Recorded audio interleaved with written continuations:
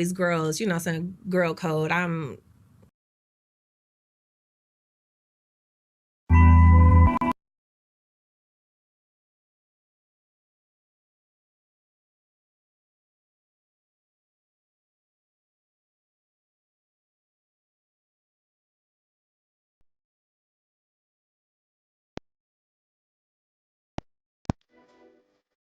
Young Happy home. Trey 7 bars.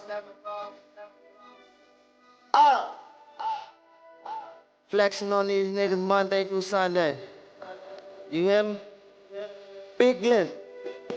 They know me. GG. All this money out here, why the fuck is niggas playing? These niggas in my way, I need a mansion and a land. And if I fuck with you, I'ma throw you extra grams. Please tell your favorite rapper to stay off my Instagram.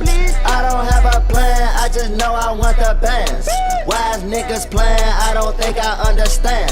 Nobody can't owe me shit, I need my money in my hands. It's time to sit the team down and action, what's the plan? Okay, hold up, stop playing. Need to put on your mans.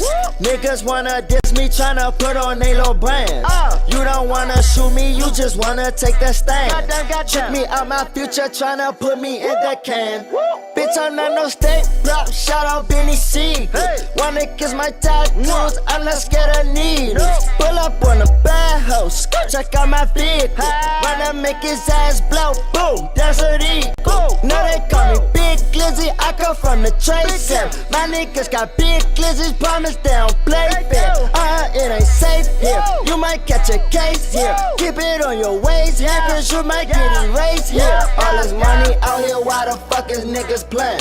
These niggas in my way, I need a mansion and a land. And if I fuck with you, I'ma throw you extra grams. Please tell your favorite rapper to stay off my Instagram. I don't have a plan, I just know I want the bands. Why is niggas playing? I don't think I understand. Nobody can't owe me shit, I need my money in my hands. It's time to sit the team down and action, what's the plan? See, I can hit my trap house so I can hit the bank. You can keep the hood, give me the big house with the lake. Flying in that Tesla, damn, I almost put the paint. Don't ask me, it's my diamonds, VVS's, fuck you think. My bitch, she bad as fuck, we look like J-Lo and Puff. I told her if she love me, then loyalty is a must. I get that money back and let them suckers chase the butt. My killers play the front, so get your niggas out the cut. Hello? And nigga, what? I just hit a lift, we up. All crispy hundreds, damn, I got a paper cut. 100 on my truck, I just put 100 up. Fuck 100 up and act like I don't give a fuck. All this money out here, why the fuck is niggas playing? These niggas in my way, I need a mansion and a land. And if I fuck with you, I'ma throw you extra grams. Please tell your favorite rapper to stay off my Instagram. I don't have a plan, I just know I want the bands. Why is niggas playing? I don't think I understand. Nobody can't owe me shit, I need my money in my hands. It's time to sit the team down and action, what's the plan?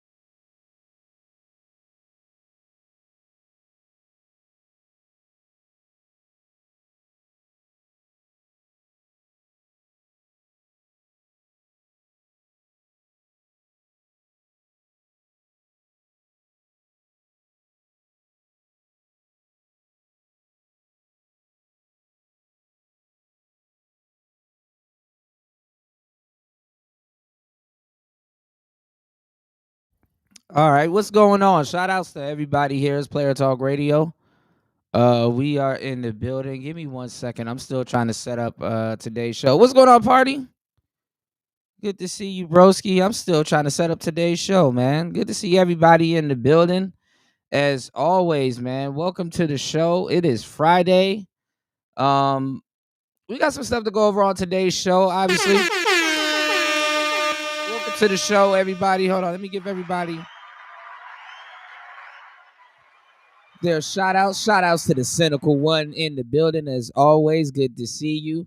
Shout outs to Third Ward Colombian. Shout outs to my bro Gems. Good to see you, player.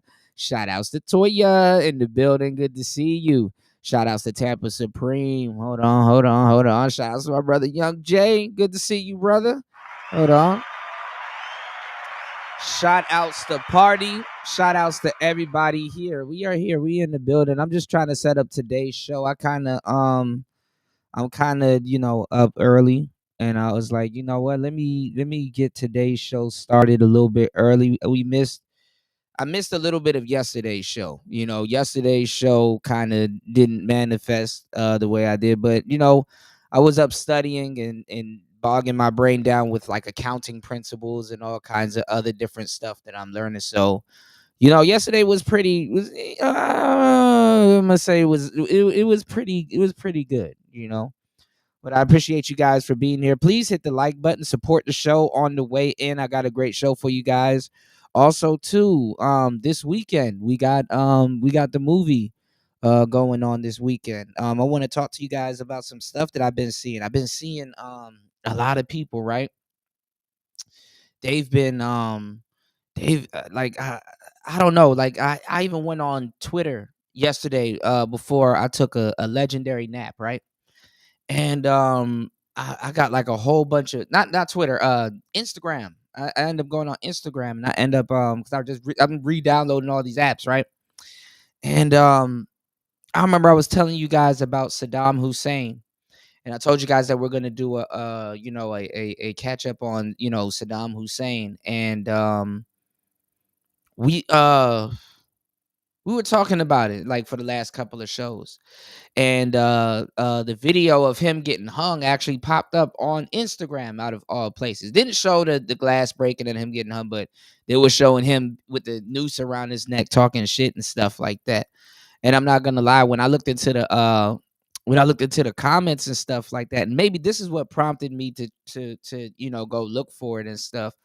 um I see that a lot of people was saying that he loved Palestine, and with all the chaos going on in the Middle East, he was kind of, even though he was kind of holding it together and blah blah blah. Even though he was a horrible dude, don't get me wrong, Saddam Hussein did some horrible shit, but he was one of the last dictators. You know what I'm saying? I knew that, being a younger man, coming up, not really understanding, what the hell he was actually doing, or maybe I got to go back and jog my memory. But a lot of people in the comment section was painting him as like a revolutionary.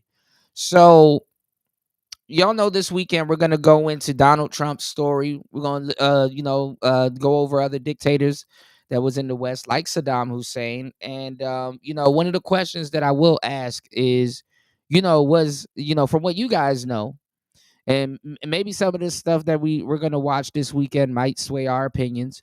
Was he a necessary evil? That's what I want to ask. Was he a necessary evil? You know what I'm saying? And was he a bit revolutionary? Would you consider him a bit revolutionary?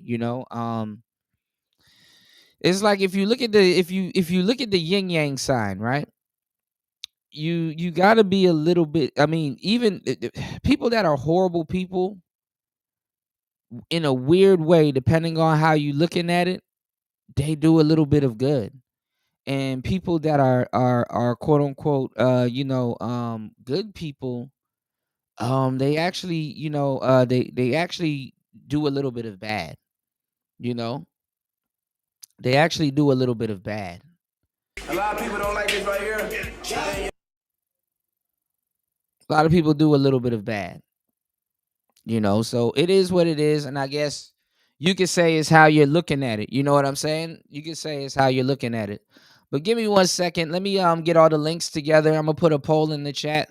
You know what I'm saying? You guys, you can answer the poll. Um let's get 1 to 2 contributors. I'll open up the panel. We got a lot of stuff to cover on today's show. Trust me. We got a lot of shit to cover on today's show. So y'all give me 1 second. It's Player Talk Radio. I am your gracious host, DJ Kuda.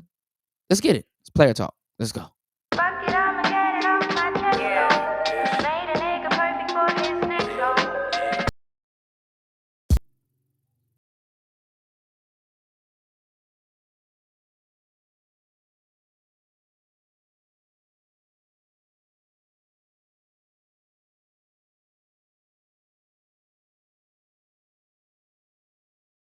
Radio. I am your gracious host, Let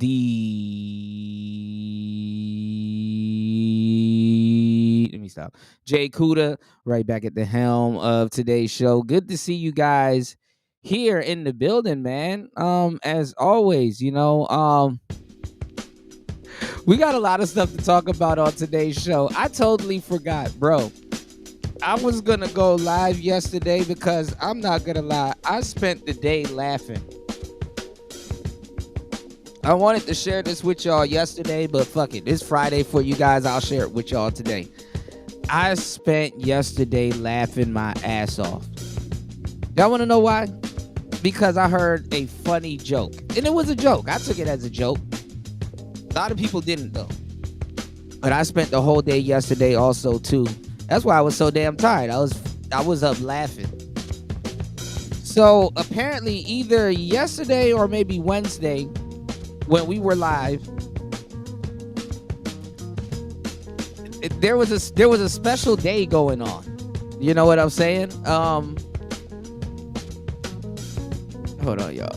Hold on. Y'all, please hit the like button. Support the show. Hit the Cash App. Hit the PayPal. Let me do this real quick.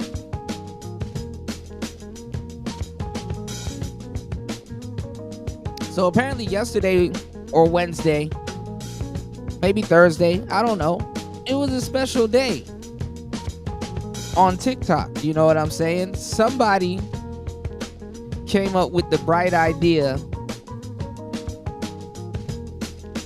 of coining, I don't know what day it is. Maybe I gotta do a little bit of research, but I ain't gonna lie, I spent all day laughing at that shit yesterday. There's a special day called Body Slammer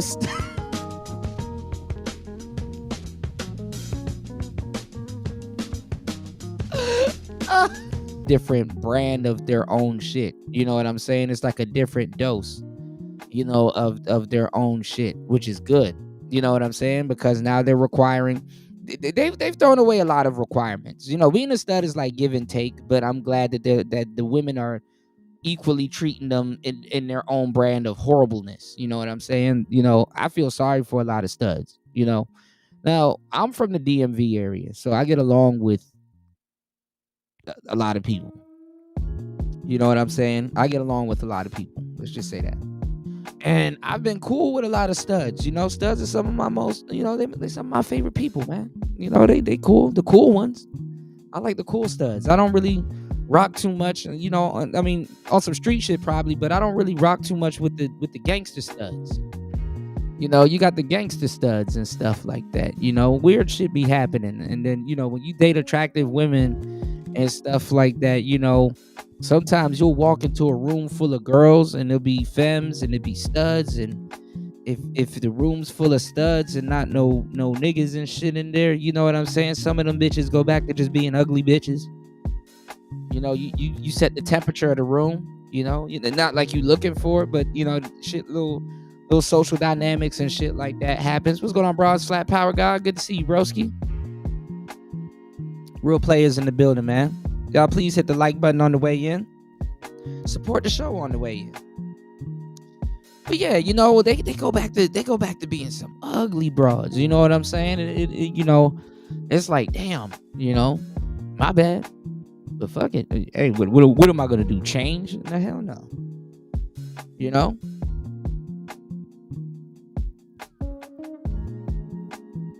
And a lot of times they like to pretend like they're in silent competition with us when there is no competition with us. You're not us.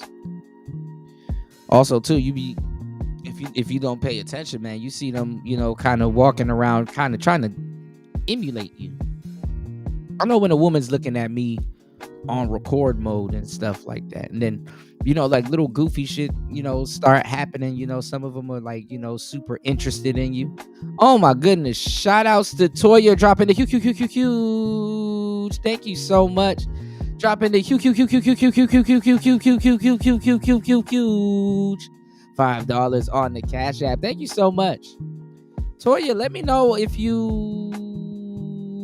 because I thought about you last week and I said I need to remember to tell you this week. Let me know if you need a little side hustle,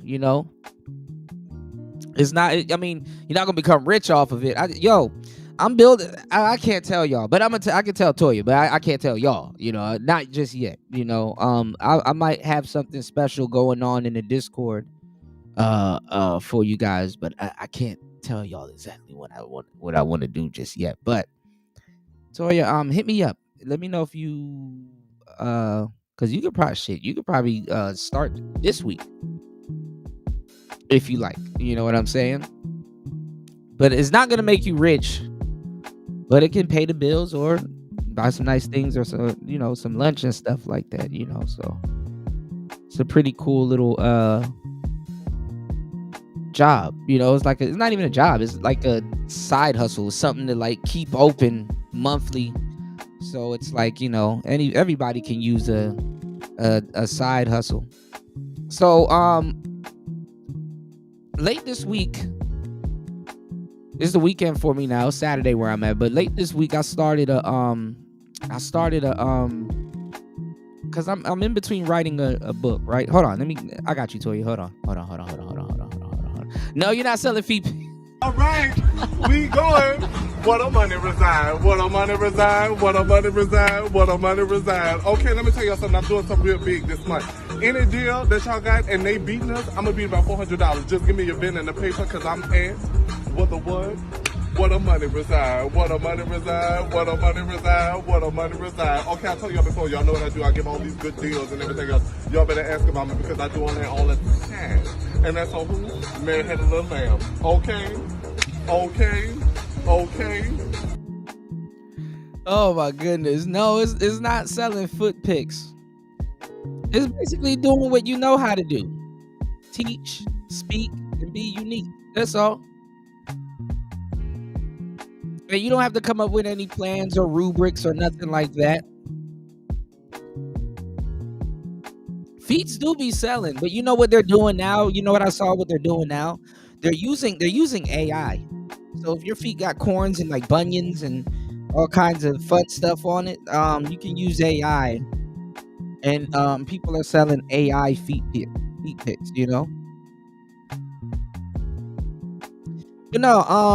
It's a little, you'll be, teach, speak, and be unique. That's all.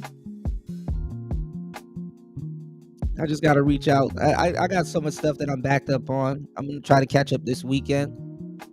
But yeah, I late this week, right? I started this this middleman service. Where basically, and I talked to Stoic about it, but I recently just I got to finish it this weekend. I got to go on my app and go get a give me 1 second. Hold on. I got to go on my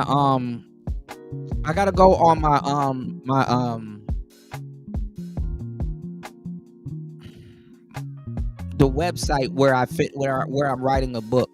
So I got this book that I'm working on that I told you guys that I'm working on. If you guys would like it, the first copy should be out probably by the end of this month. But I got this other book that I'm writing, and it's going to be done before the end of this weekend. You know what I'm saying? I got the cover coming today, and I already got the outline for the book. And basically, I'm just a middleman. So if you guys like to speak to adults and kids and just whatever, hit me up. I got this business, like I said, and I put it together and everything. And like I said, but hit me up in the Discord. Reach out to me in the Discord. You know what I'm saying? We're basically it's not gonna make you rich, but the name of the business it's a service that I'm doing, and I named it and everything. It's called Remote to Riches. You know what I'm saying? R2R, Remote to Riches, and it's not necessarily gonna make you rich. You know what I'm saying? But it's it's basically, it's basically a career path, honestly. The first thing I tell you guys to get, you can get that in less than a week. If you want to take it super seriously, you can dump 120 hours into it. You know what I'm saying? But you can get it before the end of the week, and literally you can be working by next week.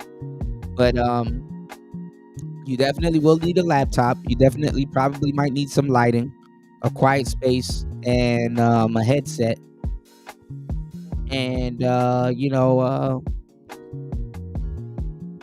phone and some Wi-Fi, and you're good to go. And just dress good and look decent. Don't wear any hats or nothing like that, but just dress good, look decent, and you're Gucci. You know what I'm saying? And like I said, it's not to get rich, but it will pay the bills, and it will it will pay the bills, and it will generate. You can use it to get other things. You know what I'm saying? You can use it to get other things. Basically, if you want to pay for a monthly, like for example, I got to pay for like school books and study materials and stuff like that. So basically, I use that to pay for that. You understand what I'm saying? And to help keep the channel going. Does that make sense? So it's not gonna, if you no, it's not phone sex, but phone sex can make you a lot of money if you know what you're doing. But no, if you bust your ass, you can easily make an extra 1,500, 2,000 on there. Honestly, easy. But I'm not gonna lie to you, you do gotta bust your ass. And honestly, it's one of those things where it's not just me showing you guys a side hustle. You can build a whole career out of it and scale it. And like I said, you can go anywhere in the world and work if that's what you want to do. You know what I'm saying? So if you find some place in the world where you can live for like 1,000, 1,500, you already got a career. And then honestly, you can charge whatever the hell you want. So you can make way more than that. But it's up to you. The only where I come in is just basically giving you the information. Y'all can kill yourselves and try to find this information on the internet, but it's really up to you. But yeah, y'all hit me up. I got you. You dig? But look at it's a lot of goofy niggas out here that'll sit here and talk crazy and then turn around and watch your shit. This is the weirdest shit ever. And you know who you are. I see you in the clouds. I can see people in the clouds now. You know who you are. So anyway, we're gonna talk about it. Niggas up here fishing for information and still can't make shit work. But yeah, I got y'all. If y'all want, I got a, what you call it. I already got like a ebook on it coming out, and some other stuff on it coming out, basically outlining and telling y'all exactly what it is. You know what I'm saying? So that's coming out before this other book. But anyway, I'm working on this other book, y'all, called Meals to Seal the Deal. And it's basically teaching you guys how to get dates, bring them back to your crib, and cook food. That's really it. Y'all can hang out. If you smoke, do that, or drink, do that, but it's really teaching you how to cook food. It's like a I wouldn't say it's like a erotic food cooking book. It's just like a 5 easy meals to seal the deal. You have a baddie over your house, or a woman that you believe is girlfriend material. Wink, wink, nudge, nudge. You'll know how to cook. You will learn how to cook some salmon with some vegetables and rice. You'll learn how to cook corned beef, cabbage, and rice. You'll learn how to cook, spaghetti, all kinds of stuff. I just got like 5 quick meals in there that really don't break the bank, that taste good as fuck. And easy to cook. And honestly, I'm gonna tell you like this: if you cook the way I'm gonna show y'all how to cook in that book, you can outcook 90% of the women in the West that strictly believes in chicken and rice. And that's it. I'm tired. Chicken and rice every day. Chicken and rice. Chicken, you don't cook nothing else but chicken and god damn. Now I didn't really go into the lasagna because I'm not the biggest baker. You know what I'm saying? There's nothing wrong with baking, but I'm not the biggest baker. You know what I'm saying? Baking ain't really my thing. I didn't really start baking and shit until a little bit later on. Like I didn't really get into baking until like my 20s. Everything is overtop, skillets, pressure cooking, frying stuff, boiling stuff, and I didn't really get into like stuff to throw in the oven like that. But I did end up learning how to cook 5-layer lasagna. That was pretty cool. And some other stuff, but I really don't bake too much like that. But yeah, I do know how to bake though. But most of the stuff I'm telling you guys to get, all you really need, which is golden, is a toaster oven. Like really, just go to Target or Walmart and go get you a nice Black & Decker. I think Black & Decker is like my favorite, even for yard tools and stuff like that. Black & Decker. Get you a black. Yeah, lasagna is really good. Yeah, it is really good. And then you know what I was learning? I was learning how to make it really good with like how like you can like kind of not necessarily. If you eat lasagna, y'all know what I'm talking about with the cheese and everything. You know how you can burn the like kind of have like the tips kind of like burnt a little bit, not burnt, but like the I don't know how to explain it. Like the corners are like kind of like burnt. Like the cheese is just like brown, and it's good. It's like oof.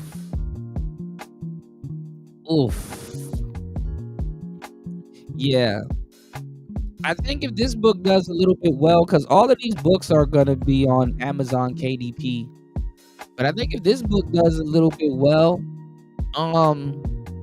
KDP is Kindle Direct Publishing, y'all. But I'm gonna have them for sale independently on my Gumroad store and on my coffee store.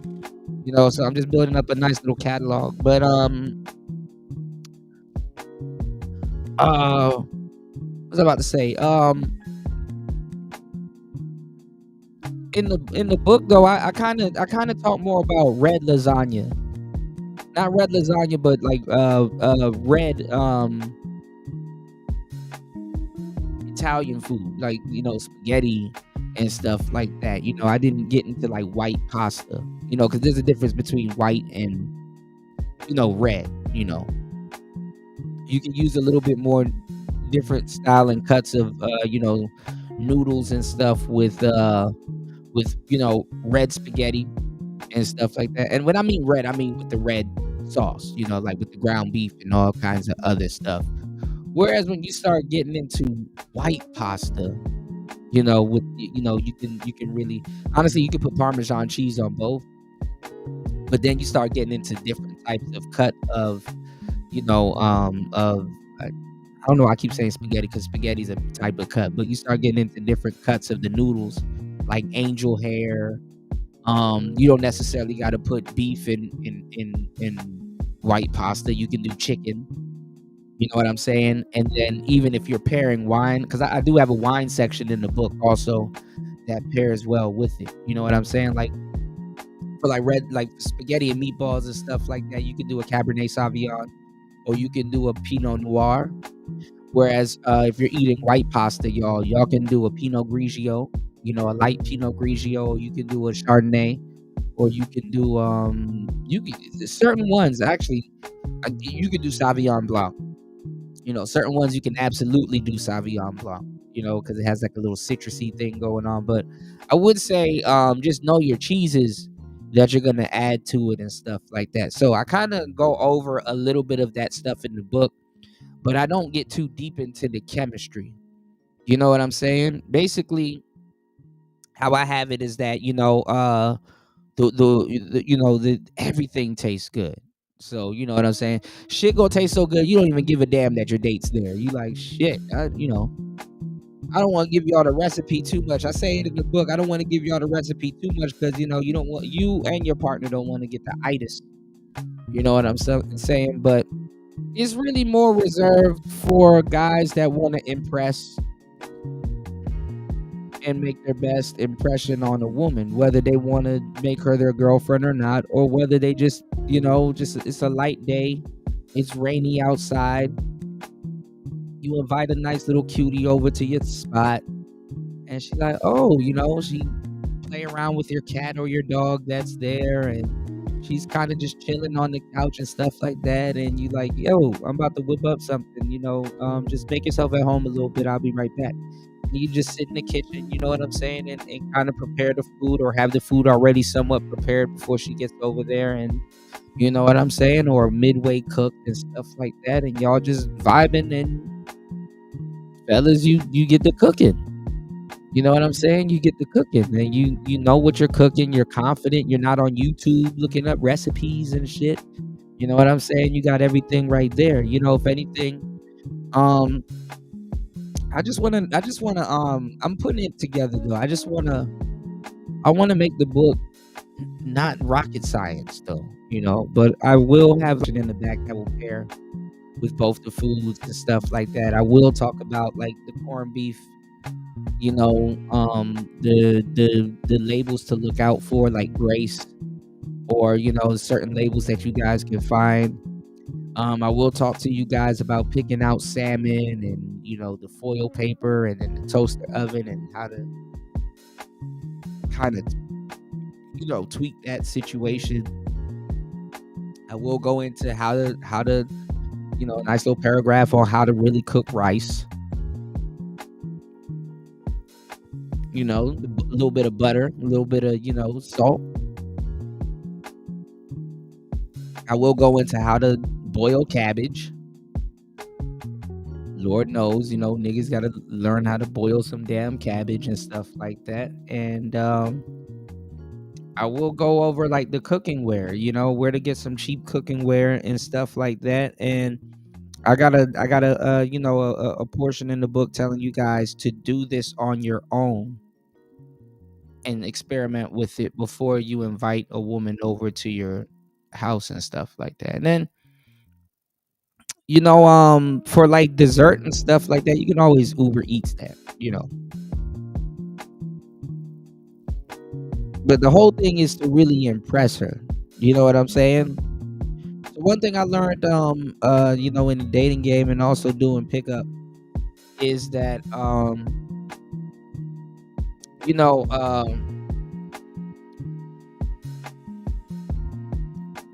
most people don't realize, and this is a rule that always stands when it comes to pickup, is that you have to stand out from the last 10 to 20 people that you talk to.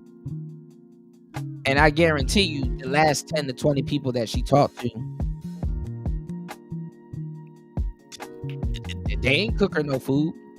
Not like the food you gonna cook her. The last 10 to 20 people that she talked to, they didn't invite her over their crib to eat some good food and stuff like that. And I'm gonna just say this: if you smoke and you can cook and your food bomb as shit,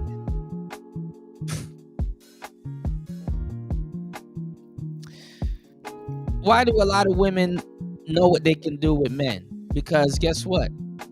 A lot of women, whether they're good women or not, they know the effect that they have on men. And it's really not hard because men kind of project that effect onto themselves, especially if they're coochie hungry. So it's really not that hard for women to understand what type of effect that she has on men or men, whatever that means. But as men, you gotta have like a, you gotta have like a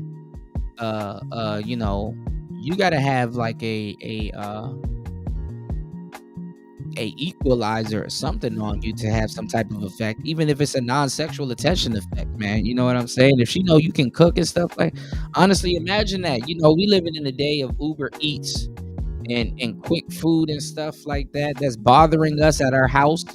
You know, it was one thing where you can go to a fucking place and then you can go, you know, drive through and go get you some food. But now you could be bothered by McDonald's at your house. Think about it.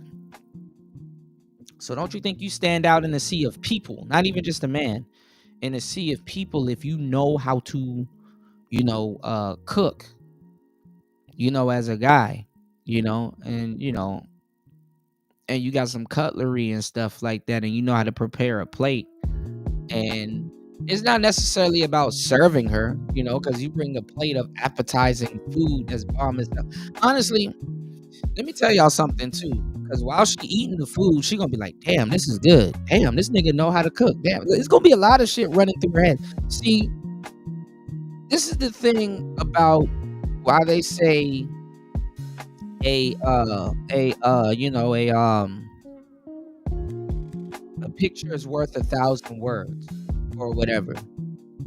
It's like you show somebody a portrait or a picture and it says shit that you don't have to say.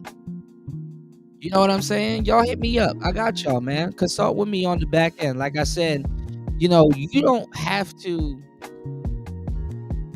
If you don't know how to say something, you don't have to say it. If you know how to portray it, you don't have to say it. She gonna say it in her head for her own damn self. What's going on, War Master? Good to see you, my brother. Got a great show. Oh man, you're gonna be interested in today's show, man. It's a really good show that I got lined up for you guys today. But anyway, getting back into the topic, I digress. You know, we'll get into that a little bit later. If you guys are interested in those topics, definitely check out my books. I got 2 books out right now. One of them you can get a free copy, which is called Dating After COVID and Learning How to Recalibrate Yourself in today's dating in today's dating climate.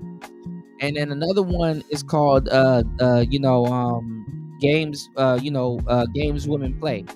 You know, the travel guide to dealing with abroad and stuff like that. That's the audio book and stuff. The audio book will be coming out of all my books that I have out this summer.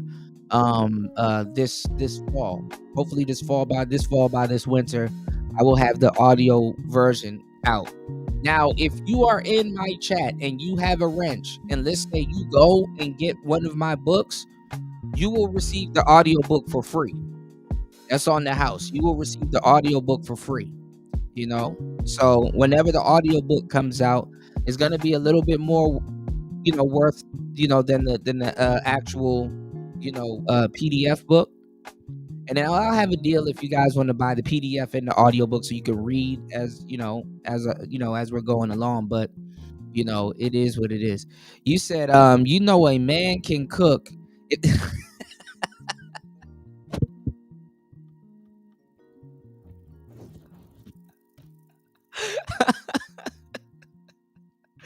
One master said, you know, a man can cook when there's an Xbox in the living room. Yes, and it's preferably on.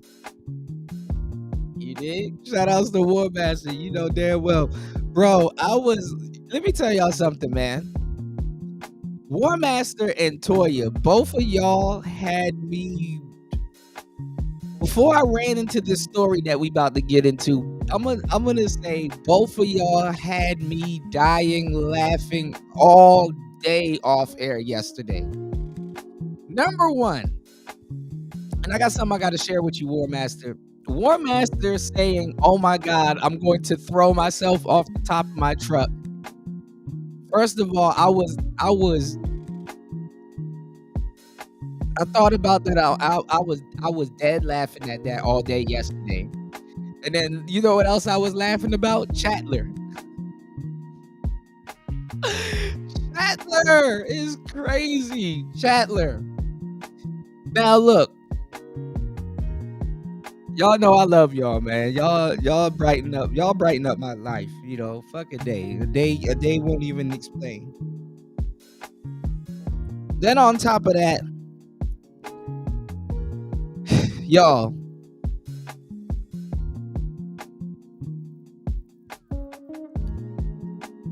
This body slam a stud day was hilarious. I'm sorry. I suplex a stud day.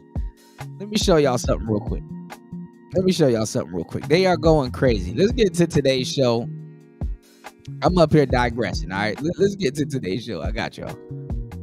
Body slam a damn stud day is crazy. If you don't know what body slam or stud day is and you haven't seen what studs like this are so angry about, you have got to watch this video. So last week, we of a man, boy, I would like to say, put out a video and said, body slam a stud day. Okay. Wait, let me show you that video real quick. Today is body slam a stud day. If you see a stud on the street, just go fucking buy. Okay, let's get back to it. So many things to unpack here because for one, why y'all f***ing with us? For two, I know a lot of y'all gonna say, oh, it was just a joke. Okay, so they copping please like shit. It was a joke. Hold on, y'all. Let's get into it. It's a content creator on here. Her name is Stephen No Curry. She's a stud. And she was at work. She had her vest on. And she was talking about the situation, right?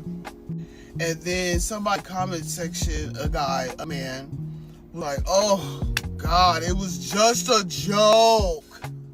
So it was a guy in the comment section, right? And so he was like, oh, it's just a joke. I was like, okay, so it's just a joke, right? Okay, so body slam your mama then. Suppose I just can't get over the dark circles under her eyes. My God, what's going on with the stud? The body slam your mammy then, bitch. How y'all so violent? What's the problem? Why are y'all coming for us constantly? Why is it that we just can't, an insecure man trying to make us feel or trying to put us in our place? Because the way that we are not worried about you men, it's crazy. We don't give a fuck about y'all, the bitch y'all have, the bitch y'all think y'all pull, the bitch that you are not pulling. Aren't y'all trying to go after the same women that we as heterosexual men want though? What are you talking about? As far as we're concerned, you guys are losing. And I mean real bad. Yes, you're right. I'm losing right now because you're getting all the women and eating up all the cooter cat that I can't get. You right. Right. Women on here, including me, that are telling you men to shut the f up and leave us the f alone. These are straight women telling y'all this. These are straight women she a bit slow. Who are telling y'all, leave us the f alone. What is the anger? My God. So then y'all proceed to f with us women. She's a bit slow. Who don't even f with men because all the other women around y'all who supposed to f with y'all ain't with y'all, so now y'all are shifting y'all attention to us, and you think because the real I wonder the shape of her body underneath that big old black t-shirt she got on. I definitely wonder how she really looks. I absolutely don't. The women who are straight, who's supposed to be with y'all, is not with y'all. Did y'all think y'all can shift y'all concern on us? Try to body slam How many Black and Miles or how much of that green plant did y'all think she smoke a day? Study if you want to, okay? It'll be kick, boom! Stop playing with us. Leave us alone. Stop playing with us. That shit was us. not a joke. That shit was not Leave us funny. alone. Man was really on here Stop playing with us. cackling and ha he. Yeah, Stop playing with us, y'all. Even the gums is black. My God. I'll slam, I'll do. Just very derogatory towards us for no reason. And I just want to say, what the f is the point of that? You right, sis. I mean, bro, you know, we should never want to put our hands on any type of woman, stud or not. You right. Why f with women or come for women who don't even f with y'all? Wait. Did you just call yourself a woman? So y'all identify as women? Like, we are not worried about y'all. You are not our aesthetic. You understand what I'm saying? You're not our aesthetic. Now, the shit was a joke, y'all. You know, the shit was a joke. The shit was a joke. I would say this, right?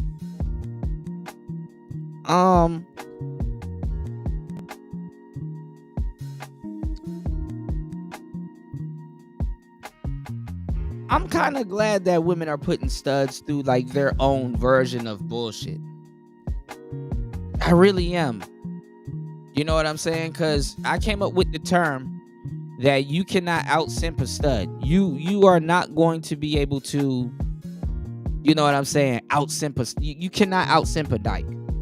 And I'm glad that dykes are simping on levels that men have no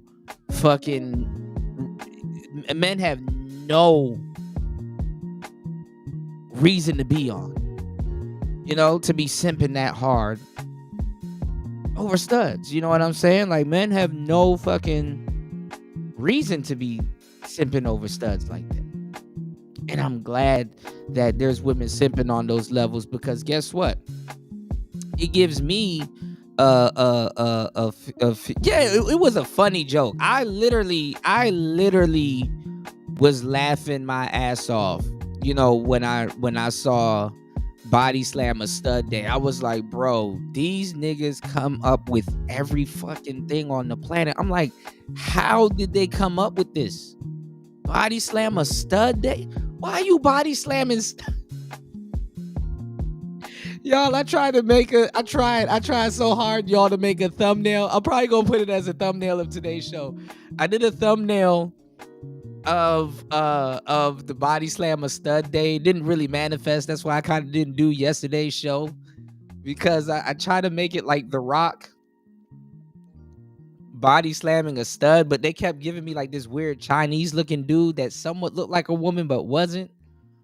It was weird. The thumbnail kind of fell apart and stuff like that. But out of all things to do to a stud, like body slam, bro, like body slam, like a suplex. So I'm sitting up there dying laughing, trying to give ChatGPT a prompt, right? Bruh, I was like, okay, what? This thing is giving me the wrong picture. Like, what can I do to give it like a fun, because it was going to be a funny thumbnail. It wasn't going to be a serious thumbnail, because there's no seriousness in this, right? Men don't get shit out of body slamming studs. So I was like, what is, because I'm a wrestling fan, so I'm like, what is the type of body slam that I'm thinking of? I'm like, okay, well, I'm thinking of a nigga suplexing a stud. But what type of suplex? You know what I'm saying? Because, you know, I'm a wrestling connoisseur, you know, so I know about, you know, the different types of suplex, you know, not like a German suplex, you know, that's, you know, that's, even though German suplexes are hilarious, right? And literally, I saw this woman wrestling. Literally, she grabbed the woman and like did a whole like body lateral and slammed the girl. And it's like, dang, like it was so good. You know, like if you body slam certain people, they might land on their head or their neck. Like if you don't really get the full, like, you know, the full extension and shit. So I'm up here telling ChatGPT to do like a belly to belly soup.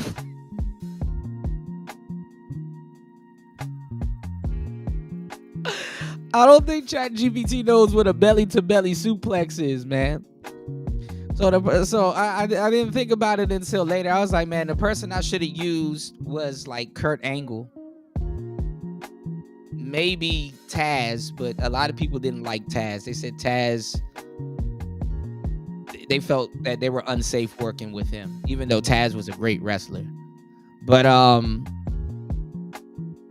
belly to belly suplex is hilarious, you know, because like y'all bellies are on each other, and then you kind of do the little spin, and then just, you know, you know what I'm saying. So I ain't gonna lie, but I don't know. Maybe I might do a pre-record. You know, with the hype is kind of gone. So I did see this video. O'Shea actually did a video on this.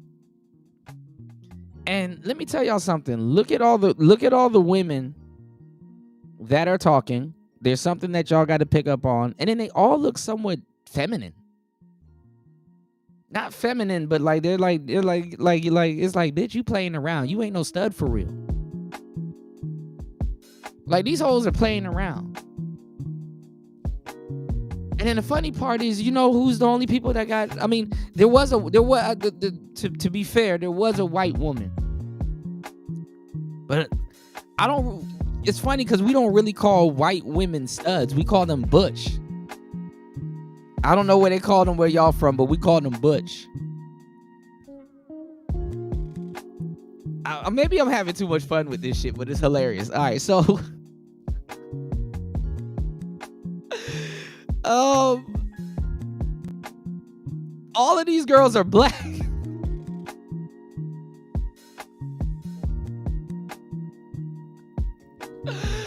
All of these girls are black. And we not with y'all. Try to body slam a motherfucking stud and see what the happened to you. Yeah, that Y'all ain't body gonna slam see. is stud day is the Y'all reason why I would I ain't never. gonna lie. I swear to God, this is just funny. Man, if dudes decide to body slam a stud like that, I'm sorry, y'all wouldn't see it coming. Y'all wouldn't see it coming. This shit will be like on some Randy Orton shit, like out of nowhere. We need like JR somewhere around. We need Jim Ross somewhere around, man. I ain't gonna lie, RKO would have been a little bit more hilarious. I wish a nigga would try to RKO me.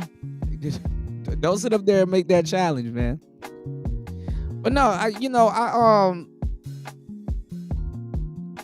no, man, this shit was funny, man. No, because it's funny because it's like I saw a video of the girl in the gym, and it's like body slam. Like what is she talking about? And then I didn't know that this was a whole thing. So I don't know if y'all know, but Twitter is its own world. Twitter is in its own world. Because there was a bunch of women going around on Twitter saying that dating men in general is a humiliation ritual. They were saying dating men in general is a humiliation ritual.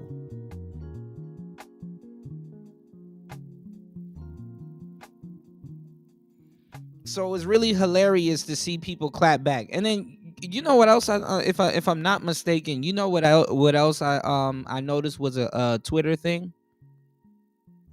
That drizzle bullshit. That soft dude era. But let's go. Never even ever given it a chance. Like niggas every day show me why I am. And I'm not gonna lie. The funny part is that the women are ruffled. It's a joke. But the women's feathers are so ruffled up. And look at all the women responding. Like, you know damn well if somebody wanted to body slam you, you couldn't stop it. You couldn't stop it. You don't know how to lower your base. Cling to the ground.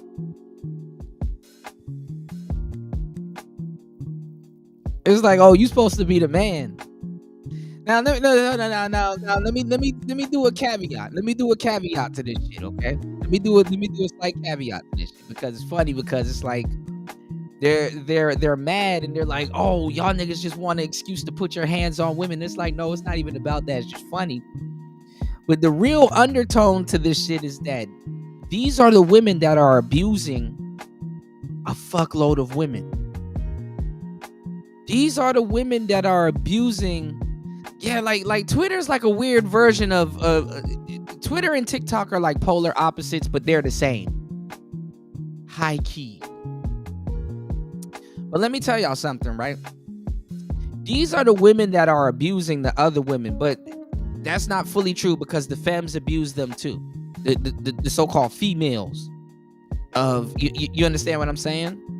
So let me tell y'all why this shit is extremely funny. Because if men were supposed to be protecting women, looking at the numbers of studs and lesbian women getting into it, and men would at some point have to put their hands on these studs that are the men of that community or whatever, or the little boys or whatever. Men don't care. So there's like I don't know, like to really get this joke, you have to have like a dark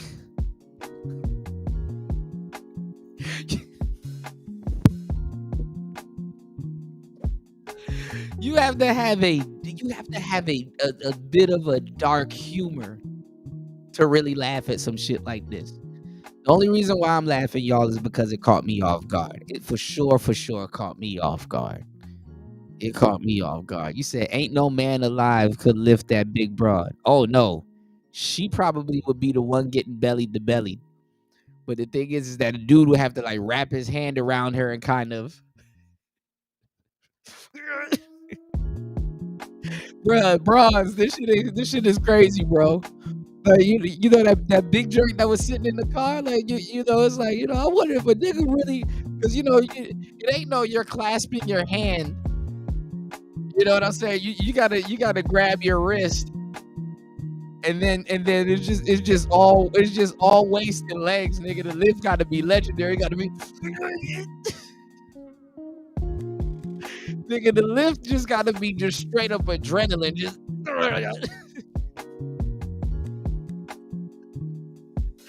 Bruh, just nothing said, bro.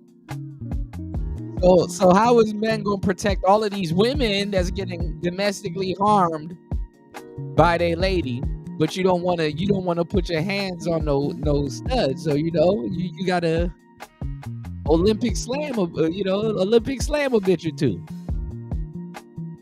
As I was telling y'all a couple of summers ago, I'm like, shit, you know, I might have to do leg sweeping classes. Just teach y'all niggas how to leg sweep. Don't no woman know how to block no damn leg sweep. She won't see it coming. No face, no case, fellas. You just you know, turn around. All she gonna see is the pivot. You know, you just turn around. Anderson Silva your leg out there, just kind of stick your leg out there, and then all of a sudden she on the floor. It's like, Your Honor, all I did was turn around, and when I turned back around, she was on the floor. That's really it. He leg sweep me. She tripped over my leg, Your Honor. I didn't leg sweep a damn thing. She don't know how to block no damn leg sweep. You standing on that ground a little bit too hard, talking crazy to a man that can do this. You know what I'm saying? That's why I tell a lot of women, man, don't ever jump in a man's face or talk crazy to certain men and shit like that. Even the ones that you think you can get away with and shit like that, because if he decides to take it up to 12, what you gonna do? What you finna do? What you finna do? If he decides, you know what, fuck this bitch. I'm about to put this good level 15 on you. What you finna do? You think you empowered by level 5, and this nigga about to add 10 to it. What you finna do?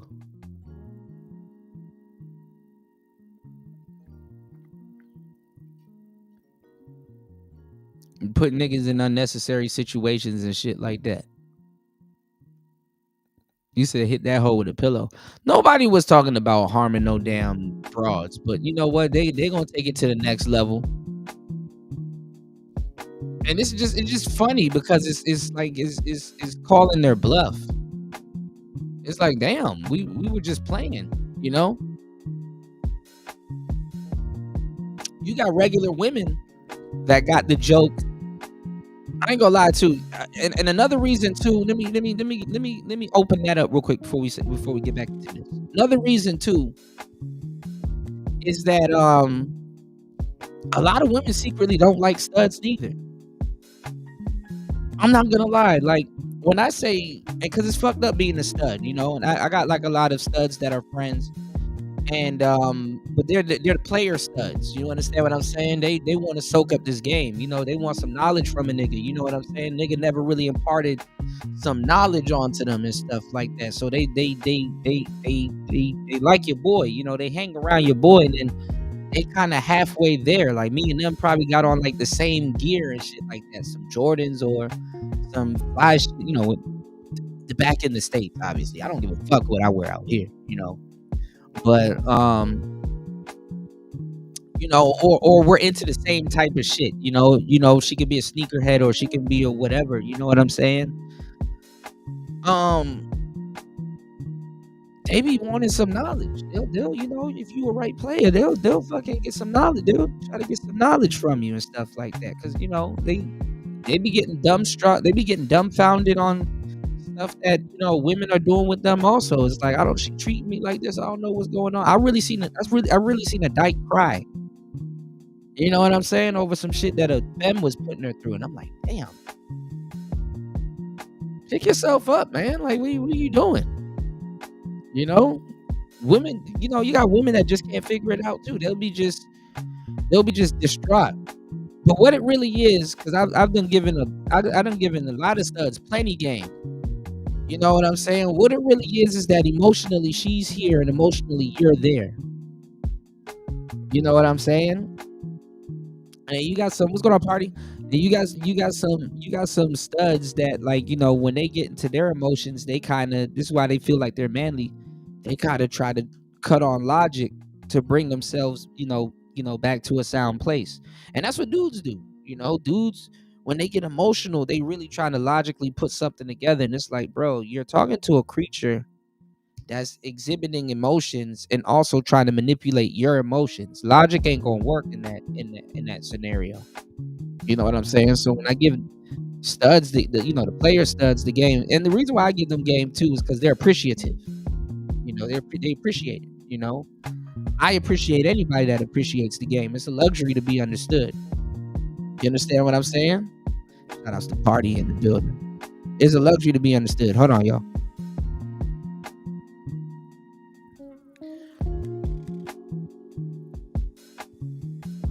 Welcome back, party. I saw you in here earlier, but yeah, it's a luxury to be understood.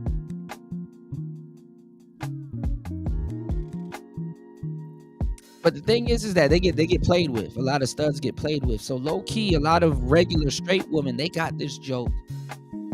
And a lot of the femmes, you know, the women that they cosplay as the woman in the situation, they got this joke, you know. The reason why studs are funny because it's like they're a filler. The fucked up part is that they're like a placeholder for an actual real man. And the thing is that, you know, what's going on, Aqua Dragon? Good to see you, player. We go player in the building. Shout out to Aqua Dragon 88. Aqua Dragon said, so logic can't win against them. Of course it can't. Of course it can't. If you want to use logic, you have to have a emotional compass to see where she's at with her emotions. And then what you can do is you can if you want to be manipulative the right way, you can trap her in an emotional loop. You understand what I'm saying? When y'all try to use logic against emotions, y'all are using it as to figure something out. You're not using it to contain something and then switch it to something else. You know, if you're going to use logic with emotion, you have to be able to gauge where they're at. And what I mean by where they're at is like, okay, she's mad. There's levels to being mad. How mad is she? Okay, what is she mad about? You know, it depends on where you're trying to go with it. What are you trying to use?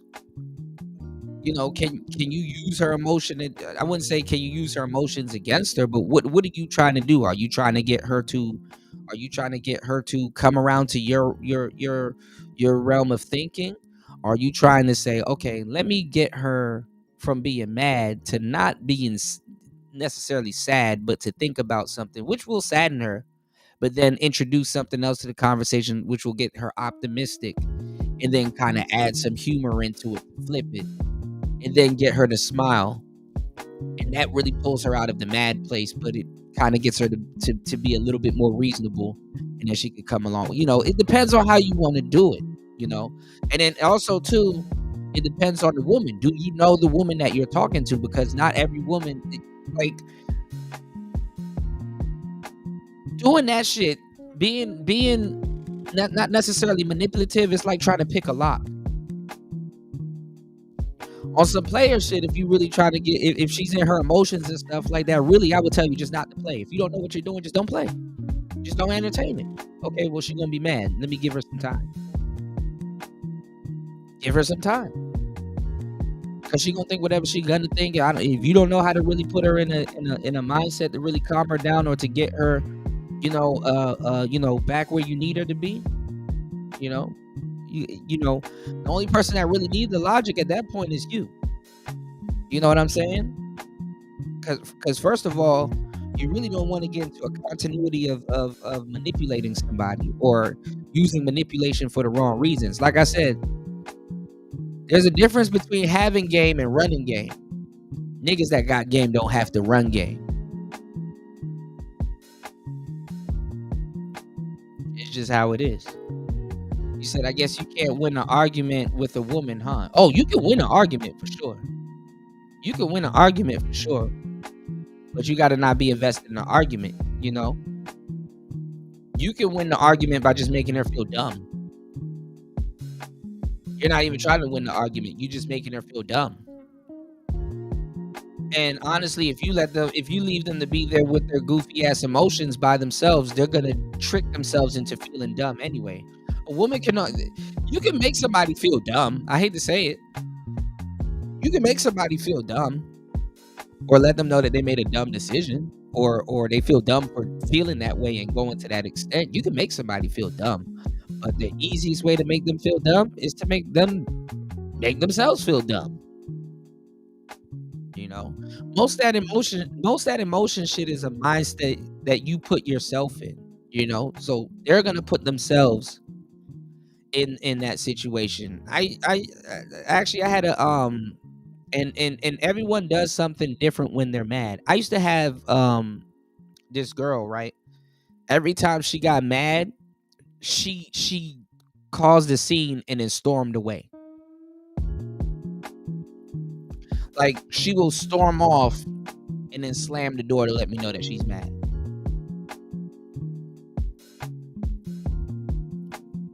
Or she would get out my car and then try to walk off and think that I'm going to follow her and stuff like that because she got mad. And the reason why they do that is they shit test you also, too, to see if you're going to, because she probably had an ex. Is, oh no, baby, don't go. And no, but me, I can't wait for the motherfucker to leave. I'm sorry. You doing all of that in my presence? Good, just go. Like, listen. I cannot wait for a motherfucker to leave it sometimes. You know what I'm saying? I'm not the no, baby. Listen, if you're trying to get a Capricorn, I don't mean to put a zodiac sign into this, but if you're trying to get a Capricorn to chase you, bro, Jesus will come back before we will chase you. Nigga, I don't give a damn. You know? Especially if you're doing that stupid shit. So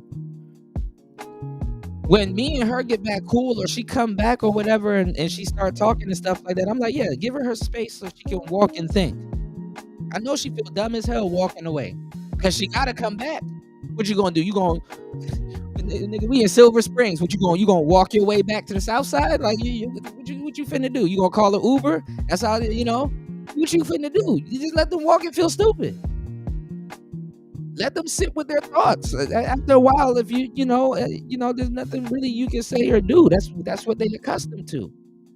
You know, some people are hardwired to destroy themselves and stuff like that.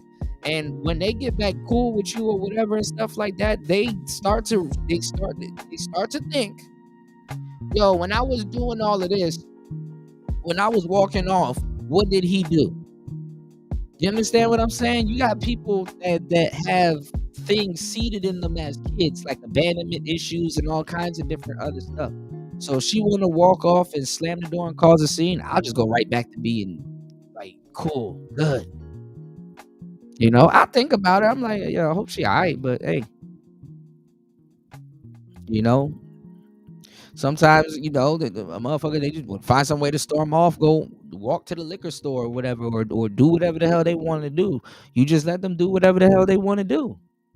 You know what I'm saying? But when you go running after them and you, baby, wait, and oh my God, and no, that shit don't work with me. You said the logic in chaos is to manipulate or retreat. Absolutely. You already know. Yeah, straight goofy activity. You doing me a favor? Right, exactly. Straight goofy activity. And that's really what it is. I mean, you know, sometimes I'm going to tell you the truth, fellas. Women are psychologically frozen at a certain age. So when you get to taking over as the boyfriend or a daddy or whatever, you really taking up where her father left off. You really taking up, where her family left off and stuff like that when it comes to raising them and stuff like that. She can storm off and slam doors or go do something and stuff like that. It's like, okay, you stormed off. What else are you gonna do? Oh yeah, we get along with Sagittariuses and stuff like that. Yeah, you know what though, Sagittarius is y'all cool as fuck though. Because a lot of people really don't understand y'all. A lot of Sagittarius is people think y'all picky, and y'all can be reasonably picky, but y'all not picky. Y'all particular. Like you want that particular thing. And that's what a lot of people don't get about y'all. Y'all not about to explain that. Y'all just about to, no, this one is the one that I want. You're picky, whatever. You can call me whatever, but this is what I want. I get a lot of I understand it. You know what I'm saying? But I'm a January cap. You know what I'm saying? I was supposed to be January 1st, but it came out on the 8th. So, January caps are different from December caps though, but we all the same.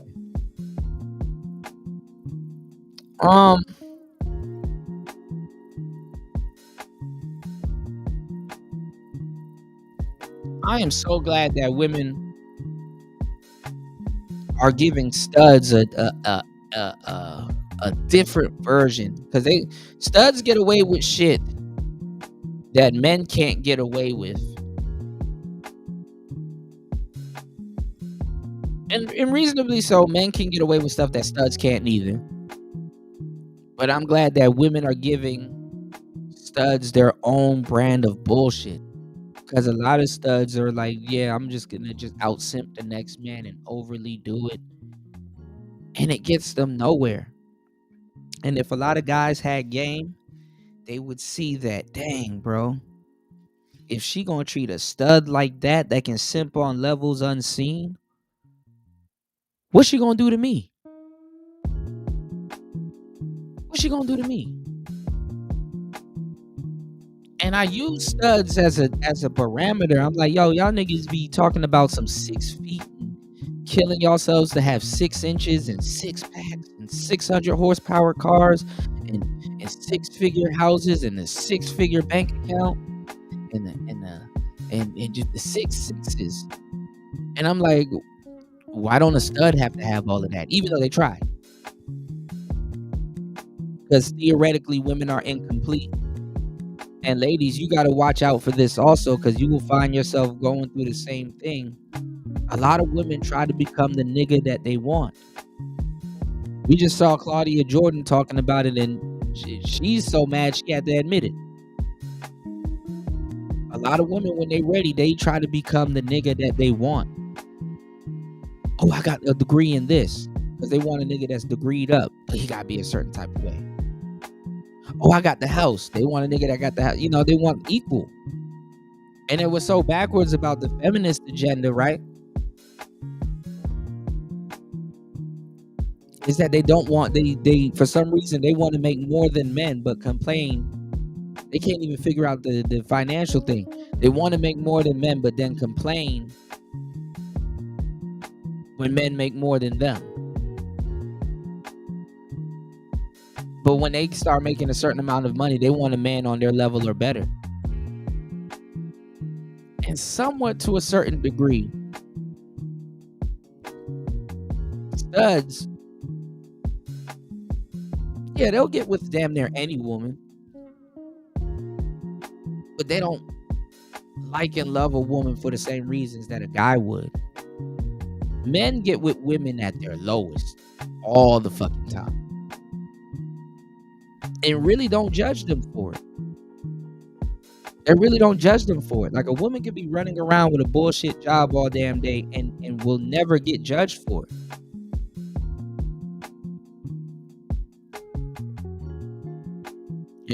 Will never get judged for it. And then they come up with all these goofy titles, I'm a bread supervisory specialist. So what do you actually do? I work at Joe's Bakery. Oh, okay. So you fucking you bake bread. You didn't have to do all of that. Nothing wrong with that shit. I lied. I like avocado toast. I'm a millennial. Let me stop. All right, let's get it. I am. Like, I never liked men, and it's like God I thought you were a. Let me be quiet. keeps showing me why. Every time I try to compromise, that's just not me, bro. I don't think any man What's is going on, really Paul? begging to have a chance with you. Just looking at you and hearing how you talk. All that weird shit that niggas be on, like, they're like little sissy bitches, man. Like, you be better off getting a bitch nowadays. This is how much tendency these niggas have. I can't lie, this whole body slam and stud shit is so ODG. Like, it's really getting to me how much really think you gotta prove you more manlier than a woman. Are you cool? You really think you gotta prove that you more manlier than somebody who was biologically born a woman? Why are you being more of a bitch than me? That shit don't even make no sense. Like, what are we talking about? Like, it really get how my feel like that incompetent, and it shows the insecurity. Now pay attention. Really be insecure. Now pay attention. Body slam a stud day. All of a sudden, I'm a woman. I'm a woman. That's just so crazy how y'all want to put your hands on women. Now all of a sudden they're women.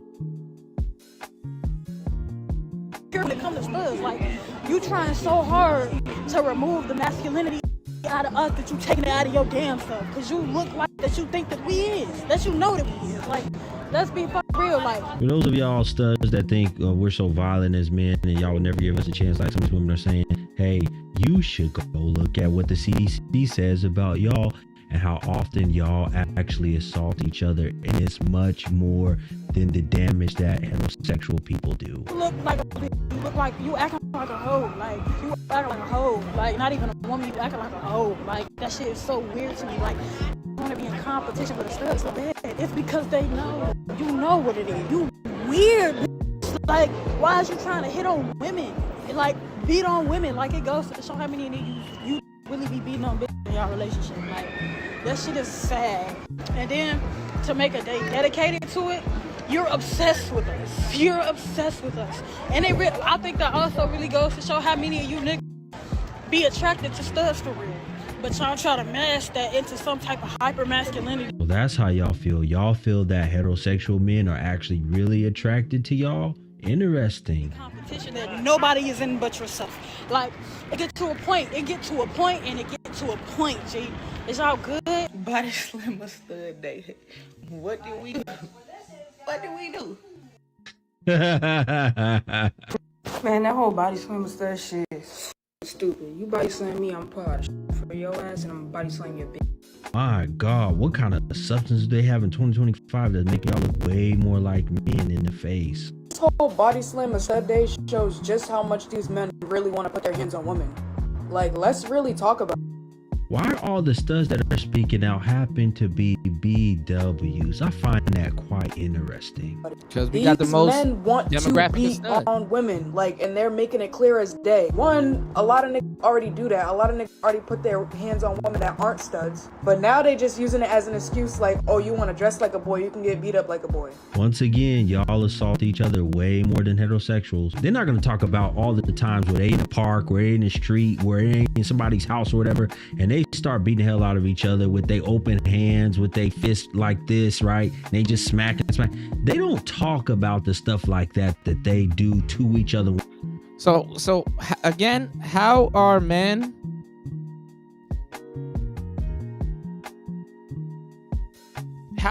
supposed to save women from themselves in this situation? You got Pat. You know, you got Pat beating up on Felicia, the ultimate Keisha. How are we supposed to save y'all from yourselves? Body Slam a Stud Day is hilarious. I'm sorry, it's just the title. It's just, who thinks of this shit with each other? Because they never get. Y'all millennials are built different, man. For that, they just count that as a beat down. Oh, you got your. This is how they feel about it. This is how they talk about each other. But they will never get on here and mention how much fighting they actually do and how much damage they do to each other, pulling each other's hair out, all kind of stuff. You know there's still women at the end of the day, and any woman will tell you with any realness to her how dirty women fight. How is it just a joke for you to joke about putting your hands on a woman, no matter what they look like? It's like y'all want to be women at y'all convenience, huh? Okay, so when a man wants to possibly put his hand, now you a woman. Okay. Yeah, now all of a we're sudden, I'm a 2025, woman. everybody's all inclusive, nobody cares about what you're doing, but at the end of the day, there's always going to be a who looks at a stud and be like, oh, you want to be a boy. Why do y'all want to prove so hard that y'all are... But make sure y'all please do me a favor. Please hit the like button. Please support the show. This Player Talk Radio. Please hit the Cash App. Please hit the PayPal. We're just getting started, y'all. Today's show is going to be fun. I'm going to have y'all laughing this whole weekend before we get to some serious shit, okay? Make sure y'all hit the like button to support the show. It's going to be a funny fucking show. Trust me. I got some stuff lined up for us. All right, let's go. Manly and we're not. We don't want to be men. You can be a stud even with a black eye. Body slam a stud day, y'all. War Master said, hold on.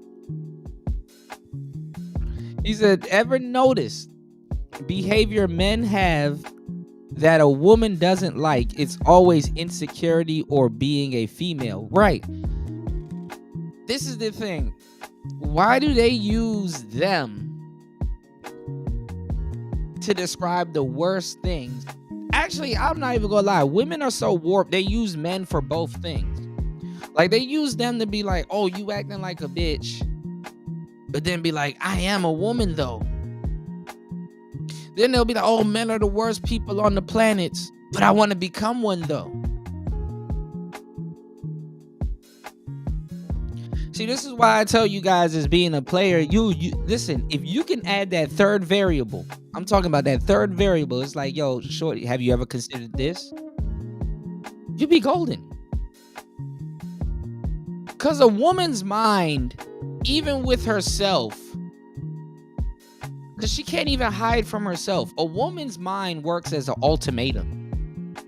They only think two things really at the same time until something else comes up and makes them curious. Either I'm going to get a man or I'm not. Ooh, who is that? Somebody that's not paying attention to me. Curious. See, they really can't sustain that third variable, but that third variable will have their interest.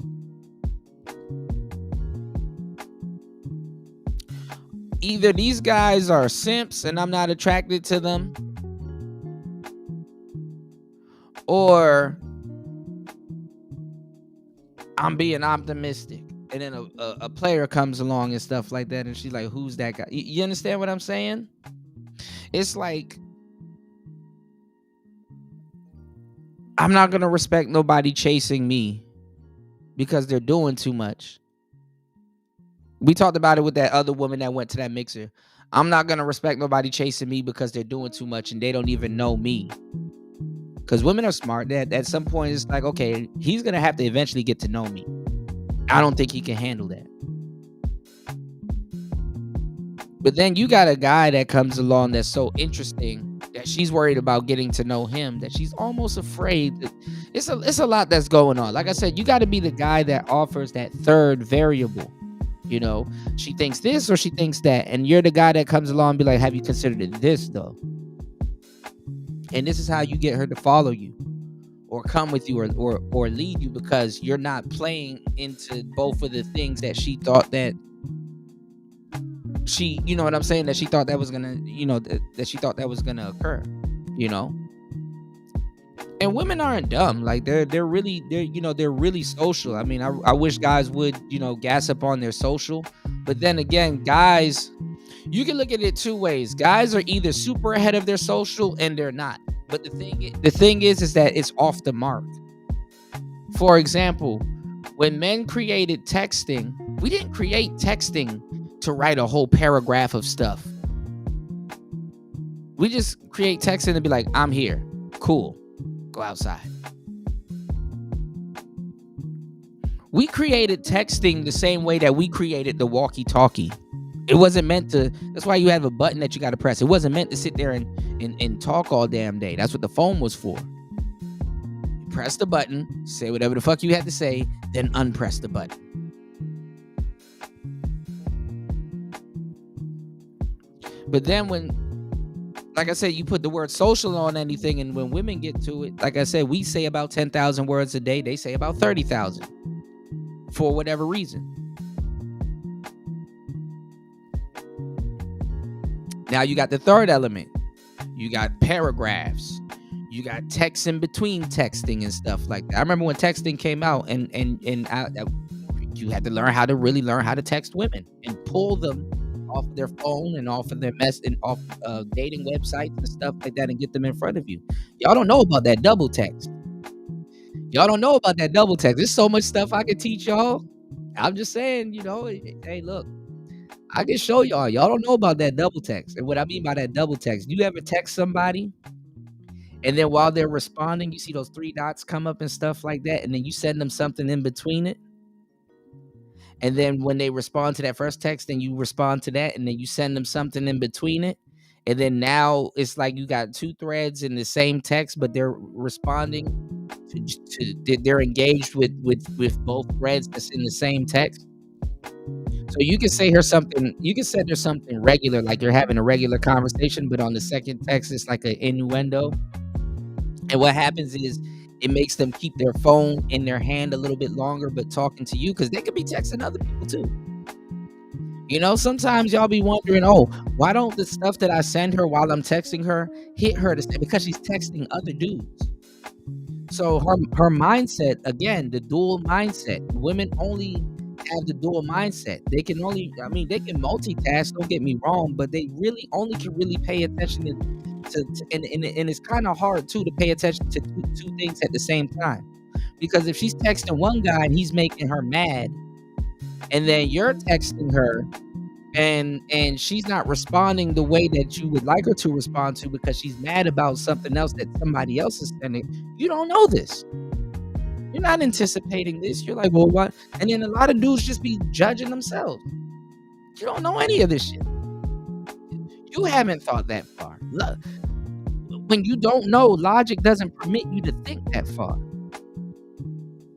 You understand what I'm saying? Or you can be the one to be messaging her and have the ups, so that when she responds to the other guys, they're not getting the response that they normally would be getting from her, because she's more engaged in your the conversation that she's having with you. You got to learn to do things like this.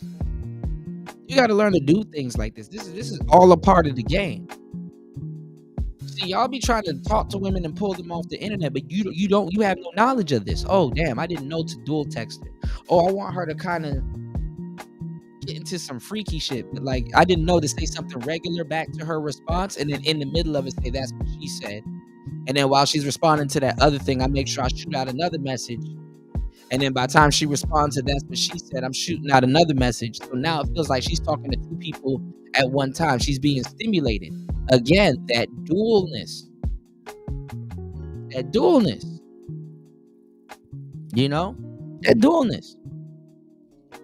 You got to be able to and I'm not saying you got to do this every time you're talking to her. What I'm saying is that you're doing this to elicit a certain type of response, or to move the conversation in a certain way where you want it to go. You understand what I'm saying? So you got to be aware of certain things, and it's not just texting. You can do this on a dating website. Anything with like a messenger. These are old games that we used to play on AOL and MSN and all kinds, Black Planet and all kinds of other stuff. Man, my rooms on Black Planet used to be lit. I used to have my whole room on Black Planet. Had no business being that young on damn Black Planet and shit like that. But guess what? It was lit.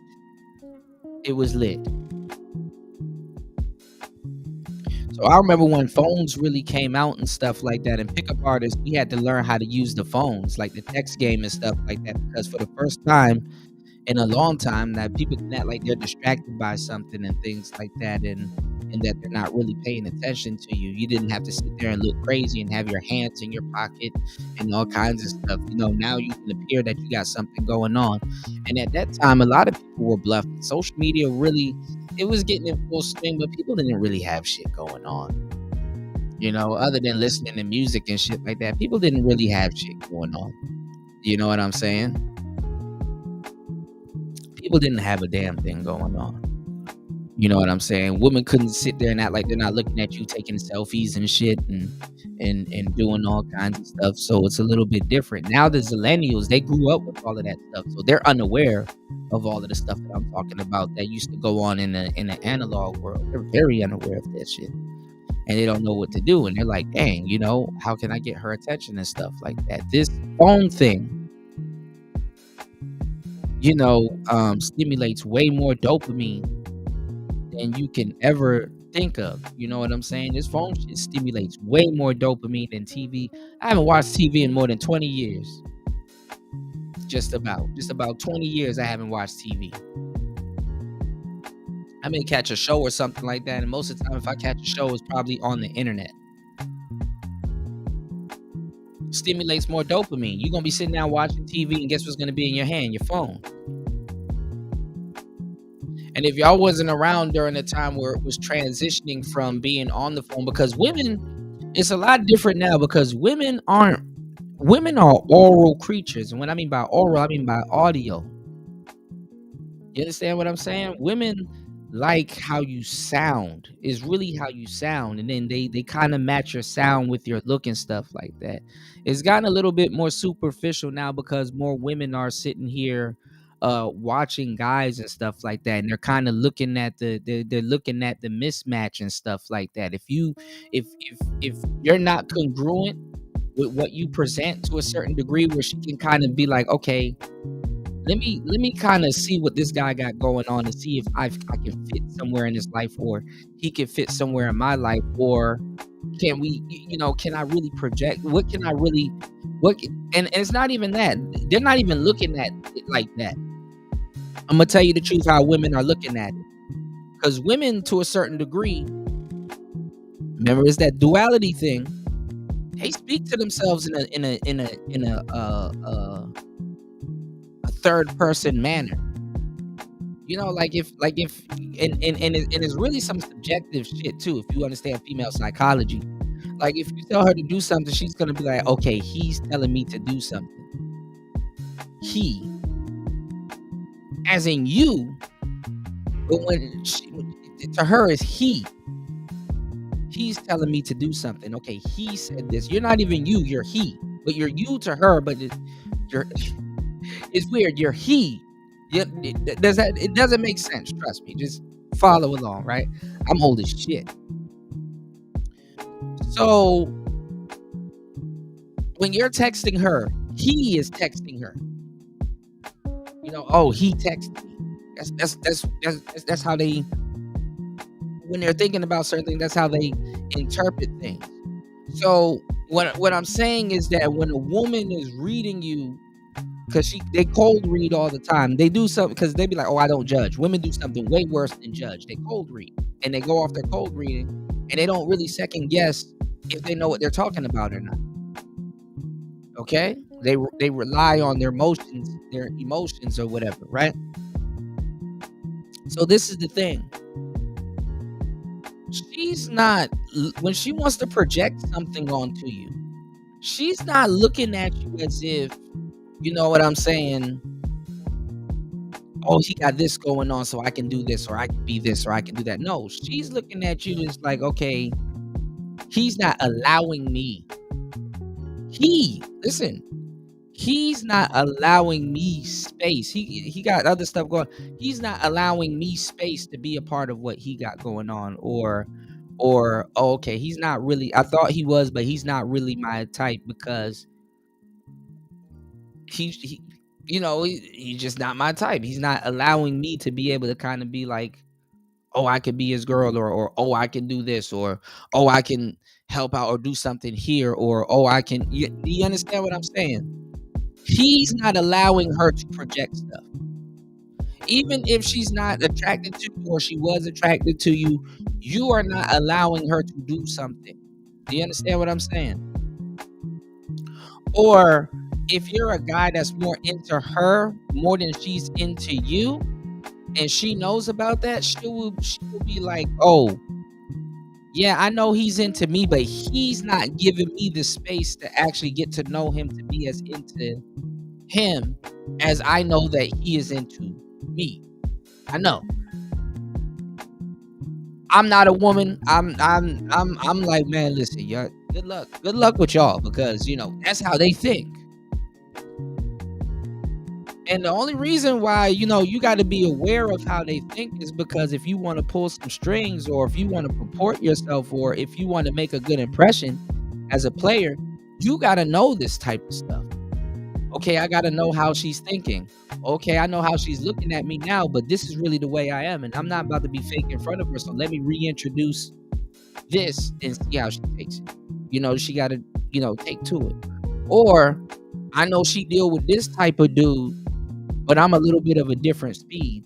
So let's see how she, you understand what I'm saying? You gotta know this stuff. And it's goofy because, I mean, she's expecting you to know this stuff. But if you've never known this stuff, then you won't even understand what you're trying to do. You just kind of go at a woman. And then even if that, let's say if you know, you ain't tripping on none of this shit, which is also a strategy, which is, I do that all the time. I come off as nonchalant.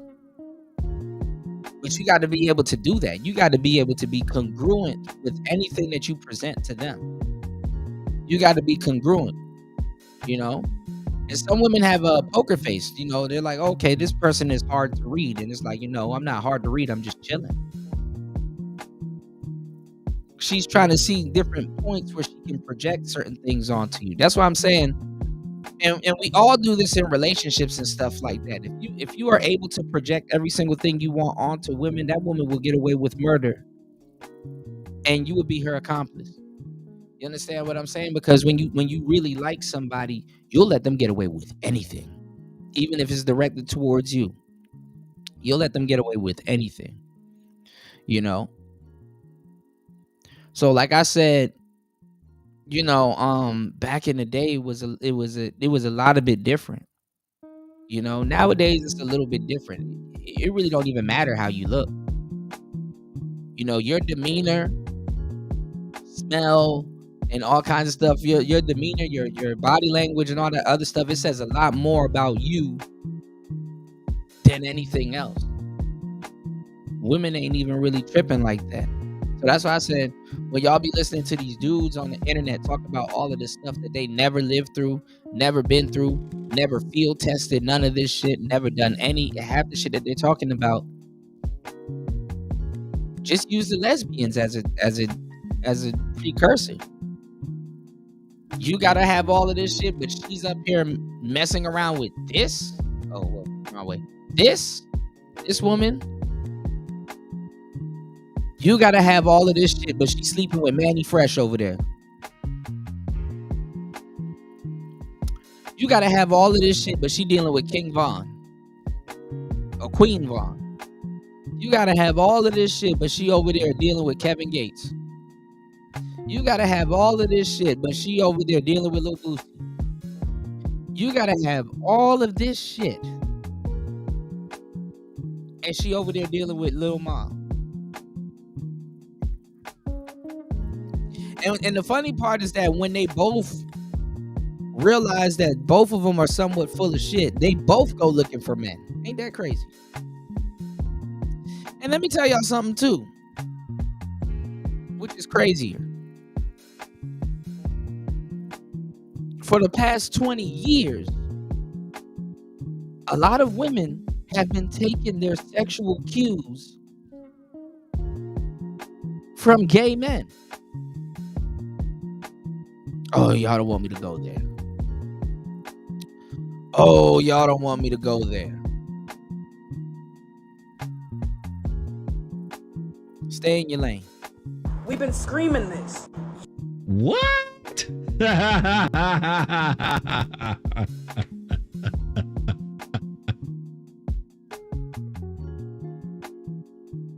how to onboard a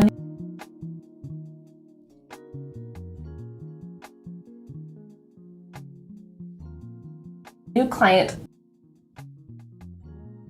All right, hold on.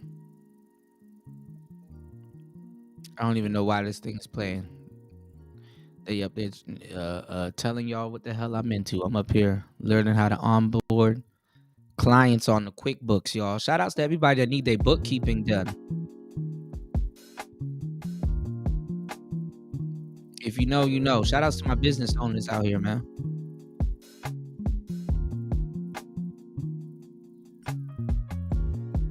Let's get into this real quick. These women putting their hands on other women. Lesbians, yes, are more likely to have faced domestic violence, but that's because they typically came from relationships with men in which they were mistreated. Lesbian relationships are the most violent relationships that we have on the books. But we can move on. They can fact check that claim. Lesbians, yes, are more likely to have faced domestic violence, but that's because they typically came from relationships with men in which they were mistreated. Lesbian relationships are the most violent relationships that we have on the books. But we can move on. They can fact check that claim. Lesbians, yes, are more likely to have faced domestic violence. And the funny part is not even just studs whipping on other studs. All stats shows that there's lots of domestic violence between lesbians and homosexuals. You got to give me some actual statistics. It's everywhere. No, it's not. I can't speak to that unless you give actual statistics from sources. I won't comment on that. But it's known that lesbians and homosexuals are uncomfortable with. They have a lot of guilt for being the way they are. No, that's not so true. They're like I don't alcoholics and drug addicts. No, that's not true. I don't know what your sources are. Sorry. So you've never heard that before? No. And you don't see. I know more strict. And they overtly deny it, lying like shit. It's like why? Whoa. You can say, oh, I don't know if that's true, but why are you mad? Treat cis people who are alcoholics and drug addicts than I do people in the LGBT community. And that's my personal people that I personally know. I don't have facts and figures to throw at you. Do you coach lesbians on how not to be violent? No, because I've never had that happen. I've never met anyone. Now, like just to straight up, just instead of saying, there is a level of violence that goes on in that community. No, just straight up if lie. You're on lesbian Let's just straight up lie. Even the white lesbians fight with each other like that. What's going on, DJ Seth? What's going on, New? Good to see you brothers in the building. Yes, sir. Shout outs to DJ Seth Mix. Shout outs to New in the building. Y'all hit the like button. Hit the like button. Support the show. It's Friday! It's Player Talk Radio. Thank you, everybody, for being here. You said make putting hands on chicks great again. You don't got to put hands on nobody. Pimping is a non-contact sport. Let me stop. I ain't gonna lie. What do you tell a woman with two black eyes? Bullshit is crazy, man. That is crazy work. He said nothing. You already told her to.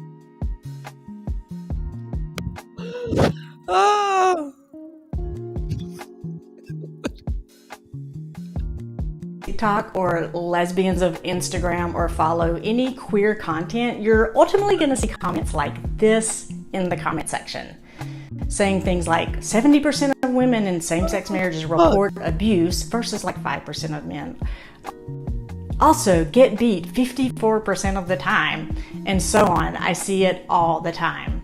And they're trying to make the point that if two women are in a relationship and can't get along and have high rates of domestic violence, then that proves that women are the problem in the world of relationships, even in heterosexual relationships. Actually, lesbians have the highest rate of domestic violence out of all couples.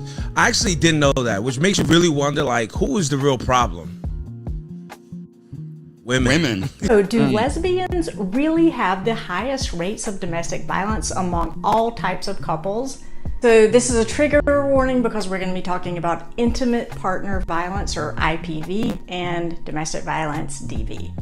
And my name is Catherine Sloan, licensed counselor in North Carolina, so please subscribe and leave me a comment. So the statistics That's the problem with women. They're always trying to put like barrettes on shit like that. Intimate partner. What?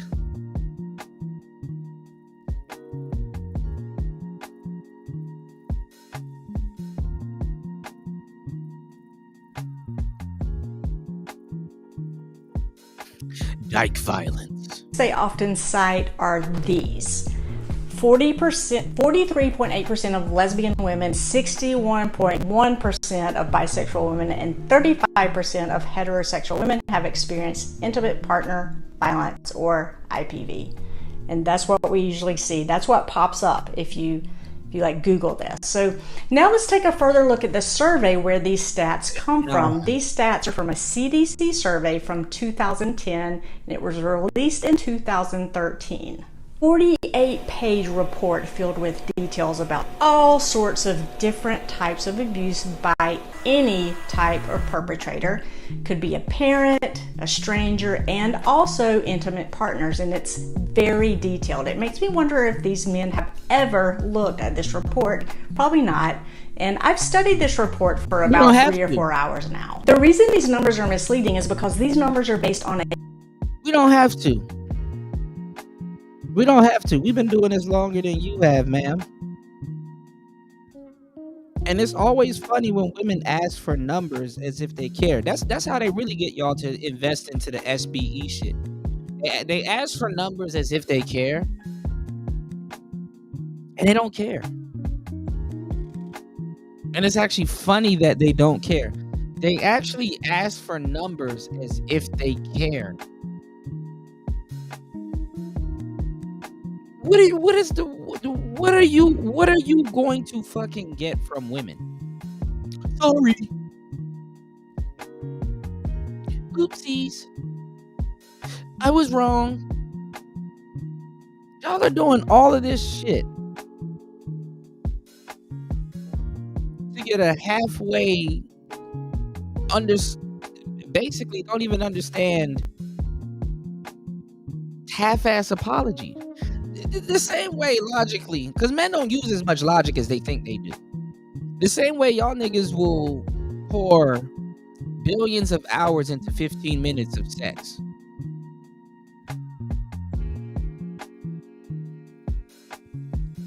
"15 minutes of sex." Niggas buying Valentine's Day gifts, Bentleys, rings, houses, cars, and then in 15 minutes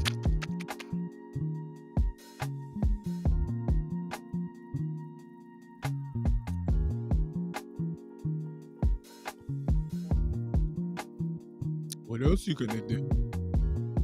What's going on, Brian Will? Good to see you, brother. Welcome to the show. Lord Offenberg, good to see you.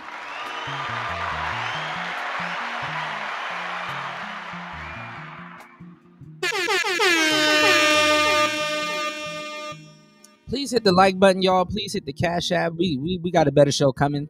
I mean, not a better show. We got a great show on the way. Give us 1 second. We're kind of ironing this out over. We're kind of ironing this out over Body Slam a Stud Day. Okay, there was a day on Twitter called Body Slam a Stud Day. My bad. Body Slam a Stud Day. It's a joke, you know. Brian Will says intimate partner denotes nobody is getting. Ooh. Oh, also too, Brian Will, and I just did a story on them. Shout outs to Little Duval, because I saw that he posted it before I went to look it up. You know, I'm not really a stat in the hat kind of guy, but I do recognize the stats, and I do understand how to read stats, right? It's why it's just funny that women are pretending like they give a damn about stats. So here's the divorce rates, y'all. Divorce rates between men and women, they say, is 42%. Women initiating more than 70% of the divorces. The divorce rates between women and women. Wait, no, we're gonna get to that later. The divorce rates between men and men, gay men, 28%. Now, gay men, they have violence against each other also, but it's nowhere near where the women are. You know, you got a bunch of women that believe they're gamma females and shit. Y'all put what y'all think the divorce rates between women and women are in the chat. Let's get at least 2 people in the chat. I'll wait. Put what you think the divorce rates between women and women are. I just put out a video about this. A YouTube short. No, actually, did I put that out? Actually, I'm gonna put it out right now. I got it laying in my queue. Give me 1 second. A person's life. I hit the like button. I be working my ass off, y'all. I totally forgot. Look, I got work I didn't even put out yet. Lifetime experience of violence, which includes abuse from previous heterosexual relationships before identifying as a lesbian. And I'll show you exactly where it says this. It says it right here, where it explicitly states under the sex of perpetrators of intimate partner violence. It says that 1/3 of these lesbian women reported male perpetrators. So once you consider this, the percentage is less than 35%. It's around 30% for... Lord, you said 56%? Let's get somebody else. Somebody just throw a number out there. Y'all wouldn't guess this one. 56% is laughable.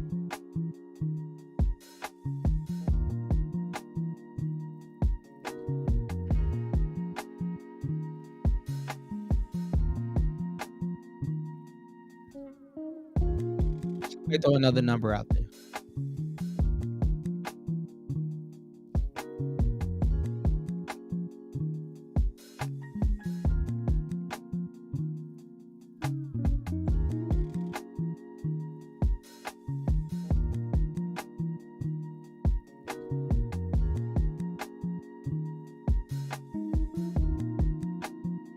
Oh, I did put this out.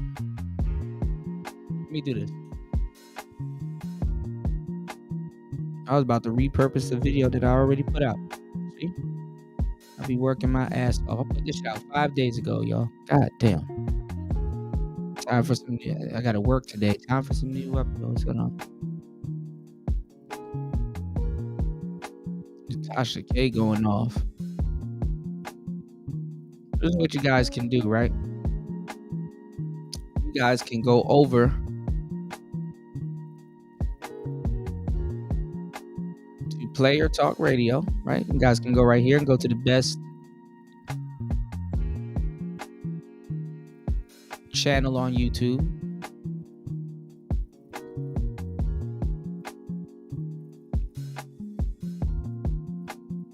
You go to videos. Check this out.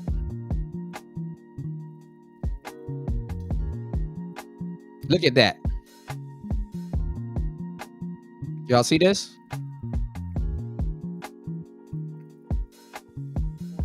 Yeah, when she ain't going off, right? Y'all see this?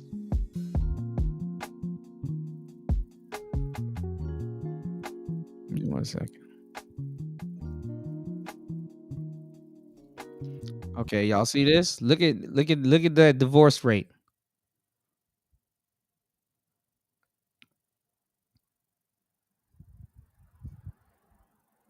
Look at that divorce rate, y'all.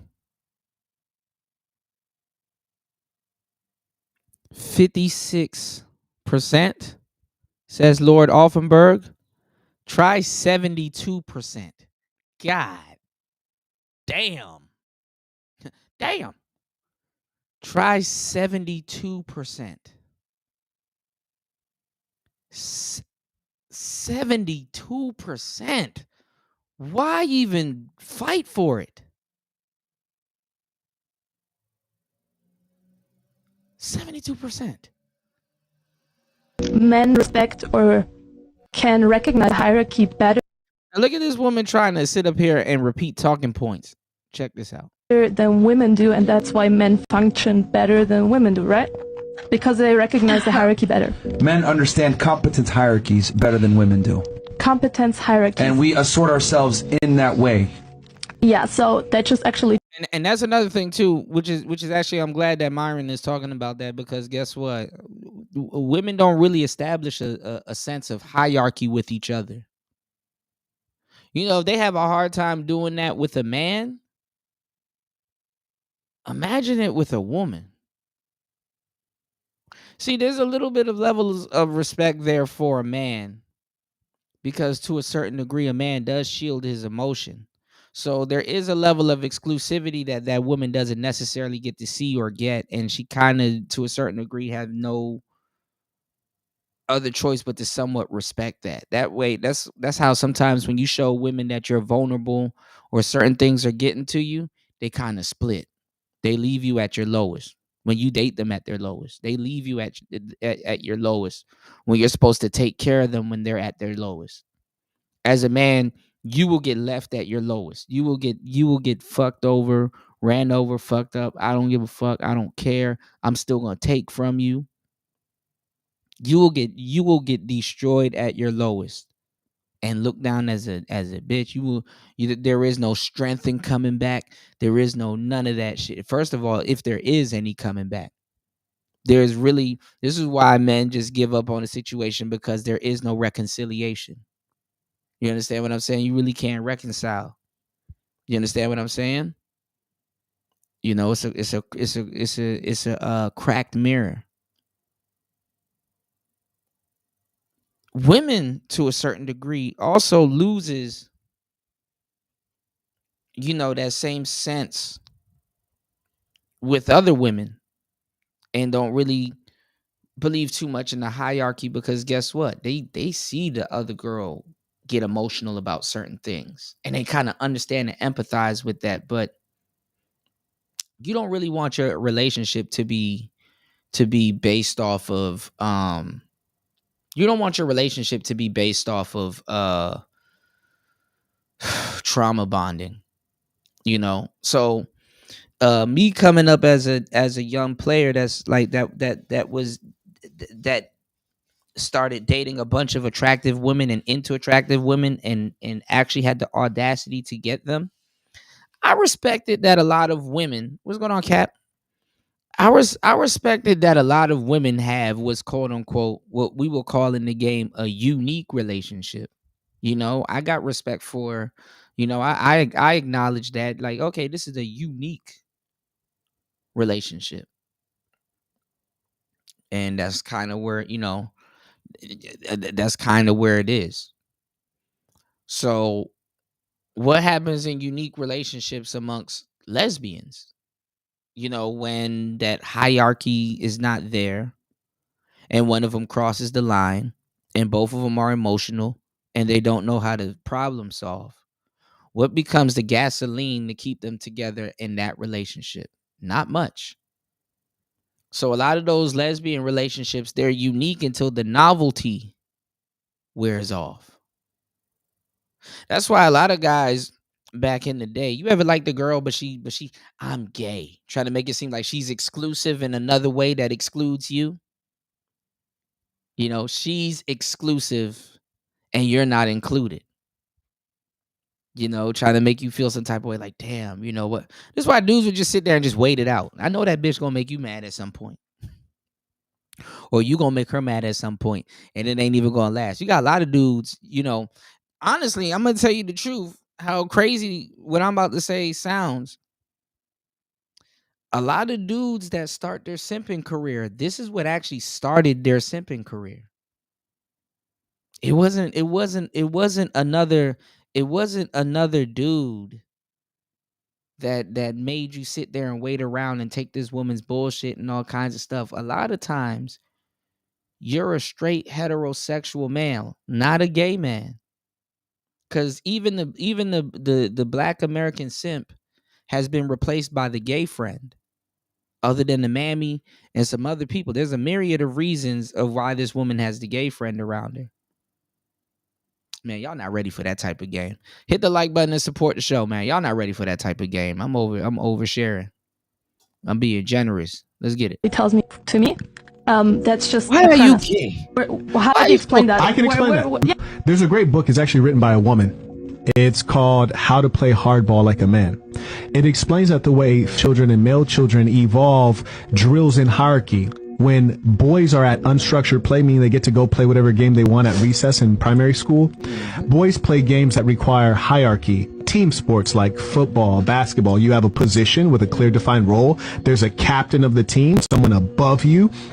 And there's a such thing as winning. And when you win or lose, it establishes a hierarchy or an imbalance, which boys respect. Conversely, when girls receive unstructured play, they play games that do not require sophisticated teams. They'll play hopscotch.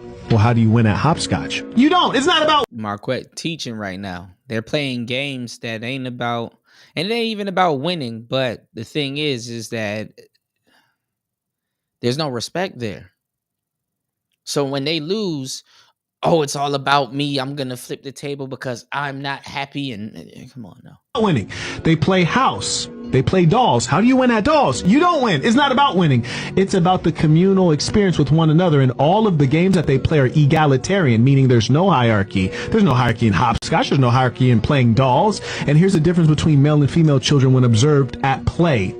In a natural state, boys will come to a conflict and they'll say, okay, jump ball, throw the ball up, we'll resolve it that way. They can move the game along. When girls are observed and they have a disagreement at play, you know what they do? They team up? They stop playing, they end the game. Because it's all about the relationship. And if we're not feeling happy about each other, the game has to stop. And this, my good man, is why divorces are a thing in life. This is why they get divorced, because when the game is not being played the way they want it to be played, they just flip over the table. They turn over the board. They flip the dominoes. Did y'all see how she was about to start repeating male talking points? You saw how she was looking up and to the left and the right? She was just memorizing male talking points, and she didn't know what she was talking about. She was just gonna say what she thought the men wanted to hear and be an honorary pick-me, She wasn't gonna say nothing that she didn't hear or else on it. She was just gonna repeat what she heard on the internet. She wasn't gonna say nothing that came from her or really from experience or anything, talking about hierarchy and stuff like that. She was just gonna repeat what she's heard on the video. Shout outs to Marquette for enlightening her on those books. There's a lot of female authors that really put out the game and actually attempted to give women the game. It's just that, I guess you see what they do when they don't want to play the game no more. They won't even read that woman's book. They want to flip the table. And this is where you have the high divorce rates. I'll put up the stats for the divorce rates. Don't argue with me. Argue with AI. Shout outs to Lil Duval. Let's get it. All right. Look at the work I'm putting out there. What they want to do is they want to flip the table. What they want to do is they want to flip the damn table.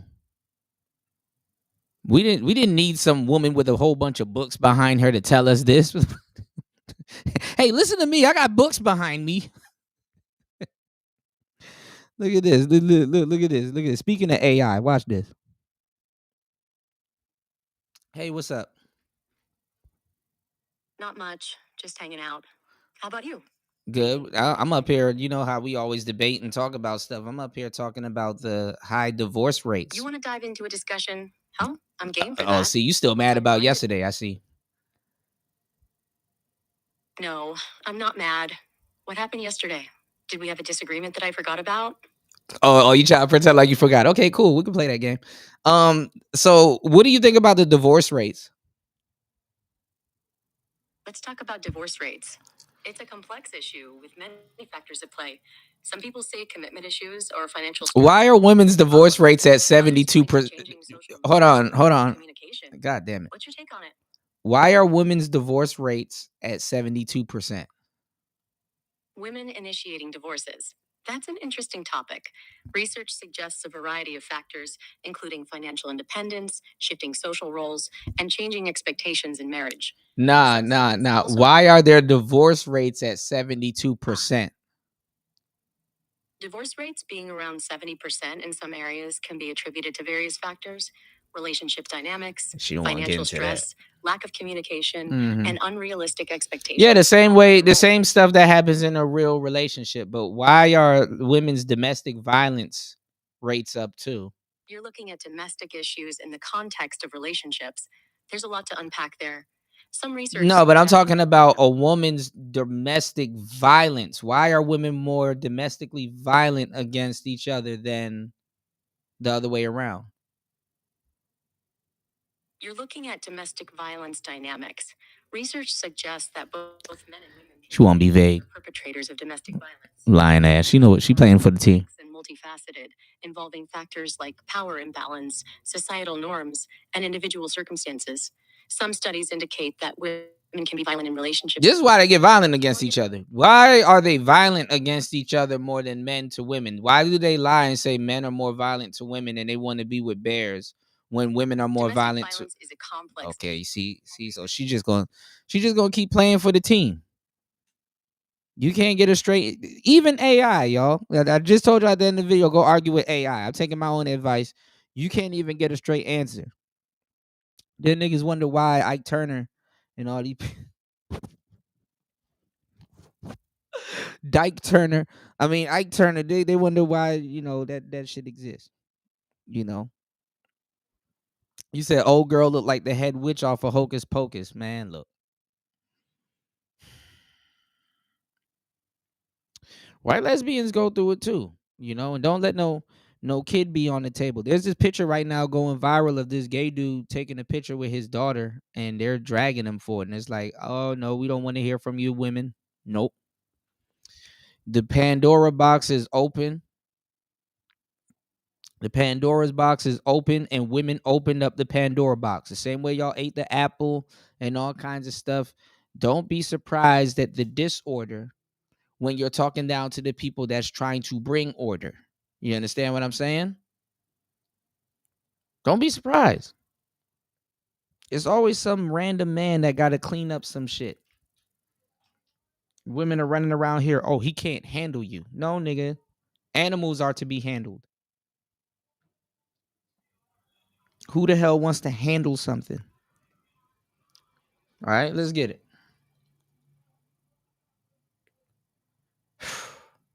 Apparently women can't handle each other either. Let's go. But Cat Williams going off. Hold on. For lesbians who experience abuse by another woman, this 43.8% also includes grape. And I'm going to say grape here instead of the word because YouTube doesn't like when we say those words. So it's also physical violence and or stalking. So keep in mind that all of these types of violence are lumped together when you see the 43.8%. And let's look at how high it is for bisexual women, which is very concerning. It's 61.1%, and the report says that 89.5% of bisexual women reported having only male perpetrators of IPV. Keep going a little bit further down, it notes the prevalence of severe physical IPV, hitting with a fist or something hard or slammed against something or beaten. And these are the stats. Lesbian 29.4%, bisexual 49.3%, and heterosexual 23.6%.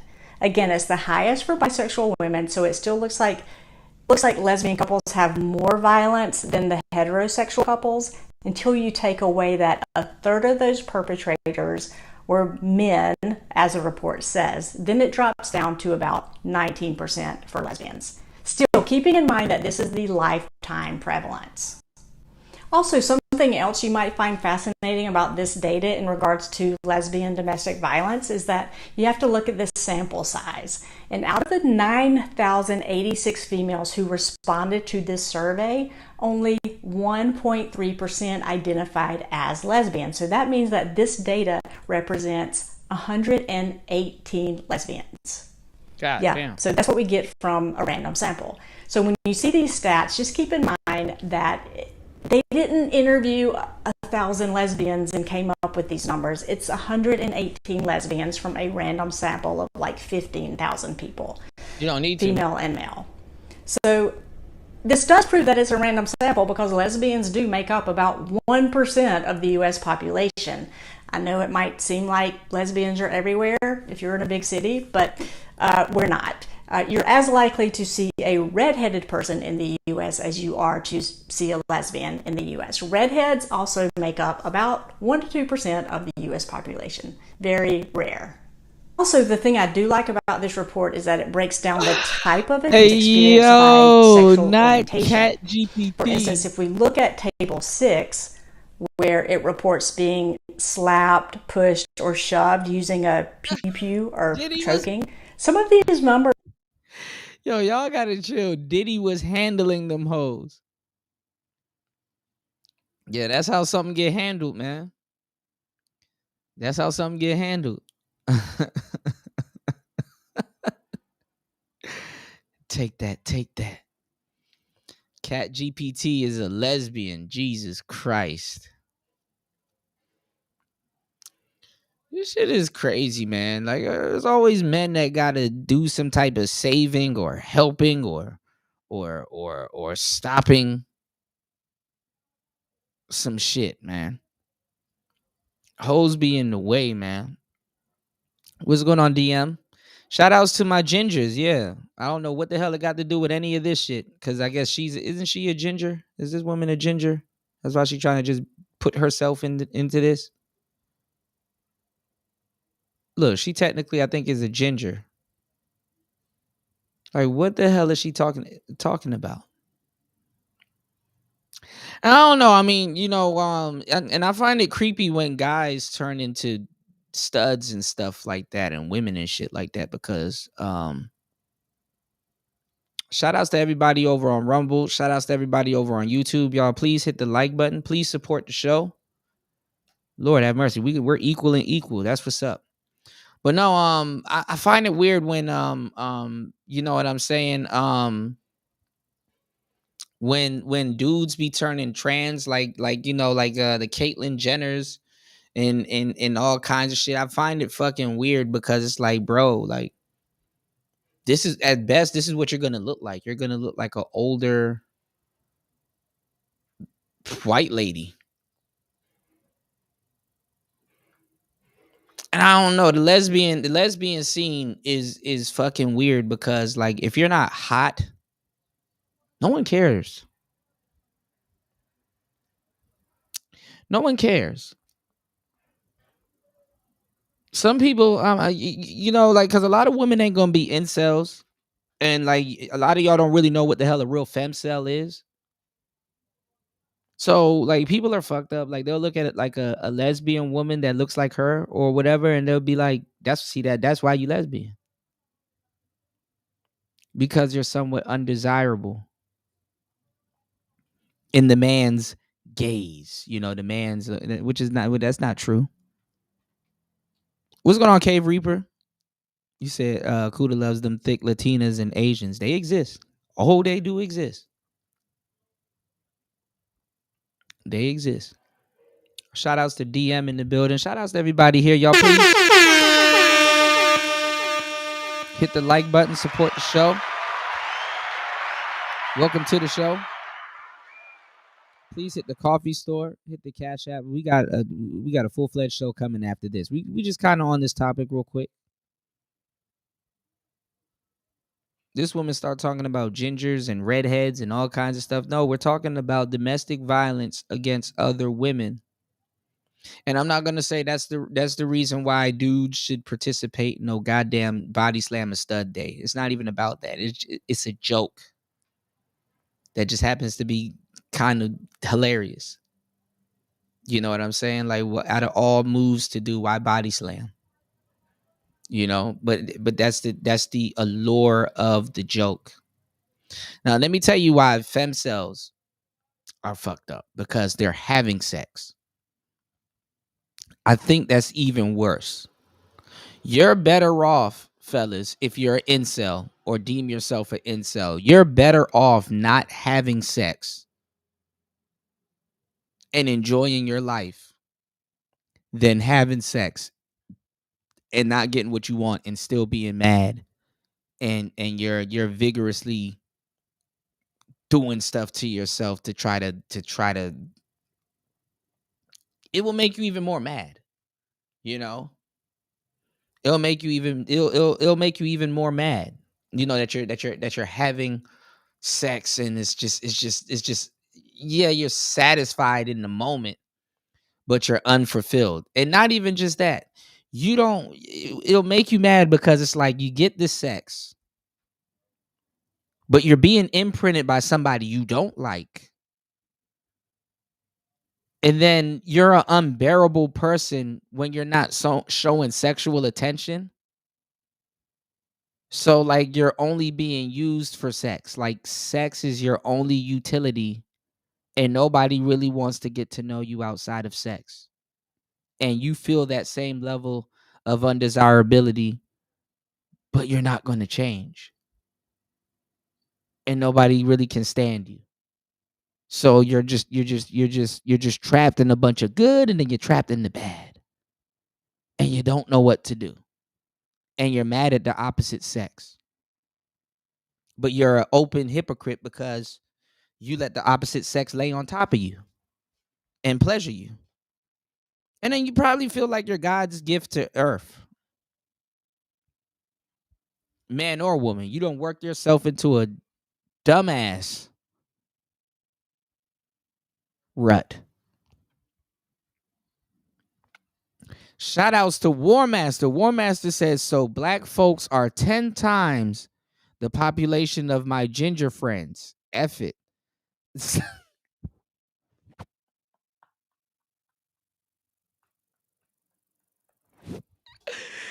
War Master, you got to do it. Throw myself off my truck day.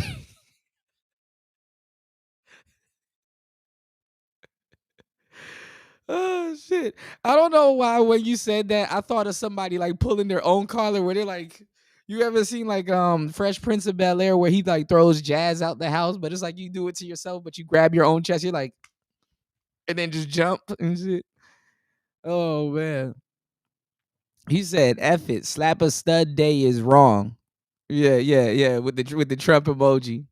Y'all don't understand. Let me see if I can bring it up. Y'all gotta see these graphics on Rumble. If you're not over on Rumble, I don't know what to tell y'all, man. Y'all gotta use some of these Trump graphics and stuff over on Rumble. You know, the War Master be killing me with these graphics over on Rumble. Shout outs to War Master. Look, he got one with Trump dancing. Y'all can't even see it. See, it pops up on YouTube. Crazy. Trump doing the schoolboy dance. I wonder if Drake gonna respond back to Brandon Jamal for stealing his. Well, he didn't really steal his dance. That was Block Boy JB's dance. But anyway, and Drake's on Block Boy JB's biggest hit. Shout outs to War Master. Chiming in on the femcells. War Master says femcells are female incels with no Xbox. Man, listen. A lot of these women, it would do them some good to get into video games. But then again, you know what I think would happen, War Master? Even though a lot of them are into video games, you know what I think what will happen? The stuff that they say young boys go through with video games. For example, they will say that, oh, these video games are so violent, and they're teaching young boys how to be violent. No, a lot of women would take their violent cues from video games. Like, people will be like, oh man, rap music is so violent and blah, blah, blah. And I'm like, okay, well, what was Christopher Columbus listening to when he came over? Like, niggas are acting like violence didn't exist until other things started existing. Shout outs to War Master dropping a huge 20. More. Wendy? Thanks, Chuck. We're standing here in front of the Olympic Liquor Store in Queens where scores of African Americans have been lined up for hours. We spoke to a few of them earlier. Ladies, may we get a word? Hide the money, y'all. There's poor people around. With your broke ass. Shout outs to War Master dropping the huge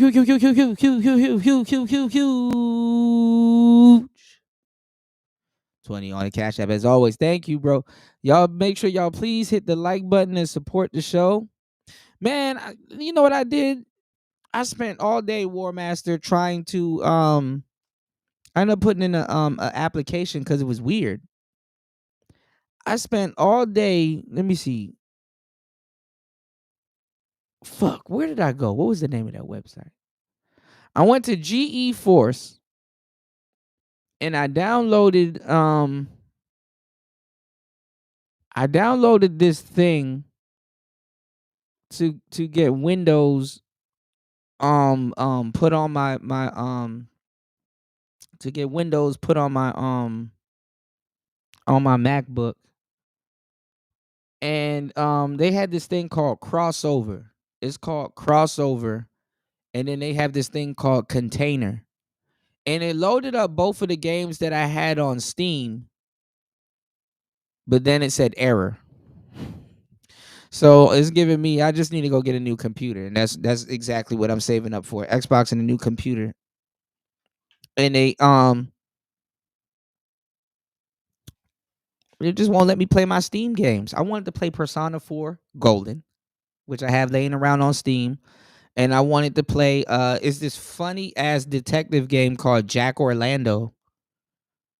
But hey, it won't let me play my damn game. So I gotta find out. It's this thing called Crossover, and then it has something called Container or Wine and stuff like that. And then you know what's funny? I went to get it, and they were looking for a bookkeeper.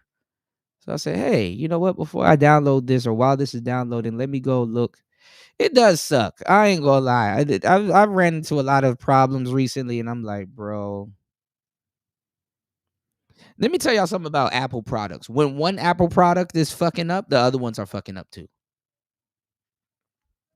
Because they're really supposed to help each other. Oh man, if your tablet is fucking up, use your phone to find out how to fix your tablet. Then your phone start fucking up, and then it's like, oh, okay, so this is just Apple.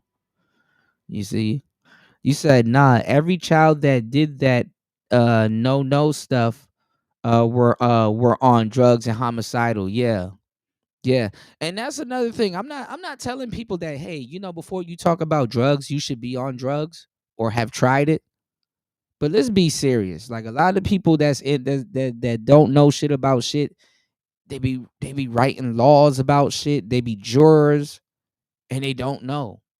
You know, go look at this Diddy case, right? And we're gonna get to that too. Go look at this. Look at this Diddy case about how they're going off on one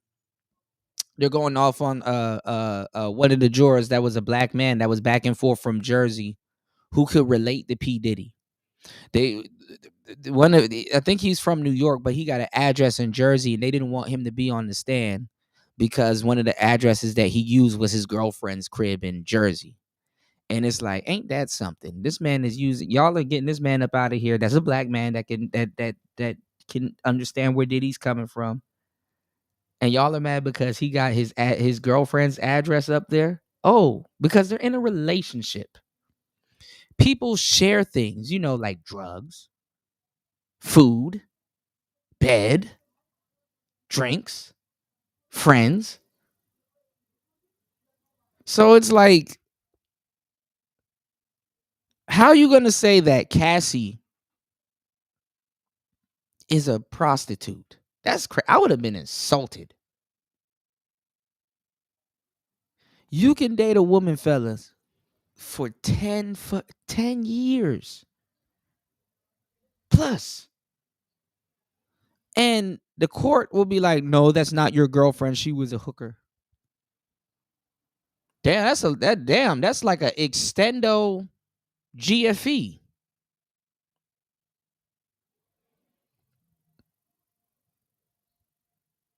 She got millions of dollars then. So that means she got paid. Like, how do you regulate this quote unquote sex work if you're gonna make it free? I mean, not free, but if you're gonna make it say that it's not illegal, how do you regulate it?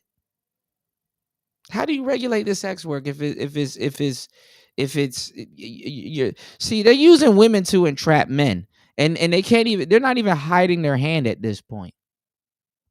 In the quote unquote manosphere, got so much stuff to talk about. This is the stuff that the manosphere need to be talking about. Why are they talking about that? Y'all wanted to be tricks last year. Now you got a lot of goofball niggas running around here pretending like they're players now, right? And now all of a sudden they got a whole disdain for tricking. How do you got a disdain for tricking when that's what you really wanted? These dudes in this manosphere space, there's a lot of beautiful sisters running around here. I mean, I'm gonna talk shit about y'all if y'all try to holler at them, but honestly, I don't blame y'all if you do.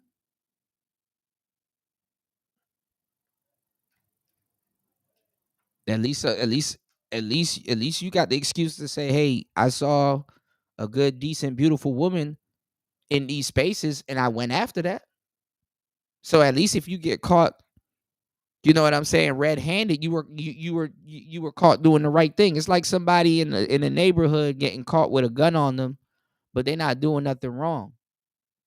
It's like, yeah, officer, I got an unregistered firearm on me, but that's to protect myself because you know where we at.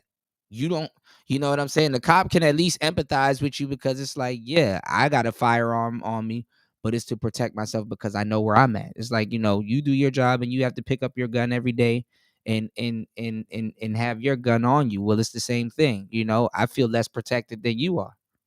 You know, the cop would be like, well, touche. You know, it's better to get caught with it than get caught without it. It's like I run into you, it's bad. You know what I'm saying? You know, but at least if you say if somebody, you know, caught you, you were doing, you understand what I'm saying? You were in the right ballpark. These dudes in the manosphere, they go after straight up hookers. They go after hoes, and they want people to, hey, look, man, I got my hooker girlfriend. Like, you niggas are dealing with, you niggas are dealing with hookers in all Madden mode. When hookers are easy. Hookers are easy. You niggas are trying to openly wife up hookers and then mad when you get that response.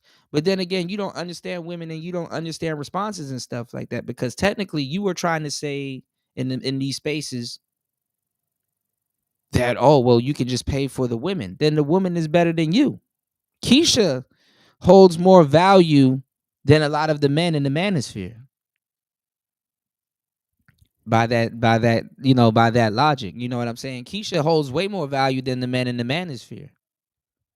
And then the fucked up part is that it's about integrity, because Keisha is a lot a bit more honest than the guys in the manosphere. Keisha is unapologetically living the way she wants to live, while dudes are sitting up there, don't do that, don't behave like that, put that on. Why you? Then you ask these goofy ass niggas, are you trying to get married? Hell no, shorty, I ain't trying to get married.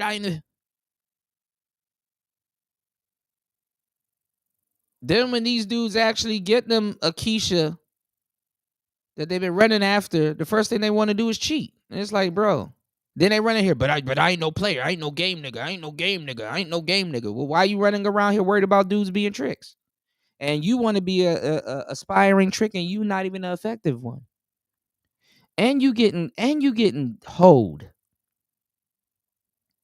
These niggas ran around here and openly admitted that they have no game. I don't give a fuck if I don't have no fucking game. The game is to admit that you just don't say nothing. I don't give a damn if you believe in game or not. A piece of the game is not openly admitting, man, I'm a loser. I get played.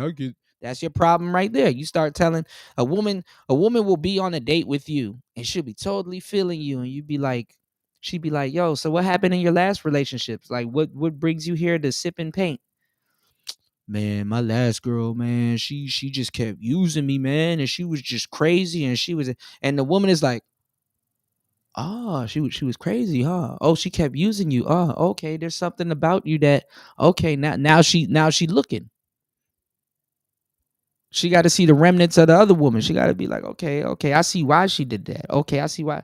And then this happens with men too. Sometimes you date a woman long enough to realize, damn, her ex was smart. I see why that nigga left. Oh, okay, I see that flaw right there. This ain't gonna work.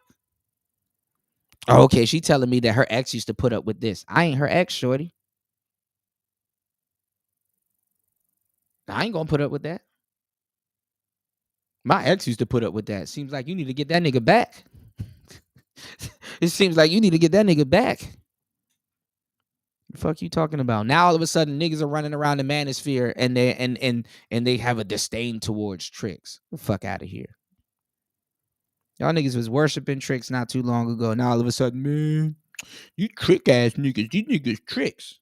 Oh, you game related? Nah, man, I ain't no game nigga. Why you think I ain't no game nigga? I ain't no game nigga. I ain't no game nigga. Niggas weird, bro. He a game nigga. Acting like you ain't black. He a game nigga. Niggas always trying to separate themselves and look dumb. Shout outs to DM. DM says, y'all niggas was claiming the tricking this whole time, and now all of a sudden, man, I ain't no game nigga. I ain't no game nigga. Goofy ass niggas, man.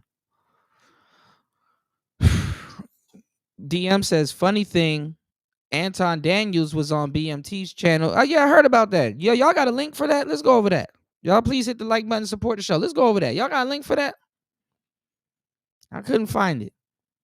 Talking about tricking and how passport bros pay for women overseas, rent, and send money in allowance. Yeah, I'm not listening to no rich nigga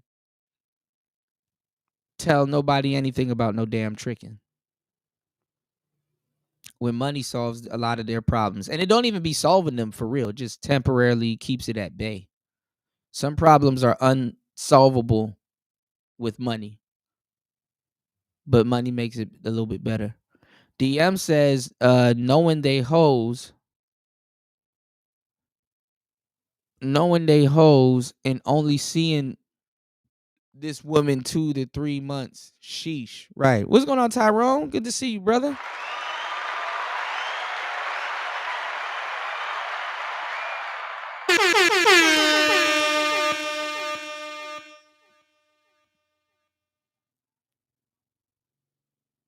Yeah, everyone worship anything, any and everything. Yeah. Yeah. A lot of these niggas though, they'll listen to anybody though, man. That's the crazy part about this shit. They'll listen to anybody. I don't gotta get on here, show hoes, and do none of that goofy shit and stuff like that. I'll just leave it up to the imagination, bro. Just take the game how it goes. Take the game how it goes. You know, you'll know who's who by, you know, first of all, a player's strong point is his ability to retain knowledge and soak up game, whether he has to observe it, whether he has to hear it, or whatever. I've brought you guys and a lot of people and a lot of content creators into this podcasting game. People was not running around with microphones, and they weren't talking about half the stuff they were talking about. They wasn't utilizing and running machines and some of the stuff that we were doing during COVID, and the stuff that we were doing, you know, for, you know, even before that was revolutionary. People was not running it like us. You know, y'all are looking at a legend at work, and yeah, you're welcome. You know what I'm saying? And I'm going to tell you this, right? These dudes, you know, y'all listen to podcasts all day. Aside from watching it, I don't have the cam up and my words are still potent. Y'all are listening to podcasting all day. So you know what happened over the last couple of years, whether you notice it or not as a listener, and you listen to music and you listen to other things throughout the day. You have something called a RAS. You know, I keep forgetting the acronym for it, but it's how your brain works. I studied a little bit of neurology, right? But it's called a reticular activation system. If I think that's the correct acronym for it. Basically meaning like, and I've studied this, back in the day, studying neuro-linguistic programming and some other stuff, right? And like if I'm in the supermarket talking to a woman, me and her can focus on the conversation that we're having, but you can also hear the music that's playing in the store in the background. Even your brain can multitask how it listens to certain things. I've talked about this a million times when we talked about microphones, how it's different when I do this and how it's like this when I do that, because the microphone works like an ear. It's called a proximity effect. Talked about many different things and taught and told y'all certain stuff. Proper mic technique. I don't even have to have it in front of myself just to get the same sound or anything. This is where I really should be holding the microphone. Do you understand? So I talk about a lot of different things. One thing I've talked about is that your ears has became acclimated to listening to shows. If you wasn't an oral creature, oral, right? If you wasn't an oral creature, you are now. You've learned it. You've picked it up. So if you was a real player and you knew what the hell you was talking about, or you knew a thing or two about a thing or two, if you ever lay paint where it ain't, you should be able to soak up game. I don't give a fuck about showing no. I don't give a fuck about showing nothing. If it happens, it happens. If you see it, you see it. Cool. If I show it, I show it. But real talk, it's about kicking flavor that you can savor. You understand what I'm saying? And if you can't pick up the flavor that I'm kicking, then the fuck does me showing you shit do for you? And honestly, that should get into creep territory. That should get into creep territory. And if you want to be a creep, you got all of the the avenues for that. Diddy Jr. If a nigga come up to me and he's talking to me about women and shit like that, I don't gotta be on some, man, show me your girl. It's not even at that point. And I don't care. If I happen to see your lady, cool. And hi, miss, whoever you are, nice to meet you. That's about it.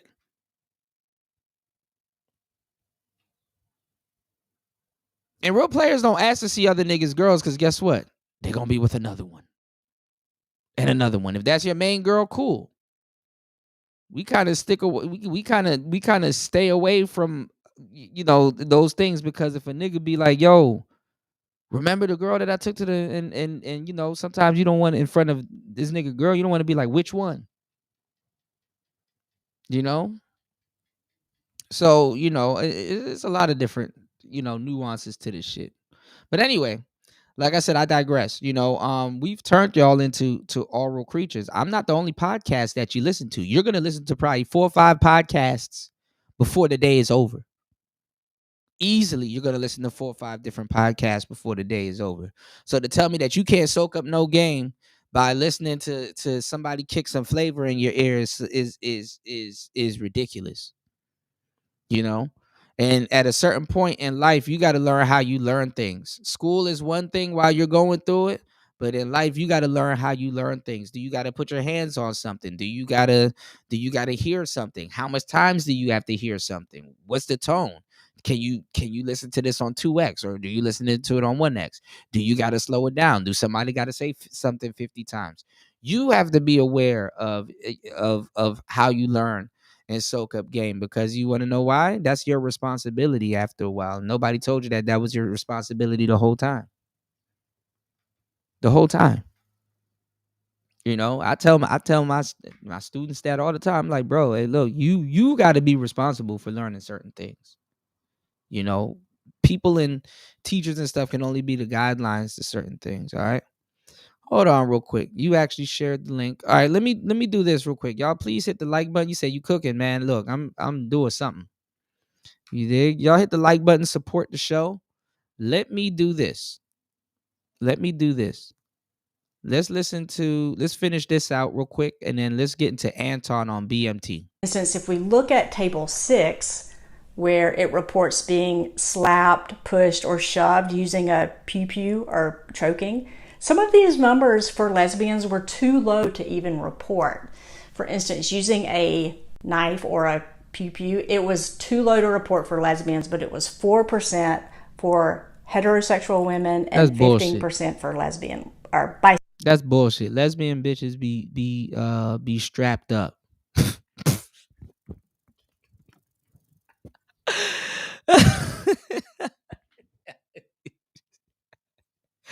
Listen, y'all, the jokes write themselves, people. The jokes write themselves, man. That's bullshit. I don't know what type of lesbian you dealing with, shorty. Lesbians be strapped up. I mean that in both ways. Get the strap. Yeah, they love being victims. It's like don't take that away from them. Don't let me. That's a part of the projection thing. You know women hate you when you take away their ability to be a victim. Like if you logically circle around her and you take away her ability to be a victim, oh my God. They get mad and then they fight. That's what they do. What did Marquette just tell us, y'all? And stuff that I've been saying for years and guys in this space been saying for years. They when they get mad and stuff don't go their way because they've been indoctrinated to think this way, they flip the table. They flip the table. When stuff don't go their way, they flip the table. And then they haul off and they punch people. They know no boundaries. That's another thing we're going to watch this weekend over on Rumble. Y'all make sure y'all hit the like button, support the show. That's another thing we're going to watch this weekend over on Rumble that we couldn't watch on YouTube. We're going to watch Bear Grylls. We're going to watch women on the island by themselves versus men on the island by themselves. Those women were getting sick. They were slipping, falling off of rocks. They had to call the ambulance. They couldn't help out other women. There was a pig there. None of them had the heart to kill it. They done gave it a nickname and shit like that. The woman couldn't even kill a pig. Niggas was up there frying bacon over on the man's side of the island. Them niggas was up there frying bacon. Niggas was smoking cigars and brewing beer and shit. But on the women's side of the island, the bitches was falling off of rocks and all kinds of stupid shit. Men are like, okay, night is coming. Let's you know what I'm saying? Let's build something to get us off of the jungle floor and stuff like that so we can make it through the night. Let's work together and put some things together so we can survive and stuff. Let's get a fire started and whoop-de-whoop and shit like that and stuff like that. Women was sitting up there crying together, thinking about reciprocity. It's like, bitch, if you don't hurry up and rub them 2 sticks together and start a fucking fire and stop talking.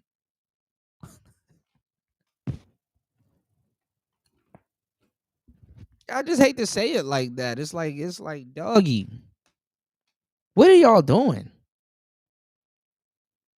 If you don't start a damn fire before it gets completely dark. Women were up there asking the cameraman for help, and the guy, they asked the cameraman for help. Hey, can you? No, bitch, I ain't here. This is reality TV. I don't exist. I'm just the cameraman. You asking me for help? I don't exist. Yeah, bro, they had to be saved so many. We're going to watch that because nobody's going to believe me, man. Y'all come through, man. We're going to have fun this weekend. Oh, yeah. You said the women had to be saved 3 times or they would have starved. They had a pig there and they none of them could bring themselves to kill it.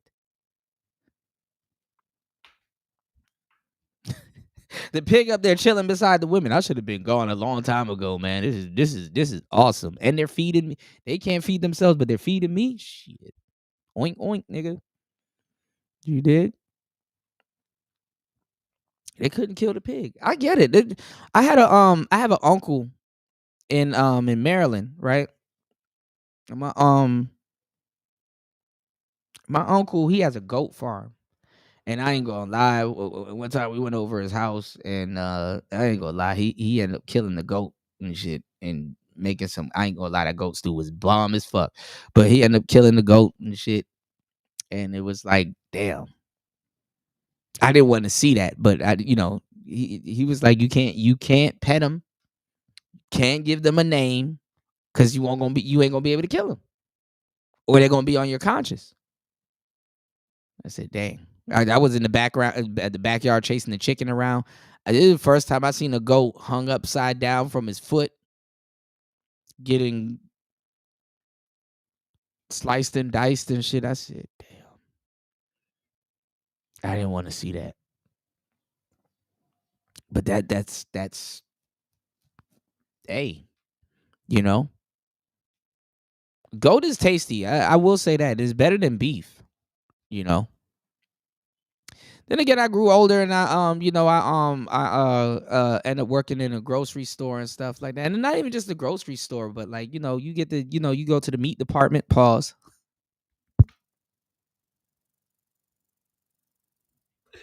You go to the meat department and you get to see, if y'all ever never did in y'all life, go work at a grocery store and or even work in the meat department. If y'all really want to get hands-on, and y'all see how they put food coloring in the meat, the meat ain't that red like that. Y'all see what, like, y'all kind of see how the carcass goes in the different stages and stuff like that. How it turns like brown, and and it takes on a different texture and stuff like that. It's some interesting shit, Yeah, goat is really good though. It really is based on. It's based on how it's prepared and stuff like that, and but goat is really good. And I ain't gonna lie, I take goat over beef. I take goat over beef. Lamb too. I didn't realize it until one day I sat down. I'm like, damn, I've eaten a lot of them: lamb, goat, duck, chicken, beef. Damn, But yeah, we're gonna go over that. Y'all remind me. We're gonna play the Bayer Grills. Bayer Grills. Okay. And let me tell y'all something what makes it even worse. Bisexual. Let me tell y'all something what makes it even worse. Women will have a way more shorter temper with each other, dealing with each other, if they wasn't in a man's world. What do you mean by that, Kuda? Well, thank you for asking. What I mean by that is, we've made the world easier for women to deal with women. A man and a man's inventions. I hate to say this, ladies. Maybe the cave might look good, but y'all gotta realistically. I know a lot of y'all never asked yourself this question, because you don't have to. That's how much of a luxury you live in. But if women existed, do you think half the stuff that y'all see, like, if women were the leaders, they had to get us out the cave, like, meaning that the baby is a liability and your man is a liability. Like, you have to be a leader physically and mentally. How would you domesticate a man to do stuff for you? Even the fact that you have to think about, okay, I got to domesticate this man into working for me. Your thinking is coming from a man-made world. You have no idea how to even really think like a woman. This is the craziest shit. Y'all never thought about it, and I'm not gonna penalize y'all for that, but I just want y'all to think. As a man that's a hunter, he gotta make sure y'all are safe. Y'all, it's a base. Y'all need to be here. I can't take this baby out in the woods with me because it's going to cry, it's going to do certain things, it's going to get into certain things while I'm trying to do something. I need you guys to be there. Hell, I can't even take a woman out with me because you're going to cry, you're going to get into shit, and I'm going to have to train you how to be a apex hunter and stuff like that, and all this other shit. So this is why we kind of keep y'all here just to somewhat protect y'all. Lions do the same thing to a certain degree. We would have never made it out the cave. Now the cave might have been decorated and nice and sprinkles and all that other. That's cool, but we would have never made it out the cave. Horses. You see a lot of women, they like to ride a noble steed and the horse and blah, blah, blah. And it looks like she's in control of the horse. Men had to do that. You know, when a man is on a horse and he has a staff and shit like that, and he's riding up on side of a buffalo, both the buffalo and the horse is like, yo, what the fuck? We both animals, bro. Why are you letting him do that?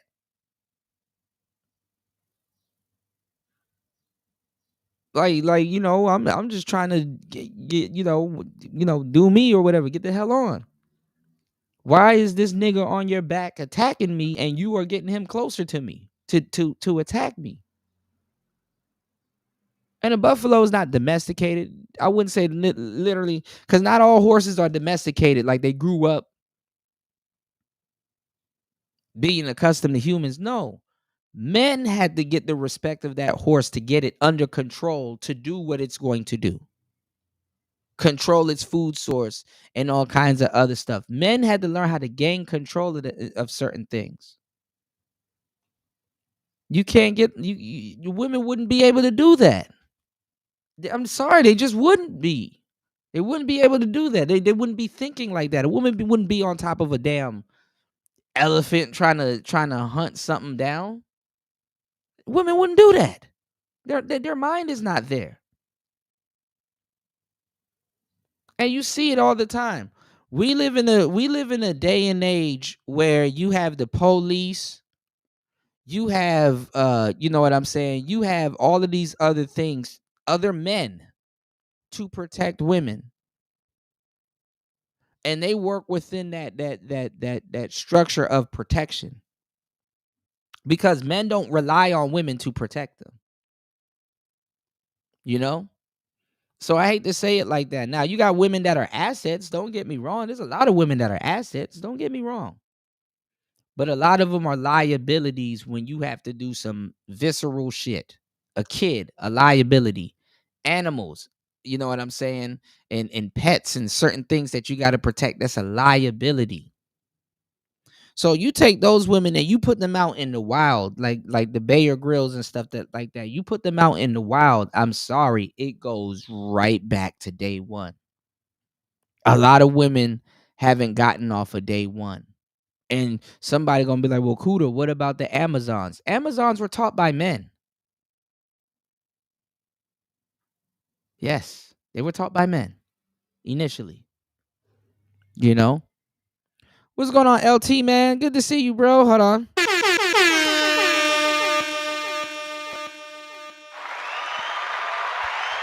Yes, Sirski.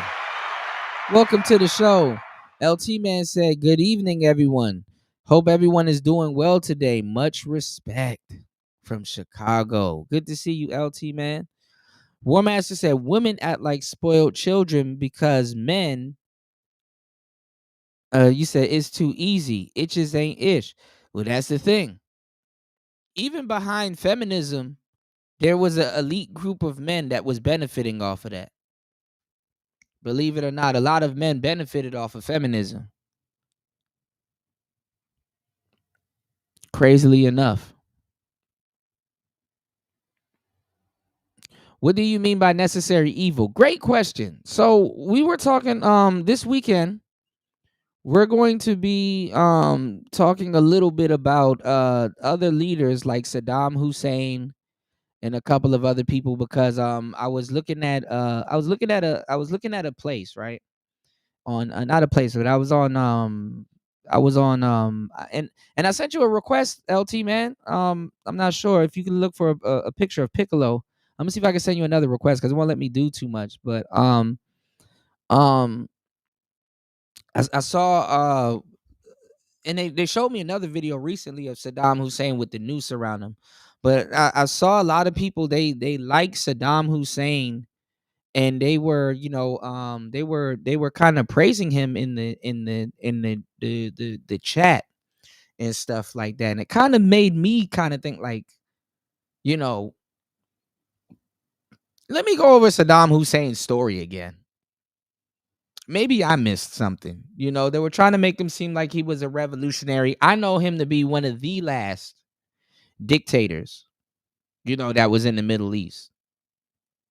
And let me ask y'all a question. Would y'all consider Putin? Putin would be a dictator, right? He'll be a dictator. And I'm gonna say it like this. I don't think there's really nothing wrong with dictatorship because I understand how certain things work, but there's a time and place, obviously, for everything. And some people were saying that that he loved Palestine. Look at Palestine now. He was running shit. So they were like, when Saddam got taken out and they traded against him, because obviously if you're a dictator, it wouldn't be that easy to turn against you. You know what I'm saying? Because people will be like, look all this fucked up shit you did. And real talk, and shout outs to War Master because he jogged my memory. Like Saddam was doing some fucked up shit. And I'm gonna tell you the truth. If you look at war and all kinds of stuff, it depends on what side of it you're on. One man's enemy is another man's freedom fighter, so they say. So, it's a lot that happened, but I do remember they took his ass down, and it really had a lot to do with the American influence. But then again, with some of the stuff that he's doing, I'm pretty sure there's a lot of people on the ground there that didn't like him. And this is the thing, y'all, about dictators and kind of why they stopped lasting as long as they did. When people are against you and stuff like that, and you're doing stuff to combat them or whatever and stuff like that, you're taking that shit out on your people. So what happens is that after a while, it's a war crime, because when they end up saying, "Hey, man, yeah, you took out the competition, yeah, you stopped this, and yeah, you stopped that, but guess what? Now when we look at certain things, it's like you've literally attacked your people, and it's like it's true. It's like, okay, dang, I've taken out a lot of my people."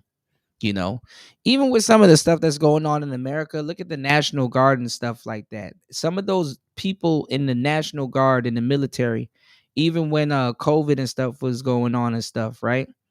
They literally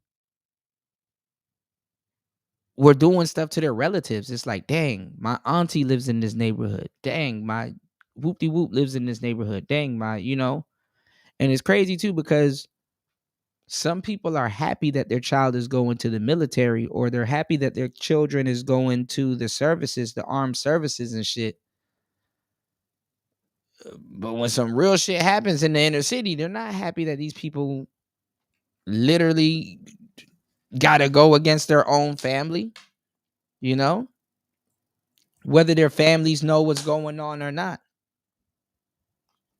You're following orders and stuff like that. That's the thing about being a police. That's the thing about being a public servant. It's like, yeah, you damn near better follow these damn instructions.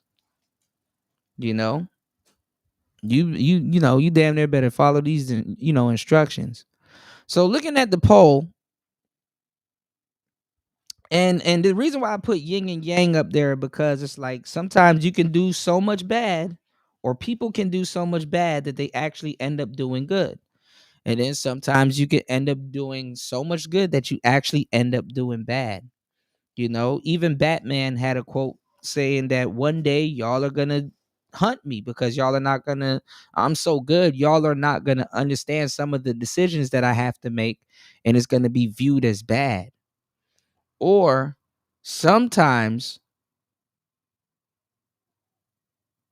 you're going against the evil ass nigga, and there's a other evil nigga, but you don't got no problems with him.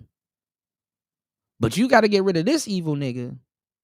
And that other evil nigga, not a friend of mine is my enemy or type shit, but this other evil nigga is like, yeah, I don't like him neither. Let me get his ass up out of here. Or something that other man does ends up getting him up out of here, and he ends up doing something good, even though he's really evil. You know, so that's the thing also. You know, like it's like, damn, this nigga is technically evil if you look at it from this standpoint. But, you know, like even now, like y'all got to look at what's going on in the world right now today, right? Look at what's going on in the world right now today. You said government is a necessary evil. Interesting. No, but look at what's going on right now in the world today, right? Hold on.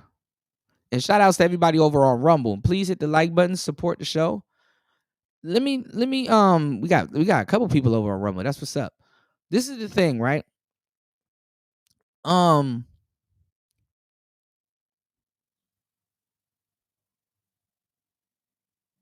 It's like, how am I gonna say this? If you look at what's going on in the world right now, right? If you take a look at what's going on in the world right now, you got a lot of people siding, even on the internet, and talking about the funny mustache man. And the funny part is that for years you've been hearing so much negative stuff about him that for a change, people are like, hey, you know what? The funny mustache man was probably right about this. Or oh, his views on these people is kind of spot on. And it's like, whoa. You know, you're starting to see certain ideologies resurface. Remember, y'all, Christianity was an underground religion for more than 300 years before Constantine II reintroduced it. So, and then all of the gods that people were, the quote unquote gods that people were worshiping before have become deified, mythical. You know, some people would worship the god of water and just stick to that god, knowing damn well there's a god of fire, there's a god of wind, there's a god of earth, there's a god of this, that, and that, you know. Anyway, we're not going to get down there. We're not even going to go to religion. Politics and religion, y'all. Shout outs to LT Man. He says Saddam Hussein rose to power in Iraq through a combination of political maneuvering, violence, and capitalizing on nationalist sentiment within the Ba'ath Party.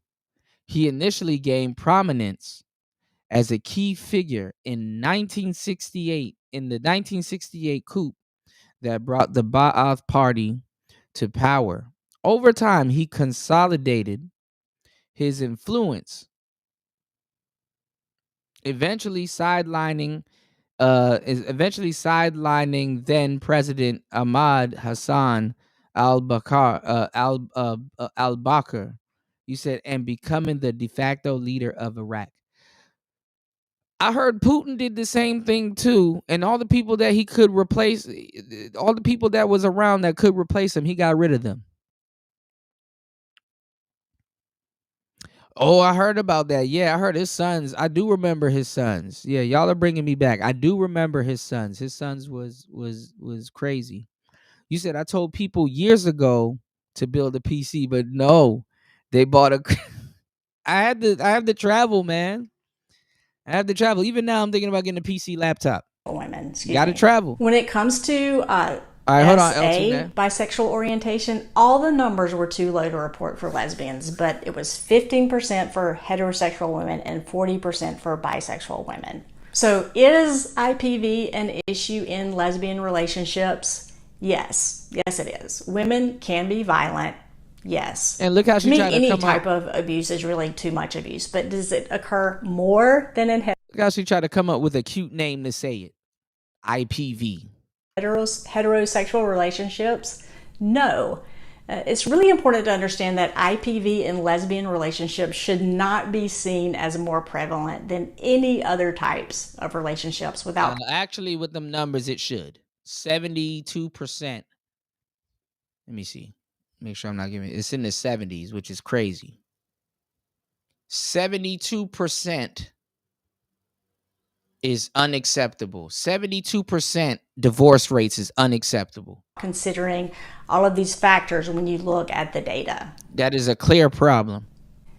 Any reports that you review, you have to take a look And women will do stupid shit like break up with the person and get a divorce and then still be around them every day. at lifetime occurrence of the abuse, and in some reports where it talks about domestic abuse, it's actually referring to the LGBTQ plus teens being victims in their own families, because domestic abuse also means siblings, parents, grandparents. So you have to look That's cap.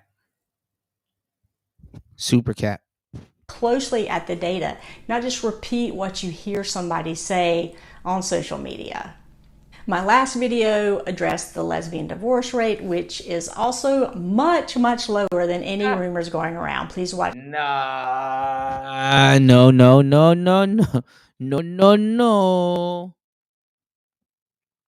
She was wrong about 11 months ago. No. It's at 72%. Watch that now if you haven't. And I want all the lesbians and queer identified people to know. See? And this is why you can't really have people from that community tell you anything about that community, because they're going to add their bias onto it. I don't care about having or adding a bias onto it, because guess what? I ain't selling nothing. I don't got to prove a damn thing. Definitely not selling nothing. All right, let's get to this. Look at all of these leaders. Even, you know, you got, look, the funny mustache man right here. You got Stalin. No. We're nicer at no.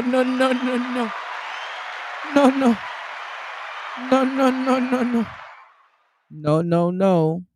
You got all the Kims. These are all the people. Look, you got Gaddafi right here. They look, even there's another person, Gaddafi. Look, you got Osama.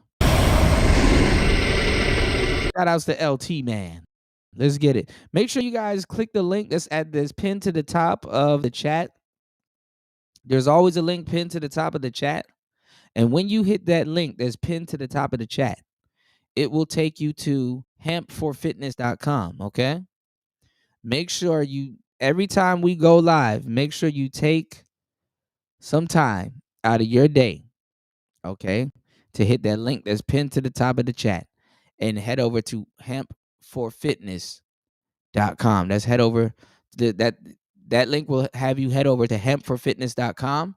And I'm going to let you guys know, sometimes after a long day at the gym, or just a nice day in a you know, a long day after work, or in the morning where you get up to energize yourself and stuff like that, yo, you got binge, you gotta eat, man. You know, you gotta binge, you gotta snack, you gotta do your thing. You know, you gotta get your wake up routine good, and you gotta make sure you're taking your workout serious, or not even just your workout, your cool down. You know, even if you don't work out, you have to cool down. You know, and regulating your eating habits and stuff like that. So, you know, get you some quote unquote wink, wink, nudge, nudge. Get you some candy, you know, get you something nice, you know, do something nice for yourself. Don't cheat yourself, treat yourself. Okay. Working out and all that other stuff don't have to be a goddamn, you know, hassle, unless you want to make it into a hassle. But if it's a hassle for you, take the load off of yourself, man. Head over to hempforfitness.com. Check out some of their stuff, man. Start transitioning over to something natural and something more healthy, man. And start Googling and chat GPT and some of the the medicine and stuff that they have you taking and stuff like that. You dig what I'm saying?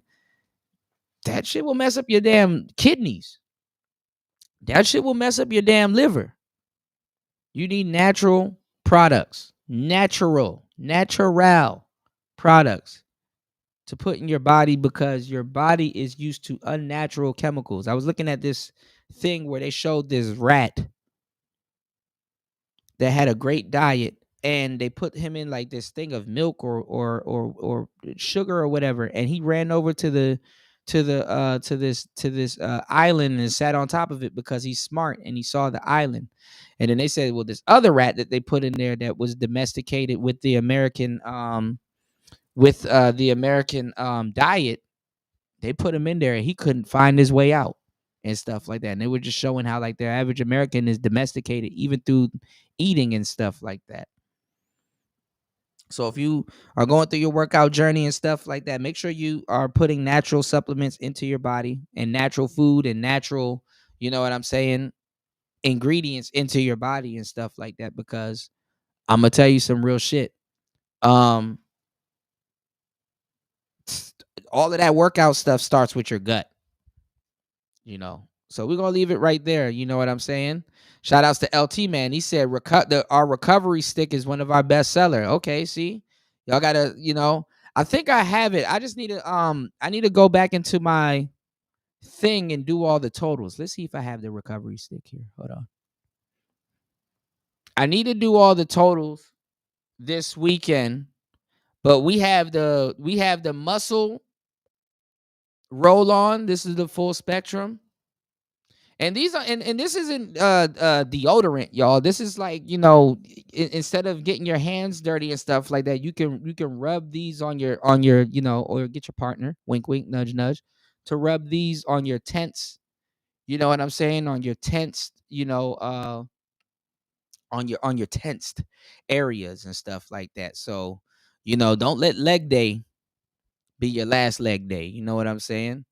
So here's the recovery pain stick that we have here, but I do need to go get the totals for it. That's what I have, a list, but I need to check if all the list that I have matches up with the actual totals, because I actually sat there and wrote it down, but I wanted to include other items here, but I realized that I can actually go into this thing and edit it and stuff. But listen, if you are on TV, make sure you scan that QR code and it will send you over to the actual item so you don't have to menu dive.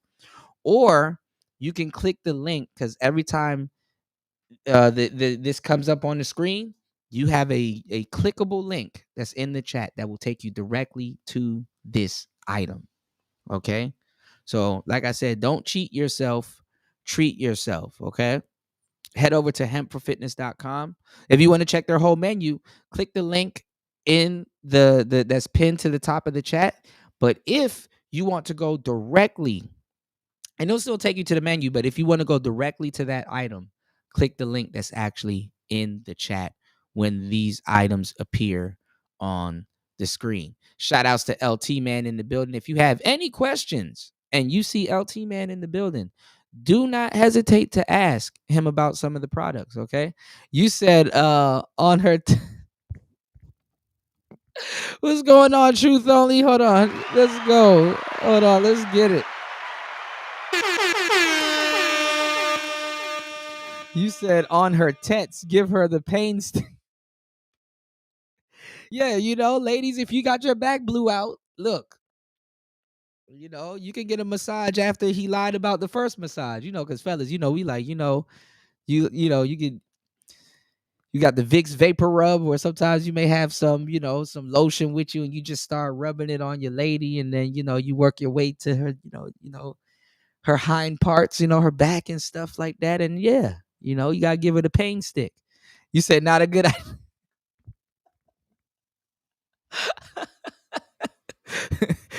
Ow! Look, y'all got to be careful, man. Y'all got to be careful with some of this stuff too now, because listen. I never said that some of these supplements ain't strong. Some of this shit is strong too now. Okay. Icy hot back patch. Some of this stuff is strong too. All right, let's get into it. You got you know, a lot of people now, and like I said, I mean, I don't know if today's, hold on, y'all. Okay, it's menthol. Okay, that's what I was saying. Yeah. You know how like a Tiger Balm is kind of like I was gonna say, was it camphor? What's it called? What's that stuff that's like in Tiger Balm? Is it camphor? It's something called camphor, if I'm not mistaken. I think it's called camphor. Camphor. Menthol and camphor, y'all do got to watch out. But yeah, she gonna feel like, bro, have you ever had somebody rub, I'm not even gonna lie, a slather of not just, no homo, not Bengay, but like, you ever had somebody rub Tiger Balm or is Tiger Balm, or like, let me show y'all, because actually funny that y'all talking about it and I'm actually cammed up. Hold on, let me show y'all something.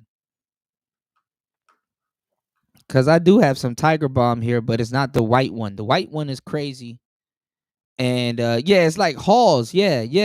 But this is the thing though. I remember I rubbed like a big slab of, I remember my back was hurting. I ain't even gonna lie. I rubbed like a big slab of Tiger Balm and stuff on my damn back. Nigga, it felt like my soul came out my back. My back was so cool. It felt like my soul just flew out my back. I'm like, God damn. Now, this is something, y'all really can't see this, but this is called Tiger Balm. This is it outside of its thing. And you got the red one. Oh, this is the white one, but y'all really can't see because it's in the corners. This shit is strong, though. You put a little bit of this shit under your nose, but this makes you feel like, you know, y'all really can't really see it.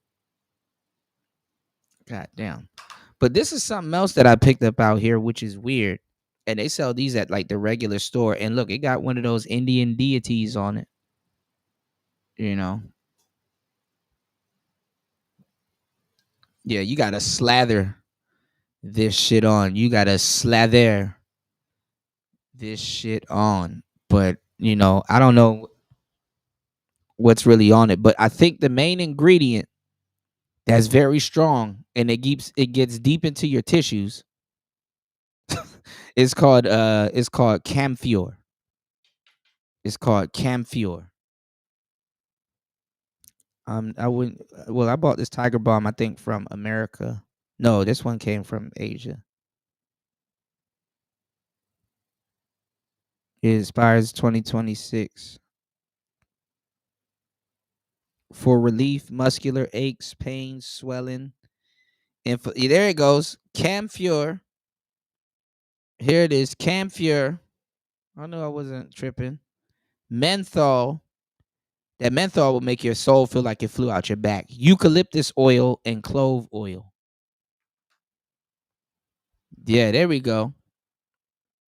Shout outs to LT Man.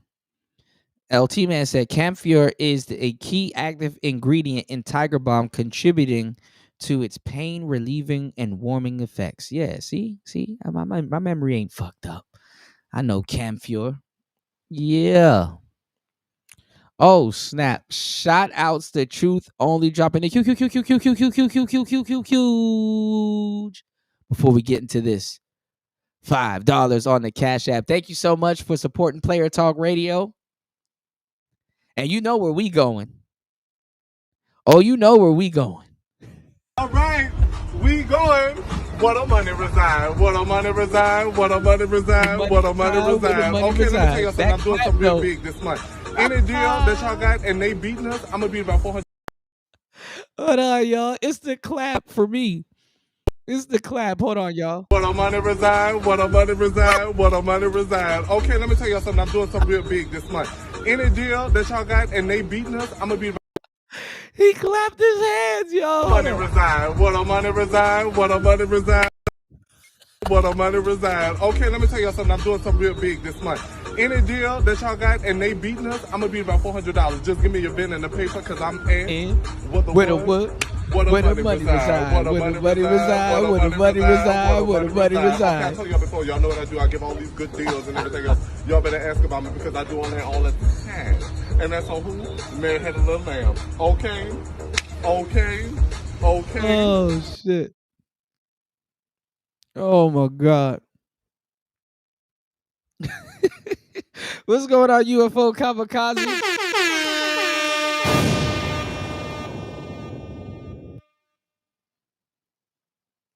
Oh my goodness.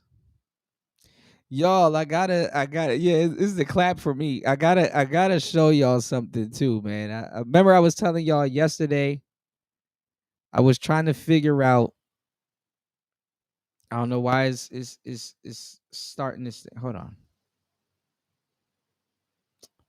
What the hell? Man, see, this is why I don't like updates, because updates be fucking shit up. Hold on, y'all.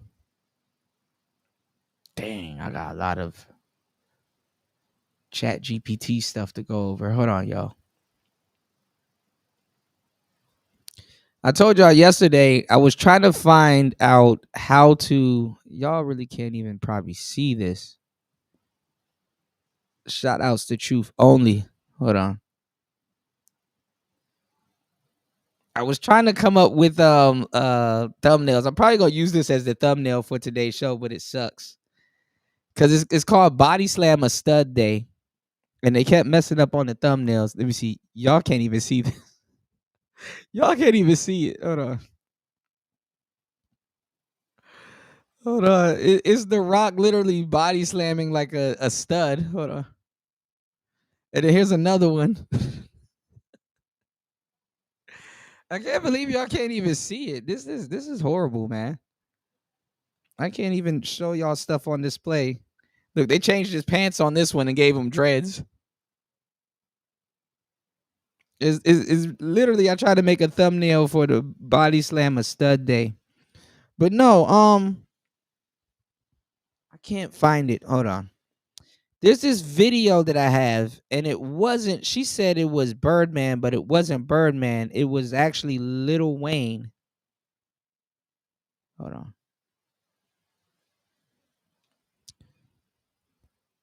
Speaking of that, I want to show you. Hold on. Okay, let me send this to myself. Well, actually, no. Let me just play this in the microphone so you can hear. Hold on. This woman said, let me show y'all something real quick. This woman said it was really Lil Wayne. Lil Wayne came out with the term bling bling, which is a revolutionary word, right? You know, bling bling. Every time I come around, you think bling bling. 50 picky ring worth about 50 bling bling, right? Bling bling. Lil Wayne said that if he was smart and knew what the hell he was doing back then, he would have trademarked it, right? Well,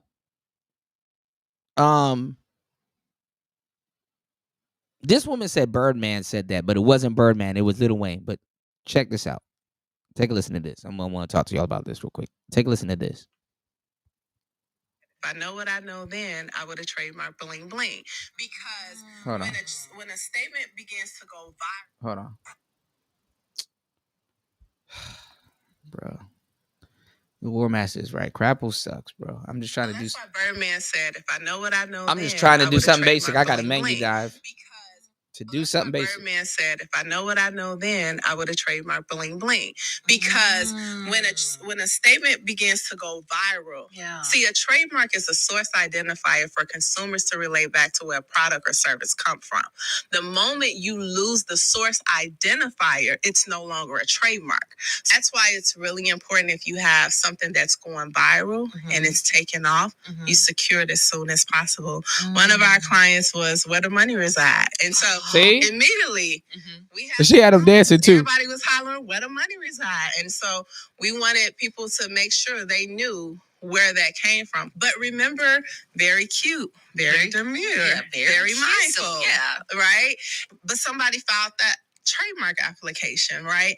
And so that was something that he came up with. All the celebrities are saying it, Serena Williams, the Kardashian kids and things. So you got to think, like, you could be on social media saying something that's hot and then everybody running off with it. Meanwhile, someone just got to log on to the uspto.gov and get to going with the application. So it's very important that you secure, and that's my trademark, secure the brand so you can secure the bag.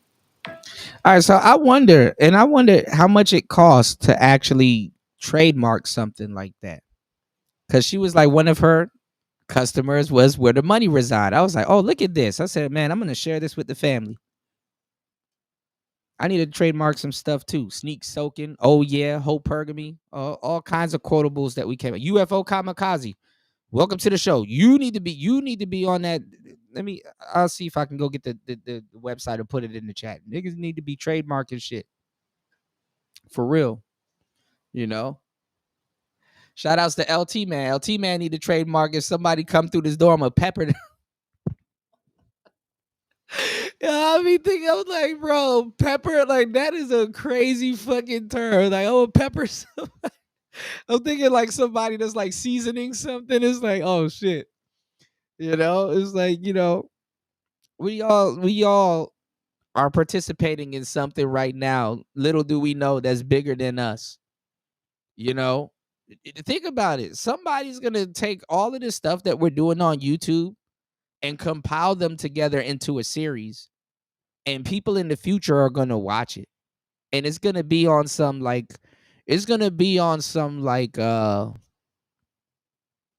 futuristic shit, honestly. It's gonna be on some like futuristic shit. Yeah, Chris G, man. Look, we are smart thinking people. You know, I'm gonna chat GPT and see what does it take to really trademark some stuff, because you come up with certain things and then you don't even realize, and then next minute, you know, it might be able to feed your family in the future. You know, a lot of us are hens.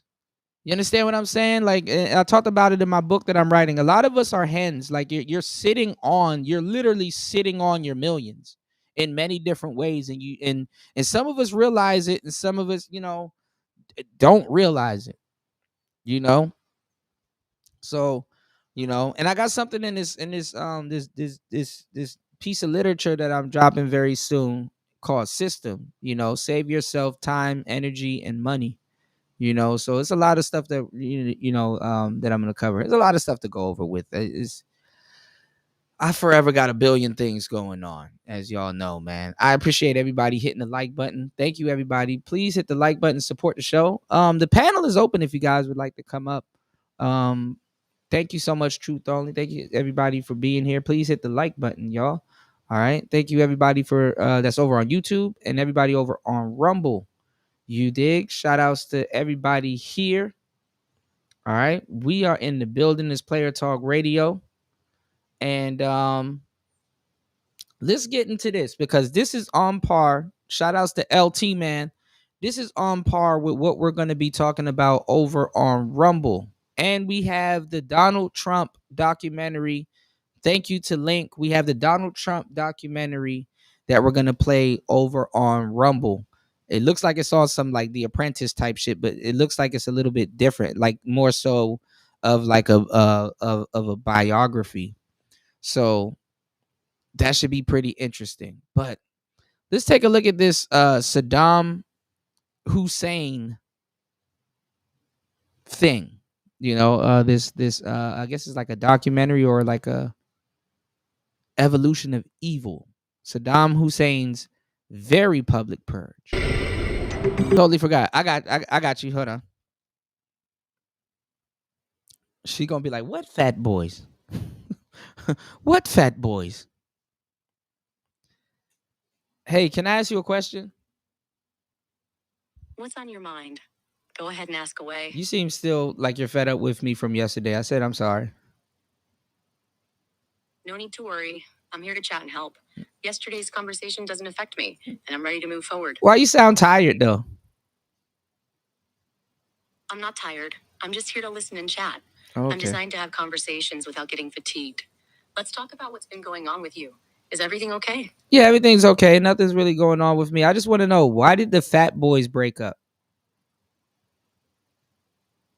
The Fat Boys broke up due to a combination of factors, including changing musical tastes and Prince Markie D's decision to leave the group in 1990 to pursue solo interests.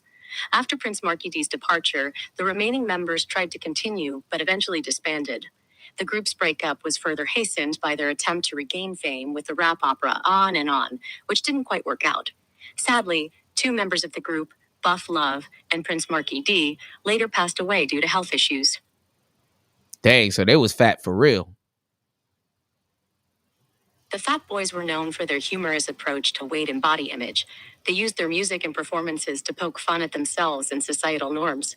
The group's dynamic and comedic style helped them stand out in the hip-hop scene during the 1980s. Their music often featured lighthearted, humorous lyrics that resonated with audiences. Okay. All right. Shout outs to Truth Only. There you have it. That's why the Fat Boys break up. What's going on, Marco? Good to see you, brother. Hold on, I got you. Here we go. Yes, sir. Marco Grande in the building. Yes, sir. Good to see you, man. Here we go. Nah, you know what? You know which one I gotta play around with? Pause. I gotta play around with Gronk. I gotta play around with your AI, War Master. What is Starlink gonna be? Is Starlink gonna have Gronk? Does Gronk come with I'm still kind of stumped on Starlink. Does Gronk comes with Starlink?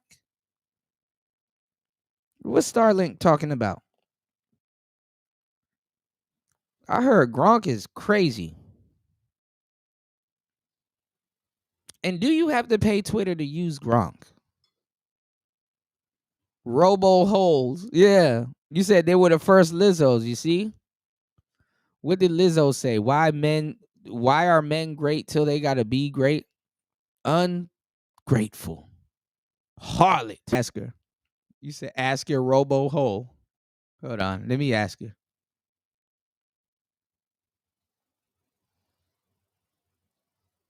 What's up with Gronk? Do you like Gronk? Is it Chatler?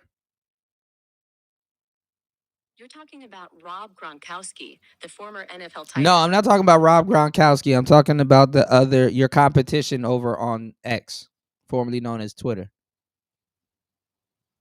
You're referring to Grok, the AI chatbot on Twitter, formerly known as Twitter.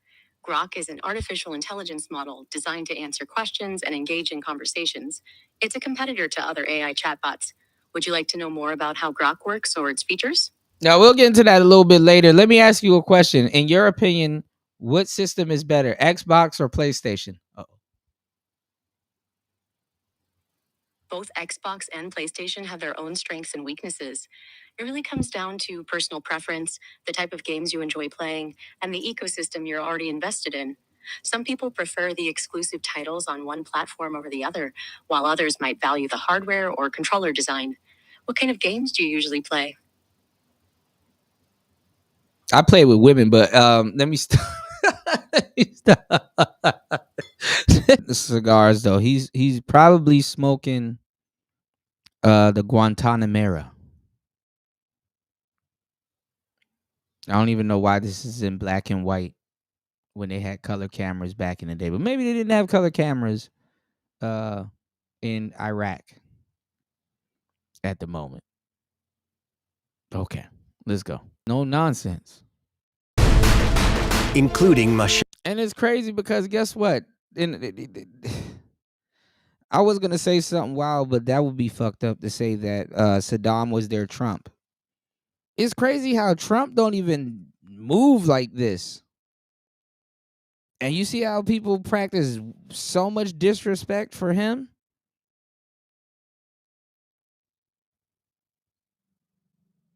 They practice so much disrespect for him. They wouldn't dare do that to Saddam.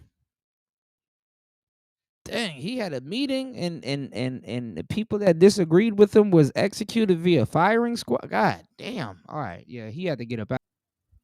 Yeah, that's kind of what happened. The members of the Ba'ath Party sat in the smoke-filled hall, their eyes darting nervously as unbearable tension filled the air. No one knew what was coming. A hush fell over the crowd as a man, eyes hollow, spirit broken, his body showing signs of torture, stood before them and confessed to being a part of the plot to overthrow the government. A few feet away, the newly installed president, a large Cuban cigar resting between his fingers, watched in silence. Then, with a wavering voice, the man began to read a list of names, each one a supposed enemy of the party. One by one, as the named men stood, they were escorted out by... Dang. So dude was up there busted up and he read the list, even with a black eye. He read the list, y'all. I'm gonna have to trademark even with a black eye and see if Trump would have buy it back from him. Yo, either Trump or Elon gonna have to buy that shit for even with a black eye. Okay. All right, so you got your man. He got the Cuban cigar. We're gonna have to see what's the ingredients in the actual Cuban cigar. Armed guards. Panic spread through the best Cuban cigar you can get right now is the Humpman. Through the room. This wasn't just a political shakeup, it was a cull, an elimination of enemies. Eyes darted around in desperation, locking onto the president, silently pleading. Once it says, anytime we have a popular Republican president, the left slander him and started and start rioting in the streets. Shrug. Yeah. And then the fucked up part is that they blame that on the president. Like he's supposed to stop people from rioting in the streets and shit like that because they're throwing a tantrum because they don't, they don't like him. Even with a black eye. Honestly, America responds like women. But the fucked up part is that you gotta keep it that way because look at it like this. How men are supposed to respond. Men will be secretive. Not necessarily secretive, right? But they would take it. They'll be like, okay. And they'll sit there and they'll clap and they'll but they're plotting. You know what I'm saying? So it's like, what do you guys want? It's like give or take, Which one would you guys rather, right? Look at it like this, right? Would you rather somebody have a actual reaction when they don't like something and you can kind of gauge it and thwart it? Or would you want people secretly, plotting against you that aren't happy, but they're sitting up there clapping for you? You know what I'm saying? It's like a gift and a curse. It's like you might as well just have the crybabies say whatever they're saying, or whatever, and then that can be controlled and contained. This the type of shit that got Caesar taken out. You know what I'm saying? That nigga got stabbed by the whole village. It's like this nigga was asking questions with a knife in his back. Some nigga run up on him and stab him. Was like, you too? Even you don't like me neither. Getting stabbed and shit. Some random nigga just stab you. I want your bitch too, Caesar. You conspire against me too? Like that nigga he didn't even care about getting stabbed. The betrayal hurt his ass. I know that feeling. I'm like, damn, Caesar. It ain't even the knife, bro. It's the betrayal. It's the betrayal for me. It's like, dang, you putting a knife in my back too? God damn. And twisting it and shit. You did? You said they all Honda salesmen. Uh-oh. Where the money resides, where the money resides, where the money resides, where the money resides. Get y'all new Hellcat, y'all, before he up out of there. You said we had a 30-year fog factory. I feel you. Well, I mean, okay, let me ask y'all a question. If y'all were to get the highest paying job that you've ever gotten, and you get the freedom, you get to do whatever you want to do, but your boss was gay, what would you take the job? Would you take the job or would you turn it down? If you had the highest paying job, highest paying position, you'll be straight, family taken care of, everything. You can do whatever the hell you want. You don't even have to come to the office. It's remote and everything. You can just, and you can, you're not even working the full day. It's just, would you quit? I mean, would you not quit, but would you take the job? You said that's why I stay solo, backstabbing. At least if you stab yourself, you can psych yourself. I almost blocked myself one time. I was tired of my own shit. I'm like, man, I'm about to block myself. Oh fuck, never mind. I was tired of my own shit too, y'all. The real me has to put up with Kuda also. So think about it. I stabbed myself. You betrayed me. Oh shit. You said so Honda Boy, the supervisor, he probably did move up. Them people moving up in the world, they get fuck you money. I mean, if you tell them no, they're gonna say it's a hate crime, and then that shit gonna make it way worse. They don't even listen. It's worse than women. When women start blaming shit on dudes, they don't even fucking question it. They pay her out. Just pay her out. What do you think Diddy and all of these guys learned how to do that, and millionaires and stuff like that? Some goofy woman at your job goes to HR and says, hey, you harassed me. And they don't even have to have a picture of you and her in the break room.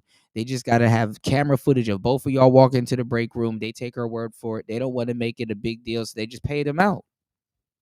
A lot of women, before they leave their jobs, they literally accuse somebody there instead of just quitting. You're like, yeah, before I leave, let me accuse this person of something and see if I can get a bag on the way out. And literally another job will pick them up. That's the new wet floor sign hustle. Oh yeah, that floor was wet. Oh, that floor was wet. You said where the money resides, boss. Right. You said the head fag and oh Jesus Christ. You gotta look at it like this, man. You gotta this is the thing, truth only. You gotta, hey, look. You just gotta go to work, get your shmoolah, and then take your ass home. You said as long as no overnight trips, I got a satellite office. Well, this is the thing. In the future, your boss may swing that way. That behavior is reserved for the rich. I totally forgot that Saddam was taking people outside and just offing them like that. I think you said a puto boss, yeah. Boss puto. No, but look, I want y'all to pay attention to this though, because this kind of just woke up the you can't be asking me to go shopping.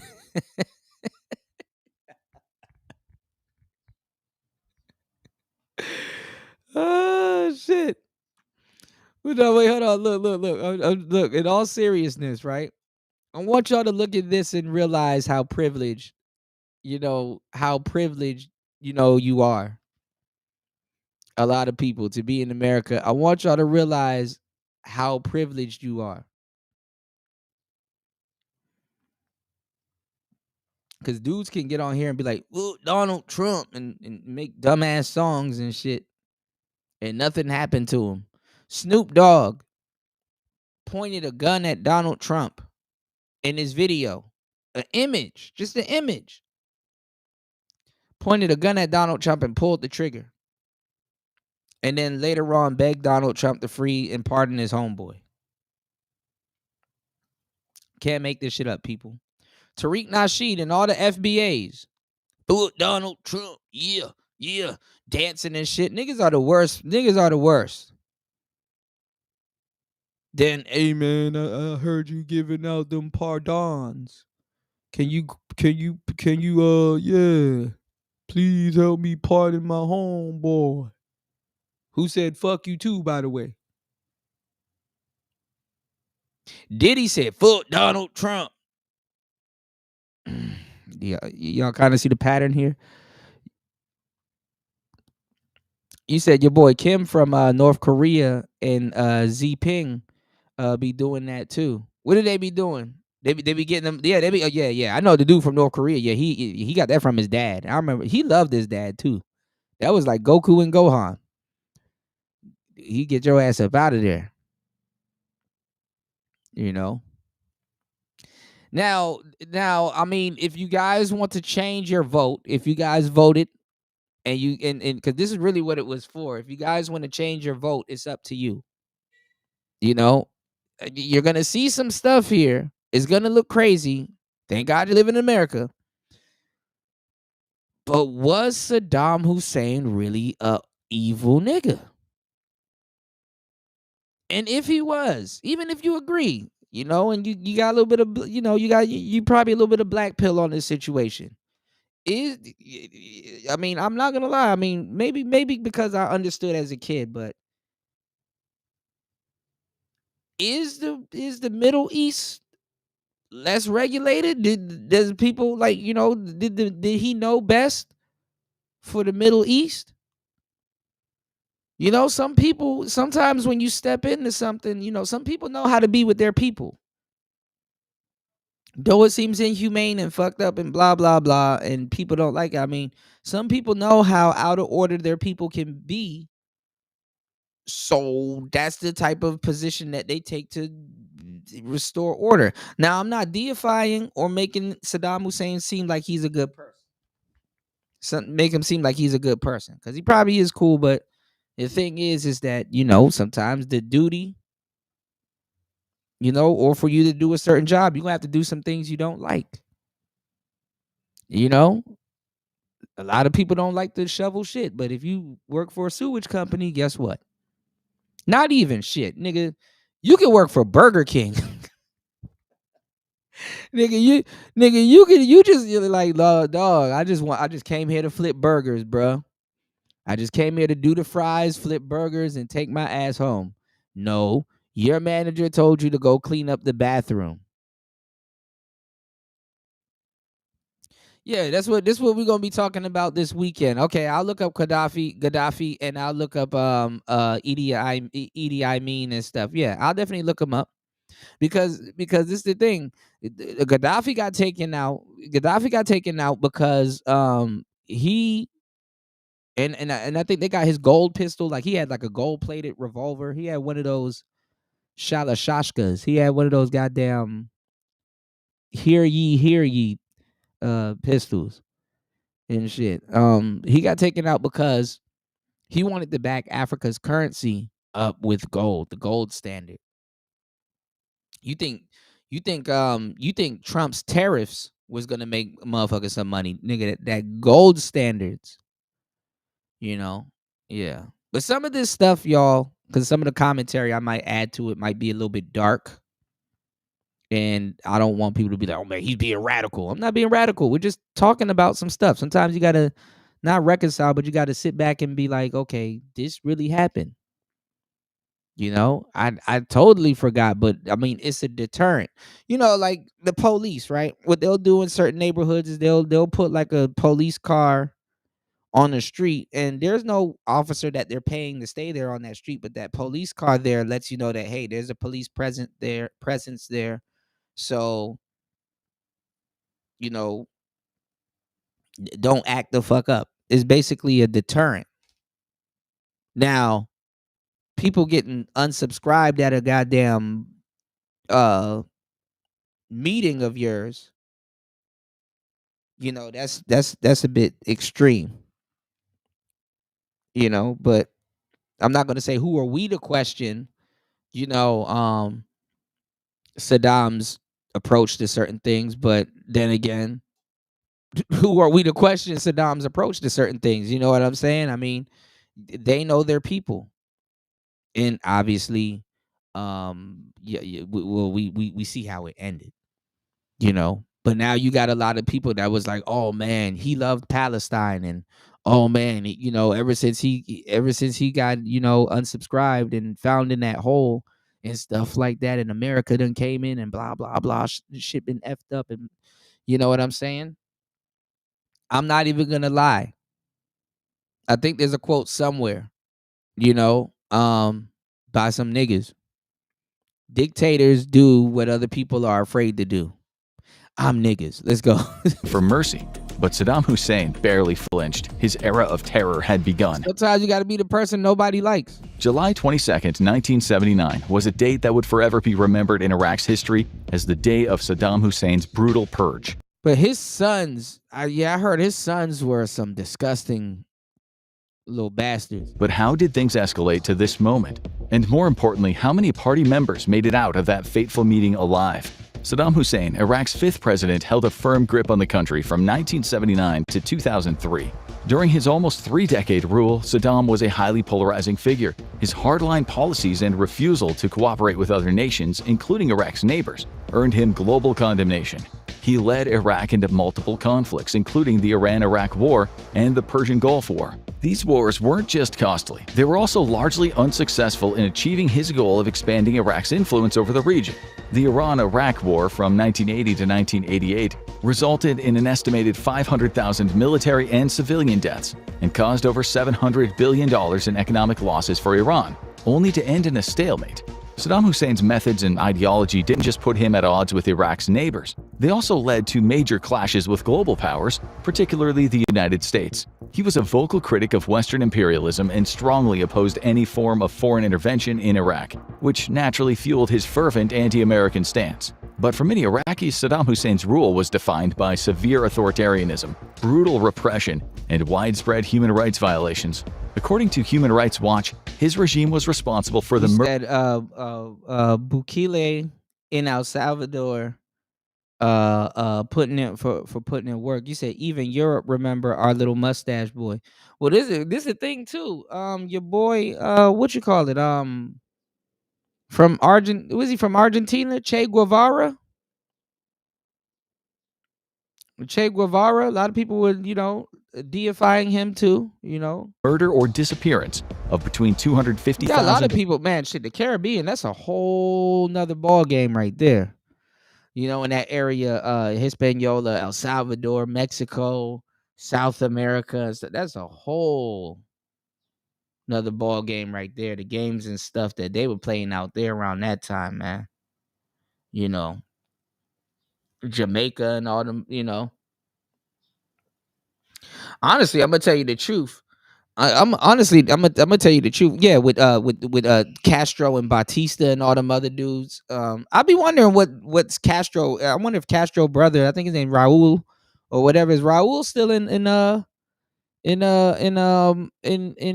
office? Isn't his name Raul? I think his name is Raul. Raul. Is his name Raul? Raul. Raul. Raul. Raul. Raul. Isn't his name Raul? Raul. I summon thee. Raul. Raul.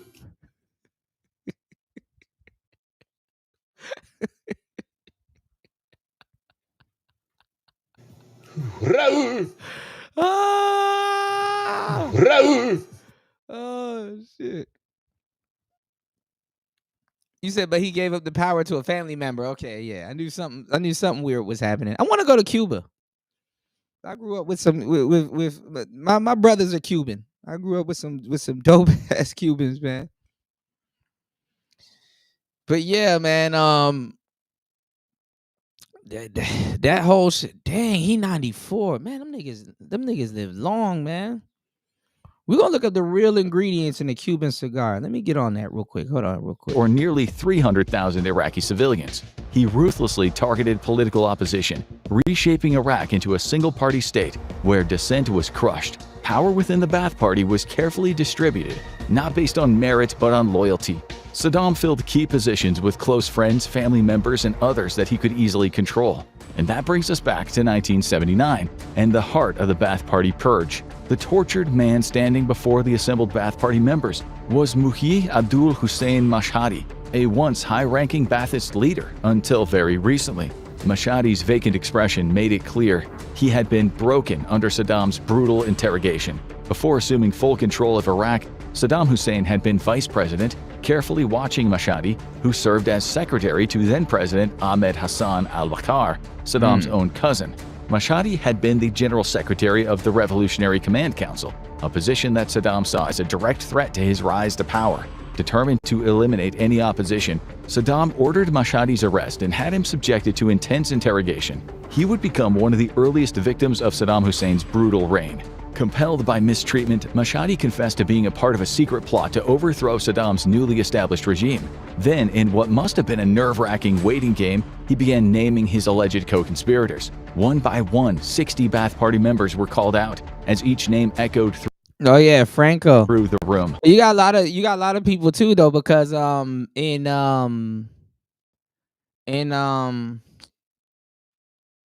Haiti you had Rochambeau, Dessalines. You had, I ain't gonna lie, the Caribbean is like a clusterfuck.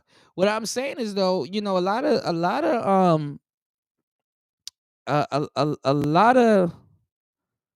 what was I about to say? A lot of the stuff in the Caribbean needs to be studied, because honestly, like, people talking about Mexico and a lot of the stuff going on in today's society, they're really uninformed. Like, really, it's amazing because it's the South, but it's still considered America, right? South America, you know.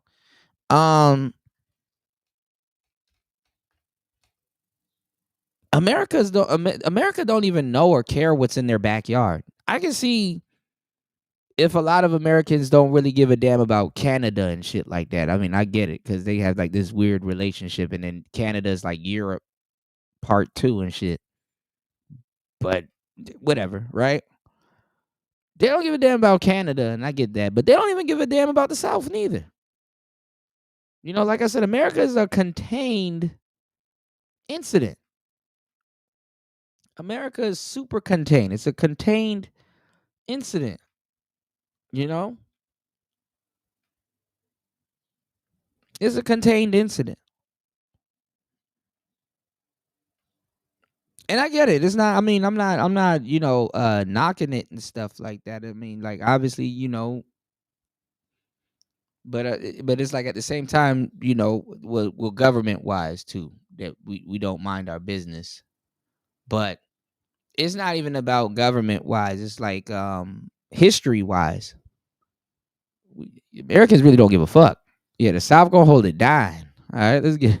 The accused men were escorted out by uniformed guards, their fate all but sealed.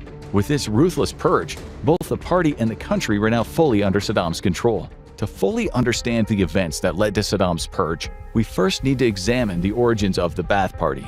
The Ba'ath Party was built on Ba'athism, an ideology blending Arab nationalism, Arab socialism, and anti-imperialist ideals. Its core mission was Arab unity, which led to its spread across multiple Middle Eastern nations, most notably Syria, where the party was originally founded. At first glance, Syria's Ba'athist ties might seem irrelevant to the power struggle in Iraq, but in reality, the complex relationship between the Iraqi and Syrian Ba'athists was a key factor in the chain of events that ultimately culminated in the infamous Ba'ath Party purge.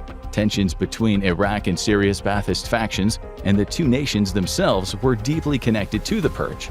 The Ba'ath Party was established in 1943 in Damascus, later merging with the Syrian Socialist Party in 1953 to form the Arab Socialist Ba'ath Party. A highly centralized and authoritarian movement, the party promoted what it saw as the positive values of Islam, opposed colonialism and imperialism, sought to bridge class divisions, and campaigned on a platform of non-alignment in global affairs.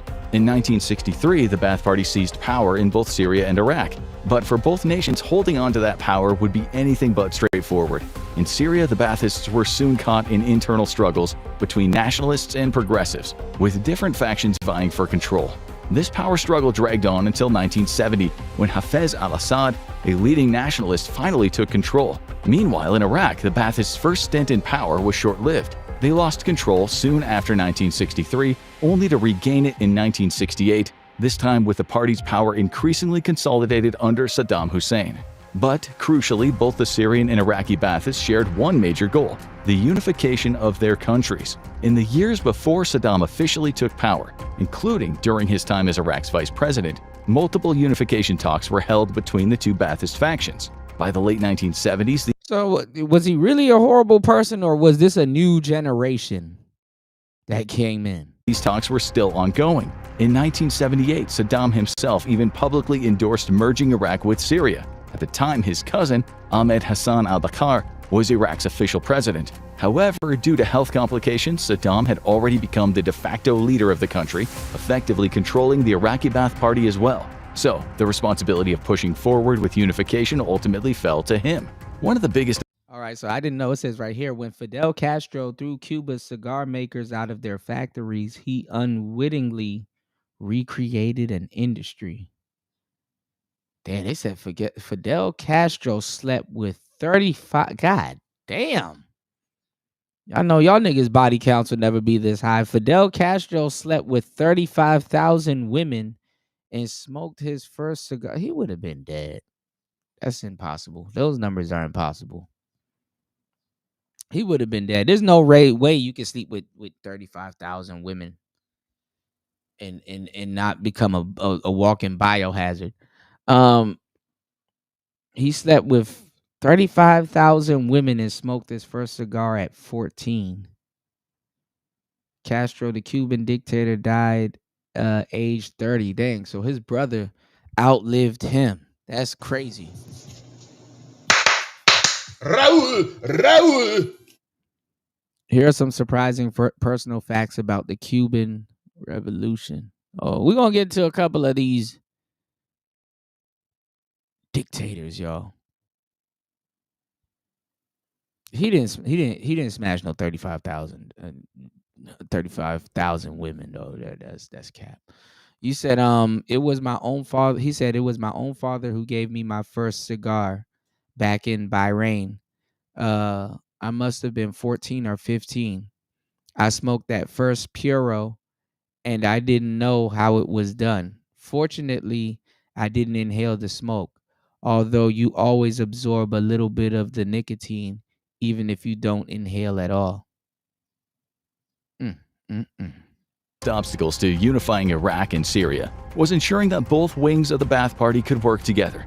For Saddam, consolidating the party was the first major step toward integrating the two countries. However, his decisions were bound to create tension. I didn't know he gave up within the cigars party. for a minute. A prime example was his plan to appoint Michel Aflaq as the leader of a unified Ba'ath Party. Aflaq, a Syrian philosopher widely considered the founder of Ba'athist ideology, was a highly controversial figure. In fact, the Syrian Ba'ath Party had even placed him on a kill list. When Saddam attempted to rehabilitate Aflaq, it immediately angered Syrian President Hafez al-Assad. Tensions escalated further when Assad objected to Saddam's proposal for a unified Iraqi-Syrian military command, a major point of contention if unification were to move forward. By this time, Saddam Hussein was still Iraq's vice president. It'd be a lot harder for him to orchestrate the unification of two countries with his cousin in I forgot Saddam Hussein. I forgot Castro played baseball. the hot seat, but all that changed on July 16, 1979. Due to declining health, President Ahmed Hassan al-Bakr announced his resignation before the Revolutionary Command Council, the RCC, the executive body that governed Iraq and held the ultimate decision-making power in the Ba'athist state. As the RCC watched, al-Bakr declared his intentions to step down and immediately transfer the presidency to Saddam Hussein. Years later, US-funded media outlets like Radio Free Europe would claim that Saddam's rise to power in reality was a coup. These reports suggested that al-Bakr hadn't stepped down voluntarily, but had been coerced by Saddam into retirement. Just 6 days after he came to power, Saddam Hussein would make his mark on the party. One member of the Revolutionary Command Council fiercely objected to the resignation of the outgoing president. Yeah, they said it was like 600 plus. Muhi Abdul Hussein Mashhadi. During the session where al-Bakr announced his resignation, Muhi Abdul Hussein Mashhadi attempted to persuade him to take a temporary leave of absence, rather than handing power directly over to Saddam. Even though al-Bakr dismissed the idea, Mashhadi's suggestion alone was enough to put him in Saddam's crosshairs. Saddam moved up from his position as Iraq's second-in-command and the de facto leader of the Ba'ath Party to the role of president on July 16th. He immediately called a meeting of the party's leadership along with the military wing of the Ba'ath Party on July So this is okay. So the president. 22nd, 1979. 400 Ba'ath Party members and prominent leaders were summoned to a pavilion. Yeah, it's like a new generation. They want his ass up out of there. Near the Iraqi presidential palace. As they filed in, the secret police discreetly locked the doors behind them. They were trapped at the complete mercy of their newly appointed president. With cameras rolling, Saddam took the stage and brought forward Muhi Abdul Hussein. They said that, I know I'm switching between Castro and Saddam. Yeah, they try to get him with women also. My friend was telling me there was this woman that was sent to kill Fidel, and when she got around him, she end up loving him. Like she was like she couldn't do it. She said he was just such a good person and stuff like that. That you know, I know the U.S. was like, but bitch, you kill that. That's the whole point. That's the whole point. They said that Castro claimed that there were up to 600 attempts to kill him, all funded by the United States, and that some came very close to succeeding. Most of the plots, in his own words, were fantastic and improbable. One of the attempts included cyanide pills, which was about to be put in a chocolate milkshake at a coffee place he often frequented. A plan to pump a TV studio full of hallucinogenic drugs when he went to make a speech, and a gun hidden in a camera at an event in Chile. God damn. Yeah, we're gonna have to throw Fidel in this gumbo, man. You know. We gotta throw Fidel in this gumbo too. Hussein Mashhadi. Just days earlier, as General Secretary of the Revolutionary Command Council, Mashhadi had been in vocal opposition to Saddam's rise. Like I said, my friend, his house had a bomb shelter in it because of the Cuban Missile Crisis. Like America was like, "Hey, yo, them niggas are in our backyard, and they cool with it while we're going through this Cold War with Mother Russia. They're cool with Russians, you know." Y'all go look at those old school Havanas and those old school cars that's in Cuba. Though they got Russian engines in them. To power, that defiance had sealed his fate. He had been probably why they still breaking down. Though. Arrested in secret, taken to an unknown location, and subjected to days of brutal torture. Even the president of Iraq. He said they tried to say the devil was coming, and when he got there,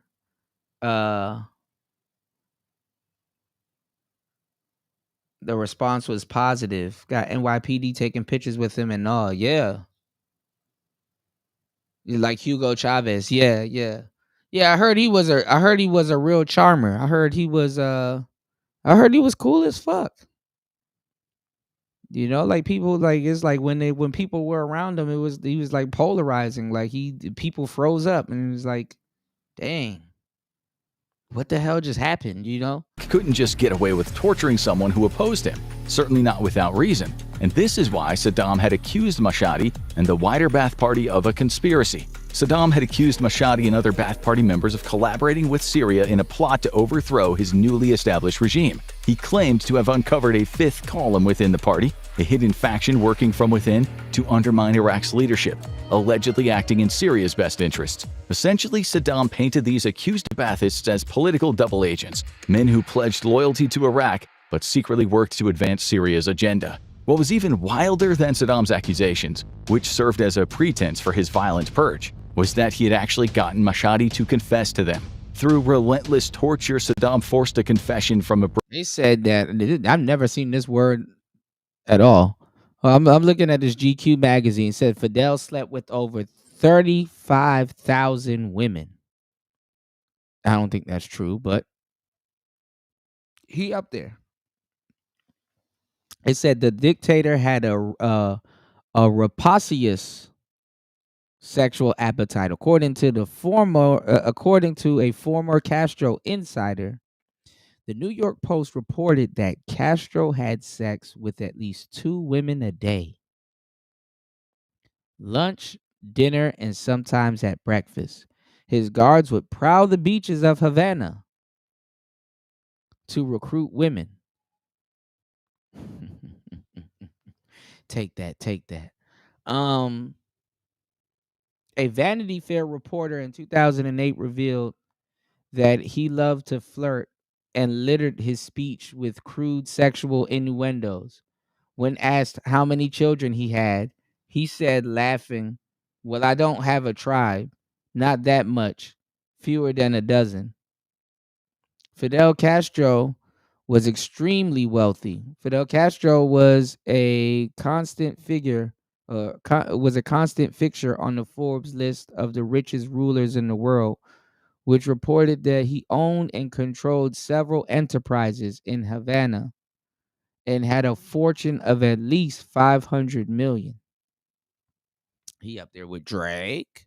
Broken man, allowing him to justify his crackdown as a defensive move against an alleged coup plot. Standing at the podium before the assembled Ba'ath Party, Mashhadi, once a powerful figure in Iraq's leadership, delivered a forced confession. He accused himself. He said that he respected U.S. President Kennedy.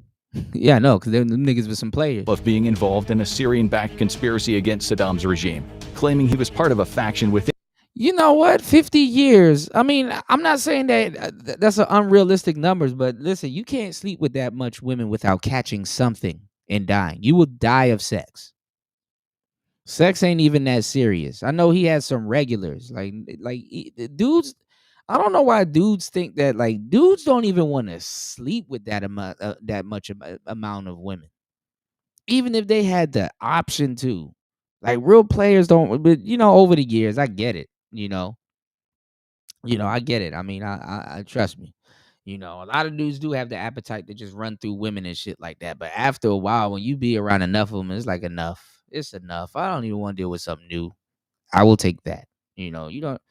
It's not like women aren't like Pokemon where you gotta overturn every stone. You know what I'm saying? I'm pretty sure he probably got a cool 10,000. I'll give him about 10K. I'll give him about 10K.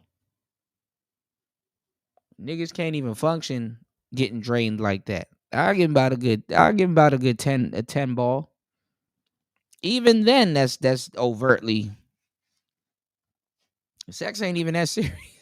Within the Iraqi Ba'ath Party that had been established back in 1975. According to his coerced testimony, this faction had been financed by Syria as part of an ongoing plot. But they got his advisor, his Castro advisor has to kind of put some sauce on it. He got love for Castro. Yeah, it does. Yeah, it does add up. I get it. Yeah, it does add up, truth only.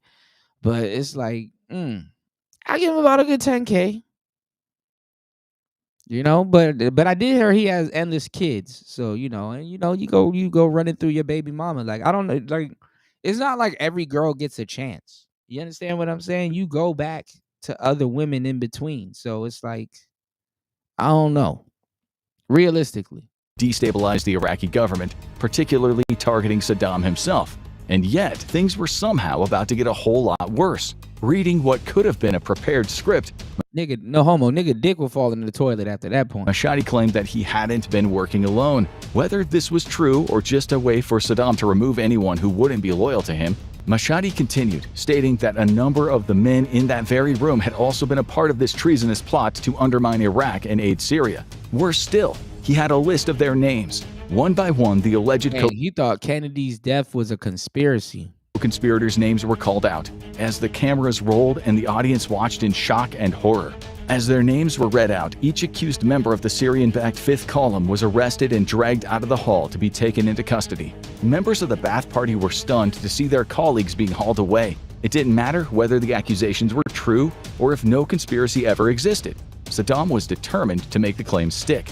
And just like he had broken Mashhadi, he would undoubtedly torture more arrested party members into giving forced confessions, ensuring his grip on power remained unchallenged. Each man sat paralyzed with fear, knowing that any attempt to flee would mark him as a traitor. None knew who would be accused next. It was a chilling spectacle, one that echoed the show trials of the Soviet Union or the Night of the Long Knives in Nazi Germany, when in 1934 Adolf Hitler orchestrated a brutal purge of his own political opponents. As the ranks of the Ba'ath Party started being cut down with each new name, some of the members realized they were in a dangerously vulnerable position. Panic gripped the room. Desperate to prove their loyalty and to avoid their colleagues' grim fate, some members began feverishly chanting cries of "Long live Saddam Hussein," echoing through the pavilion as men scrambled to show their devotion, hoping it would spare them from torture or execution.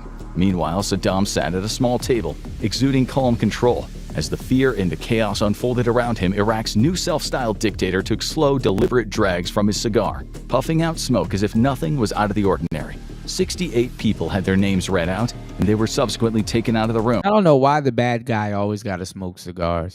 Whether they were really guilty of aiding Syria's Ba'ath Party or not. Once the list had been read in full, Saddam Hussein congratulated the remaining visibly terrified Ba'ath Party members for their past loyalty and their future allegiance too. To Saddam, this was less about weeding out a plot to undermine him as it was a show of force to scare people into not opposing him. The message was clear, but the Ba'ath Party purge was far from over. The 68 arrested conspirators were immediately put on trial, and within minutes the verdict was reached. They were guilty of treason. 22 men, including 5 members of the Revolutionary Command Council, were sentenced to execution. The rest were condemned to the dungeons, their fate left to Saddam's mercy. As for those marked for death, they were shot that very same day. And somehow, Saddam had yet another way of making his brutal purge even worse. A number of Ba'ath Party members who'd managed to go unpurged were given an opportunity to prove their fidelity to Saddam by being put on firing squad duty. Those survivors were handed guns and ordered to execute their now former Ba'athist colleagues. This made them complicit in Saddam's crimes, regardless of whether their accused colleagues were guilty of anything at all. The entire horrific process was coordinated by Taha Yassin Ramadan, who would become Iraq's vice president alongside Saddam.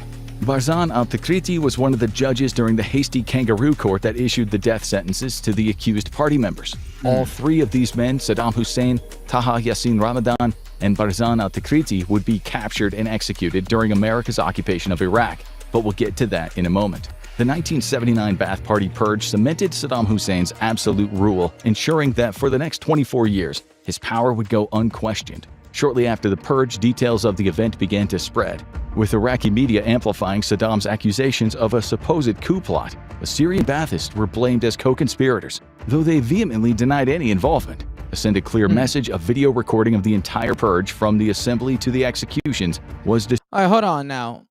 Now, let me ask y'all a question, okay? Because Saddam Hussein is like just pure evil nigga, right? Cool, right? He just pure evil. Let me ask y'all a question. Serious question.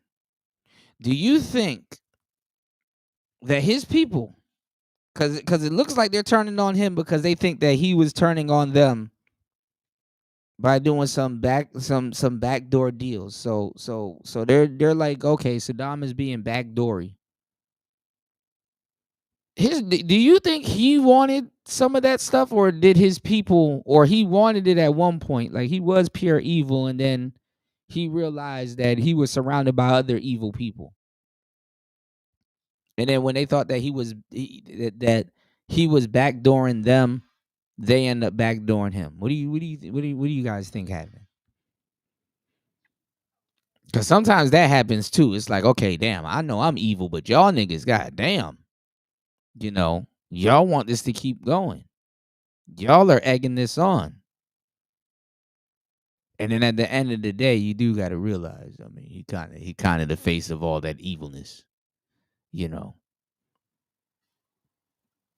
It seemed, and you know, he had the face of a man that been betrayed, you know. But then again, you know, when the people that are under those circumstances, because it's not just. I don't think it's just necessarily just him being evil. There's people in on it too now, y'all. You know, we got to use our common sense. And when you can't serve their evil ass anymore, they get you. They're just as evil towards you. You know, so I would say it probably started off with him being evil, but then you realize after a while you around pure evil. But then again, to a certain degree, if you ain't got nothing to do with it, or you know, you've suffered behind it, you got a lot of people that's like, well, when you start playing with demons and toiling around in certain things, they're like, it serves him right. You know, you can't be running around doing evilness with people and want sympathy when that evilness starts to backfire on you, no matter how long it takes. You know what I'm saying? So you got people that's looking at the situation like that. And to a certain degree, you get, hey, it's like, dang, that is kind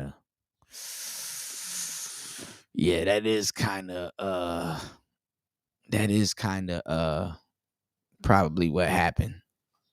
You know, it looks like his people that for some reason, and don't get me wrong, not everybody's against the evilness. You know, and we gotta use our common sense. Not everybody feared him, as you can see. Obviously, a lot of people did. But hey. Distributed across Iraq. The message was simple: cheer for Saddam, or be branded a traitor and share their fate. The purge didn't end with the execution of the accused members of the Ba'ath I don't think it was that, and that's how they package it. I don't think it was that simple. Party, though. A wider effort unfolded over the following week that targeted other potential rivals with supposed Syrian influence. It wasn't just party members who were under threat, but union leaders, academics, and businessmen also were targeted. Though the exact figure isn't known, by August 1st, 1979, several hundred people had been accused of the same treason and were sentenced to execution.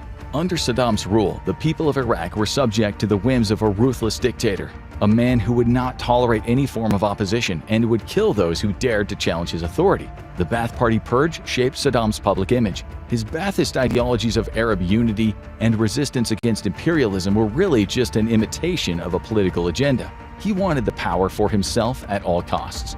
Soon, Iraqi people would refer to Saddam by many different names: the Anointed One, the Glorious Leader, the Chairman of the Revolutionary Council, or Field Marshal of the Armies. He often wore a general's uniform that was decorated with medals that he had awarded to himself, even though Saddam had never served in the military. He created a climate of fear, perpetuated torture, kidnapping, mass murder, as well as a number of crimes against humanity and war crimes that were eventually prosecuted by the International Criminal Court. The political impact of Saddam's violent consolidation of power went beyond Iraq's borders. It established Iraq as an emerging region. Crazy part is that when the dude was sentencing Saddam, he was like, Allahu Akbar.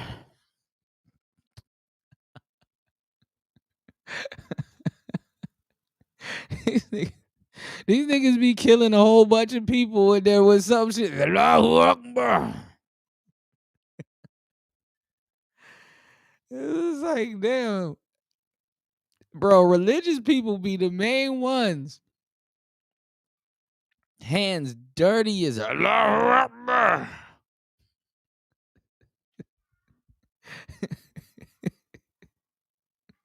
You said that dude that can delete me was another name. What do you mean? What do you mean, Truth Only? He he looked at the dude that was sentencing him like I don't know. Maybe Saddam would have stayed alive because they I don't know if they. I'm not gonna say they they would have got his ass up out of there eventually, but I'm not gonna say they still had love for him or whatever. But he was treating the judge that was presiding over his life, y'all, he didn't have no respect for that judge. You know, he let me see if I can find that footage. The judge was like, okay, you dare defy me type shit. That's how he was looking at him. He's like, Allahu Akbar. Power in the Middle East. This newfound strength soon led to the Iran-Iraq war. Yeah, they treated him like Triple H, the king of all kings. The king of kings, Saladin, Shalashashka. They called him all kinds of names. Hold on. Meg Thee Stallion caught glazing Klay Thompson. Uh-oh. Oh, yeah, we're going to get to that McDonald's employee that was, you know, that was stabbed. I didn't know she passed away. They said she got 6 kids. God damn.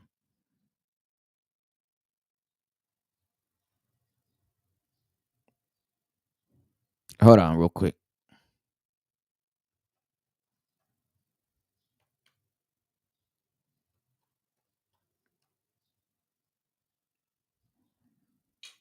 Yeah, here it is. Here it is, y'all. Hold on.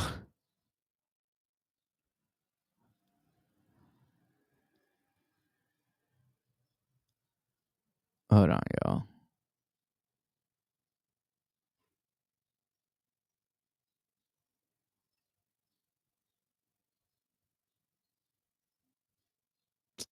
Oh, God. I got to delete some stuff. Hold up. Here we go. Hold up.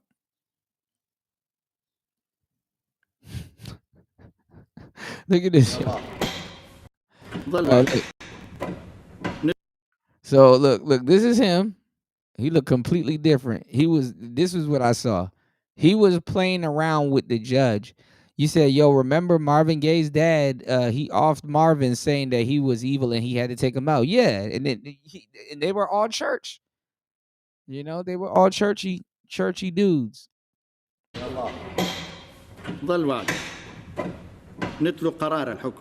See, I think he really got. I think this would really fucked him up. He was like, you know, he looking at the judge like, you don't know true power. Listen, I'm gonna do us a big favor, right, y'all? I'm gonna read the comments so y'all will see what the hell I'm talking about. Maybe it's the new generation, you know, of people here also the same way with him. Maybe it's the new generation, because that's what the new generation will do.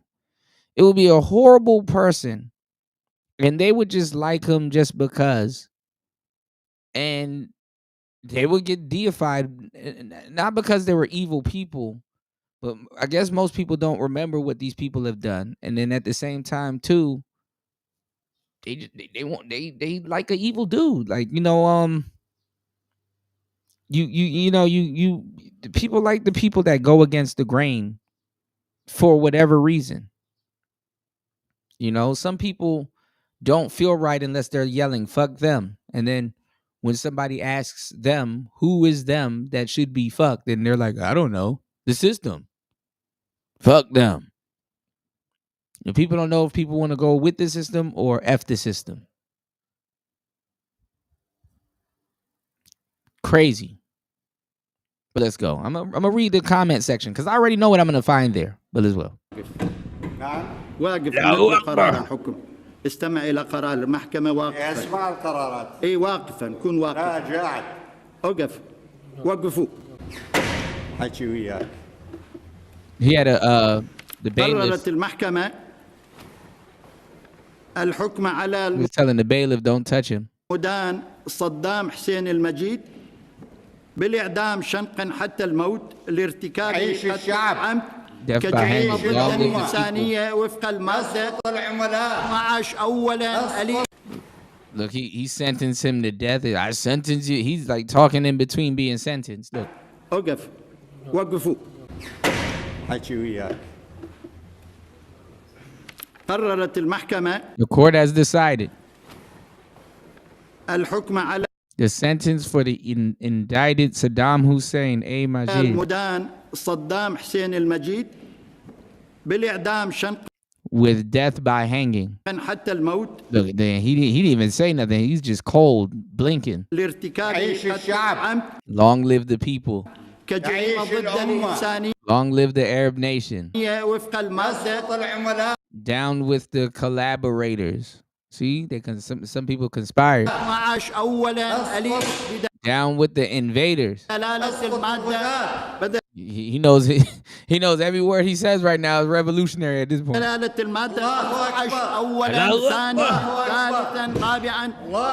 قانون المحكمة الجنائية العراقية رقم 10 لسنة 2005 وحددت العقوبة وفق أحكام المادة 406 من قانون العقوبات رقم 111 لسنة 1969 المعدل بدلالة المادة 24 من قانون المحكمة الجنائية العراقية العليا رقم 10 لسنة 2005 قرارا هذا التقدير للمحكمة. ثانيا الحكم على صدام حسين مجيد نحن أهلها بالسجن 10 سنوات لارتكابه إبعاد السكان أولا دال بدلالة المادة 5. We are the people of humanity. So what is it? Is it evil, or has he been fighting for another group of people? Like is you know, and you look back and you're like, dang, bro, you people were getting you was you. You was there. You was smoking that Cuban cigar, and you know people got shot outside your thing, which was yours. You sentenced a bunch of people to death over the years. Just a lot of stuff. Like, how do you go from like the power position to here? You know, somebody had the back door. And this is crazy. He's carrying a whole generation with him. And he's pissing off this judge.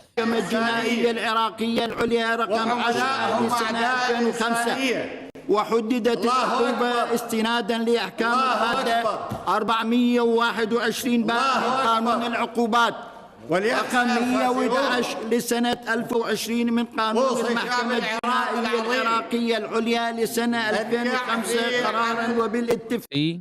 To forgive those that betrayed.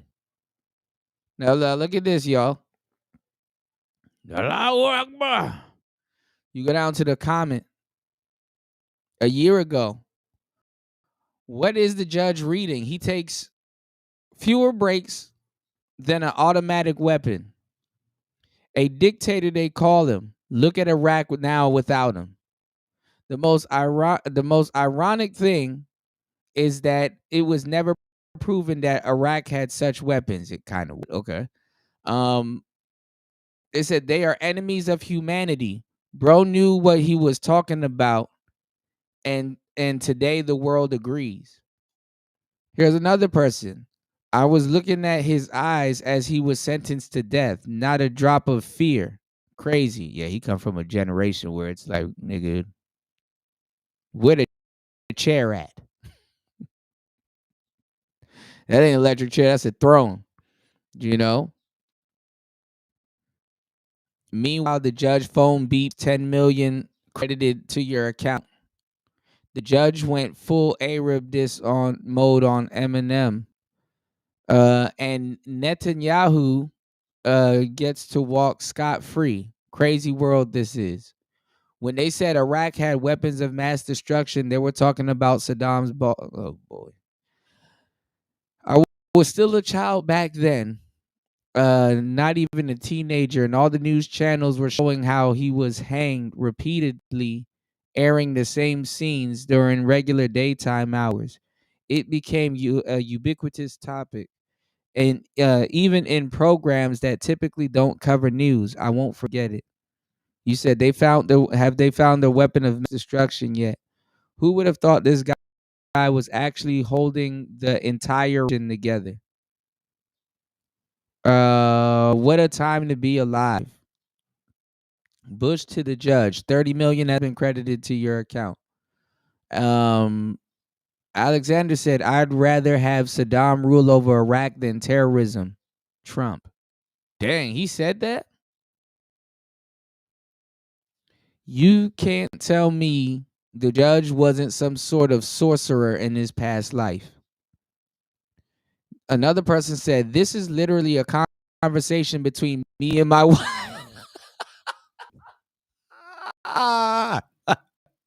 This is why you can't take the internet serious. This dude said, this is literally a conversation between me and my wife deciding what to eat for dinner. You said, guy closing his eyes. It's my Uber app. Imagine arguing with your wife and she's just yelling some bullshit at you. Allahu Akbar. Allahu Akbar. I remember when they caught him. He looked crazy. 60 Minutes Rewind. What are y'all? What was it like in that hole where Saddam Hussein George spent Bush? his last moments as a free man? I ain't gonna lie. Hold on. Now that was some good TV right there. When George Bush dodged both of those shoes, he was smiling too. You know how George Bush has like that smirk on his face? He was smiling too.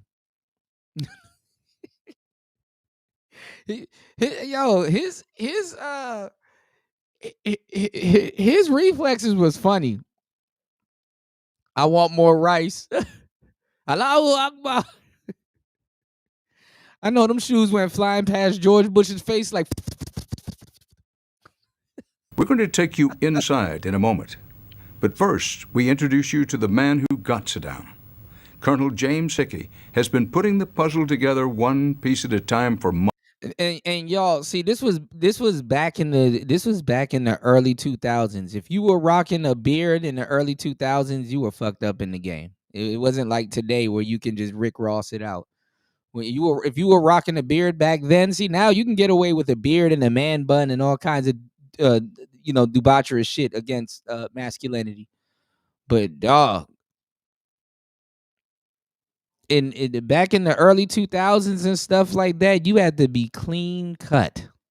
You couldn't even go to, women talk about some, man, we don't have autonomy over our bodies. Shut up, nigga. We couldn't even go to work with our beard out.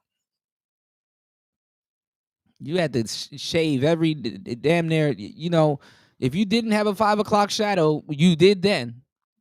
Because you had to damn near shave every damn day. And razor bumps was real. You said, W had cat-like reflexes. Man, he saw him. Dude stood up and and threw them high heels at him. I think he yelled Allahu Akbar also. Yeah, but technically that gas shit was weapons of mass destruction. That gas shit ain't no joke. What was it? It was some other gas shit, but one of them ended up being mustard gas.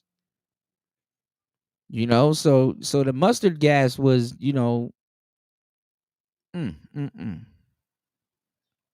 Allahu Akbar. The mustard gas, y'all. Months. He launched 12 raids against the Iraqi dictator before Saturday night's capture.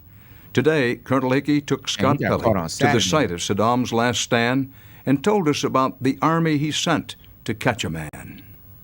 About 600 soldiers, lots of tanks, Bradleys, aircraft, Humvees, howitzers in position ready to provide fire support. Just to capture Saddam Hussein? Well, our estimate was there was going to be armed resistance. You were expecting a gunfight? Absolutely. It won't open. The capture of Saddam was nothing like Colonel James Hickey expected. The 8-month manhunt ended. Now they found this nigga they found his ass in a beaver dam hole, eating Cheetos and shit, watching TV. They found him down bad. Here. This is it. In a muddy orange grove. Sometimes it happens like that. You go from the top, clean shaven, hand over your audience, telling niggas to shoot shit. You on top of the world. The next minute you getting found in a mud hole, trying to watch some TV in your drawers, eating Cheetos and shit. Like, damn, you can't do shit. It doesn't, you go from all that money to you can't afford to be broke. It costs a lot of money to be broke. Niggas won't leave you the fuck alone. I said Allahu Akbar and then stepped off and shit. No, we coming after you. They found this nigga in a hole.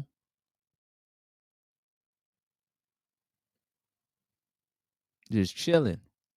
Where the dictator had fallen from palaces to pauper. This is about what it looked like when we got here. Hickey showed us the one-room shack and outdoor kitchen where Saddam was reduced to squalor.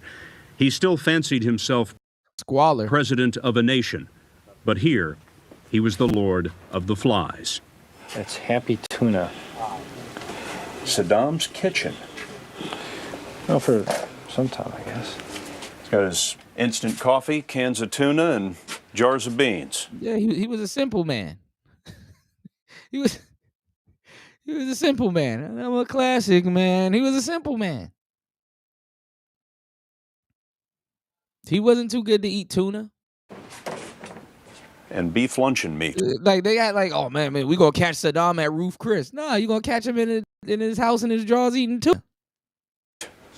It turned out that Saddam was just a few miles from Hickey's headquarters, the 1st Brigade of the 4th Infantry Division. Secure the site. We got to basically walk them through.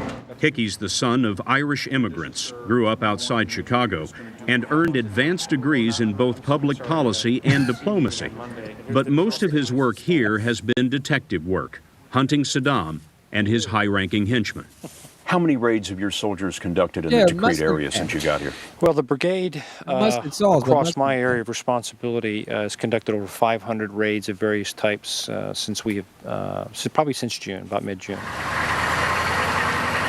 You're constantly thinking about possibilities. Hickey says there was no luck or magic in finding Saddam this time. It was months of raids and interrogations focused on 5 powerful families in Saddam's hometown, Tikrit. What Hickey calls working up the... That's some wild shit, bro. Imagine somebody with hey, bro, some nigga in a tank looking for you. Some nigga in an Abrams tank is looking for you, bro. Family tree. We've identified, 5 or so families that we thought early on were particularly important to the security of number one and their efforts to try to coordinate an armed resistance in our area. Colonel, you talk about these 5 families and working up the family tree. It sounds like an investigation of the mob. Clearly, this was a regime that relied on a handful of key families. In working through the bloodlines, Hickey's intelligence officers identified one man. I ain't gonna lie, he probably did blend in. He probably did blend in, like he looked like just a regular Iraqi dude. Like you probably really had to look him in the face and be like, "Oh shit, that's Saddam." In particular, a ranking member of Saddam's personal security team. That man was found last week, and that was the key. The man has not been identified, but he gave up Saddam's hideout. Hickey wouldn't say why the man betrayed Saddam. Oh yeah, I remember the dude. He did give up his hideout. Within hours of doing so, Hickey's force moved in under cover of darkness, and suddenly the power went out in the village where Saddam was hiding. As good fortune would have it, the electricity went out in the town of Ador, which further masked our approach. Good fortune? Good fortune. How did that happen? It just happened. It just happened because of a they cut the power out. That little smirk don't. Special forces team. Y'all niggas cut the power out.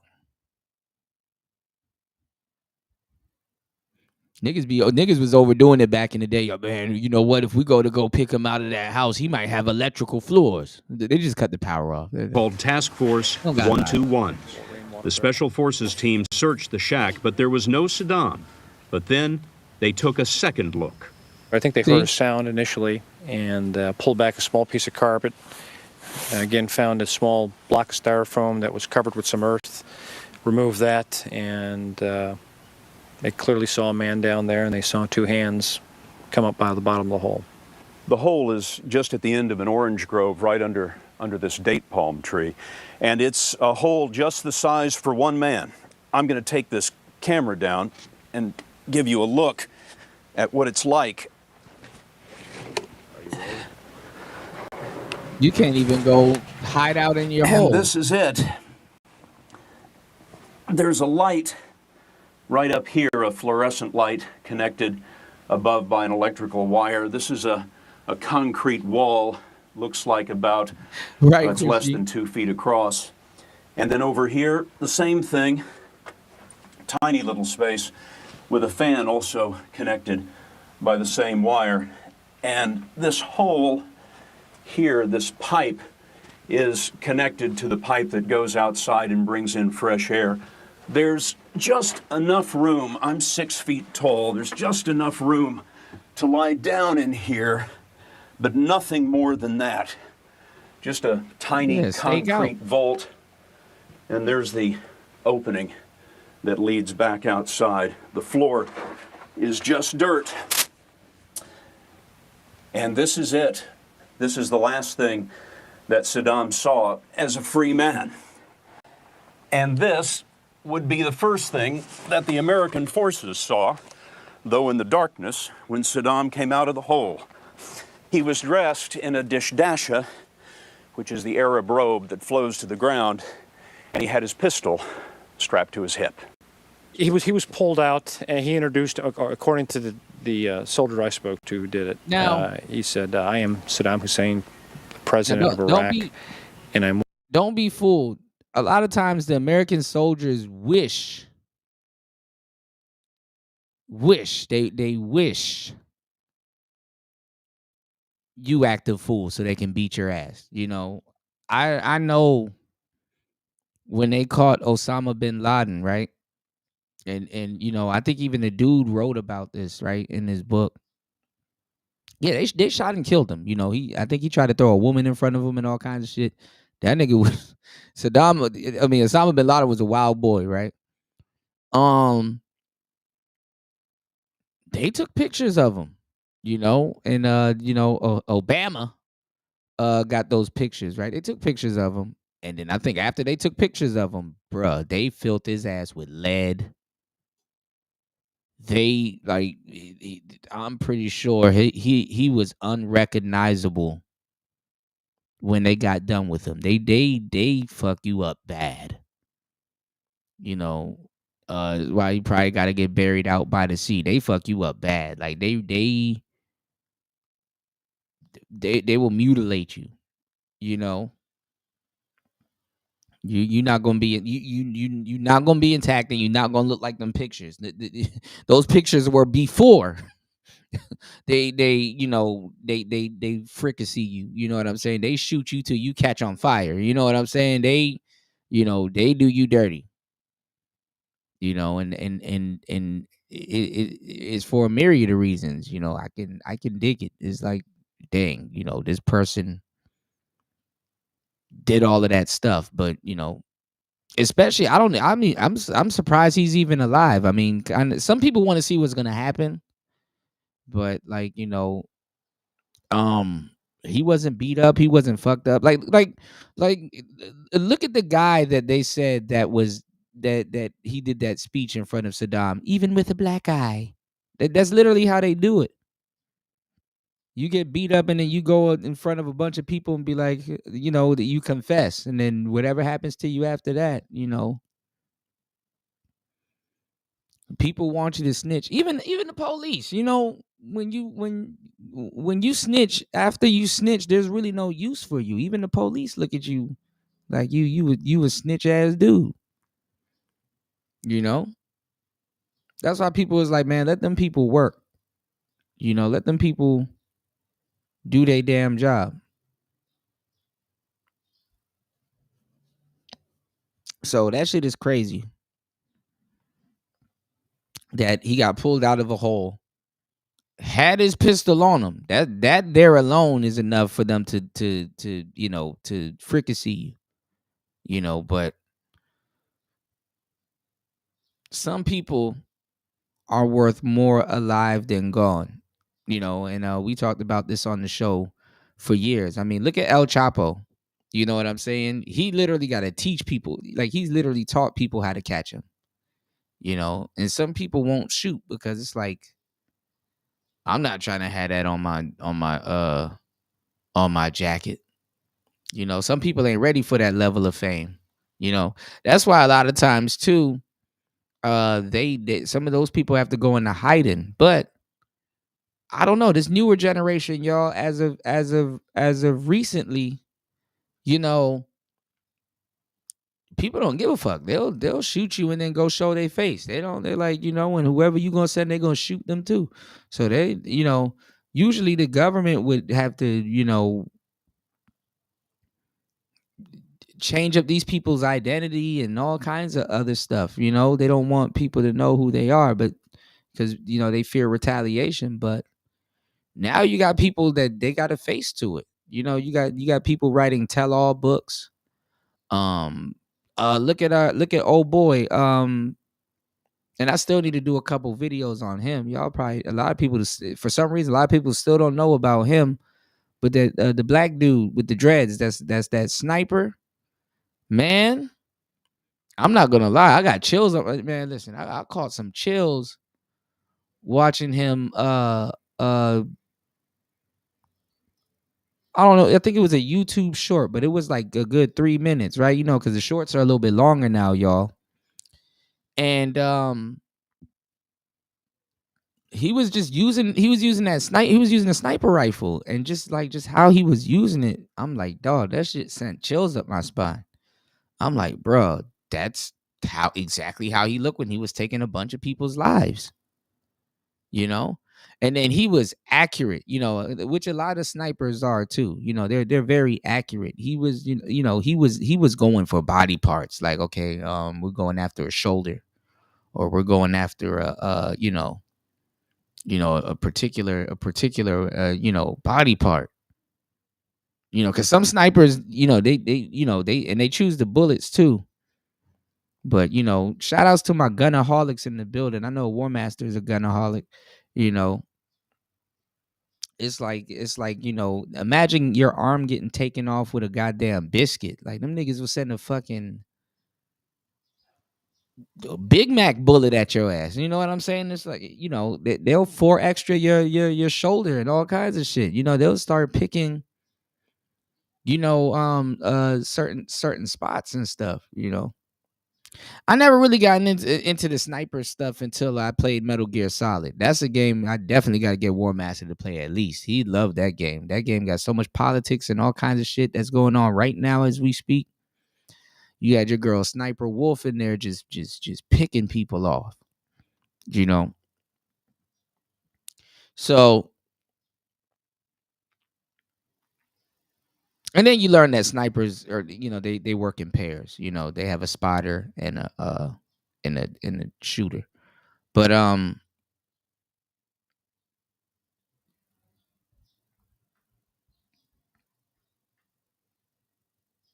I guess everybody turned on Saddam, man. What do y'all think? Did anybody, let me go check this poll. Did anybody go back to the poll and change their answers? Okay, 3% says yin yang. 27% says sometimes. 47% overall majority says yes. And 23% says no. There is no such thing as a necessary evil. I mean, it's about balance. It's about balance. You said I love me some sniping. Man, listen, I love to watch random stuff, obviously. Y'all know. Y'all know I'm abnormal.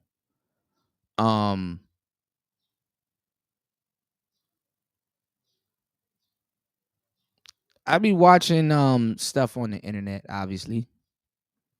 I was watching Sniper School. You know, I went down the Sniper School rabbit hole, and I was watching how they get, you know, they get the ghillie suits, and literally soldiers have to literally be within feet of you. And these are soldiers. These aren't like just regular civilian. These are people that are looking for people with trained eyes and stuff like that. They you know, their eyes are trained. You know, obviously, if you have knowledge of what a ghillie suit is, you know, you know, obviously your eyes are trained, and you'll look out for somebody with a ghillie suit. You know, you're in sniper school, you know. So and you know, a lot of these instincts are really supposed to kick in when you're under high stress. You know, this is what they're, you know, the muscle memory and repetitiveness and stuff, and a lot of different things are for when it comes down to, you know, just war and just military tactics and stuff like that. But literally, they're supposed to stay still. You know, them niggas was out there covering themselves in dirt and all kinds of stuff. Like, they literally, like, you know, sucked into the environment, you know, and you will have a soldier within feet away from you, and you're just supposed to stay still. You know, not even necessarily still. You're cloaked. You know, you're absolutely cloaked. You know, and I remember there was this on the PS2, we had Metal Gear Solid 3, which was a prequel where you go back into the around the Cold War, which is funny. And you play as Big Boss. And there's this sniper in there, because there's always a sniper in these games and stuff. There's always different types of, you know, military characters in these games, right? There was a sniper in there called The End, and Enemy at the Gates. Okay, we might have to check that out.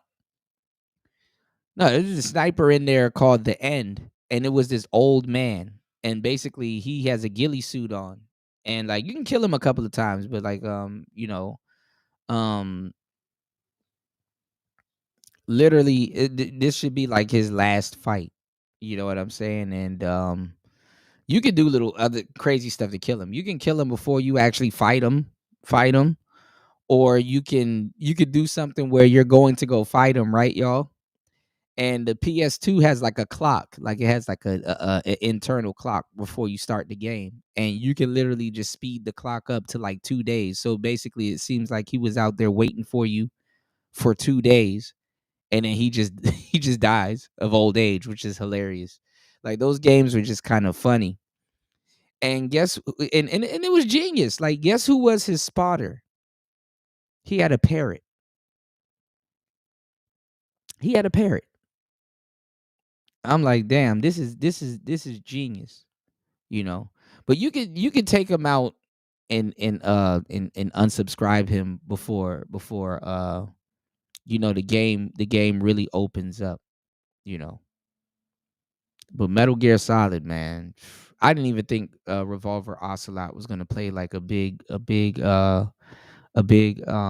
you know, role that he did. Because if you go look at the, you know, the game on the PlayStation, the first PlayStation, it just looked like an old ass nigga with a revolver. Like, this nigga looked like he drive trains and shit. You know, it's like, dang. Revolver Ocelot ended up being like the damn near the biggest character aside from Snake, you know. And I'm looking at pictures of Fidel Castro. I'm looking at pictures of Saddam and stuff like that. And it's like, dang, bro. All of these dudes, you know, they you know, that you watch them get old, you know, as you coming up as a younger lad, you watch them get old and shit. What was I about to say? There was this twin, and it reminded me of Big Boss. There was this, and it's not just me getting older, because other people can confirm this, right? There was this this twin that Snake had called Solidus, and it looked like Sean Connery. I think Triple H is probably the only person that could probably play Snake at this point. But it looked like Sean Connery, and back then. All right, hold on. Let me run this back because I don't know how I want to say this. If you go look at old pictures of Saddam Hussein, he didn't have the beard. His beard is weird. He didn't have the beard, and he looked baby-faced, right? And there's like this old running joke in politics, because we have a judgment on how politicians look, which they do kind of fit the stereotypes of how people judge them on how they look, right? But they say the worst politics are practiced when you have a handsome president or a handsome quote unquote dictator. Go look at some of these old pictures of some of these older, leaders and politicians, before they kind of, got clapped, Y'all please hit the like button, support the show. So, if you go look at what 30-year-olds look like back then in America, go look at some of these basketball players. Like niggas was looking old as hell at 30. We all look a lot younger now. To tell y'all the truth, we look a lot younger. And it's not that because we're getting older, but we look a lot younger. You got guys in their 40s and 50s, and it's like, damn, bro, I thought you were in your, early 30s, late 20s. I was about to say,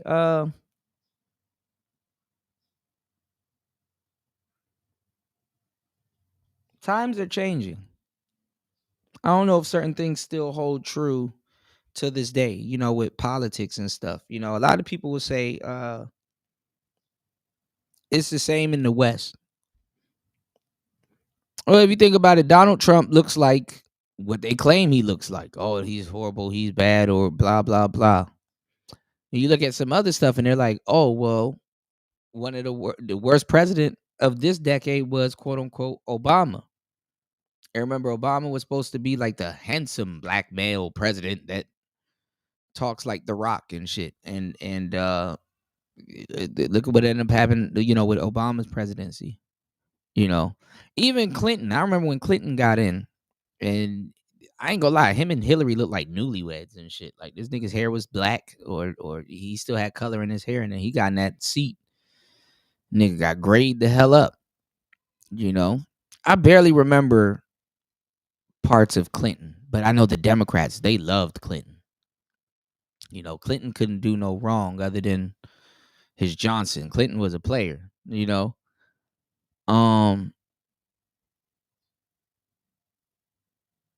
But now I don't know. The mindset is just so different now with Trump in office. I was seeing I don't know what comedian it was. I ain't gonna lie, he was roasting Trump, and Obama was up there laughing. I'm like, oh, okay, this is where some of the villain arc came from. You said, for real, look at college football players in the 80s. They look like they're in their 30s. That's what I'm saying. Like, they looked stressed. They look old. They look worn out. I think I saw a picture of Wilt Chamberlain, and nigga was like 27 or 26. And I'm like, man, this nigga 40. Nigga, this nigga is 40, bro. That's not no 20 nothing. That nigga is 40. And I'm not talking about 40 of today, because 40 of today niggas look like they in their 20s. I'm talking about then. That nigga looked like a grandpa. So I was like, dang. Or maybe we are getting old. Maybe other people see it and we don't. But,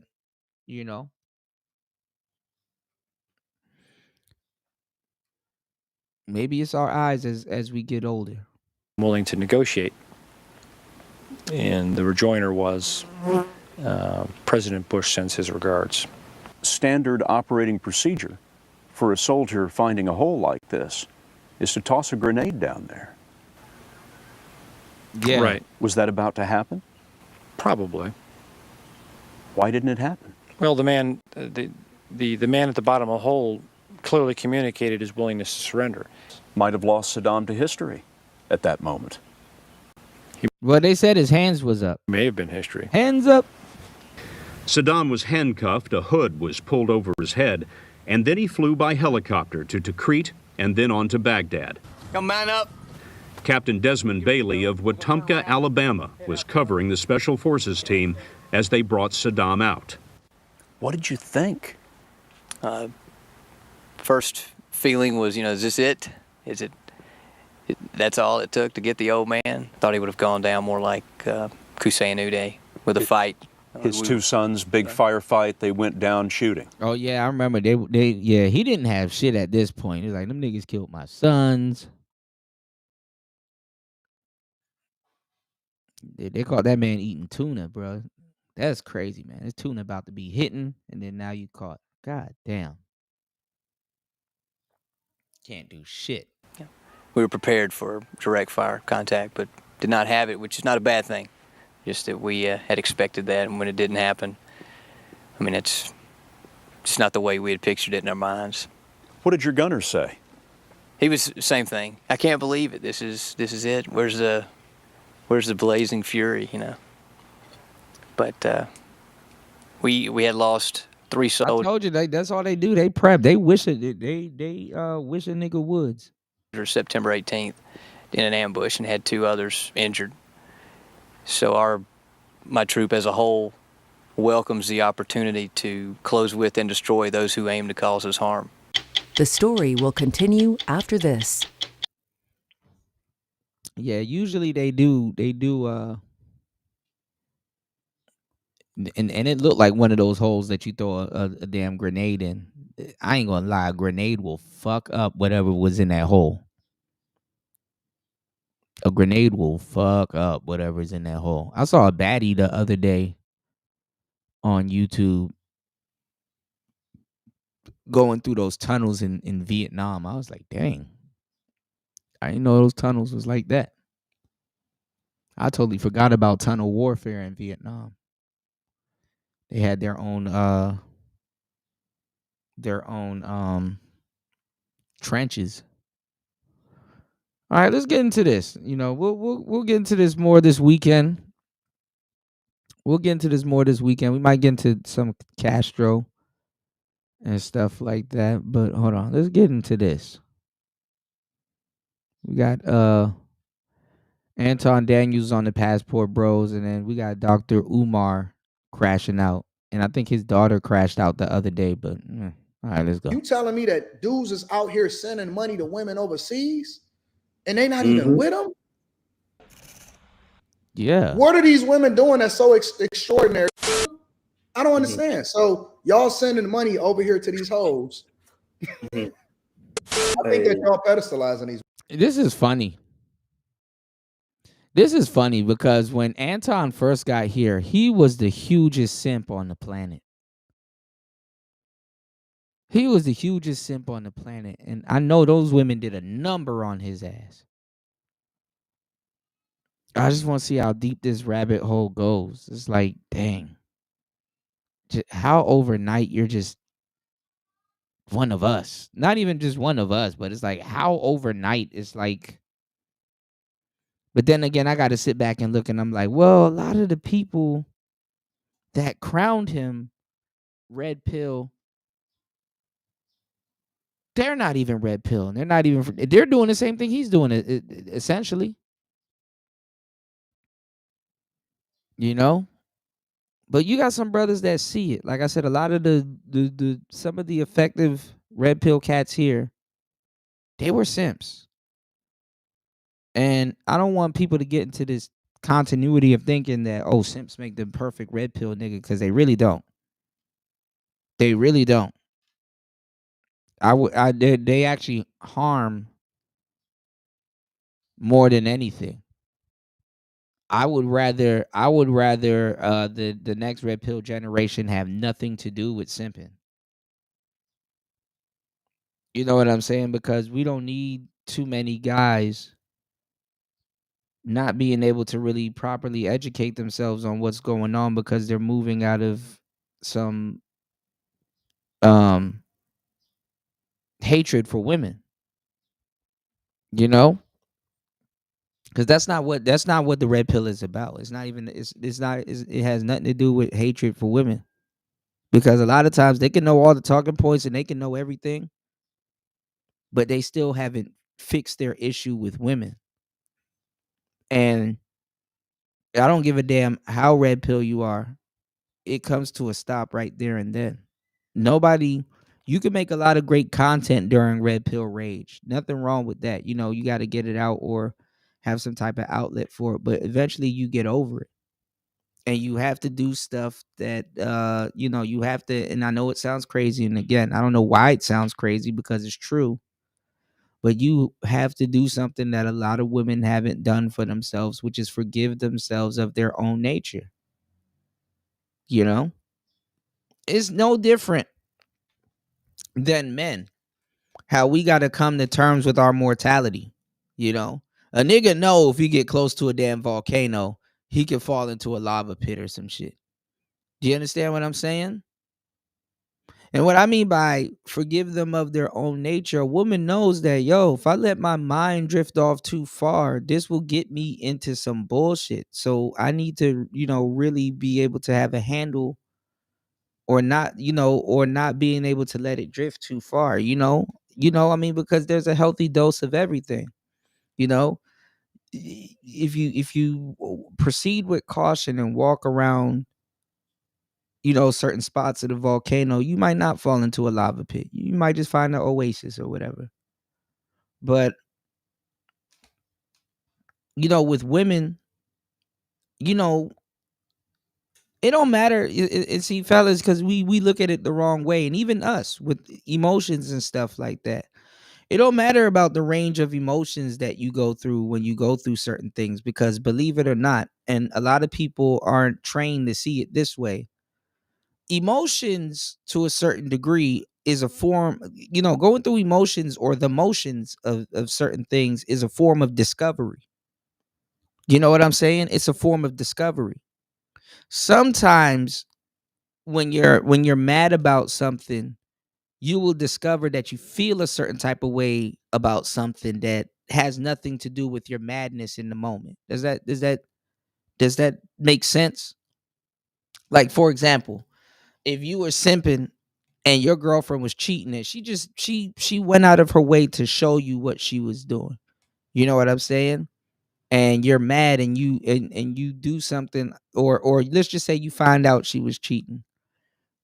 In that moment, you discover how naive you probably would have been. And upon discovering how naive you could have been, you're mad right now.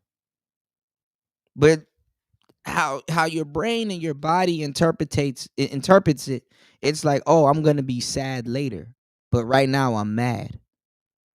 And you have to go find a place, or you have to get yourself in a situation where you're gonna feel sad about it, or whatever, because of the discovery and stuff like that. What I'm saying is that, and women know this because that's kind of what they use it for.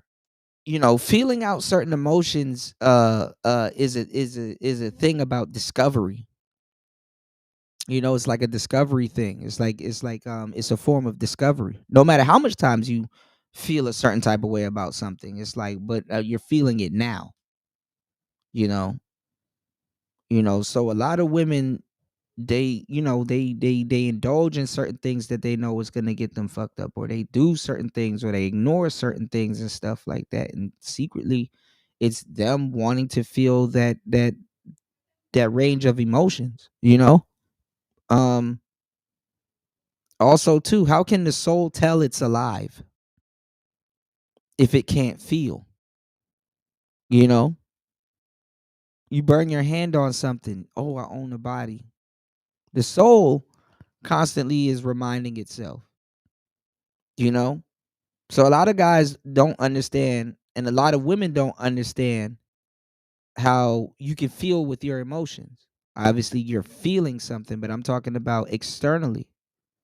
You know, you ever been sad and you listen to a song that makes you sadder, or a song that somewhat describes how you're feeling, or a song that somewhat correlates to how you're feeling?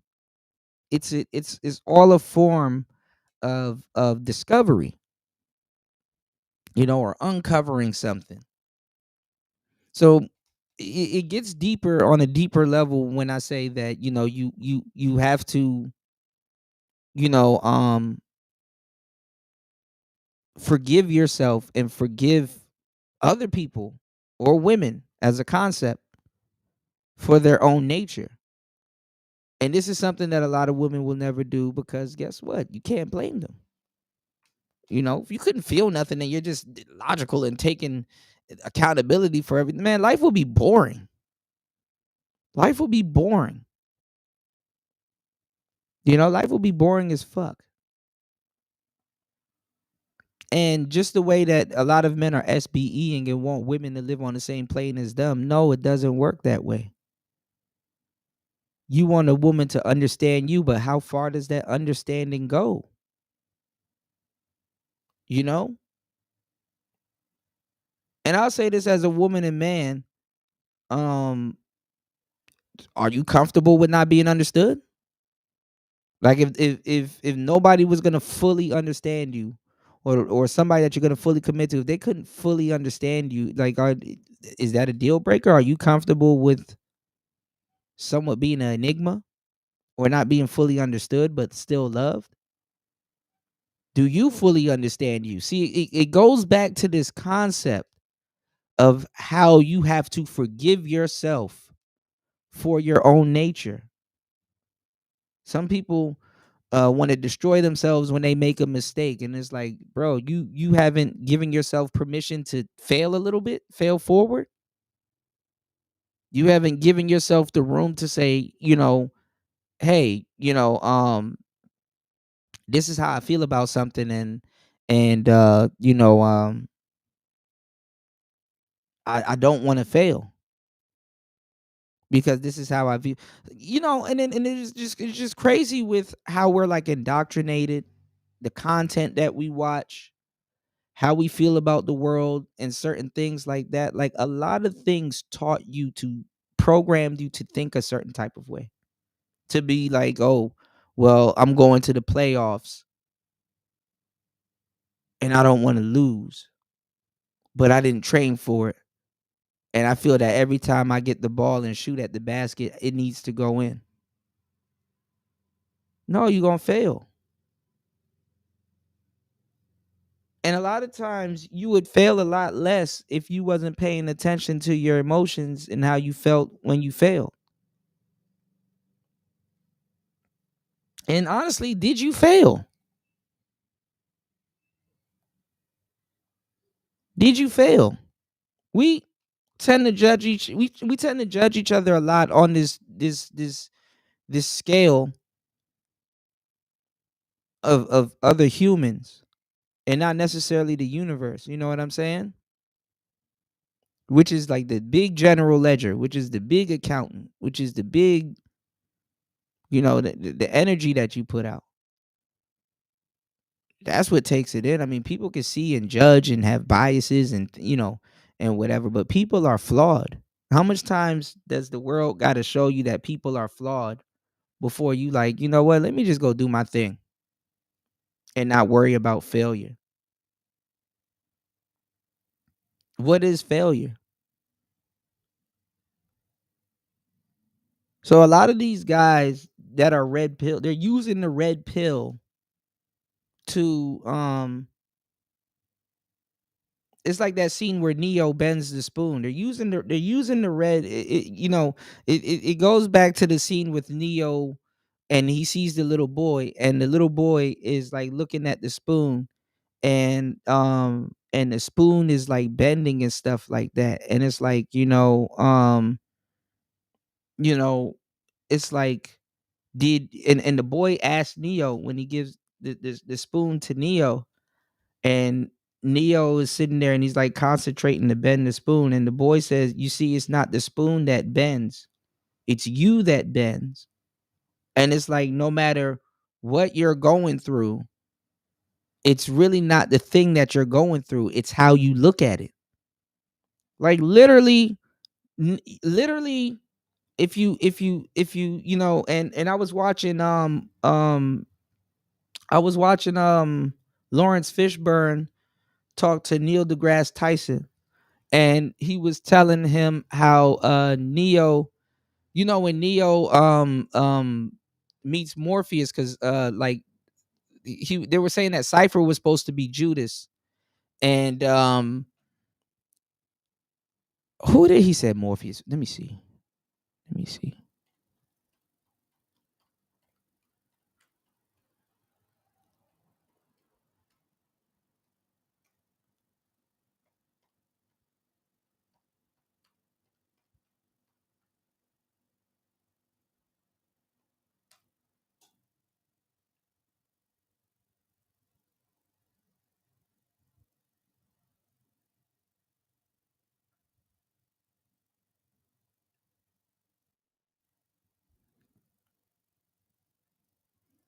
Y'all please hit the like button, support the show. I be giving y'all a whole master class, man.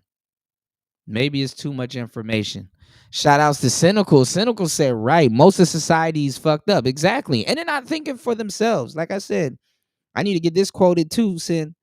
If you're a year and a half or 2 to 3 years ahead of niggas in thinking, they'll deem you Jesus. And it's like, no, nigga, I'm not Jesus. Just pay attention. I am absolutely not Jesus. And that's bad because they'll be quick to turn into Judas. But this is the thing about Cypher though, y'all. Cypher was not wrong at all. Cypher in the Matrix was not wrong at all. Neil deGrasse Tyson here, your personal astrophysicist. And today, we are joining a one-on-one exclusive conversation with someone whom I'm proud to call my friend, Lawrence Fishburne. Lawrence. Neil. How are you, man? Welcome. Thank you. This is so great. All right, we're going to get into this soon. But I want y'all to keep that tab open in your mind, okay? Now, hold on. Going back to Anton, right? We don't need, and I hate to say it like that, but we have a lot of new guys here. And you know, and I like Anton, mind you. You know, and it's not just him. I'm just saying in general. They haven't fixed that problem. They haven't. You know, they still got certain dispositions against women. It's like, bro, if you watch The Matrix, Neo is red pilled, and they spent the whole movie black pilling him. When he took the black pill, he realized that he was the one. Now they fucked it up with, oh, now there's 2 black pill people. The Trinity's black pill too. They fucked that up, but Neo took the black pill and realized that he was, you know, he was the one. Okay.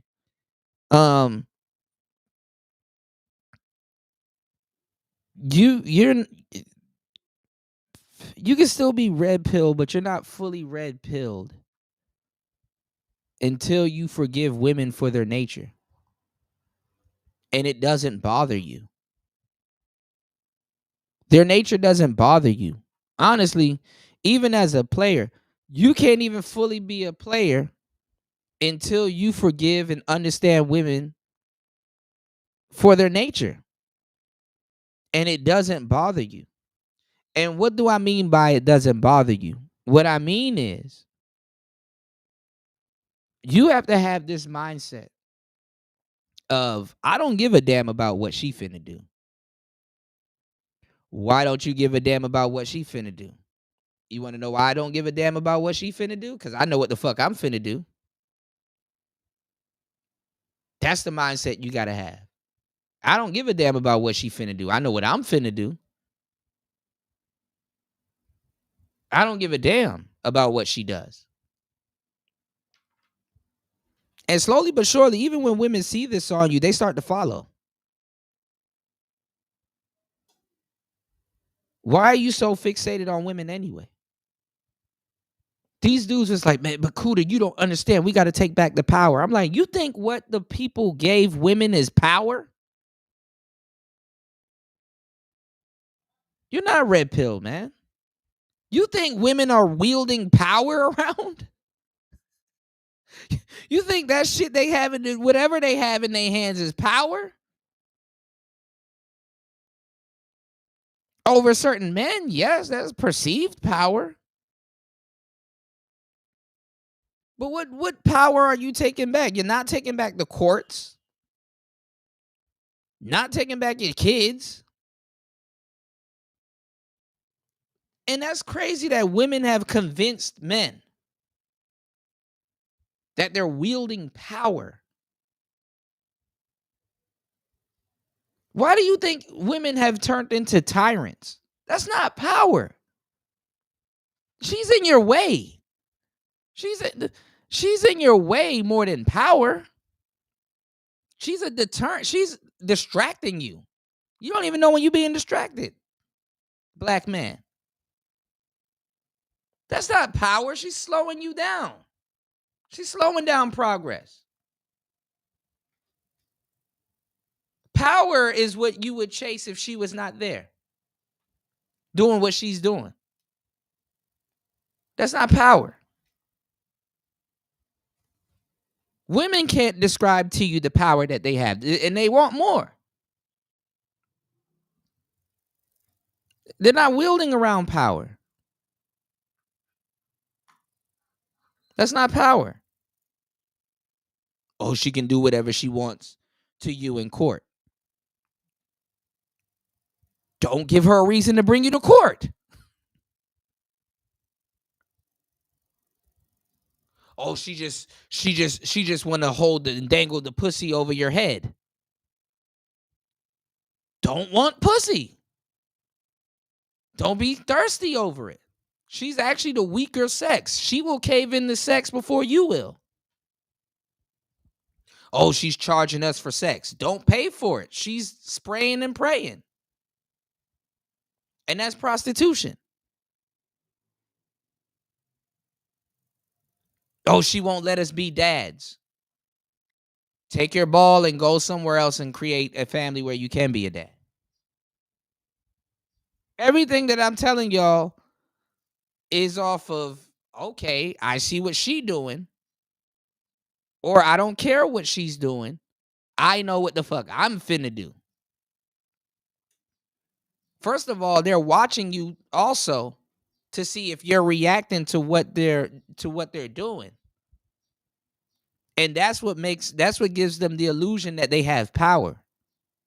They really don't have no power. Not the power that you give them.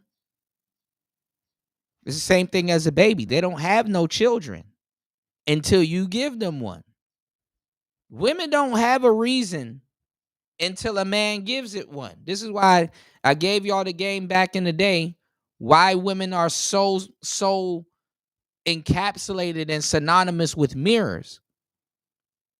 A mirror is a beautiful object. A mirror is dope.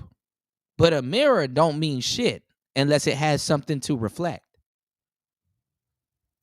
The mirror is only a mirror if you give it an image. Other than it's just another item just sitting there. You give the mirror, you give her a seed, she reflects a kid. You know, you give her certain things, they reflect it back. So yeah, y'all can listen to this shit like niggas worried about tricking and shit like that. He was the main one talking about tricking. Oh, I'm gonna buy a Lamborghini, or I'm gonna do this. I'm not listening to no rich man talk about tricking. I'm just not. And then I'm not listening to, I'm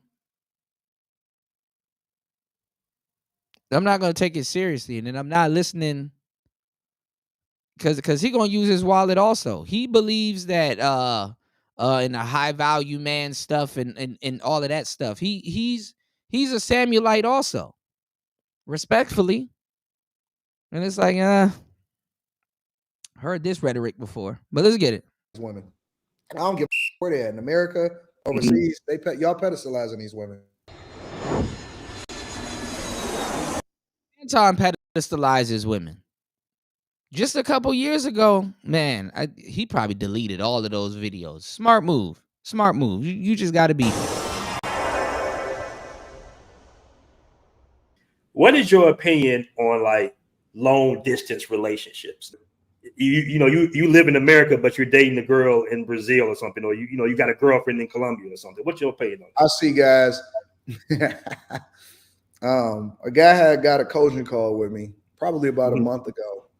And he was breaking down to me how he had went over there and he was sending her back money because I was going to be his girl and stuff. Listen, simps and tricks is simps and tricks, whether you got a passport or no. I am not in favor. Why are these niggas that ain't even players talking about simps and tricks and stuff like that? Why is everybody using pimp vernacular and they'll run away from these conversations and tell you and curse you out? I'm not game related. I'm not game related. A simp and a trick and a simp and a trick and a simp and it don't even sound right coming from some of these people, bro.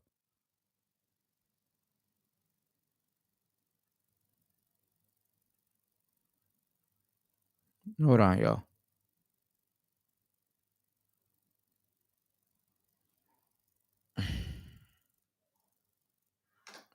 Give me 1 second.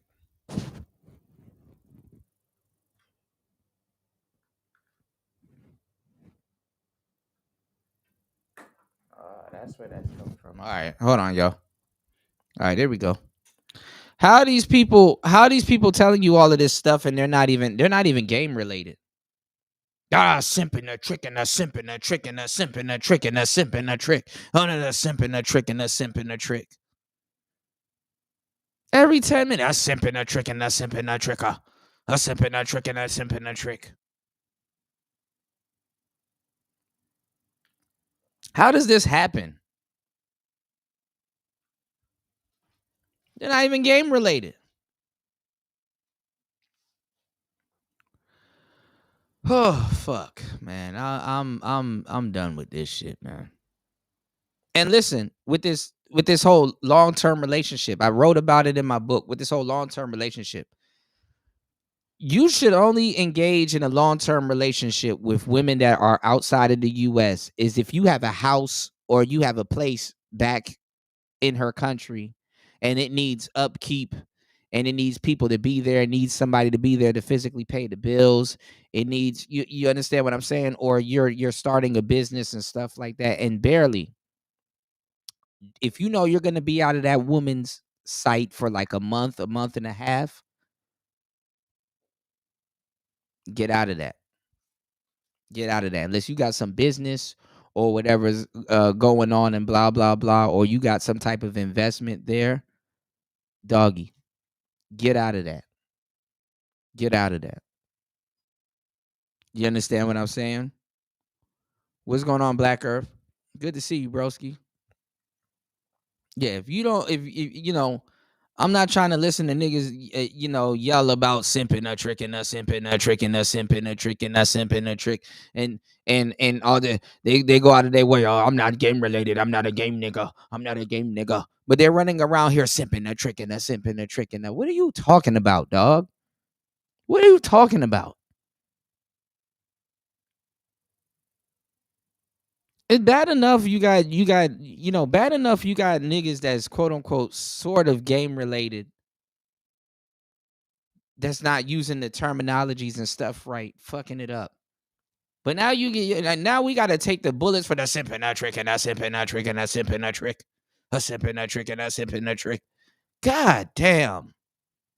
And I like Anton, but it just don't sound right. Like this shit don't sound right, man. Of locking down somebody that you don't have access to and you don't have control of in real life in real time. Hell no. Hell no. Shout outs to like Black. you just got to let it be for the moment. She yours at that particular time, and it's just your turn. I am not in favor of no long distance relationship, just in a general sense, at all. I don't rock with it. I think so. Not even in the States. Not even in the States. Nope. Hell no. For what? You might as well be single. What's the point?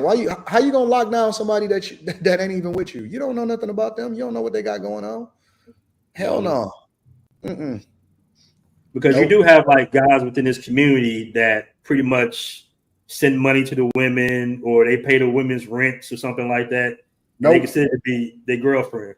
Nope. Why they paying somebody else's rent? She not an adult. Right. Listen. Now keep in mind these rents might be $200-$300. I don't care. You can't get $20 out of me unless you bring a value back to me. It ain't no woman that ever got $1 out of me unless she actually working or she bringing value back to me. I don't give a listen. I don't care how little it is. But see, it's easy for and I think that's still cap. But it's easy for you to say that when you're married. It's easy for you to say that when you have a wife at home. Easy for you to say that. Y'all wake your asses up. Yeah, I know that shit scared the shit out y'all, huh? It's easy for you to say that when you have a wife and kid at home. Obviously, he was gonna leave his wife and get back out here, and I'm like, bro, how long you been with your more than 11 years? Stay with your wife, bro. I don't know what's wrong with you, bro.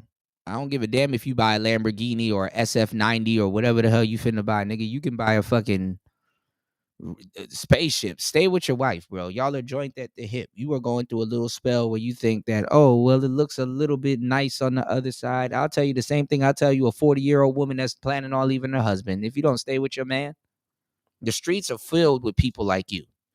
Stay with your wife, bro. She the only person that's gonna really love your funky draws like that. She's the ultimate starter chick. Stop, y'all niggas gotta. That's what this generation gotta live to.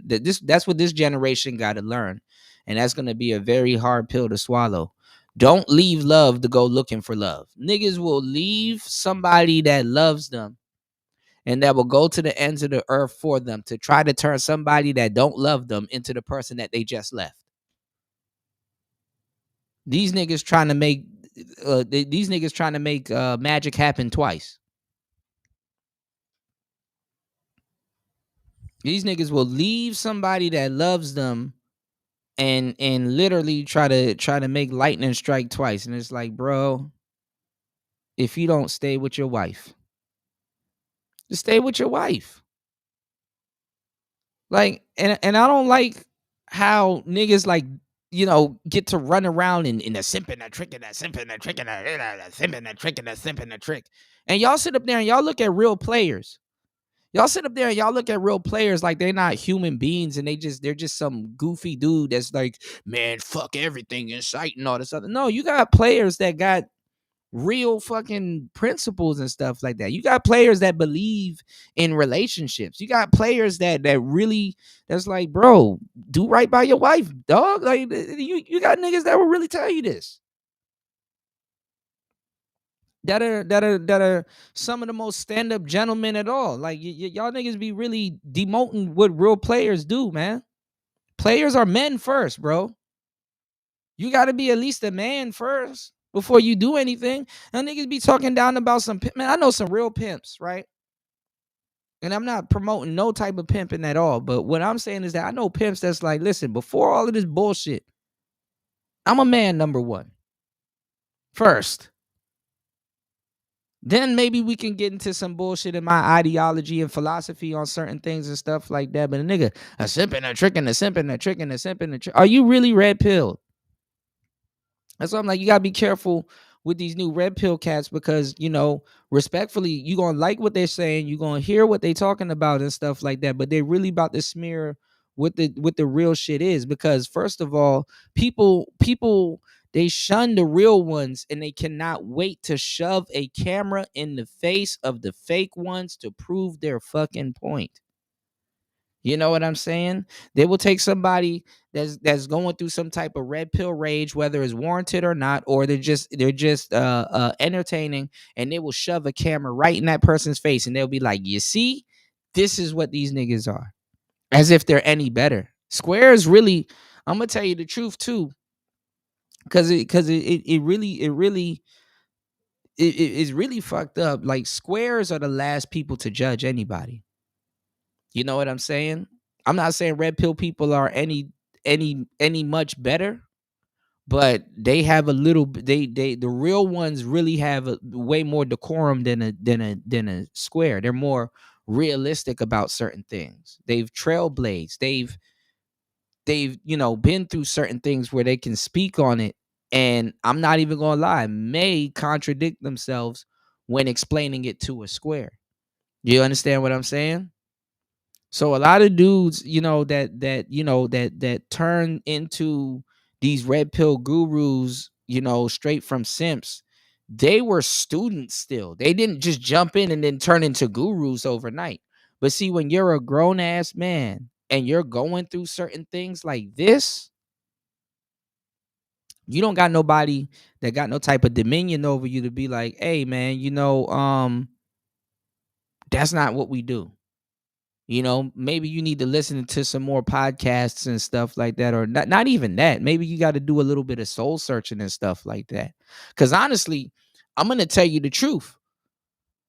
If you're married, and nobody's ever said this, but I'm going to tell you some real shit. If you're married, because let me tell you something, the most red pill dudes are in relationships. They're not single dudes for the most part. It takes a good amount of balance to be red pilled and single, depending on your circumstances and stuff like that. I will say that. But if you're married and you happen to be red pilled, you're going to stay with your wife. You're going to stay with your wife. When you see how these hoes out here really operates and stuff like, oh, you're going to hug your wife a little bit more tighter. She doesn't become this punching bag. She doesn't, you know what I'm saying? You're going to stay with your wife. You pick up way more game in a relationship than you pick up when you're single. What a lot of people don't understand is that it's going to require to be a different you in a relationship than you are single. You think you're going to be operating the same way single than when you're in a relationship. That's not how it works. And then on top of that, if you're a true player, you know that different women bring out different sides of you. Which side of you are you going to feed? Are you going to feed the side of you that's toxic, or are you going to feed the side of you that's going to, because I don't know why a married man would ever talk about a simp, because within reason, as a man, you're supposed to simp. When we talk about, romance, chivalry, PDA, courtship, and foreplay and all that other stuff, there's things in it for men. There's things in it for men. A man wants to romance his woman because he wants to know that there's a woman out there that he can actually romance and project his sexual desires onto, and it's reciprocated. A man wants to be chivalrous to his woman because he wants to show her that, hey, listen, I'm protecting you, and I love you, and I cherish you, and blah blah blah. A man wants to show public display of affection because it's like, you know what, she's so receptive, she's everything I want, and blah blah blah. Let me show the world. Just as much as he wears a Rolex. See, a lot of these Rolex are low key because, I mean, they're very nice, but a lot of these Rolex are low key is because do you know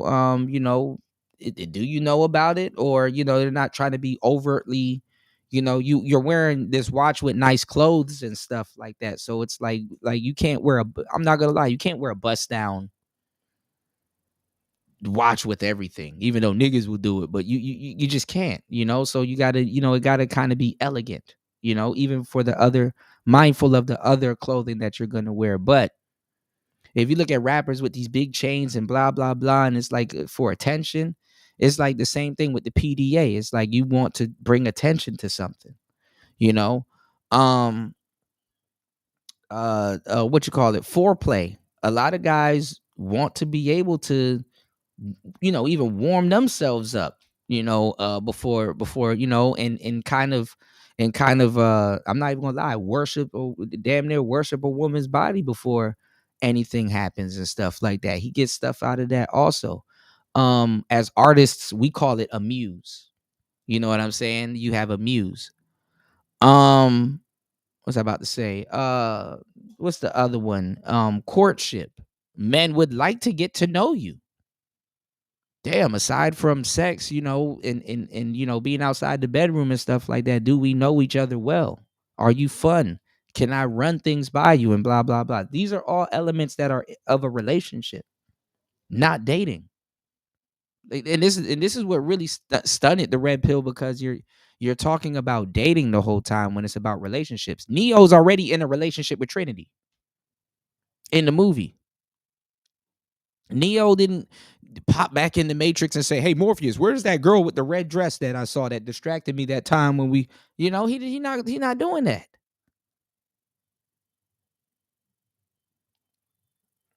So a lot of niggas, man, this, and we're not even gonna get into Cypher, because Cypher was actually the right one out of all of them. Cypher was right. Just fuck this shit off, Neo, not even Neo. Morpheus lied to Cypher. Cypher was supposed to be Neo. Cypher got his time wasted. Don't pull me out the blue pill unless you know for sure I'm going to be the one. Nothing wrong with that. Tricking and simping is still tricking and simping regardless of how it is that you see it. Mm-hmm. I am not in favor of paying for nobody's lifestyle. Hell no. So you don't believe in giving women like allowance? Hell no. But see, that's what I'm saying. Hell no. Absolutely not, under no circumstances. For what? I'm with you for a short time, not a long time. I'll see you when I see you. Okay. I wouldn't do. But see, and I like Anton, but you've been with your wife for a long time. You've never been truly tested. A knight in shining armor is a knight wearing armor that's never been truly tested.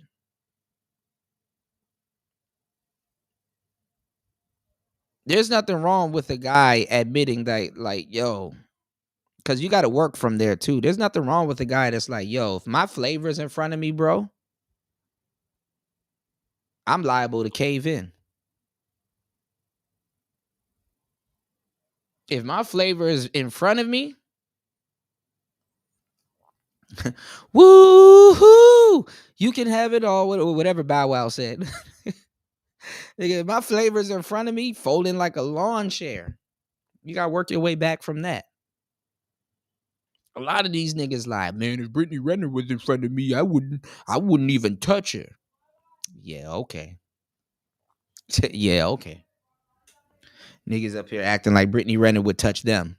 First of all, man, if Brittany Renner was in front of me, she, I would tell her about herself. Yeah, okay. Yeah, all right. Nigga, Brittany Renner will be running you, the household, the PJ Washington. She'd be the. I done seen some of y'all baby mamas, bro. Like, I don't know why niggas gotta get on here alive, but okay. Do it for women here. I wouldn't do it for women over. All right, so let me ask you this. What's your define the definition of tricking? What's your definition of tricking? This is why I told y'all that y'all better be careful listening to BMT. And I like BMT, but dog, you are in your 40s and 50s. Y'all niggas running around here, trick this, pimp this, simp this. You know what, man? Man, you know what? What's your definition of tricking? Why do we gotta play this game? We play just as the dumbest games as the hoes do. Like, what's your definition of prostitution and hoeing? What's your definition of tricking? Like, this, you listen. On some player shit. Just listen to what I'm about to tell y'all. On some player shit, you only get a couple of vouchers to ask a grown-ass man those questions in your life. You only get a couple of vouchers, nigga. You know what you're in your 40s. You know what tricking is. You listen to hip hop music, you listen to all this, you know what tricking is. Y'all keep trying to you're so listen. When these niggas want to talk cash shit about the game, oh, they're spot on. Oh, I know exactly what the game is. And Webster's dictionary says this and blah, blah, blah. And this, that, and the third and blah, blah, blah. And vehemently, no, I am not a game nigga. And you game niggas and that's all you want to do. And y'all manipulate women. And they know the game so much. But the thing that they should have the most dominion over, tricking. That's their favorite thing to do in the world. Why don't y'all know about tricking? Why don't y'all know about tricking? Why you got to get on the internet in your 40s and you're still asking niggas what the fuck is tricking? Does that definition falls under tricking? Are you sure that falls under? These are the people that's leading the black men nowadays, bro. And that's where I got mad at. I'm like, I don't give a fuck if you want to trick, but don't be telling the young niggas to go out here and trick. That's an old man's game. There's nothing wrong if you want to trick. I get it. You know, women kind of got you bogged down and beat down and stuff like that. You don't really have the mouthpiece to talk to them. You don't really have the presence to command anything from them. Yeah, part with the paper a little bit. You know, there's nothing wrong with that. Tricking can be a tool. I know players that use tricking as a tool. They get their money back though, in some form or fashion. But y'all are so adamant. You know exactly what the game is. More than game niggas, right? You know exactly what the game is, and you vehemently say no and reject it. But you're still running around asking niggas what is tricking. And you're advising young men to go somewhere. That's like having a jiu-jitsu grandmaster, and you see another grandmaster from another gym come to your gym, and in front of all the students, he's sitting there. So let me in your question, what is jiu-jitsu? One of them students should stand up and be like, nigga, what the fuck have you been teaching us the whole time?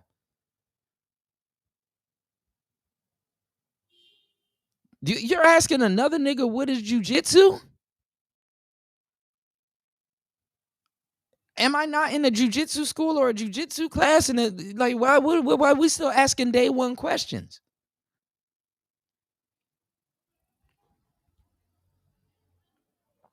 This is crazy.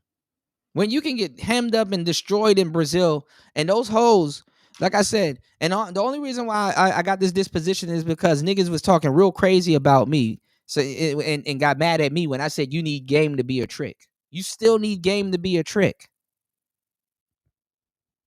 Niggas gonna tell me I don't need game to be a trick, but you're asking niggas what is tricking.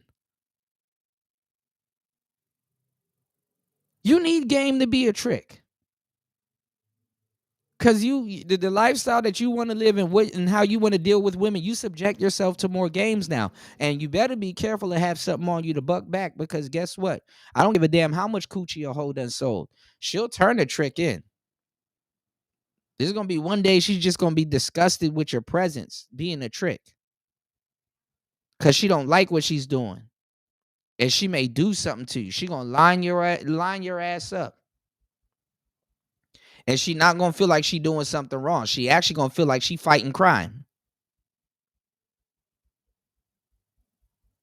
Because you're running in the same vein as child molesters and all kinds of other people and stuff like that. I'm not saying that's what you are, but I'm saying the people that do that type of stuff is into that type of stuff.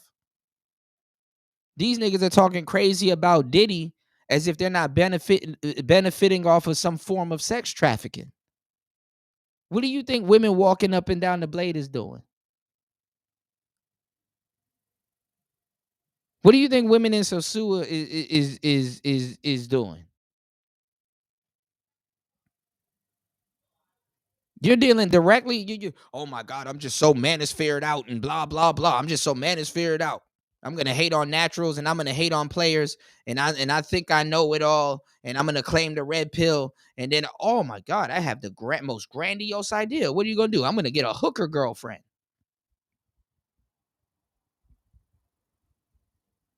Always some group of lame ass niggas that think they got it figured out, asking kindergarten questions and shit. What's your definition of tricking? What's going on, Darshan? Salute to you, man. I'm glad you started showing back up in my algorithm, man. Hardest working man on YouTube. Aside from me, that is. Shout outs to Darshan, man. Good to see you, brother. How was your 4th of July? Truth Only said Fidel didn't have these problems. Exactly. Even though he had his security go out there and recruit, but still. Like, who gonna turn down sleeping with Fidel? I mean, in Cuba, you know.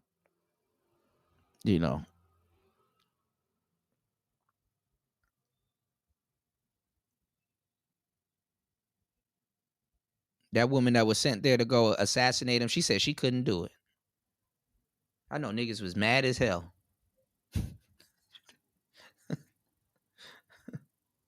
You know?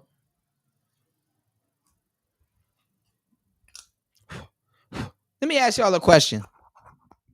With all the stupid shit y'all see around the manosphere, when have you seen, I want to ask y'all an educated question. When have you seen DJ Kuda show up on anybody's show demanding them to tell me a definition of something? When have you seen me personally go to somebody else's show and ask them, so what's your definition of tricking? I'm sitting here talking about game all the time, and sometimes I've been dumbfounded by the stupid questions niggas ask me at this stage.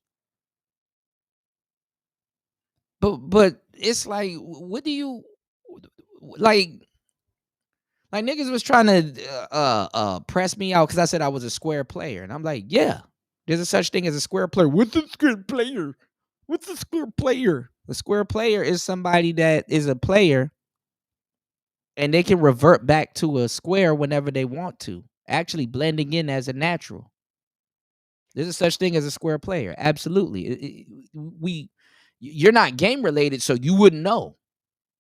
We put certain titles in front of something to emulate what we're doing behind that thing. Like, for example, if you a nigga that prides themselves on beating bitches, even though pimping is a non-contact sport, what do they call you? A gorilla pimp. If you're a guy that tricks on his women and you're and they got whole pride and you're happy that they're paying you and stuff like that, and you give them allowance and all this other stuff, and you're getting used by them, and you just don't want to, you miss pimping, or you're doing whatever you're doing and you're still pimping or whatever, they call you a chili pimp. Atlanta is famous for those. That's why Atlanta has a simping problem. All kinds of different stuff. See, a lot of people don't know the game. There's an unwritten law book in the game, because a lot of stuff you have to figure out, or you have to acquire it on your travels. While you're in the game. When you run around tricking, aside from every single individual broad that you're trying to get trick sex from and stuff like that, your travels essentially end. And it's not a good feeling to chase after sex that way. Like, you have to risk damn near losing your life every time you want food, and you haven't set up a situation where you can, like, have y'all ever wondered why a lot of these tricks don't have regulars? Like, why haven't you tricked your way into a friends with benefits? Like, you in particular, I need you here around this time to get paid.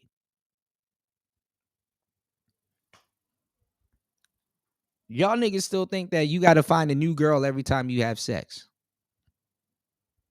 It's not fun being a trick. You got to go through bullshit being a trick. And it's your own bullshit. You got to be around sketchy women and on blades with sketchy men. You could be a relationship trick. You could say, hey, you know what? I kind of talk to women as if, on some square shit and stuff like that. And I spend a little bit of paper, get a little bit of coochie, and then kind of break up with them and go to the next one. You don't hear niggas talking like that. These niggas are showing you hookers. I can go find your girl on List Crawler. But that's your girl, though. That's your girl, though. Then these niggas have the audacity to be mad at pimps. The niggas that's supplying them oh my God. Don't get me started. You said, yo, what's up with your McDonald's girl? What you mean, truth only? You said laugh out loud for sure. You putting in work, man, as always. Your fourth was decent. Good to hear. Good to hear, my brother. Good to hear. Man, I got some new books I'm writing. I gotta run some by you, man. Let me know if you're working on something. I would definitely like to read over it and do a forward for you. You know, we definitely gotta work together when it comes down to certain things, man. It's just a lot of stuff, and I still gotta have you on to the show. We definitely overdue for a one-on-one, man. You said she called it too in a rant. If you gain weight, you around. Who are you talking about? Who are you talking about, truth only? Spending money on women that you don't have to, or in order to impress women unnecessarily. You telling me that dudes is out here sending money to women overseas and they not even Carmela Anthony, right? With them? What are these women doing that's so extraordinary that requires so much time? I don't understand. So y'all sending money over here to these hoes. Not necessarily hoes, women. This is what you're telling me. Y'all paying for exclusivity. Ain't What none about of that shit. Oh yeah, that shit crazy. She said she was a bully. They said that woman had that woman probably was a bully. You got to be a jackass to be a manager at McDonald's sometimes. You got that shit will bring out a certain version of you're not even proud of. But that's how you got to get the job done sometimes working with niggas. But yeah, they said she had 6 kids. So rest in peace to her. I don't know what's gonna happen to old girl. She might get probation. You know, women don't be doing no time like that. What about, let's say, culturally? Because this is They might say it's a crime of passion. you got to deal with when you want to date overseas. A lot of guys don't know this. Some guys know. But as far as like dowries or something. Yeah, I don't know about the knifers, bro. That shit is crazy, you know. But this man, BMT,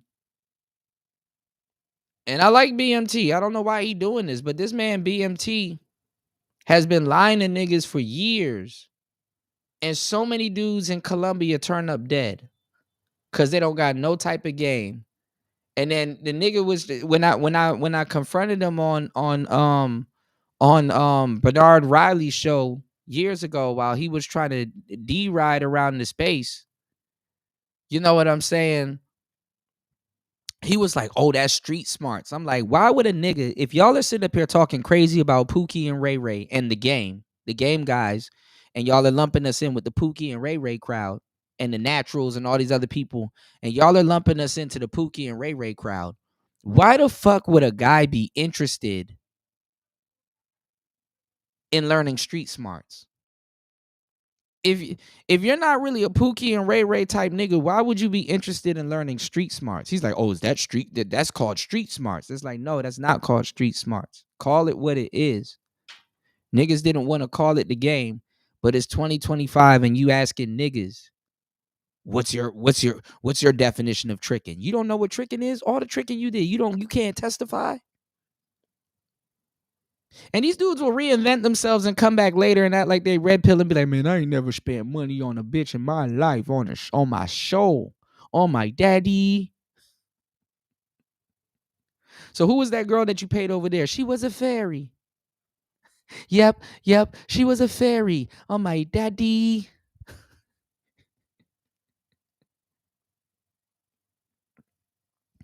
No, I haven't seen that UFO. Do you bring Rose? Yeah, say if you date a woman in Kenya, you got to pay her family pretty much.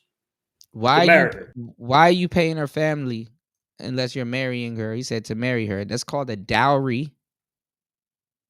It's called a dowry. You're not just outright paying her family. It's called a dowry. Nope. Hell no. We in a different time. This is not back in the day. Like, I guess you can look at it in the perception of, okay. See, and that's the same shit that, you know, if you like a girl and stuff like that, listen, if you a player or you from the States and you go to a foreign country and you're learning their customs and stuff like that, and let's say they have a dowry thing set up, pay it. Pay it. Are you gonna marry her in Venezuela or whatever, and she's from the country and she's doing everything? You pay it. Pay it. Like who are you to intrude in this woman's life? Get to know her. Waste her fucking time. And if that's what she grows up on, that's what and that's what, you know, her thing is, cool. I'm not saying don't get a prenup. You can still get a prenup and all this other stuff and pay the dowry and blah, blah, blah and stuff. And because that's what she grew up. That's the customs that she grew up with. Pay it. I don't know if Anton has ever been out the country. You know, I mean, there's nothing wrong with showing respect. I don't know what's wrong with these niggas. These niggas are always talking crazy about game-related people. Then they poach off of the game and try to make us seem like we're fucked up, unreasonable people when it comes to women and manipulation and all this other goofy shit. And they get up on here and they preach all fucking day about functional relationships. But for some reason, they're anti-married. And then they're married. And let me tell y'all something too, man. Shout outs to my married players. Nothing wrong with being married. I don't know where they get this notion of, man, marriage is fucked up. Marriage is fucked up. First of all, marriage is not fucked up. Marriage is a beautiful thing. If you have the right marriage. Or if you pick the right person. Or if you guys have a good union or whatever. But there is no way in hell you should be on Al Gore's internet talking about functional relationships and a piece of you is not pro-marriage. That makes no sense. That makes no sense. It makes no fucking sense. Then a lot of y'all lie, man. I'll never deal with a single mother. Yeah, okay, send them my way. There's some of them out there that's like, shit. Okay, lying ass. Then a lot of y'all, I'm going to tell you the truth. And like I said, shout outs to my married players. But some of the worst advice that gets perpetuated and pushed around in these spaces come from married niggas. Some of the most tainted advice, shit that should never been said in some of these airways, have came from married niggas. There's a lot of married niggas running around here. I wish the real ones spoke up a little bit more. Married niggas have single-handedly fucked up the manosphere in their own little way. You will hear a dude get on here and talk all kinds of crazy shit. And it takes somebody in the crowd to be like, hey, bro, ain't you married? Damn, you don't want to spend time with your wife? Their show is their getaway from their wife. I am convinced. A lot of these married niggas, their show is their getaway from their wives.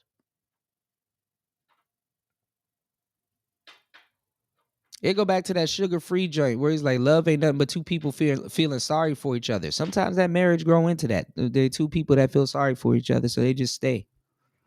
Some of the most married niggas are doing the most debaucherous shit in these spaces and stuff like that. Go check some of these content creators that y'all listen to and be like, dog, aren't you married? Why are you telling us that? Because the space has been purple pilled for a long time. These guys aren't red pilled. These dudes are hopeless romantics. So guess what? They could have benefited off of you doing marriage content. Do some marriage content. You know that's not where the money at. And then a lot of times, if a lot of these people do marriage content, they won't be married for long. They won't be married for long. You're paying the family, and I'm talking about this happens in Thailand. You got to pay a dowry as well. They call it something else. You don't necessarily have to pay a dowry every single time in Thailand. Not all the families believe in that. More like when guys say they want traditional relationships, this what comes with traditional relationships. It's a possibility, depending on the culture, that you might have to pay that family a dowry. And you're paying the family because you're saying, hey, they raised a good wife for you to be your counterpart. That you're not sticking me up. Nope.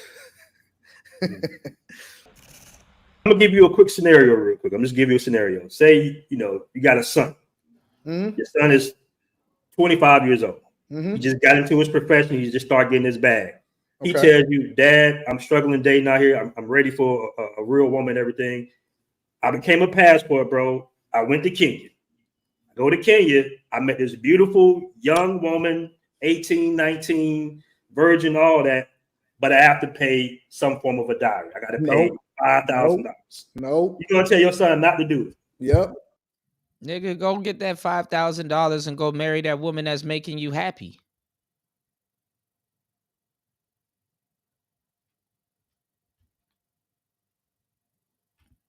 Well,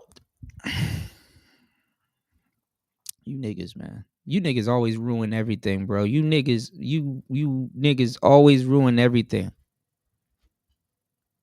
If you don't go pay that fucking $5,000 and go marry that woman that's making you happy, you niggas in the West think y'all don't pay that shit?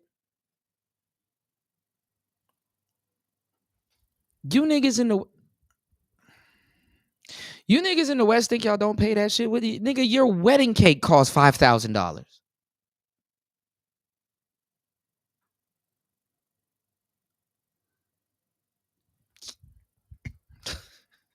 You niggas Americans niggas be tricking off on these hoes and stuff like that. Nigga, if you really do the dollar to cost ratio for Kenya versus the stuff that you niggas be buying they bitches G-Wagons, talk about some nope. I ain't gonna do it, nope. You can pay $5,000 to go get married and then nope. You ain't gonna do it, y'all. No, not me. Why you not gonna do it? Because I'm a player. I'm a player.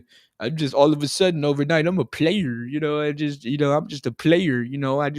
Players don't do that. I'm just a player. Man, you gonna pay $5,000.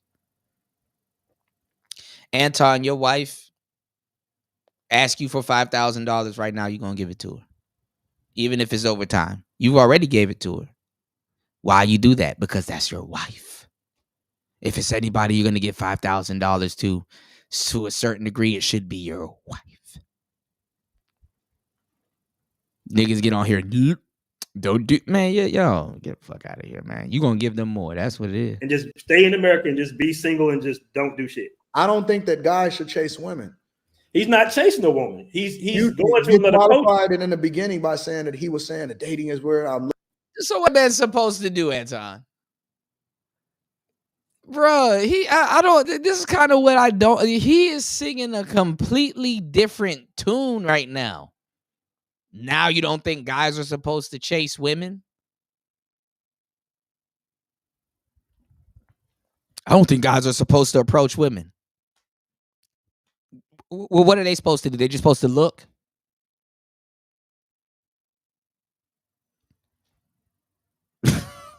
Looking for a woman. I'm looking for settling down.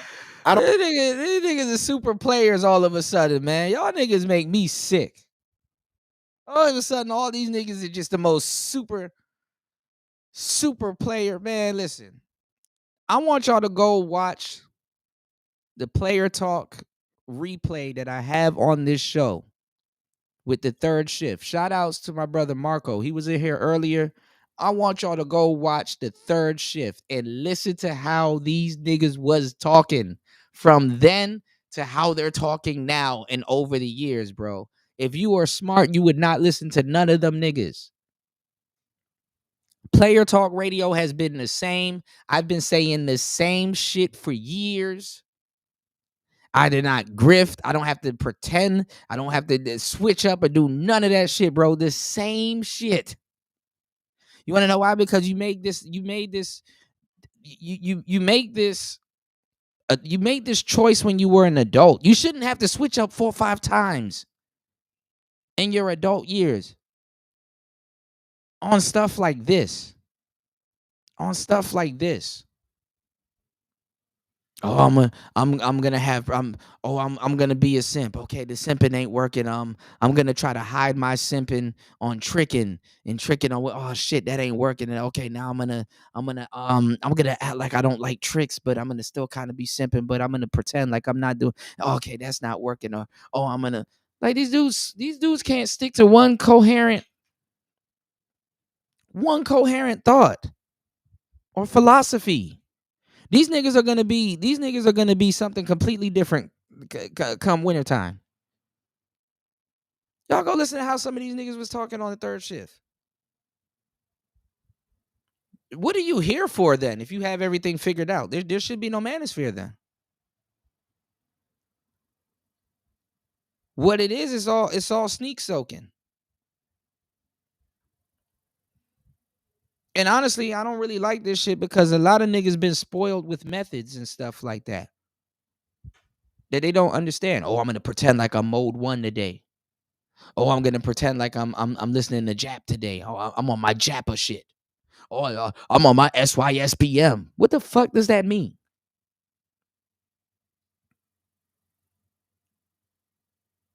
Oh, I'm on my MGTOW shit. Oh, I'm on my MGTOW monk. No, nigga, you ain't a MGTOW monk. You a monkey. Go to Game Changers channel. See if he ain't asking the same stupid question. Do black women really care about black men?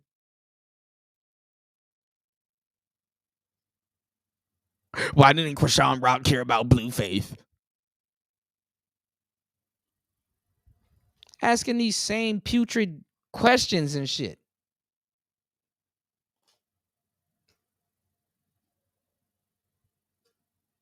I'm not perfect. I'm not gonna lie about a stretch and be like, man, I'm perfect and shit. But god damn. These people are playing in y'all face, man. They playing in their own damn face. You know what's funny? And it's sad at the same time. It's not like these people are grifting.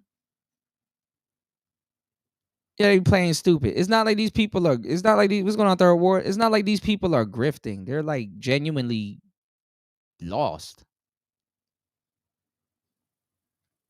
Yeah, like Anton is like, oh, I'm not gonna tell my son to pay $5,000 for a dowry. Well, there's way worse stuff in the marriage that he could spend $5,000 on. I'm just saying, if he got himself a good Kenyan girl, you get to meet her, you get to meet her family and stuff like that, man, nigga. Anton will be like, man, nigga, pay them people. Get the hell on. I'm trying to have my grandkids and stuff like that. Like, niggas will pay the fucking dowry. That's probably why marriages are falling apart right now and shit in the United States and stuff like that. Y'all niggas ain't really putting in no type of equity in what y'all are doing and stuff like that. Cause it's not just the man paying the dowry. The woman got to put in also. There's stuff that the woman got to do. There's customs and things that the woman got to live by and stuff, and things that she got to, you know what I'm saying? That she got to, you know, her parents are guaranteeing a quote unquote product. Usually, before y'all realized it, before y'all started getting sucked up into this internet jargon, the parents would pay for the damn wedding. The woman will say yes, but yeah, it's still got to go through the in-laws. The parents and stuff will get together and pay for the wedding. Your parents too. The parents used to control a woman's hypergamy. This nigga talking about some don't break a broad off of $5,000 that dated right. Bro, you're doing everything right, and you're like, hey, listen, I understand you want to get married, but you know, and this is months before you even propose and stuff like that. You know about this dowry. Yeah, I understand that you want to get married and stuff like that, but yeah, we got to go through a damn dowry. Okay, cool. So a woman dating right and saying that, okay, we're going through the process of getting married, you know, let's, you know, come pay this dowry real quick. Now that there's something wrong with that, but these niggas are up here actively trying to marry bitches off of Instagram. I don't think that you should look to do anything when it comes to prioritizing. Let me rephrase that. Let's just say he's in Kenya doing his passport bro thing, and he runs up on a woman. They talk, she says, hey, I'm a virgin. If you want to be with me, you got to pay my family. So you got 12 cows, 12 goats, and some $5,000 or something like that. Fuck that. Fuck that. Don't give nothing. Not a dime, bro. These niggas don't know what they I'm talking trying to about. figure out. Niggas would not be able to get married in this climate. Just marry your high school sweetheart. That's what both of y'all know. I'm trying to figure out the solution, brother, because you're saying 5% is marriage material. If Like, your if you go to a different culture, you got to abide by different cultural. If your family don't realize that I'm the best thing for you, then you're not really built for me anyway. That's why you pay the dowry.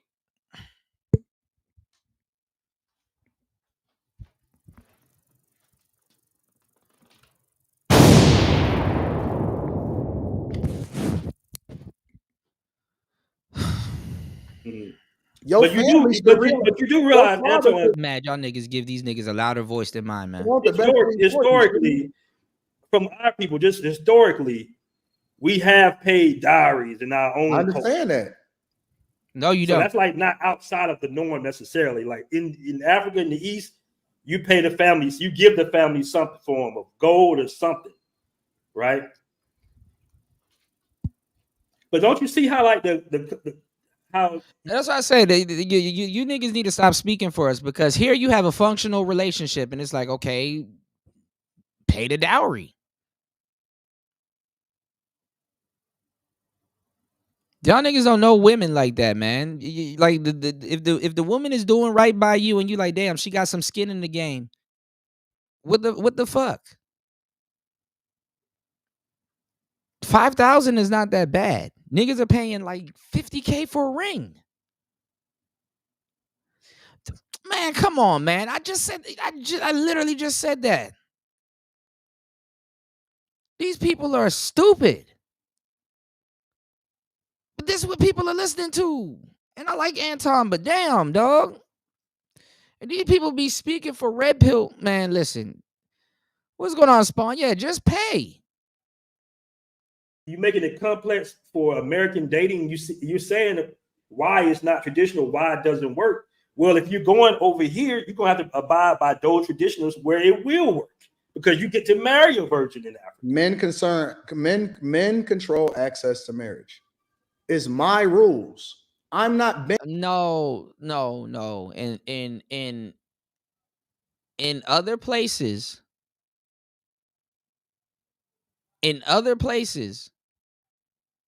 the family controls the marriage too. The family has a say in the marriage, especially on the paperwork. You niggas gotta bring this motherfucker back here to try to get that goofy marriage that you want, and that's why it falls apart. You said I'll be expecting the same shit from my daughter. Yeah, and then Anton's a daughter dad. Epitome of hypocrisy. Daughter dads can either go two ways. They can be players, or they can be some of the biggest hypocrites you've seen. Or they can be cool as fuck. You know, you got some daughter dads that are cool as fuck. And their daughter cool as fuck too. And they got something good going on. But if it was somebody that wants to marry Anton's daughter, he gonna feel some type of way. Hey man, you better make sure you get a level of commitment from. What do you think this is?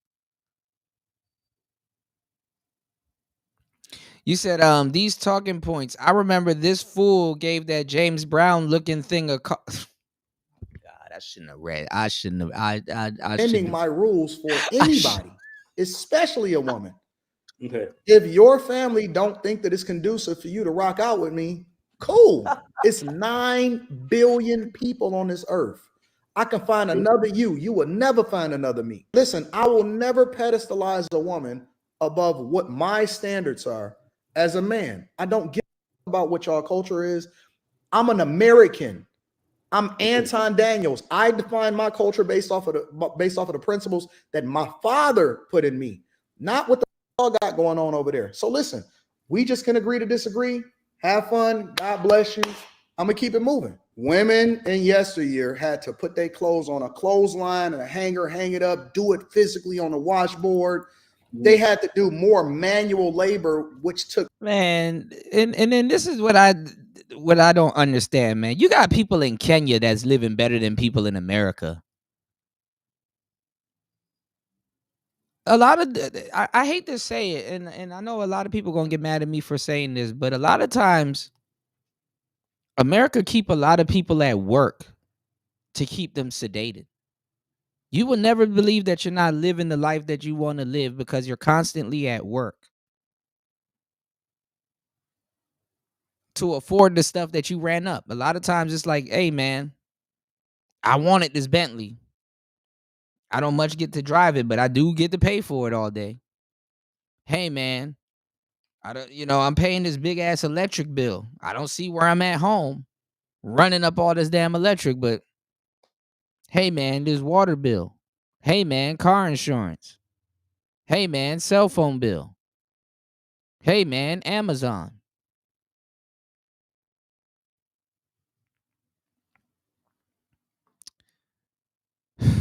Yeah, they keep your ass in debt.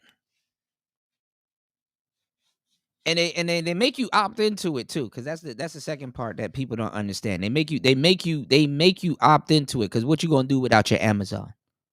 What you gonna do without your Netflix? What you finna do? That shit keeps you going. You know? Yeah, you know? That's why people are swimming in bills. That's why a lot of women are like, listen, if you go to, I will say this, like if you go to Colombia, if you go to Mexico, if you go to certain places, I'm not gonna lie, everywhere you go, people will ask you for certain things, you know? But in America, why do you think the women are just straight up saying, yo, pay my rent? They literally come to you with the exact bill. Yo, buy my girls at this bar a drink. All 4 of them. Then you can come talk to me. Like, they're specific about the bill. It's not saying, hey, let me get this amount from you and then I will go pay for that bill. No, it's like, no, nigga, pay my student loans, nigga. You know what I'm saying? These hoes be specific with what they want you to do.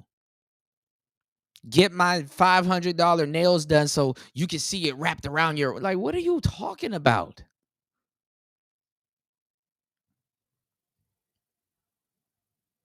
Right. Truth only. You said, I recently got an iPhone 16 Pro Max for my birthday a few months ago. Believe me when I tell you, I won't be getting a new phone for a while. Yeah, bro, I think I'm still on the 11. I think I'm still on the 11 or 12 or whatever. I think I'm still on the 11. And my phone got fried the other day, so I had to update it. And I got the same iOS that the 16 got.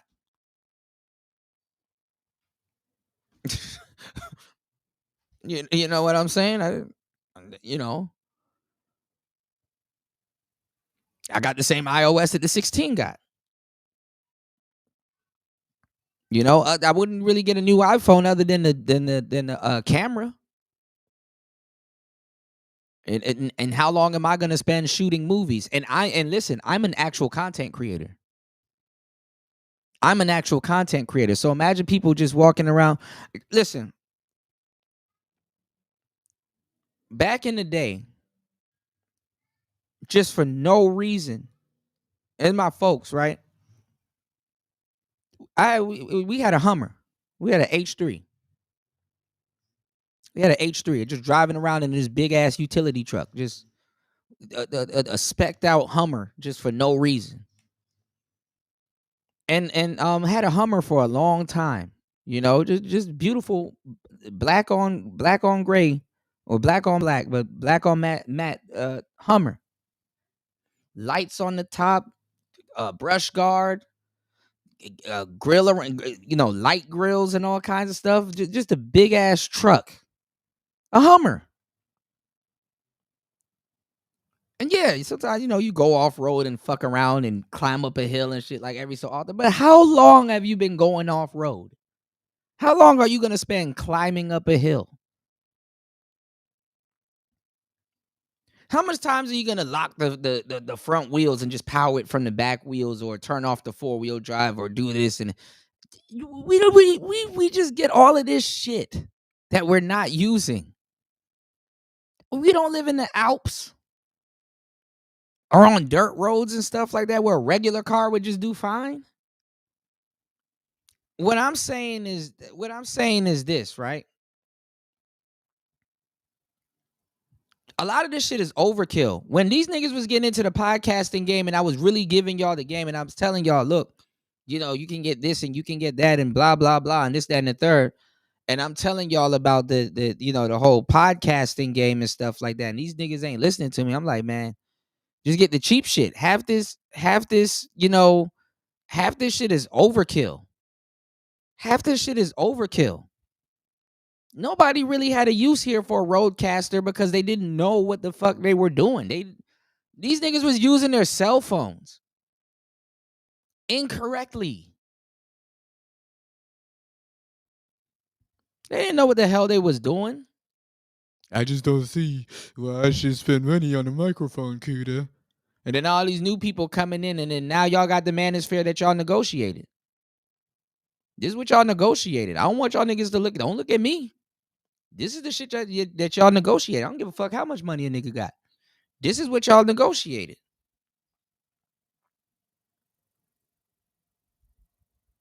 Because for real, I'm gonna tell you the truth. Back in the real days, and I think that's wrong too. But I'm gonna tell you the truth. Back in the real days, they would have ran Anton's ass up out of the manosphere. Anton Daniels couldn't breathe in the manosphere back in the day, especially if they know that he came in allegedly simping.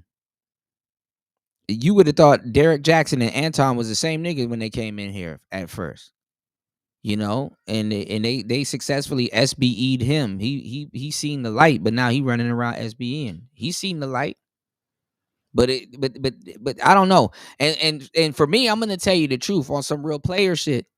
I don't, and that's just me.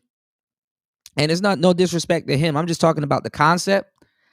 I don't fully trust niggas where it took bitches to actually go against him for him to now all of a sudden be on my team. I don't fully trust niggas like that. Because what that's telling me is that all he needed was an echo chamber of bitches to have been with him, and he would have stayed on that team. No, the bitches had to say, no, fuck you. Go over there with them niggas. So now you gotta come kick it with us. And nah, dog, we, you know, that's how women operate. That's how women operate. I really don't trust dudes like that.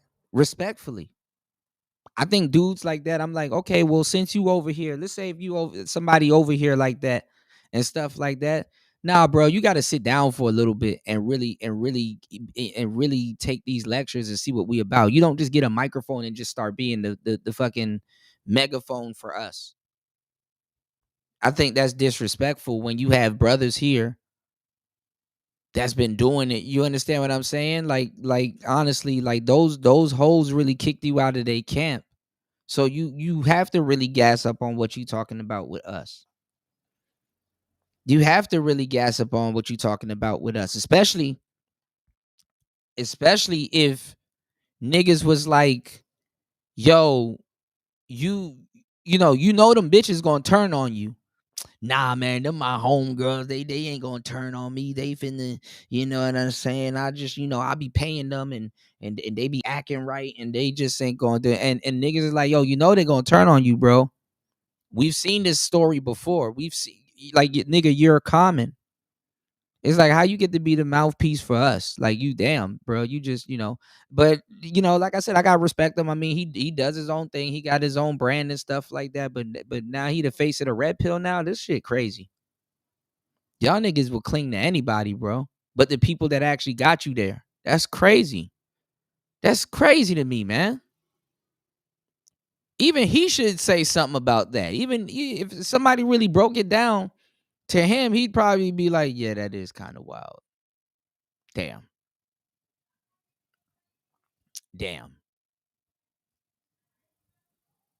Like, honestly, if you go into a place that's worth going to, you should expect some type of resistance. when Tarzan, which has a whole different connotation, by the way, when Tarzan got around them damn gorillas and he saw that some of them gorillas didn't accept him, he should have been like, he should have looked at himself and be like, yeah, I kind of understand this. Let me go get them niggas respect or whatever, or let me at least kind of sit down and see what this shit about before I really start yelling at the top of my lungs about some shit that I kind of really didn't help build. These niggas don't give a fuck about destroying the space or misrepresenting or misappropriating the space. They ain't built shit around this motherfucker. It was already built before they got here. So this shit is like Animal Farm to me, man. This shit is like Animal Farm to me. Yeah, when's the next Desert Storm? I wasn't driving that shit in no damn sand. I drove it to the beach, with a couple of my girls, but I didn't drive that shit in no damn sand. Yeah, 10 Pro Max, there ain't nothing wrong with a 10 Pro Max. But I ain't gonna lie, I dropped my phone a couple of times, so I probably am due for an upgrade. I need 2 phones though. I might get an Android because War Master's right about Apple. Apple be fucking up. All right. But yeah, I mean, shout outs to Anton, but I'm really not I'm not fond of this shit. I'm really not fond of this shit. Well, let's go. Way more time, but now we have the technology to where, man, listen, and I don't listen to a nigga talking about no technology to go get no woman. If there was no technology here, a lot of niggas would be incels.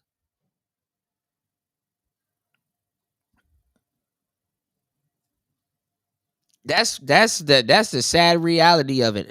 How you gonna live your life as a man knowing that if you don't have this cell phone, if you don't have a computer or some type of portal, you ain't gonna have nobody. That's crazy to me.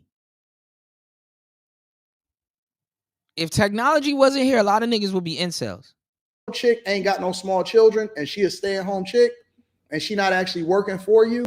Mm-hmm. That chick is a drunk, bro. Like, she chilling all day. She ain't doing nothing. Okay, it's so easy with all of the modern technology that's happening today. BMT not even listening to them. They're not doing nothing, man. I'm not paying them. Okay, so let me ask you this now. You ready to ask him another Passport question? Bros are solution based. Our ideology is based on solutions, right? Passport Bros are not solution based. You would think them niggas are practicing hypergamy and them niggas are not getting married. And then that's another thing, man. You rejecting the player lifestyle, but you want to be a lifelong bachelor. What the fuck? Now, you just said earlier that relationships are going to be very difficult in the next 10 years. The dating is horrible. What is the solution for guys then? Because when you go overseas, you're tapping into a different culture. So where you might see it as tricking, they see it as being a provider. I don't care what they see. Only thing that matters is what I think. Right, but what's the solution though? What would be the solution? If dating is so bad, what solution would have been in the West then? It depends on what your objectives are. If your objective is to build a family, have a children within wedlock, making sure that your children ultimately is raised in the best environment and stuff like that, then I think that you should get married to the chick that you're shooting in the gym with and build from there, because ultimately, you're not gonna be shooting in the gym with every chick that's your candidate for being. Never mind. Don't have shit when you're young, and so y'all got a vested interest in seeing each other be successful, right? If you are a person that wind up getting it, you know what I'm saying, and you single and you don't have no children out of wedlock or nothing like that, I don't think that it's necessary for you to get married. So unless you are looking to get married at all in America, just don't get married. Just stay single. I don't see the value in a guy saying that he getting married just for the sake of getting married. Most people don't even understand what marriage means. Right. But if you are building with a woman, I'm not talking about already being at the finish line. If you are building together because y'all ain't got shit, because marriage is largely for people that either A, want to have children, B, trying to preserve wealth, or C, trying to build it. The middle class are the ones that get killed in everything. Anybody in the middle get ran over, right? Mm-hmm. So you ain't got nothing. You ain't got to worry about nothing. And you got somebody that got your vested interest, which is one of the reasons why you want to be equally yoked. I can leverage that, right? If I'm looking at it Hold from on, a yo. traditional sense of how it is that I am the man in the household, she is a helpmeet. I can put her to work. I can make sure I can leverage her talents, all of that shit. Even the sex is just extra. I don't care about that shit. Sex come with it. You can get sex anytime. But as far as building wealth and preserving wealth, if you already got it, even people that had resources traditionally only fucked with people that had resources. When you see these people out here talking about, oh man, you know what I'm saying, men marry down or men date down, that's because you stupid. If you got a significant amount of resources, you always align yourself with somebody that got just as much to lose as you, so that you don't get took. And Oh so my what happens in the God. Jewish communities is by default, they all are equally yoked, and they make sure, and they don't call it a prenup, but they basically get prenuptial agreements to make sure that everything is aligned when it comes to contractually how things are supposed to go if and when something ever happens, or if Ew. Stupid ew. Nah, she's not James Brown, man. She pretty. if and when somebody ever gets divorced, right? But we the only people that decide that you can fuck with the chick at McDonald's just because she got a fat ass. No. Marriage ultimately for people that have resources. What's going on, D Nation, man? Good to see you, bro. How was your 4th of July, man? Yes, health and wealth, man. Resources was to preserve wealth and make sure that you raise kids in a conducive environment, or to give a person that don't have any resources a leg up and an opportunity for them to be able to build together, because two people, if they look at it the right way, can pull 10 times their weight versus one person pulling double your weight. Now, that don't mean that you can't get it by yourself, but ultimately, if you know how to leverage, marriage is a business first. And if you know how to leverage the person that you're with, then ultimately it can become beneficial for both of y'all, because she becomes the beneficiary of your greatness, right? But if you just pan a chick just for the sake of calling yourself the traditional, man, most of these women, I don't know what he talking about. Most of these women, when you go to these foreign countries and go hang out with them, they're just your cool little friend that like to hang out, get drunk, and get cracked from time to time. That's really what this shit is, man. All right, like niggas, he's talking about niggas that's traveling and shit like that. Y'all go get my book, just talk about it, It's like, bro, you're in Sao Paulo, or you're in nigga, you're in Warsaw, or you're in Sweden or somewhere. What the fuck are you going to build? You're just going there, you go get you a nice little spot, go to the pub every so often, go hang out and do your damn thing and go chill. You're not about to build the Empire State Building in the middle of Paris, bro. Like, that's another thing. Like niggas need to fucking get that done first, and then start talking about this rebuilding the kingdom bullshit. Like, this shit is goofy. That's another reason why niggas is behind. It's like you have this like weird chip on your shoulder to build some weird ass kingdom. Bro, you're free right now. Be a regular human being, bro. Yes, build something. Start a business. Do something nice for yourself. Hand something down to you. You can't really hand something down to your family if you're thinking about building a kingdom. That's just impossible. What kingdom are you building? Kingdom Hearts. What kingdom are you building? We have to rebuild the kingdom. What kingdom are you building? The only time you seen a kingdom is from coming to America. What kingdom are you building? You're free to be a regular, functional human being. There's another part of the matrix that they don't tell you, or when you go black pill. You want to know what it is? You're allowed to be a square. Yes, you accumulate all this knowledge to live a very astute square life. Niggas up here, I got to build the kingdom. Listen, go get you a baddie, go sit down, go raise some beautiful children, drive a nice car, treat yourself, do some nice things, and go enjoy your fucking life. I don't know what this notion of I gotta build the throne, I gotta build a kingdom. You don't gotta do none of that. You just go and enjoy your fucking life. You wanna know what happens? Because you'll have a son. And you know what he's gonna do? He's gonna go enjoy his life. He's not worried about building no fucking kingdom. These niggas, I got to build a kingdom. You still living in a black woman's dream and shit like that. Oh, you owe us a kingdom. Okay, well, can you cooperate? No. Well, I can't build the kingdom if you can't cooperate. Bro, go find you somebody. You don't have to listen to no fucking kumbaya story. Bad enough the women are giving y'all the kumbaya story. You gonna listen to the niggas too? Don't listen to me, okay? Because I've probably done way more history than the average person. Cool. Listen to me. You don't have to hear that kumbaya speech from niggas too. If you don't know what you're talking about. If you don't do your history and stuff like that, cool. Yeah, listen to it a little bit and learn. Maybe this will wake you up. But you shouldn't have to listen to that kumbaya shit from niggas too. You get enough of it from your woman. Why do you have to feel, as a black man or a man in general, why do you have to feel bad before you live? Or feel like you owe somebody? Live. You earned it. Jesus Christ. I got to build a kingdom. That's tricking. I love you, man. I think that if you want to trick, you can go ahead and trick, because niggas wasn't players anyway. Go trick. She do something that you like. Here go a little $10. Go run along.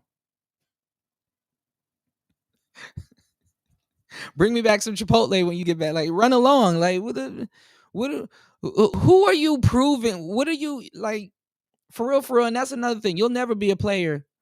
You'll never be this player that you want to be, because you don't even know why you don't even know why you're going against the simping. It don't even make some of y'all feel good. If you feel good tricking, cool. Then go ahead and trick a little bit. If it's not fucking you up. You know what I'm saying? But if you're not no player or something like that, and you don't know why you're feeling bad because you spent some money on a woman, then just do what you need to do, bro. If you got to pay for a problem to go away because you don't know how to speak, if you're not going to learn how to speak and you know yourself, then just go ahead and trick. Niggas like you have to exist so other niggas can exist. That's just a part of the ecosystem. Everybody cannot be a player. Everybody cannot be a stepdad. Everybody cannot be a loser. Okay? I'm not saying that makes you a loser. I'm just saying everybody can't be one thing. Everybody can't be a chief. Everybody can't be the Indians. Everybody can't. Just do what you need to do. If it makes you happy, do what you need to do. But if you know on the back end that you feel bad about something, if you like, man, I've been tricking and stuff like that, and I know deep down inside that I'm a cool dude, I can actually get this broad without no fucking money required. Well, guess what? Focus your money there, or keep your money. Because that's what it is. When you trick on other people, it's called tricking. But when you trick on yourself, that's called shining. You're reflecting back on yourself. Yo, let me go get this course and real quick and go tighten up my mouthpiece. Yo, let me go holler at Kuda and see what he got to say. You know, can he recommend me some literature or something like that? You know, actually read. If you, that's one of the things I'll tell y'all. If you consult with me and you like, hey, what's one of the things that I can do not feel like this? Because I know it's not a good feeling. You let a lot of niggas in this space tell you that it was. You know, I will tell you straight up. I'm like, look, start reading books on topics that you're interested in. Because when you read, it tightens up your mouthpiece. You want to get back in shape? Don't go to the gym. Go take up a martial art class. Go learn a new martial art. You want a cooperative woman? Go travel. You see where the fuck I'm at? I be chilling though. You know, niggas be thinking, oh man, somebody went somewhere because of the reasons that why I would have went somewhere. Actually, no. If you were to go travel, you might not be in that certain space for the reasons that I'm in that certain space. You know, some people that go to travel, they're looking for something, and it's not women. You know, it's not women, because wherever you go, there you are. It don't matter. So if you having problems with women in America, you gonna for sure have problems with women abroad. And for some reason, I keep telling y'all, hey, I got a book on this. I got a book. Y'all niggas gonna wait till I'm dead to read the fucking book or halfway listen to it. And that's y'all problem too. Y'all not listening to established niggas in this space. Y'all in this listening to newcomers and wondering why you making that circle. But the thing is, the problem is with a lot of niggas in this space is you want to make that circle. You want to reset yourself because it relieves you of this responsibility of actually doing something. You want to be in that boot loop. You don't give a damn. You don't want to really change. Like, come on. You want today to be like yesterday. You're not ready to say, hey man, you know what? Let me do something a little bit different. Let me shake something up. Let me shake something up a little bit. You sitting up here listening to niggas that ain't players at all. And then y'all talk shit about players. This is what I don't get. Oh, these game niggas are manipulative. Nigga, the niggas that you listening to is manipulative. This is why they got to change up every so often.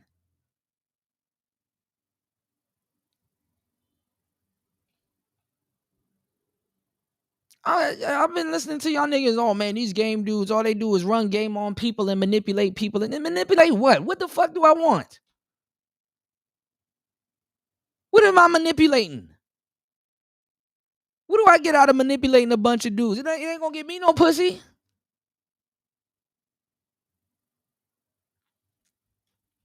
Manipulate for no damn pussy. A fucking, what's going on, Stoic? A fucking troll tell you you're manipulating. You niggas are in the manosphere listening to trolls. Niggas that can't even look in the camera and show their fucking face talking about something. Man, you're manipulating somebody. Manipulate what? It's always the people. They never trust anybody that's using that word and stuff like that. It's always the people that's running it. It's always the people that's running game on somebody that's trying to tell you somebody else is running game on you. That person is running game. If you have game, you don't have to run it. There's a difference between having game and running game. And people that have game don't have to run game. If they want to, they can. But they have it, so why would they? They don't even interact with the world to the way. They don't even interact with the world in a way where they would have to run game. The world interacts with them a lot different, and they interact with the world a lot different. A natural doesn't have to run game. He naturally gets women. It would actually hurt him to run game.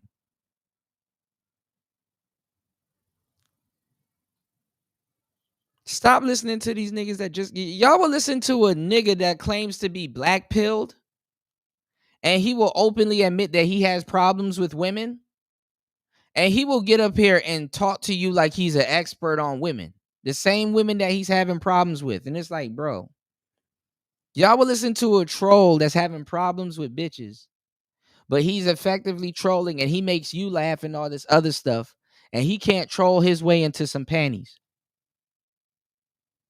But I'm watching y'all niggas listen to trolls all fucking day, and I'm like, oh, he could have your panties though.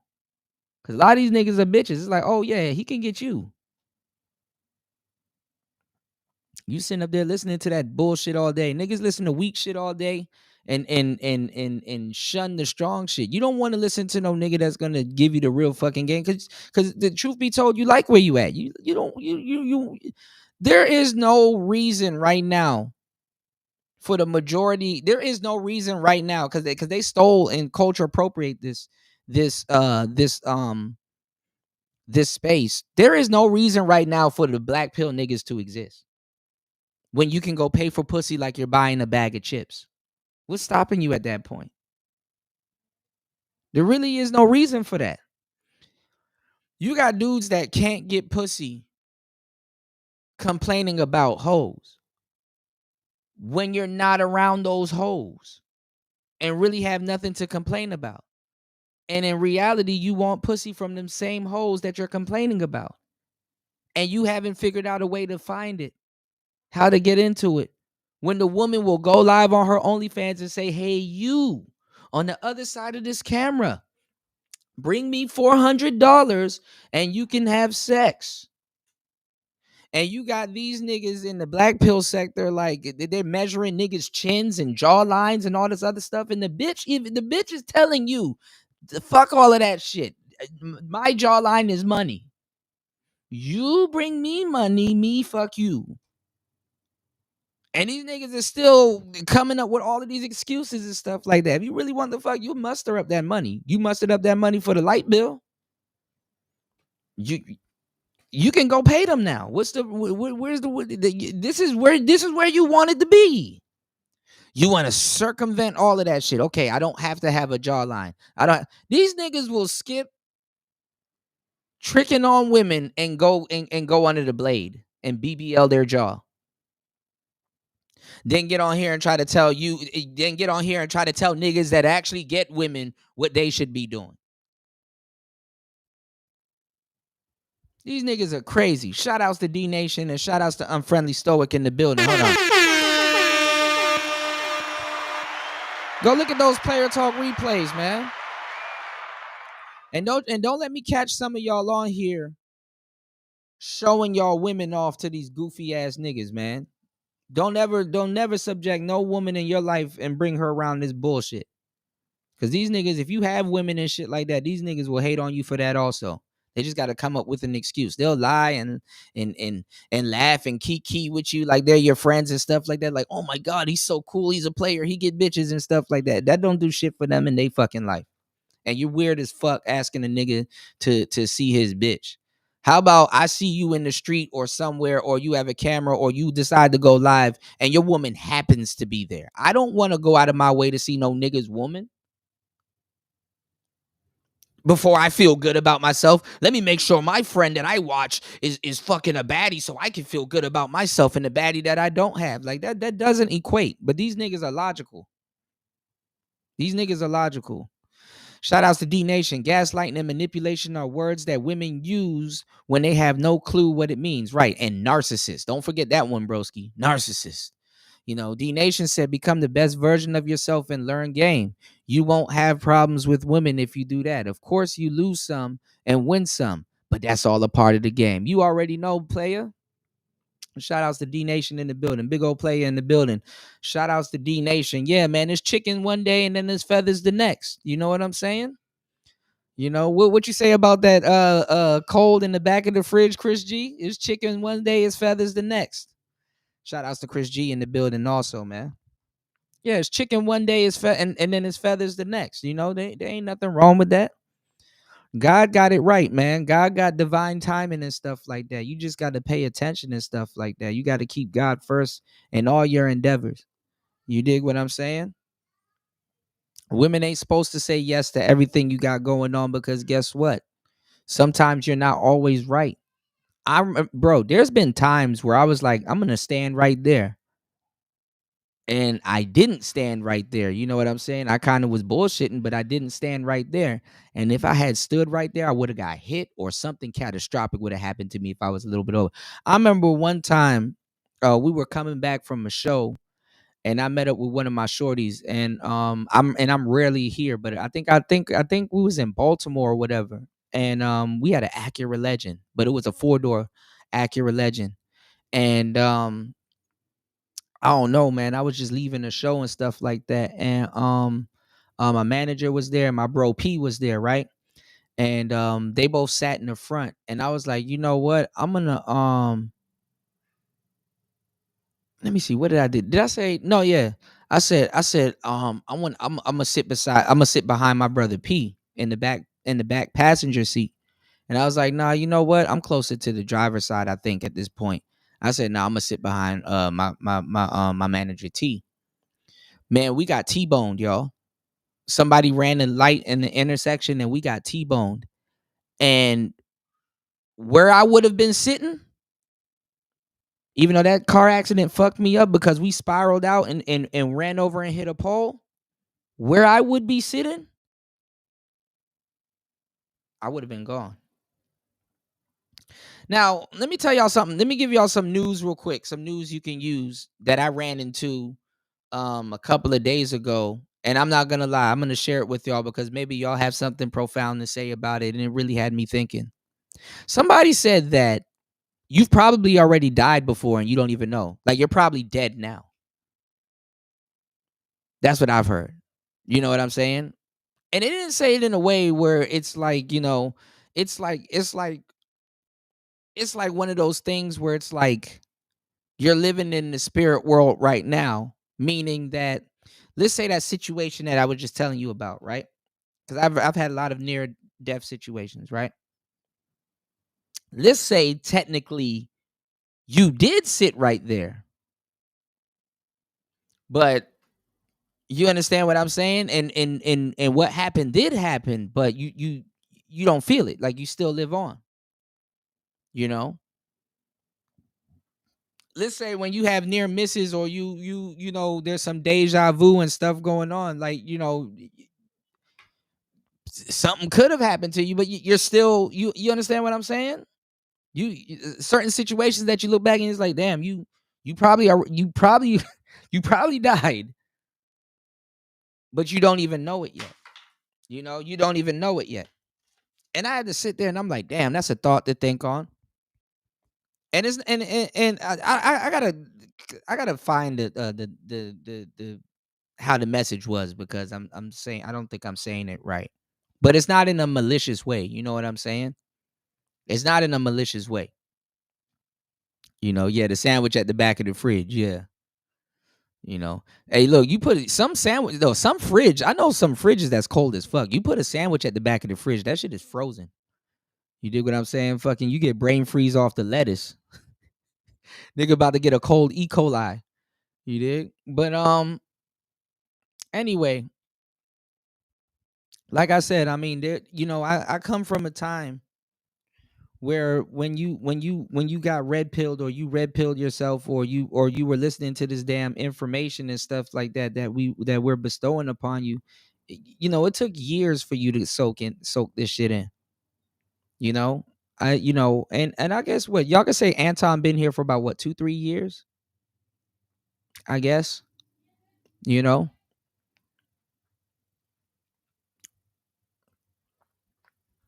I'm not hating on the brother. You know, he probably a cool ass dude in person. He probably more, you know, this probably an act. He probably more red pill than but he presents himself, or not even just red pill. He's probably just a real dude. You know, some people, they come off a certain way on camera, and I get that. I give people the grace. You know, I really don't be looking for stuff. You know, I'm trying. Y'all see how I got the NVIDIA CUDA joint behind me, but it got the headphones and stuff like that. I hope them niggas do not sue me, y'all. I would rather collab. I hope them niggas do not sue me, y'all. I just tweaked the shit out of this. You know what I'm saying? They got the headphones and everything. I'm like, shit. Hey man, you can't beat them, join them. Shit. Doing some great work. I love your app. Yeah, you never know. I might have a new graphics card. You know, I'm about to get into the game, and I told War Master, I'm like, man, I'm shifting the channel slowly but surely back into the gaming shit. And it's like, bro, I may have a new graphics card coming out, y'all. Shout out to you. Shout out to everybody. It's the second time actually that we didn't had a conversation. Yeah. But yeah, man, I think that you do a great work, bro. I think that the insight and the information that you provide, especially with regard to your experiences, is priceless. And I think and let me be clear. I think that these conversations is great because I don't ever want to be in a room where I fucks with his Rolex though. He be having a date. A lot of people don't know that they're not watch guys. Agree 100% with everything that somebody says. I don't even agree 100% with what my brother say or what my mother say, right? But civil discourse don't mean that y'all have to not like somebody, or that you can't be friends, or you may have a difference of opinion, but it doesn't mean that it's not conducive conversation, because we source through it. I've learned some stuff from you in a couple of conversations that we've had, or the couple of online conversations that we've had. And I think that it's dope, man. I think that it's always awesome to get different opinions and different perspectives based off of people's lived experiences. I think that your lived experience is awesome, and it adds a lot of value into the space and into people's lives. And shout out to you, bro. I just appreciate you for having me on here, and I appreciate your audience. And I'm trying to figure out what is the space. What space is Anton talking about? I know he's gonna be like the red pill space, but what? What this space? What is the space? I'm not gonna lie. I was listening to and this is no shot at him. I was listening to somebody sent me a what you call it a video from Keep It 100. No, not it wasn't. No wait, is it Miss? I think it's Keep It 100. Yeah, I just Keep It 100. I think it's Keep It 100. And I'm like, oh, he claiming red pill now. I'm like, damn, when the hell did he start claiming red pill? I'm like, okay, so I was like, shit, we got a lot of brothers that are self-proclaimed red pill running around. Okay, because I'm seeing a lot of people. I guess there was, at some point, like some of the content got slow. So a lot of people, I wouldn't say necessarily just grifted over, because I'm pretty sure he probably been in the space for a minute. But it's like some people just they just like, well, I'm gonna just take it upon myself to be in the red pill space and call myself red pill and shit like that. I'm like, damn, it used to be like, yo, who you came in under? You know, were you MGTOW before this? Like what, you know, what kind of, you know, how'd you get here? You know, who can really co-sign for you, you know, necessarily. And it's not like on no gang shit. It's just like, okay, did you just, you know, did somebody order pizza? Did you just get here? Or, you know, did somebody was like, yeah, he valid. You know what I'm saying? Like, who said you were valid? You know, is it like a notable that, you know, like how did some of these people get here? And it's like I said, and I said it's like a checks and balance, you know, with all of this stuff. It's like people could just pick up a microphone and just claim that they're red pill, and we're sitting up here like, bro, I don't know this nigga. You know what I'm saying? I haven't seen him in the chat room. I haven't seen him on any panels. We have no idea who this nigga is. You know what I'm saying? And, you know, you got dudes running around here like, yo, who is Kuda? It's like, nigga, who are you? Where did you come from? You know, and it's like, yeah, I hear your content, yo. You sound like us. You sound the part, but it's like I don't know you. Haven't seen you around here. You know, and I'm not saying that for Keep It 100. What I'm saying is that there's a lot of guys in these spaces. You know what I'm saying? I'm even hearing a Media Man talking about some, man, you know, the space and these spaces, and it's like,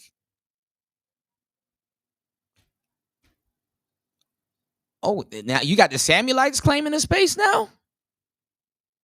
We got to know this stuff, because guess what? When niggas start getting put on a list because of something he did, and it's like, bro, I never had a conversation with that man. You know, as far as I'm concerned, these niggas act like we don't exist. I've heard my exact words, word for word, verbatim, show up on these people's shows and stuff like that. And now one time as a person picked up a call or a super chat like, hey, stay up. I like what you're doing. Hey, you know what? You know, I like that. You know, hey, come over to these niggas don't even invite us over to their damn channels. But if you go listen to them and stuff and you go hear what they're saying, it's like, bro, you stole that from LAR Movement. You stole that from Alan Roger Curry. You stole that. You know, them niggas will steal, bro. Them niggas don't even give a fuck. These niggas will straight up steal. And people will be like, well, don't you want their message out? Why are you mad? It's like, yeah, I would like the message out, but I would like the messenger to be the one to put the message out. I don't give a fuck. That's that goofy shit BGS and all them niggas was talking about. I don't give a fuck about no damn message being out. I don't care about 1,000 niggas sounding like me. As a matter of fact, as an actual artist, that's annoying. because they have nobody to tell it to, and then they're gonna come back to you as if it's like why are you telling me what I told you? Like y'all niggas don't have no type of creativity to take the chains and move this thing forward. Like I'm not trying to be a at the line of scrimmage nigga. Like these niggas will keep the space at the line of scrimmage. This space hasn't had one first down in forever. These new niggas that's coming in here, there's no first downs. There's no first downs running around this motherfucker. And then what makes it even worse is that now you got Paul Pierce and these basketball niggas and these other niggas and stuff like that. They just coming in sounding like us. And it's like, nigga, you had your whole NFL and basketball career to say all of this shit. But you know what a lot of them niggas was doing? This is why it resonates with them hard, because now they can sit down and listen to podcasts all day and steal. They was simping throughout their whole basketball careers. You know, they was simping their ass off. And they were simping, and I'm not even gonna flex. I mean, they were simping with notable women. You know, they were simping with notable women, you know, and I see a lot of them stealing our talking points. And it's like, you know what? I see y'all was simping with notable women. And to a certain degree, when I have conversations with some of them, granted that I get that high, and I'm pretty sure I will. And I'm gonna say that on record. I will. I'm gonna be up there and we're gonna have all these conversations. It's gonna be extra lit, right? I'm gonna tell you some real shit. Notably, I can't get wrong. I'm not gonna be mad at them for simping, because I've been talking and giving y'all the game for years and telling y'all that there was a nice little sweet spot where women actually had a little bit of control over their quote unquote hypergamy. You understand what I'm saying? And that was the diva era, when the internet was brand new. Now that when the internet was just like really, people was really coming online. Now that the internet is established, they don't have no fucking control over no hypergamy. The internet controls their hypergamy, if that's what they want to call it. The internet controls their hypergamy. Women don't control no fucking hypergamy. It's out of control right now. You have too much options. As a woman, you have to limit your options. And I know that doesn't sound good, but if you know what you're talking about, that's great news. You got to limit your options. You'll never make the right choice in men. With how you are, how the world is, and all kinds of stuff, you are doomed. You are doomed. You will never make the right choices in men. You're going to have to get the right guidance around you. You're going to have to seek counsel, all kinds of stuff. You will never make the right choices in men at this rate, especially if you one of those women that's chasing attention. It's rigged. The game is rigged. It's impossible for you to make. You better at this point. I'm gonna tell you the truth. You better off going off with your parents. The people that your parents get for you, or you can use your social circle. Your husband is in your social circle. He's somewhere in your social circle. Cause it's even fucked up. It's fucked up that it's fucked up that you have all of these choices that your husband will be dead in front of your face, and you still make the wrong decisions. You're eternally cucked and fucked. Honestly, that's the goofy shit that you got going on right now. That your husband is right beside you, and you're still not gonna make the right decision. That's how treacherous this internet shit versus you know what I'm saying, versus you getting attention is set up. Your husband will be right in front of you. That nigga probably bringing you some Chipotle right now, and guess what? You know how you got it set up, how you want your cake and eat it too. This shit gonna eat you.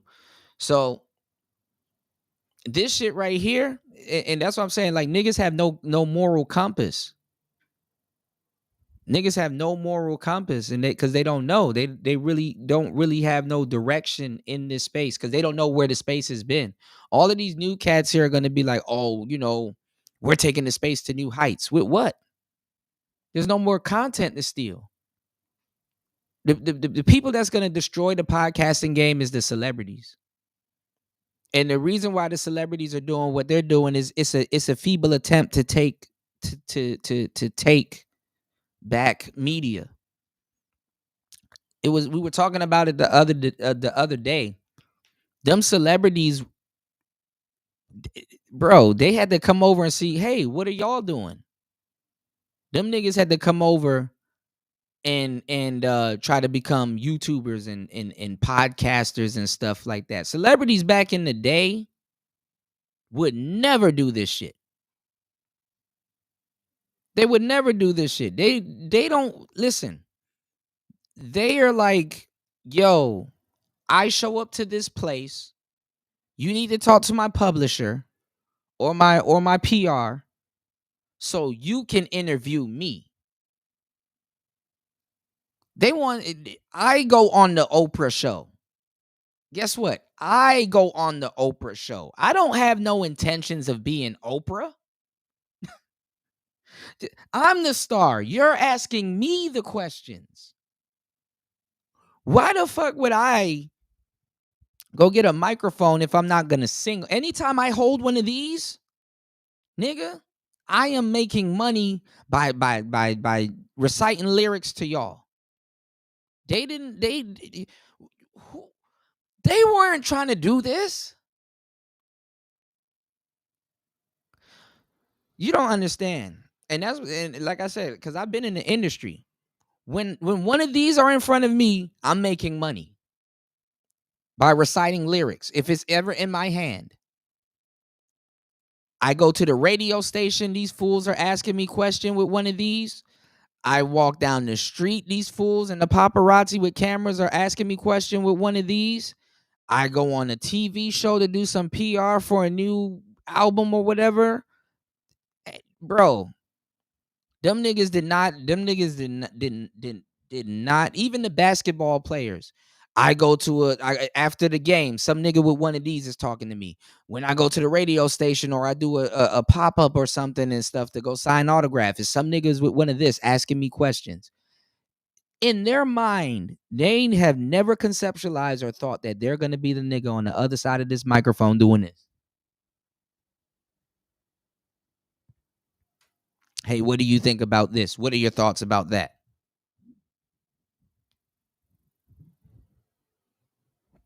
In their mind, they never thought that they were going to be the person that go have to set up a bunch of couches and stuff like that and become Oprah and then sit up there and go talk about some relationships and shit like that. They never thought they were going to be. They're the ones that's usually getting the questions asked to them. They're not thinking about that. But guess what? Times got hard. Now they got to start doing podcasting. Jada and Fat Joe. Even like the D-list and E-list guys, and I'm not saying they're D-list and E-list, but I'm just saying in general, they're jumping into the game. Joe Budden, DJ Academics, all of these people, they got to jump into the, limited access was the key. I've seen Alan Roger Curry fall apart once he became available. Once he became too accessible. You don't have that mysterious aura on you anymore. Your sales slow down a little bit. It's because people feel that they know you. And some of the people that feel that they know you, they're like, oh, I'm better than this guy. Or, oh, I look better than this guy. Or, oh, this guy, look at this nigga. He tired today. Or look at it. You're overly exposed. That was one of the things about dating and stuff like that when it comes to men and women, that you have to have a mysterious vibe to you. You can't really, spread yourself out or spread yourself thin. You have to have like a mysterious vibe to you. That's how people would really want to get to know you and stuff like that. But now everybody's overly exposed. Everybody has a carbon footprint on the internet. Everybody is overly exposed. Every single one of us is overly exposed to the internet. Even if you have a troll account, that shit is overly exposed. You know? And then the thing is about a lot of these artists and stuff like that is that the majority of their audience, yeah, you might want to hear what Boosie got to say for like 10 minutes. Yeah, Boosie acting funny and on a YouTube short and stuff like that. But nigga, after 10 minutes of listening to Little Boosie, a nigga gonna be like, yo, when the album dropping? Cause the money and your initial introductory to him, you know what I'm saying, was built on listening to him over beats. You want to hear him over music and stuff like that. So he's trained you how to listen to him.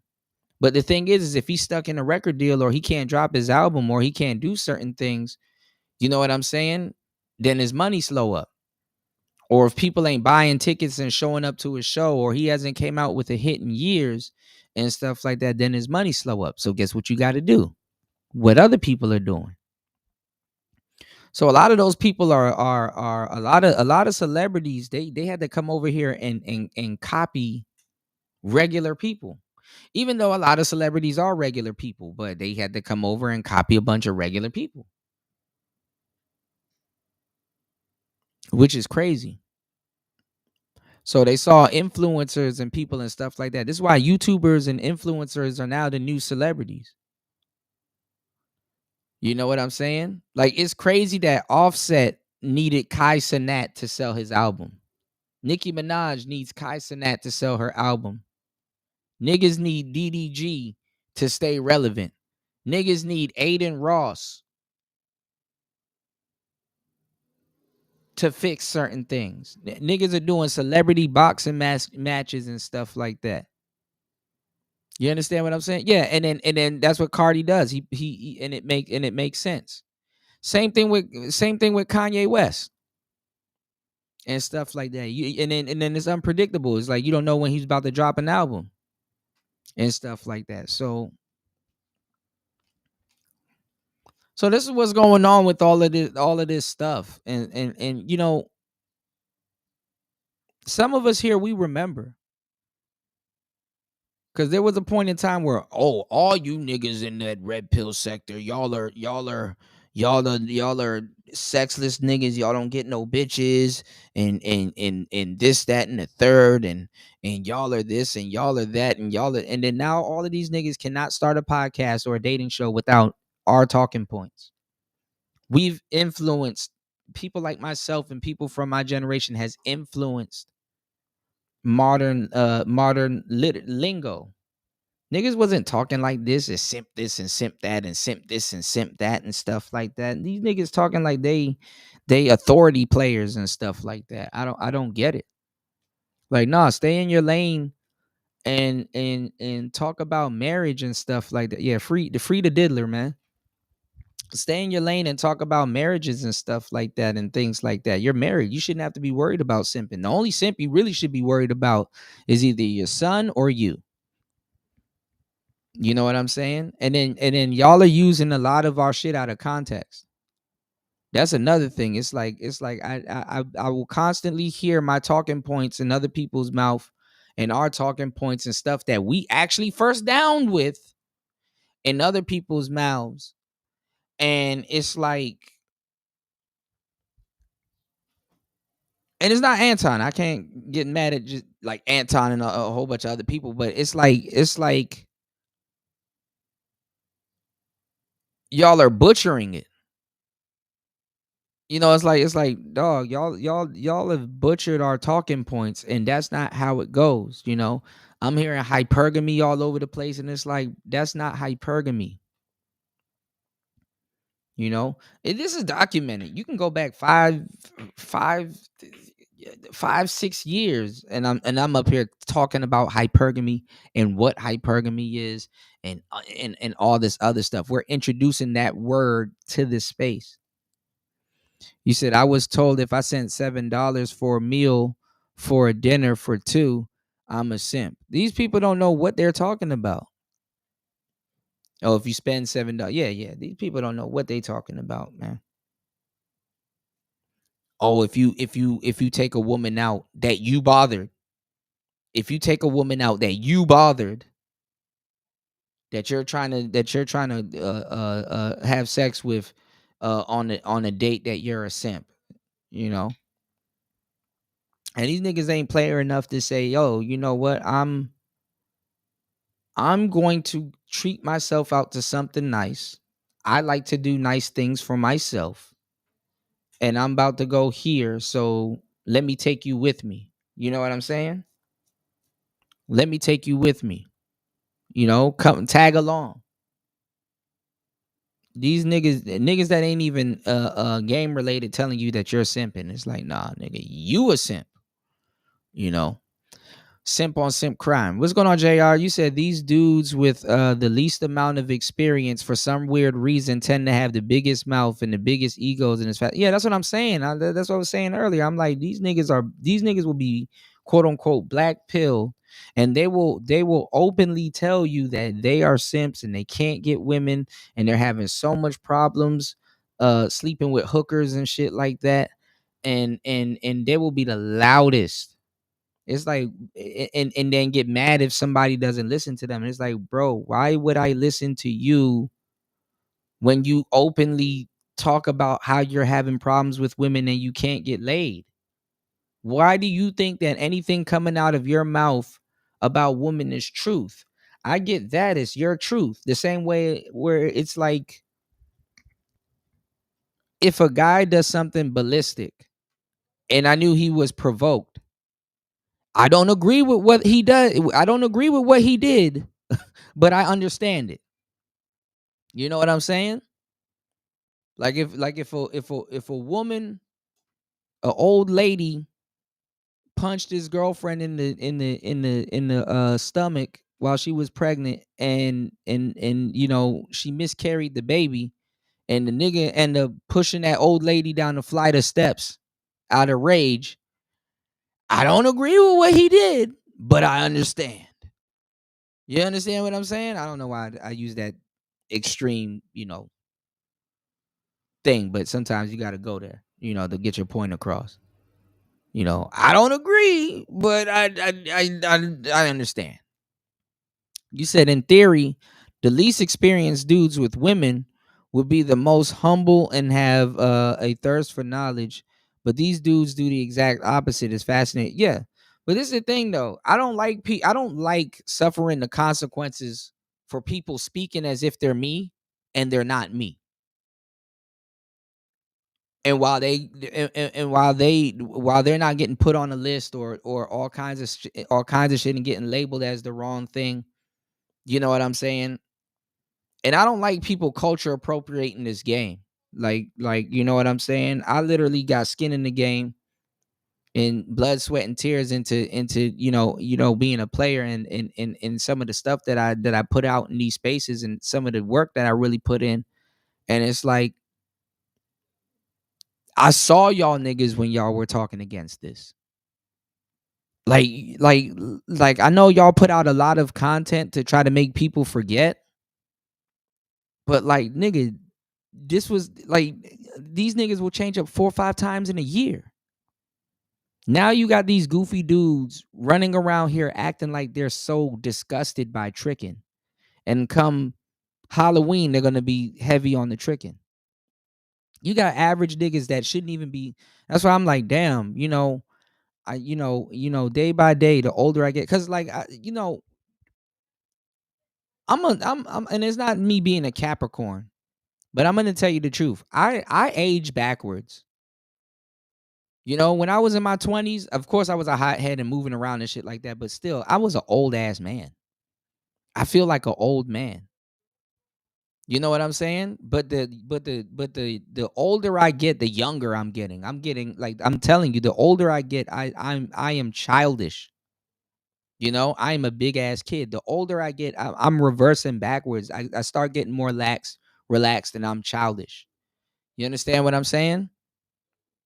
And what I'm saying is, like, it's like you said, you mean like I don't agree with being with a James Brown looking woman, but since it's Anton, I understand.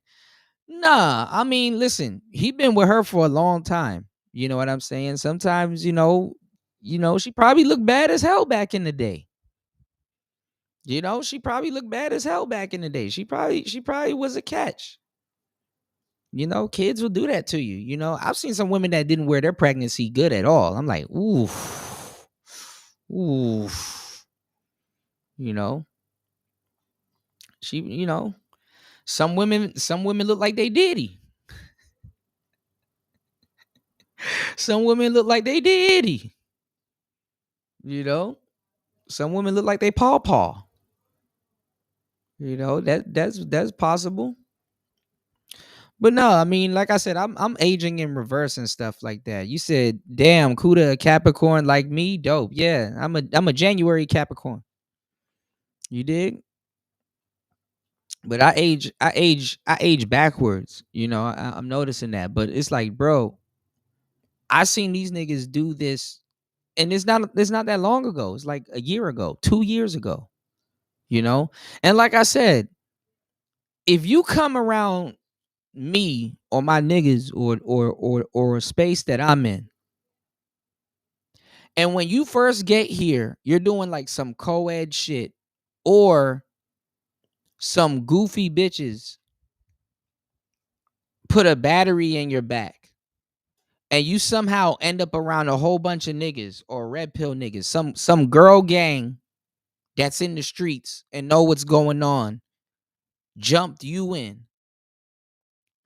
and something happens and one of us, or I witness one of us tell you, hey yo bro, I don't know if you know what's going on out here, but you know, shit wicked out here. You need to be careful about them broads that you hanging around, because they into some shit that's gonna fuck you up and stuff like that. You talking crazy about us, but the more you hang around that particular type of group that you around, they gonna send you over here by force. And you know what I'm saying? So you know, you might want to be mindful right now about what you're saying to us. You know what I'm saying? That's a fair warning. That's a fair shit. That's more than a lot of niggas get. You know what I'm saying? You know, that's you know, yo, I see you got some nice stuff. I see you got shit going on. Don't let those women put a battery in your back and fuck you up, because guess what? We on your side. We want rich, astute brothers, you know what I'm saying, to get the game. That's what we doing this for. But they put a battery in your back, making you think that you're doing the right thing when you're really trying to impress them, and you don't even know what's going on out here. And first of all, the people that you're around, they're going to turn on you. It's not if, it's when. So as a man, we giving you fair warning. Take heed to that.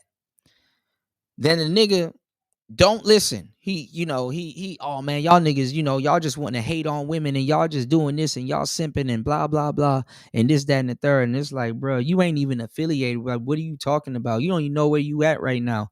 And these bitches got you on a full errand. They sending you on a crash course. And then over time, it's like, you know what, we ain't even, you know what, we grown. We ain't even gonna talk to you about it no more. We said what we said. Then over time, yeah, we're true Sigmas, absolutely. Give me 1 second, Jay. I'm gonna read what you're saying. Then over time, what we told you that was gonna happen, happened. And then now all of a sudden you sound like us. It's like, nah, even if you sound good, yeah, it sound good, but guess what? I heard it before, years ago, from this person or myself. I'm not impressed by that shit. I know it sound good, but I'm not impressed by that. And this is what it took for you to learn that. And I get that. And you give people room to grow. But you know, you're not like us.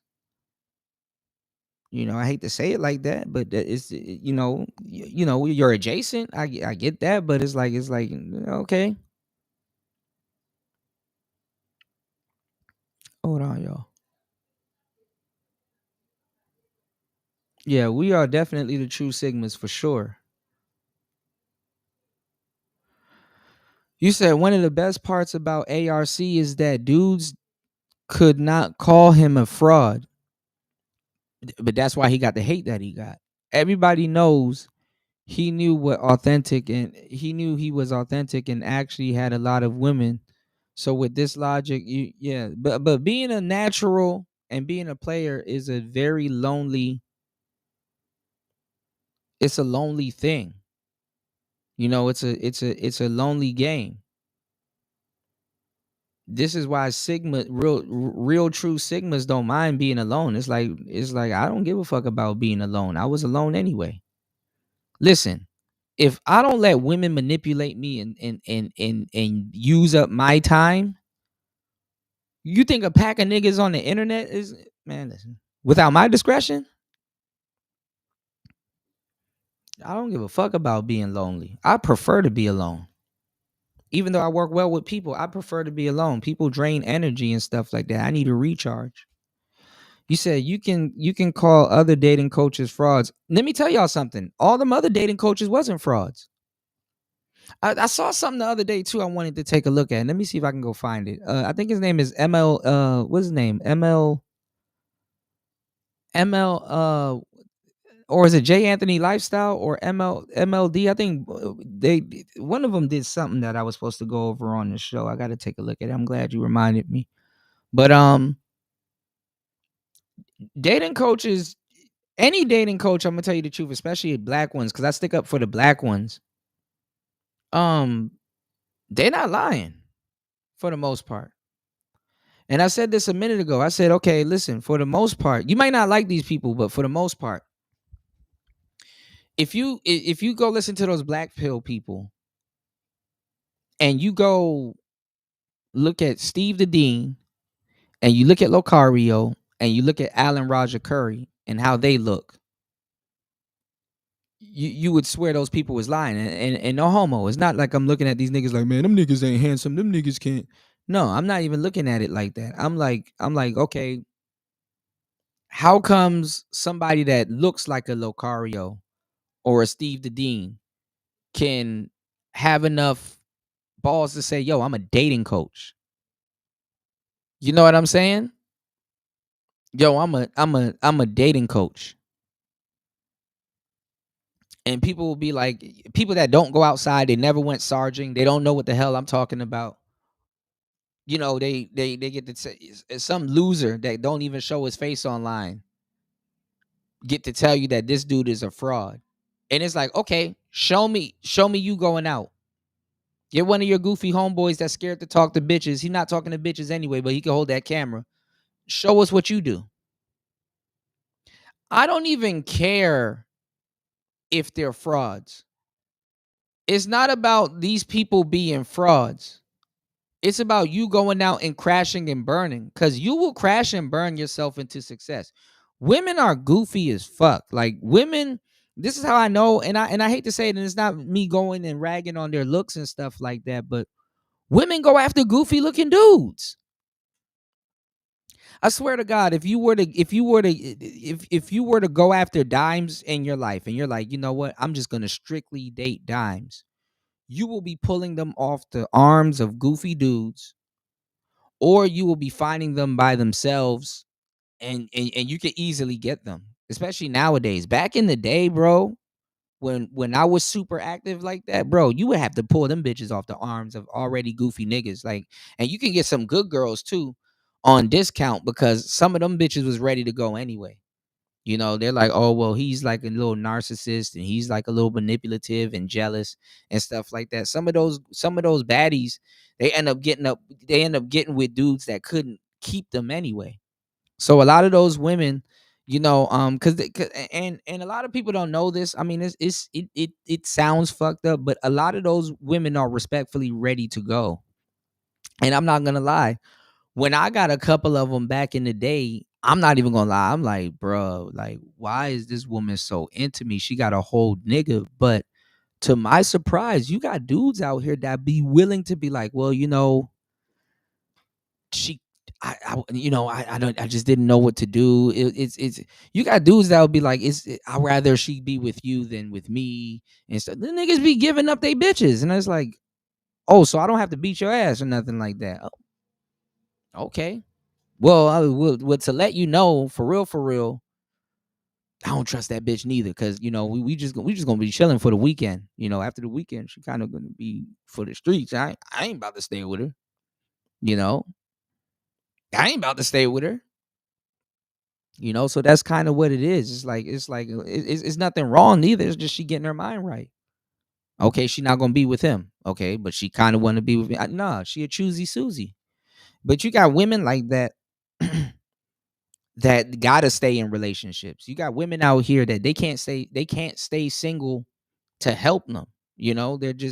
That's just the type of woman that they are. And if you really carved out some time in your life and just for like a couple of years just straight up just chase baddies, nothing less than a baddie. Yeah, you can smash some randoms here and there, but I'm talking about baddies.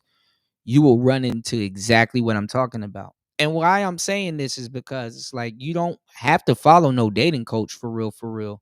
You can just go outside and crash and burn your way into success. There's really nothing to a certain degree other than when you get into certain situations. There's really nothing a dating coach can teach you. You understand what I'm saying? We can only show you patterns and tell you certain things until you run into it and stuff like that. And then you know how to fix it because you already got the answer. But sometimes too, some of the stuff that we tell y'all, when y'all are going through it, y'all are not going to notice y'all are going through it because y'all are so into the situation that you may have to sit back and hear a nigga that you've been listening to for years bring that up and be like, hey, my girl doing that shit right now. And I've been thinking about it, and I'm like, dang, because the thing is that some of y'all, and you never hear nobody say this, but some of y'all are dealing with badder women than the actual dating coaches that you follow.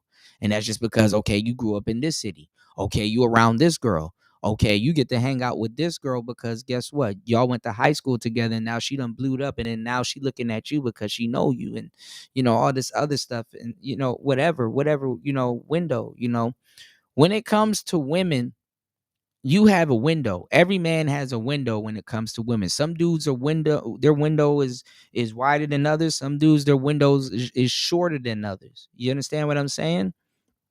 So you got to capitalize, and it's up to you to capitalize, within that allotted time to get shorty. Or sometimes you just disappear and then you run back into her years later, and guess what? The window's open. Some windows don't even close. You know what I'm saying? And stuff like that. This comes with experience. You said why? Because women have egos, and why? Because they have egos and they have hatred for ARC because they knew 100% sure. Most of these dudes don't like the dudes that's winning. I mean, it's easy to hate. That's why they call player haters. You said, yeah, Madden boy real.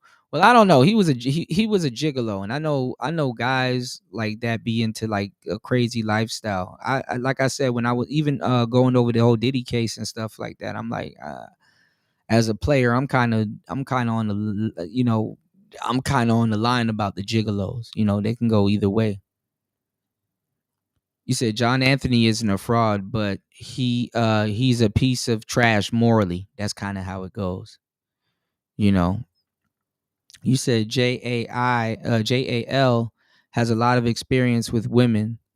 JAL has done hit pieces on hundreds and hundreds and hundreds of people. You said, guess who he's never touched? ARC. Never done a hit piece on ARC. Okay. You said, same way, brother Polites. Truth only, you killing me, man. You killing me. You said stop stricken up for those fools, Steve. No, it's not. You said Steve teach eating ass courses. But look, think about it though, truth only. If he's teaching eating ass courses and stuff like that, that's a valuable skill. It's a valuable skill in today's dating climate.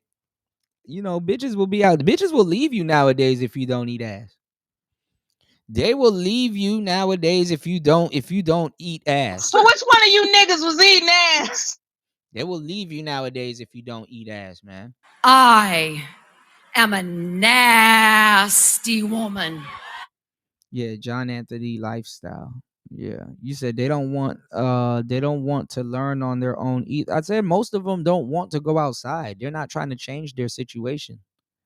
So it's like, okay, well, if you ain't trying to change your situation, go buy your hooker. Go to plan B, what y'all are finna do anyway. Y'all are wasting time trying to learn this game, and you a lame and shit like that, man. Go get them hookers that you were advertising to the young boys. You got niggas out here that's advertising hookers to the young boys, and then you go ask them, okay, well, how can this young man go obtain a hooker right now? And they can't tell you. Okay, teach us how to deal with your hooker girlfriend. You up here promoting tricking and stuff like that. Can you teach these young boys how to deal with a hooker girlfriend? What are you gonna do when she swipes your Rolex? How's that gonna work? You know, what you gonna do when she start fucking your homeboy because he's paying her? How's that gonna work? Like the woman that you're telling dudes to deal with is literally for sale. These niggas really get, like, men have lost the war, the gender war. Hoes are winning. Men have lost the gender war. You cannot fight who you're trying to fuck. And doing so, going into war with that mindset, you've already lost. Men have lost the gender war. Men been losing the gender war. And this is why they have to celebrate every single win that every single thing that they perceive as a win. Oh my God, women are losing their jobs. You think bitches give a fuck about losing their jobs? They abandon their jobs. You think a bitch give a fuck about losing her job? You know, if a woman has no money, she can either do a myriad of things. She can either get a boyfriend. She can either get a job. She can either find a trick. She can either get a sponsor. She can go ask her parents. Women have a nigga, bitch ain't worried about losing no damn job. They ain't worried about losing no fucking job. And then the funny part is that she gonna get rehired faster than you. The hell I'm sitting around laughing about bitches losing their job. Who gives a fuck? We got to take the power back, Huda. You think that's power that she's wielding around? Bless your soul.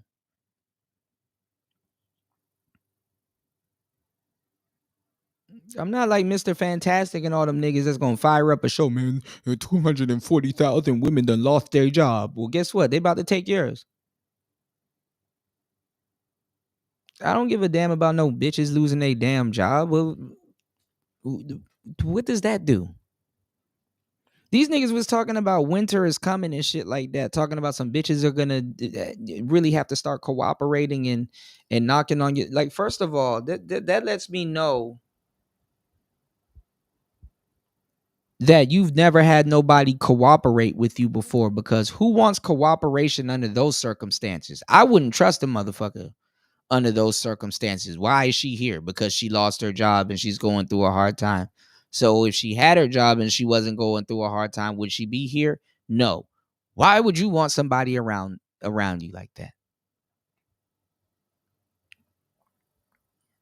Let me know. Even coming and checking us out and seeing what's happening. What do you think about passport? What's your opinion? We have a problem with focusing on black women as a reason to go over to. And I get it.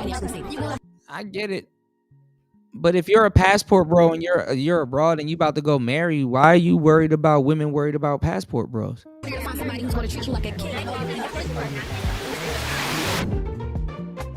And then you see a lot of guys. You're off in a wrong space and stuff like that. A lot of guys. First of all, download now on the App Store and Google Play. Let me do this. First of all, are you traveling to be treated like a king in another person's country? I'm just saying. You could just travel and happen to find somebody that treats you like a quote-unquote king. What's up with this king treatment? Super king treatment. I got to be a king. This kumbaya shit. Shout outs to MTR, but check this out. Listen to me very closely, all right? I don't care what none of y'all talking about. Dr. Umar Johnson is a national treasure. He is perhaps the most and this is another unintentionally hilarious human being walking. This is another person getting red pilled. Dr. Umar Johnson, he's getting red pilled. And he's resisting and resisting and resisting and resisting. And the women are like, no, go sit your ass over there with them red pill niggas. We don't want you over here. Oh, but I put in so much equity. I built this up. And no, they're doing what they did to Saddam. All right. So let's go. On the face of this earth. When I flirt with the women, I'm flirting with 35 to 55ers. When I flirt with the queens, that's for 35 to 55ers, okay? If you're not 35 to 55, the flirting is not for your young, thirsty ass. Listen, I need one of my 35 to 55ers to come wipe the sweat off the king. Can we please listen to some Freddie Jackson while I massage your back? No, thank you, sister. I'm in teacher mode right now, sister. Don't distract me with the lower chakras. This is not about the lower chakras, sister. You cannot rub my back. Now, I will say this.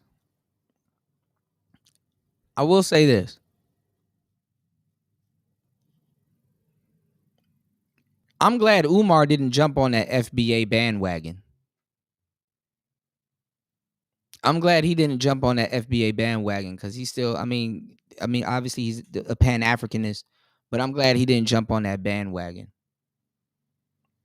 And I guess he's sticking to what he came in the game with, so that's good. While we listen to Freddie Jackson, and I don't even listen to Freddie Jackson, but no, we can't do that, my sister. It's 12:30 in the afternoon. This is not the time for procreation. Sometimes your wife gonna come home frustrated and she had a bad day and the things just didn't go right and she ain't gonna wanna be caressed and she ain't gonna wanna be massaged and she ain't gonna want a forehead kiss. She gonna want her cookies crushed. Every once in a while, your queen is gonna want her cookies crushed. And when your queen needs you to crush those cookies, you have to be able to meet the demand. Every sister, I don't care how spiritual she is, I don't care how feminine she is, every once in a while, she want cookies crushed. It took us 18... See, Neanderthal behavior. How far can you squirt? You know what? You melanin deficient, calcified pineal devil. Let me block him real quick. Nasty. Disgusting. If you just listen to his content, the words that he utilizes to describe things, the random crash outs, it's so entertaining. This guy is so... I really think he's low-key a secret comedian that moonlights on occasion as like a Super Saiyan Pan-African. Like, I legit think this brother's a comedian. So anyway, the reason why I'm talking about this is that Dr. Umar has just had an epic crash out of preposterous proportions, and we need to go over it. This brother had a young lady that he's describing as the throat goat steal banking information from him. I think Dr. Umar needs to come on this side of the internet and listen to the content that we go over so we can learn something, because this seems to happen to him, right? He just, every couple of years I hear about some chick is out on him for this or that, like. But let's just get straight down up into the content. The post reads, yikes, Dr. Umar blasts woman that he was dealing with, accuses her of stealing banking information and discussing his mother's health. HIPAA violation. Queen of Fishy Coochie. 3 throat goat sessions turned into a 2.5-year relationship with marriage, love, and masturbation. Let's listen. Lene Stacks. Siobhan Stone, Lene Stacks, throat goat. Damn. Hood rat. Whoa. Jump off. Wow. Fishy Coochie. Fishy Coochie. The queen of Fishy Coochie. I believe she may have taken information regarding the bank account of FDMG and my personal. I discussed this with the attorneys. The attorneys told me. Real quick, FDMG, I believe that's referring to the school that he's been attempting to create for like a decade now. Let's keep going. That it would be in my advantage if Siobhan Stone, Throat Goat, or Pastor Bussy tries to Umar access my personal account or the school's account, because that is a federal crime. I saw her privately 3 times inside of the same Philadelphia hotel after hours for no more than 2 or 3 hours. I'm going to clip over to go to the rest of his conversations because he goes into a lot more detail, but I wanted to go through the screenshot on the screen, which appears to be him conversing with the lovely throat assassin. Now, it says here, I can't keep substituting my cravings. There's a lollipop right up above. So I believe she's utilizing the lollipop to satiate her insatiable cravings for insertion. I'm us on you or on these lemon pops. Personally, I think you got someone a superhead draining your testosterone. Hashtag tease. Let's proceed. He told me that she would not mind coming to care for my mother. Okay. I assured her that I would pay her, and I did pay her. Okay. And this is going to be important when I bring up the attorney in a minute, because I consulted with an attorney in Kansas City who told me that if I can prove that I paid her to care for my mother, then she can be charged with HIPAA violations for discussing my mother's personal, sensitive medical information without permission.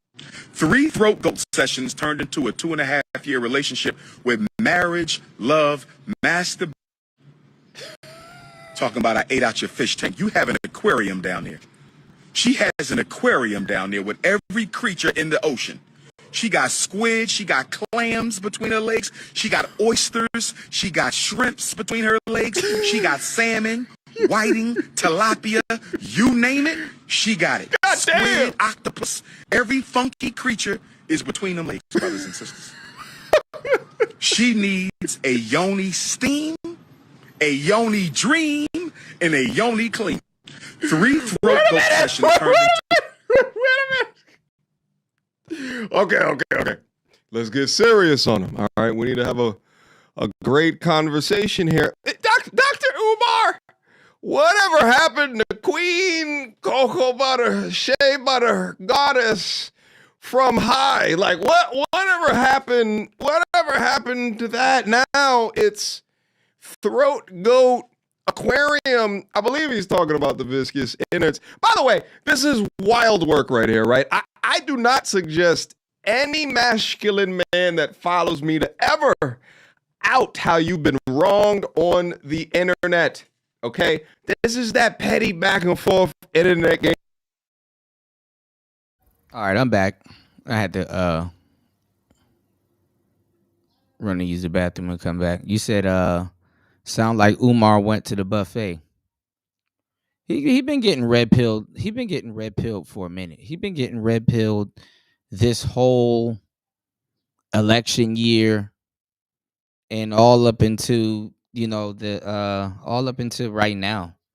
He been quote unquote getting red pilled. Not even getting red pilled. He just been they've been doing them dirty. The sisters did not like him after he told them to not vote for Kamala. They needed somebody to turn on for real too, because guess what? A lot of those FBA dudes, they were actually supposed to turn on Tariq Nasheed too. They gave Jason Black and Tariq Nasheed a pass this election year, because them niggas was running around saying that we're gonna be back in slavery and all kinds of other shit, and saying all kinds of delusional stuff. They basically gave them a pass. Umar kind of played it a little bit good. He kind of said, "Listen, I'm not saying you should vote for Trump, but don't vote for Kamala. You know, and honestly, that was like the ultimate simp betrayal to them, because it's like, bro, and bitches. Let me tell y'all something. I ain't even gonna lie, man. Women just be hopping on any and everything, bro. Like, black women really acted like half these motherfuckers didn't know who Kamala was. And they were acting like, oh, we worked so hard for this moment to get a black woman in office. Like, every woman was running around acting. Y'all remember this shit? Like, this shit was goofy. Like, every woman was running around acting like she personally destroyed a good part of her life so Kamala can get in the office. And I'm telling you right now, if Kamala had won, they would be roasting her right now. They would be roasting her right now, and women will pretend like they don't even like her, bro. The Kamala voting broads are frauds. The majority of them. Cause you go from singing "They Not Like Us" and then you know, running around with the Indian president. Like, come on now. You know, so you know, they were really mad at black men with that whole Kamala shit. And the fucked up part is that I don't know why they keep blaming the space. Black men voted for Kamala. I don't even understand why they penalizing black men for that. Black men voted for Kamala. Like, niggas literally voted for Kamala. Like, 80% of black men voted for Kamala. And they literally penalize black men for being lapdogs. It's like you asked the dog to roll over, and the dog actually rolled over. He got an 80% test score on his rolling over skills, and literally still got punished.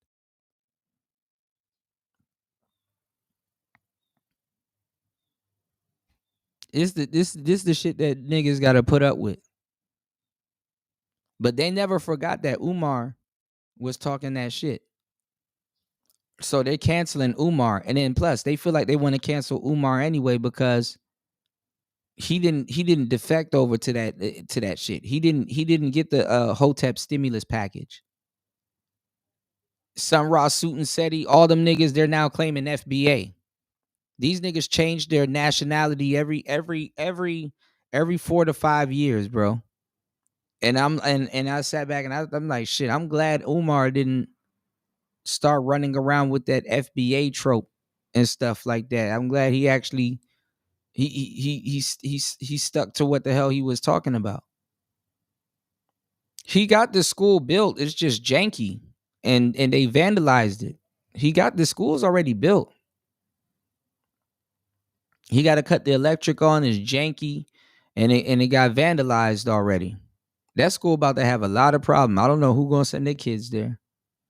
You know what I'm saying? And like I said, I've already see it now with staff and stuff like that. You gotta make sure them teachers ain't touching the kids and all kinds of stuff and beating the kids and shit like that. I already told y'all what's finna happen. I already know what's going on. And what's the rubric? What is he teaching? What is he teaching the kids? You know, are the kids gonna be able to take accounting classes and stuff like that? Like, what are the kids really gonna be able to do? You know. So, and the funny part is that I'm not even gonna lie, a school like that, in a weird fucking way, white people will probably send their kids to that school before black people would. I'm being dead ass serious. That's this the part of the story you wasn't prepared for, or whatever Drake said.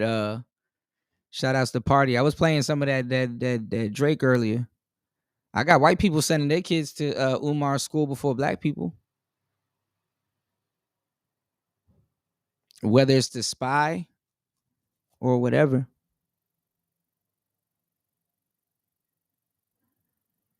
Yeah.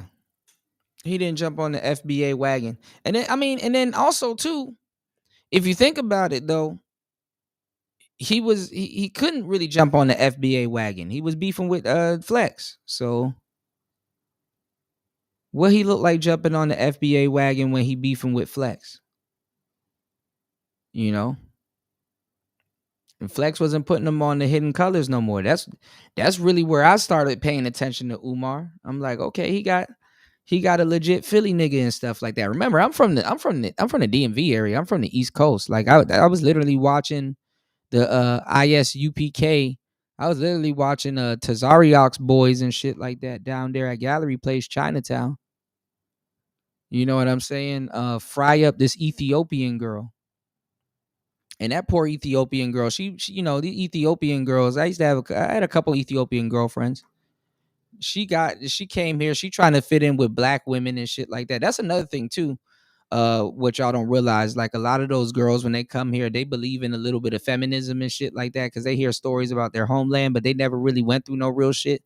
So when they get here and stuff, like when they get to America and stuff like that, black women be duping them into being uber feminists. They be really trying to connect with black women in the States with feminism and shit like that. And then it's like, oh, okay, this girl dumb as hell. She didn't get the memo. You know, she didn't get the memo. Black women aren't real feminists.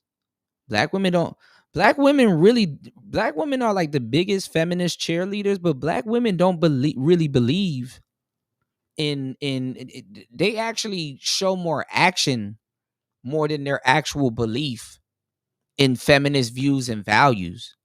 Like if you're a black woman and you claim to be a feminist, that's bullshit because you can't get that far before you realize that you're locked out. You're locked out of feminism. You know what I'm saying? And that's why they really be blaming black men and stuff like that. Feminism literally by definition comes from a white supremacy structure. You know, so they're plunging themselves into a different form of patriarchy that they're not included in. But the only reason why they're there is to actually get more visibility from white boys and stuff like that. So a lot of the sisters, because a lot of people don't know this, a lot of the sisters, they're, you know, if they do, you know, get like a what you call it, a white little homegirl and stuff like that from like a college campus and stuff like that, that sister really, to try to really get in, that sister really gonna be trying to pop shit at her like brother or somebody that's around in the family or on their campus and stuff like that. They're really locked out of the feminist markets. Feminists ain't really fucking with them like that. They never did. You know, they never did. They just give them a bell hooks book in a corner to go sit in and just tell them to do what they do best and go yell and shit. And it's like, you know, that shit is crazy. You dig? So a lot of them, they're upset with Umar. You know what I'm saying? And I gotta commend Umar for that. Umar, he never switched sides. You know, he never really jumped ship. He said, I'm a Pan-African, is what I believe in, and I'm not gonna turn into a whole buffet of Hotep nigga. You know what I'm saying? You know, and y'all are starting to see it right now. You know, we gonna cover it, but you know, these people are low key. They hating on Tariq Nasheed. They don't like Flex, and they don't like that his wife is biracial. They don't like that. That shit rubs them the wrong way, and that's really the elephant in the room. So somebody's gonna try to take the FBA thing. That's why he got it trademarked, because Flex is smart. Somebody gonna try to take the FBA thing, and it's gonna be like, well, you gotta take it from him. He already trademarked it. You know. So guess what? Now niggas are gonna start calling themselves something else. You know. This shit just keeps going on and on and on and on and on and on. We already have a group of simps that came here, and they still kind of doing goofy shit in the space. But we already have a group of simps that came here from the Hotep sector, and they're usually older gentlemen that have advanced simping in you know, the black community and stuff like that, called the Ibmors. The introspective black men of reform. A lot of those dudes were older Hotep niggas and stuff like that somewhat knew their history and lineage, and then somewhat not knew their history and lineage. When this FBA thing came out, a lot of those brothers that didn't know their history on what they were claiming before had to re-educate themselves on FBA business right now. That's why a lot of people are running around like it's new information. Like, there is no new information. It's just a new acronym. If you did your history before, like you claimed you did, you wouldn't be claiming FBA like that, because you would have already known that. And it would have been more so of a, why we got to call ourselves something different, even though it's a fitting title. And it's like, okay, cool. That's what's up. FBA. You don't have to re-educate people on stuff that you knew before.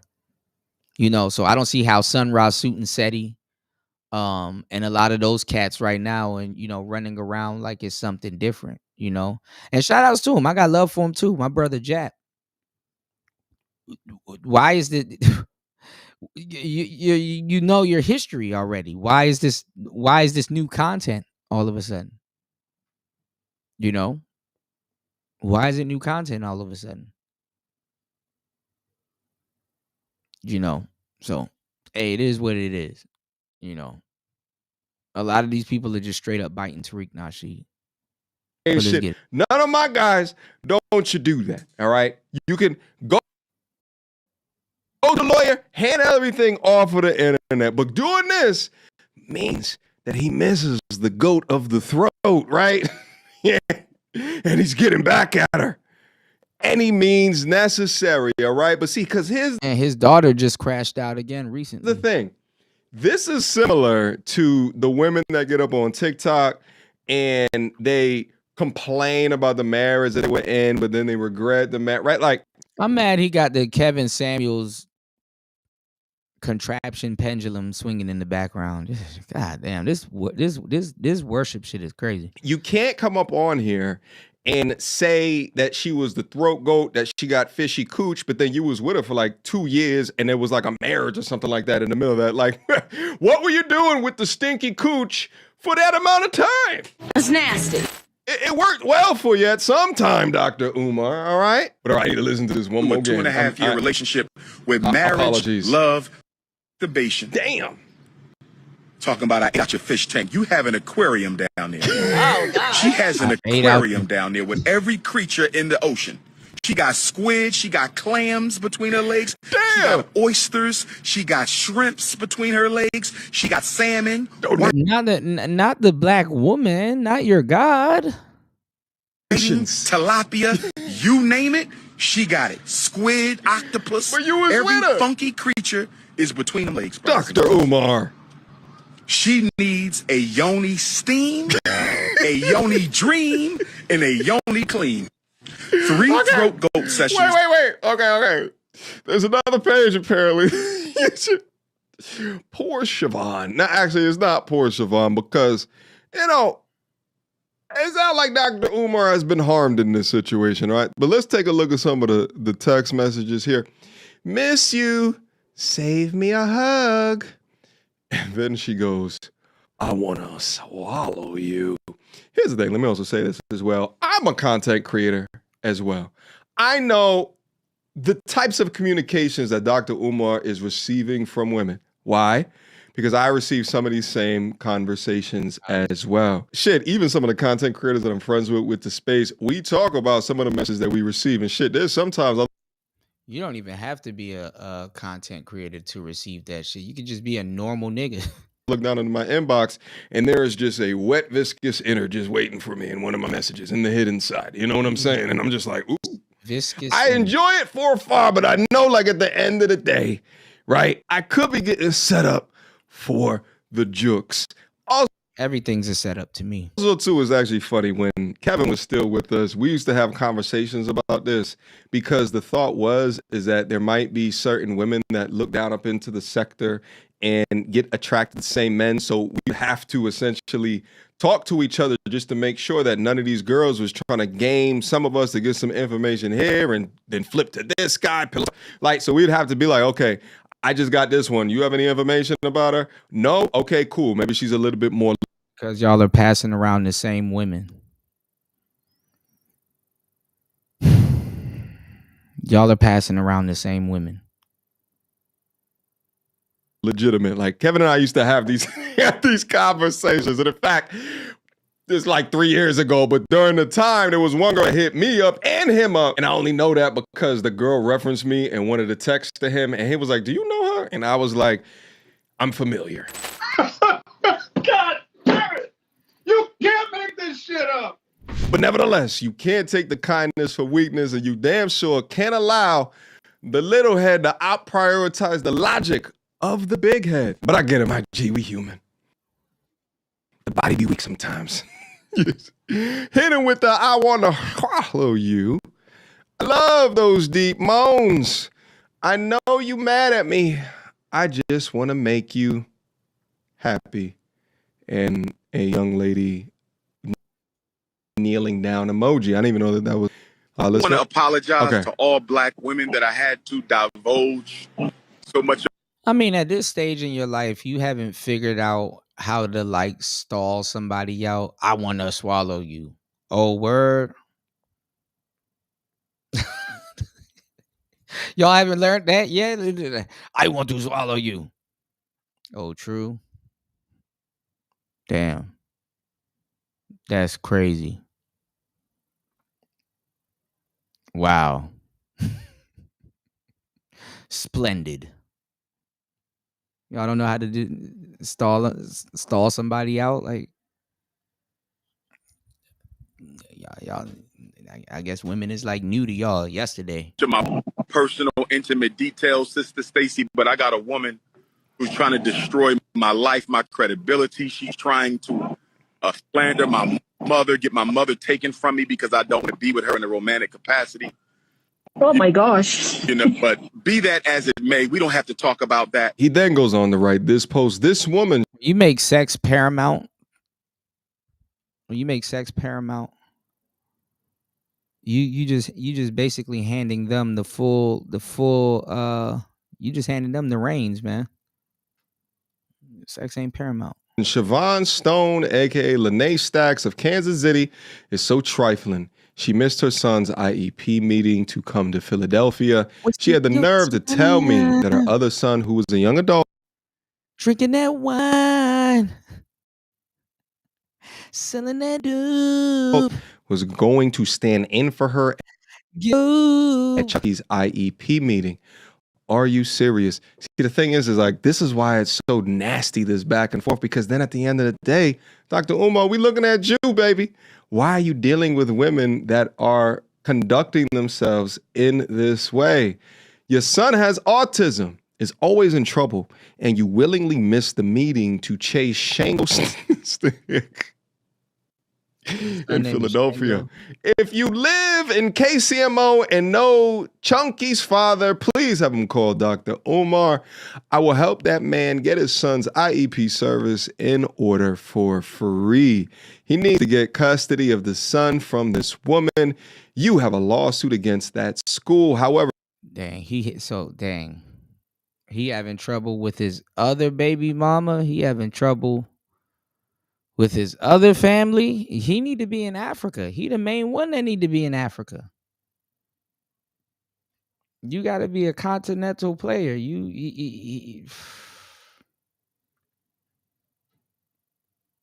Just go to Africa and go live, bro. And just be back and forth between Africa and the U.S. Why are you saying this, Kuda? Ain't it crazy how Austin Holloman is more pro-black? Never mind. You know what? Siobhan is too thirsty chasing eggplant to help her son. ... But all right, let's move this to the side and see what some of the commenters are saying about Mr. King Kong Consciousness himself. She got a fish tank, but you was in the aquarium. 4,000 likes. It seems like his teachings don't align with his doings. He must love. At this point, Austin Holloman is more pro-black than half these dudes. Of a good seafood boil, because ain't no way What happened to consciousness over the cookie? They seem to be calling out the irony within all of this. I think you was loving that smell, sir.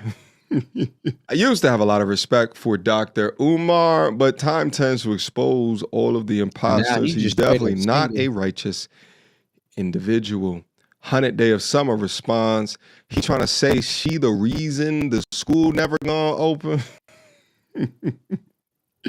He likes Fishy Cat. He was there. Please hit the like button, y'all. Please support the show. Hit the Cash App. Hit the PayPal. If you guys have been entertained, we did a full shift on today's show. I wanted to show y'all some other stuff too, but I don't know. I see Jay. I don't think I think it's another video, but I'm gonna go looking for it. I think Jay Anthony Lifestyle.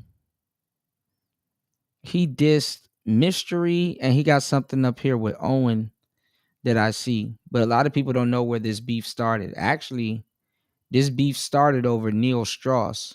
If you've read The Game by Neil Strauss, which is a pretty good book, by the way. There for 2 years. Crazy. That's why I said it's never a good idea to try to expose someone else that you was with for a long period of time, because it's a reflection of you. You must have liked it for some component of that relationship, because then why would you have stayed that long? Anyway, I think I'm done with this particular content right here. I just wanted to have a quick laugh, quick gag. But yeah, I mean, a lot of the you said going back to Africa don't make you pro-black. No, I didn't say it makes you pro-black, but it makes you more pro-black than a lot of these pro-black people that got that African shit tattooed on them and rock all of this, all of that paraphernalia shit like that, and they have never been to Africa. They've never been to Africa.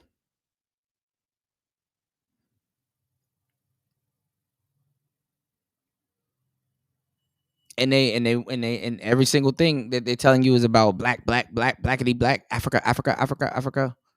You got Pan-Africanism in your name. Go get you an African sister. There's a lot of women that will treat dudes right and give them what the hell they want. But the problem is, as soon as those guys get those women, those dudes cannot trust themselves. And that's an internal problem that a lot of dudes don't want to face. As soon as those dudes get loyal women, they're the one fucking up. And sometimes that woman is so loyal, she don't say nothing about it. She don't say nothing about it. Or do anything about it. Sometimes they just sit there and just get cheated on.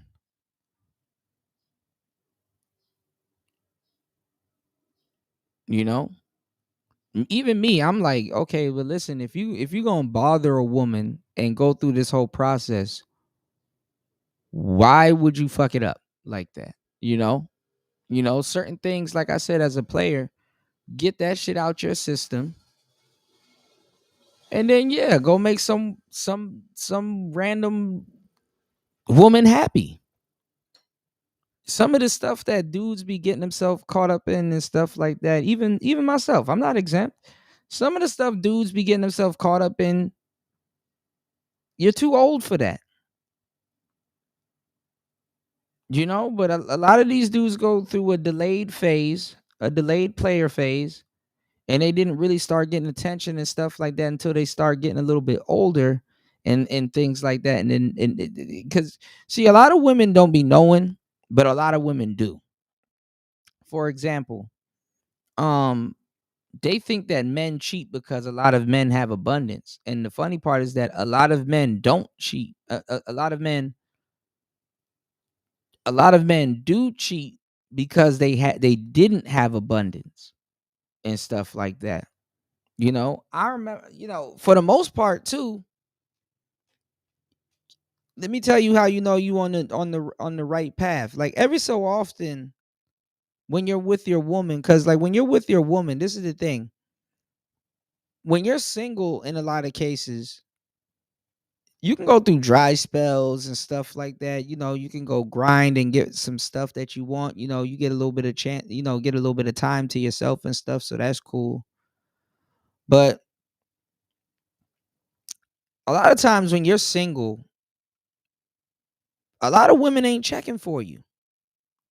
And that's good. It's not like a bad thing where it's like, oh my God, I'm undesirable and blah, blah, blah. No, it's like, no, little nigga, you get a chance to breathe a little bit. Women are a waste of fucking time. They will waste your fucking time. They will waste all kinds of time that you didn't know you had.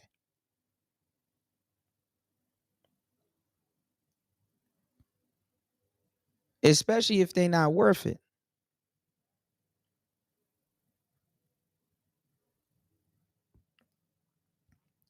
So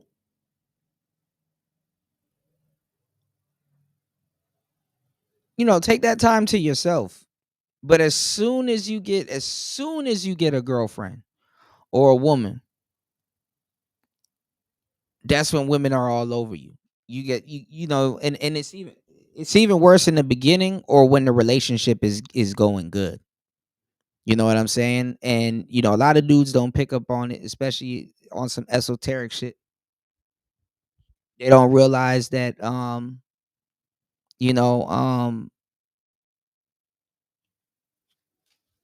they got pheromones.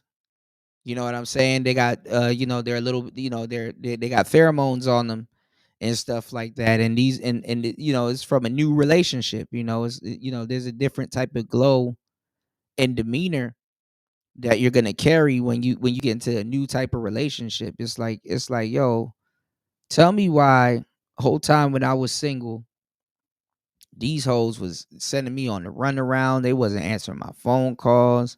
You know what I'm saying? They wasn't, whoop-de-whoop. And as soon as I get me a girlfriend and I'm loyal and blah, blah, blah, now all of these broads are like messaging me on Facebook and leaving comments under my pictures and yo, where you at? Hey, I'm trying to, bitches calling out of nowhere, wishing you a Merry Christmas on 4th of July and shit, and all kinds of stupid shit going on and stuff. And it's like, nah, nigga, where were you before? Where were you before? Like, what the hell is going on? What changed type shit? Well, no. They smell them pheromones on you. And then the funny part is that they don't even need to be around you. You just carry yourself different when you're properly loved and maintained, or you just feeling good, honestly. You don't even have to be no big wild shit. And like I said, these broads just come out the cut. And maybe somebody that you've been, kind of geeking over, or you've been kind of on her bumper a little bit, she's now giving you play.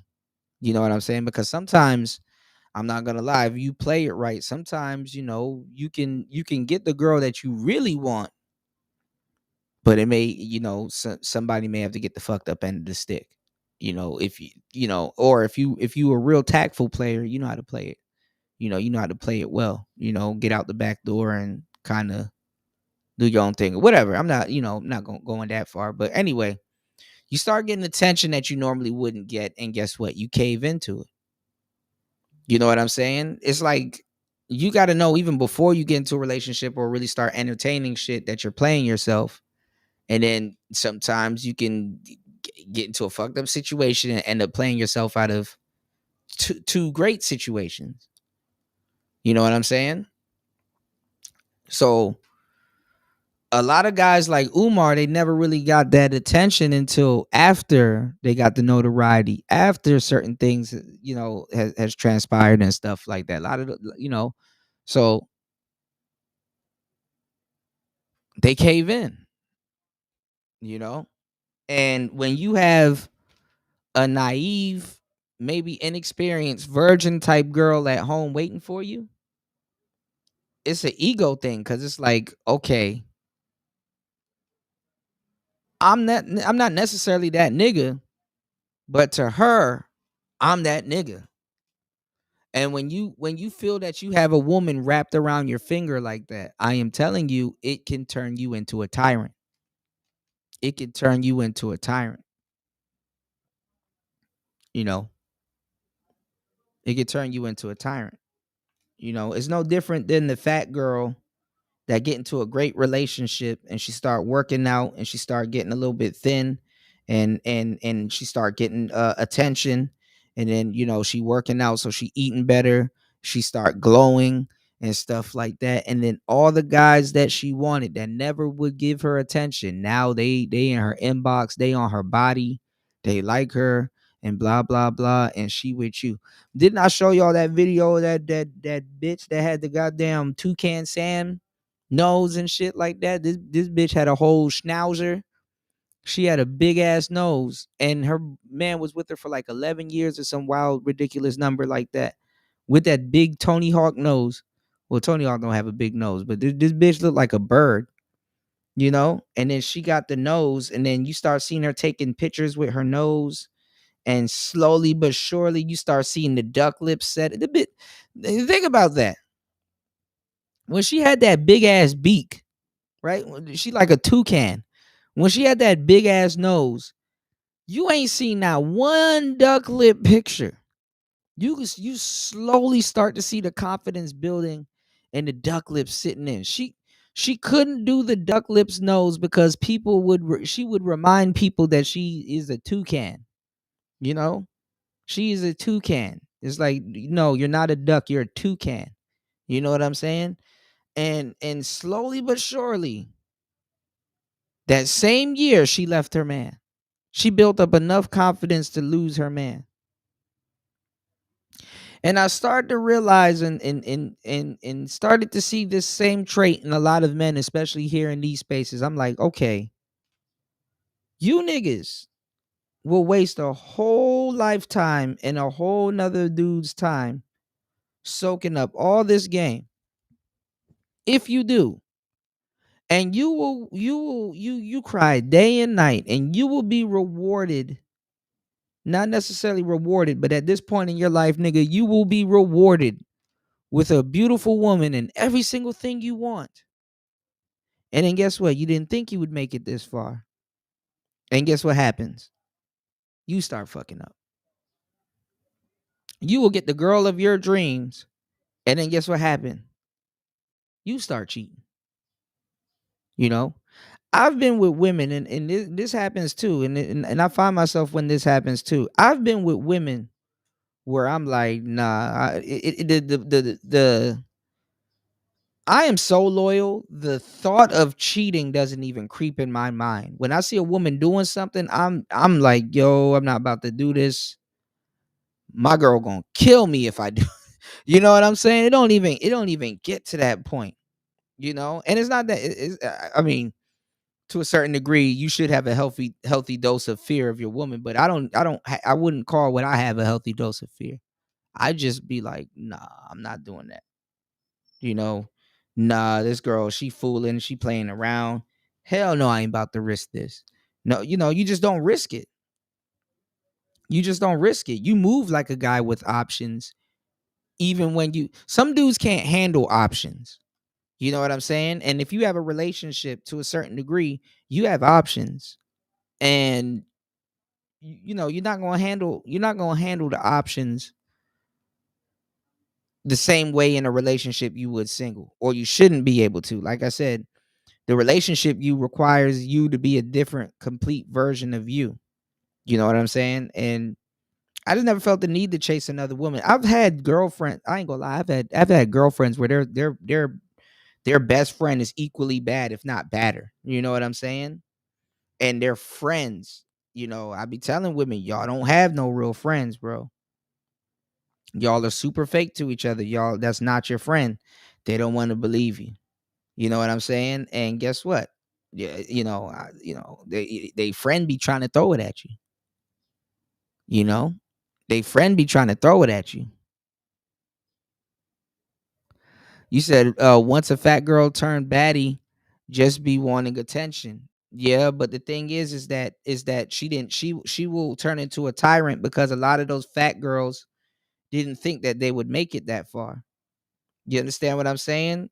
Like nowadays it's like reverse engineering. You know what I'm saying, Spawn? Like the fat girl will be lied to so much that she thinks she's Beyonce, and then when she actually turns into Beyonce, she's like perfect cell. Like she like this is what it feels like to be perfect. You know what I'm saying? And she wants to get on the carousel. Wee! You know what I'm saying? Like when she gets the attention and the validation, she will therefore know that she was lying to herself. But then it's horrible for her ego because it's like she has this inflated ego, but now that she really arrived, she's in and over herself. Like she's out of she loses control of herself. That's the crazy part. You know what I'm saying? And then in a fucked up way, cuz she goes into it with a chip on her shoulder. In a fucked up way, at that point she was better off being fat, pretending that she was Beyonce, because even though she was delusional, it was more manageable. You understand what I'm saying? It was more manageable. You know? So that's it. That's it. You know, and that's the crazy part about that. You know, it's like dang. You know, I ended up actually getting what I wanted and stuff like that. But you know, she never trailblazed that. She lied and had the demeanor as if she was somebody that trailblazed that way, but she was lying and stuff like that. And then when she actually obtains that, it overwhelms her because she's been not necessarily living a lie, but she's been thinking that it goes left the whole time, when in reality it goes super right, and it's out of her control. And the thing is that it plunges them into a fucked up depression, because here she is looking at in the mirror, supposedly the best version of herself, and is ruined. You know what I'm saying? It's ruined, especially if she goes as far to ruin that. If she hasn't caused herself any type of destruction at that point, she's ruined it. You know, like literally they fuck up on the first year. Like they literally supposed to be a couple of years in handling that before they leave. You know, you don't just leave your husband like that. You kind of you kind of have a couple of years in seeing, okay, yeah, these guys just want to sleep with me.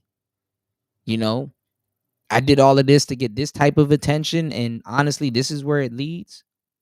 And then years later, they realize, like, damn, I should have just stayed with my man. Damn, I should have. Is basically what I've been saying. You left love to go look for love. You understand what I'm saying? Because with starting from those parameters, she can't get a man that perceives her as that. Because she doesn't know. She can't get a man to love her like her man, you know, her old man, you know, the guy that she was dealing with. She can't get a man to love her like that. You know, and if she's fresh out of love doing that, it's the epitome of leaving love to go look for love. Honestly, I'm not even gonna lie. In a situation like that, the man wins.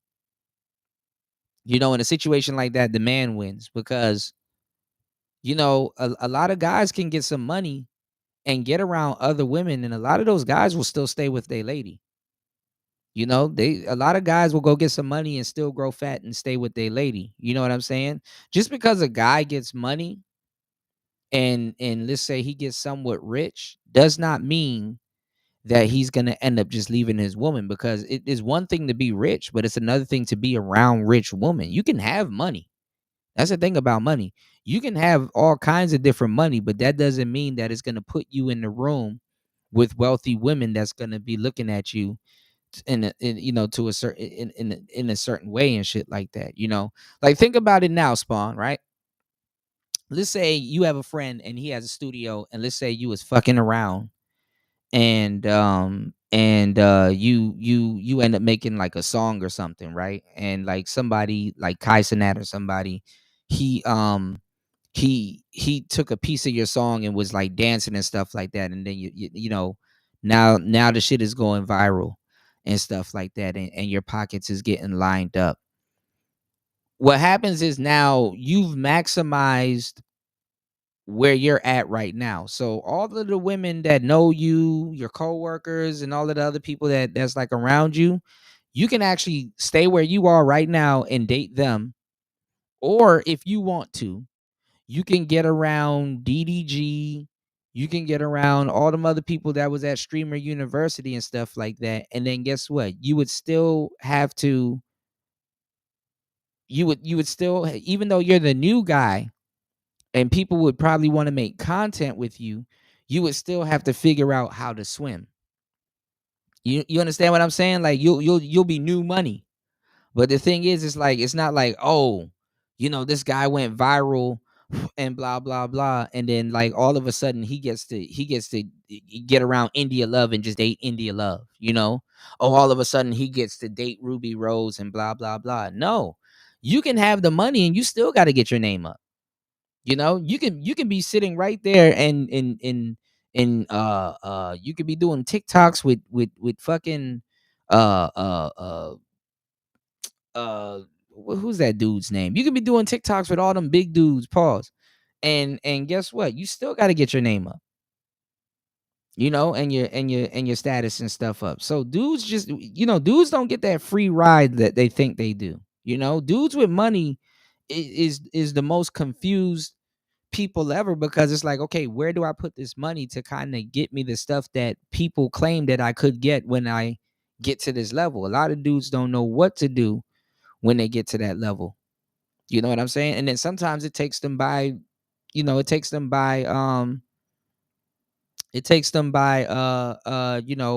surprise, because they didn't think they would get that far.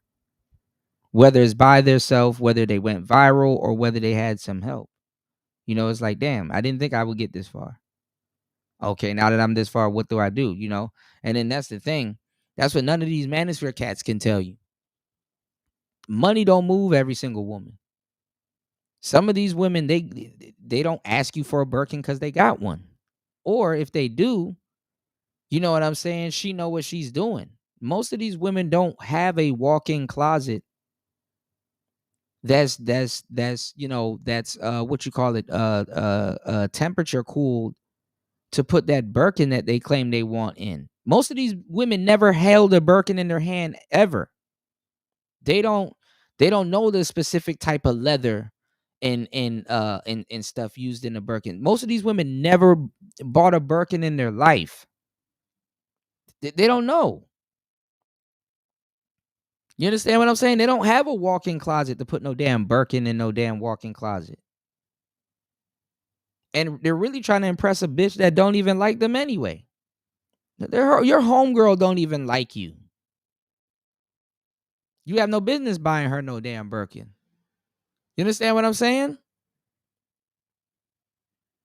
You gotta have that Birkin, that cowhide needs to be in top tier conditions.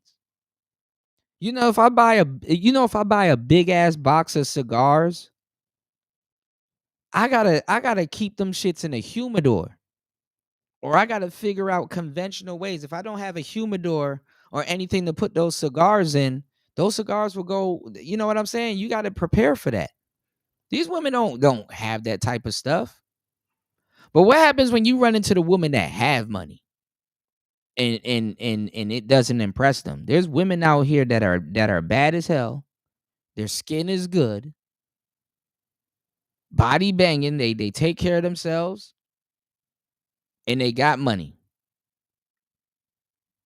You understand what I'm saying? So that's why dudes in the manosphere is they only literally can tell you how to impress, you know, hookers and shit and other people that they barely can date with all of that stuff. Now, I want y'all to take a look at the guy on the screen.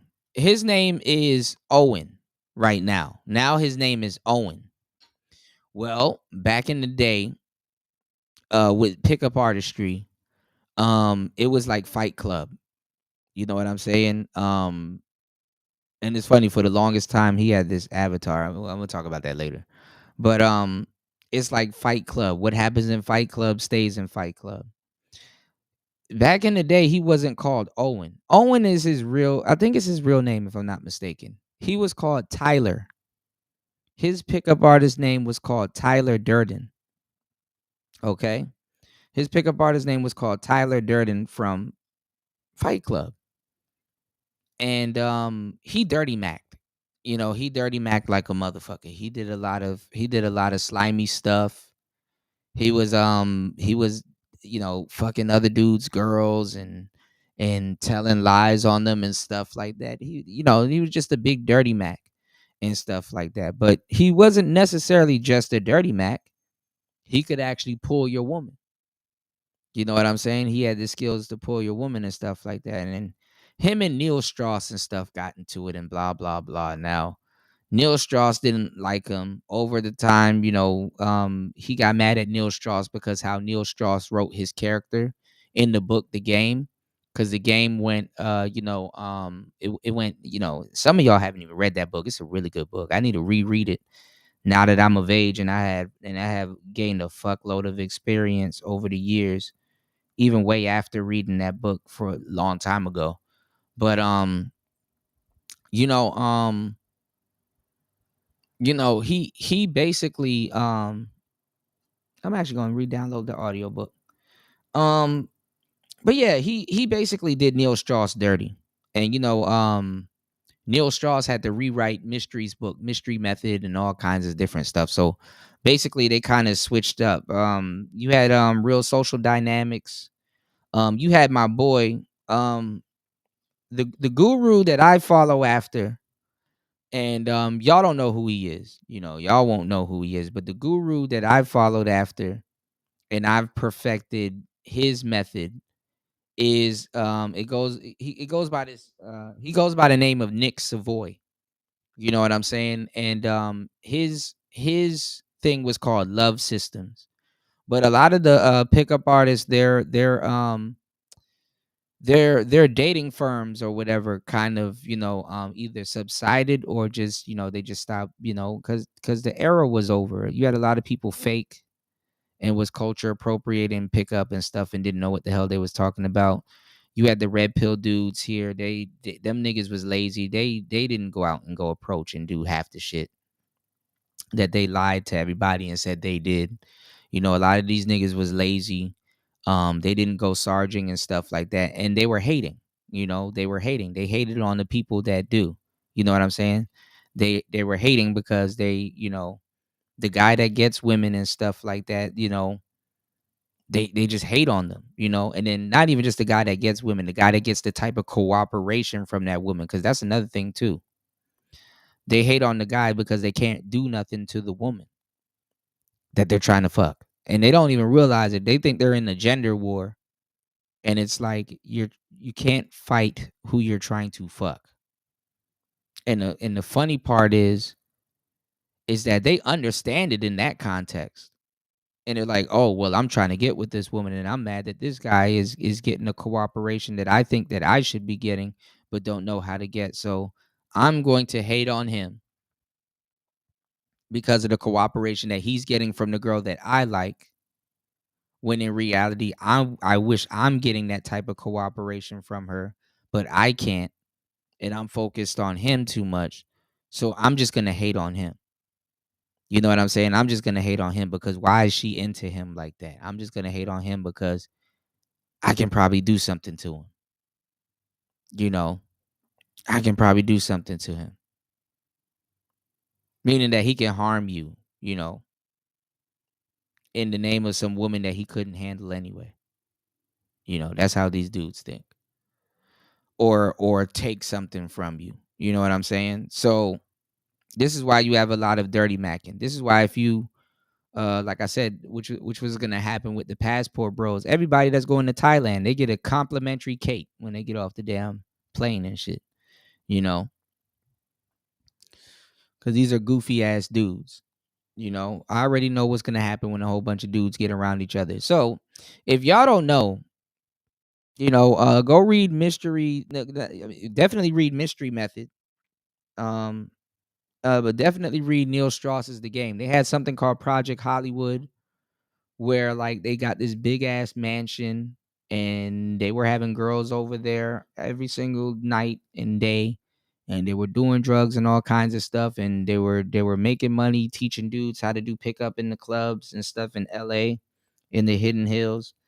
And like you had literally dudes trying to learn from the gurus there, like 10 Magnet and Matador and all them other cats and stuff.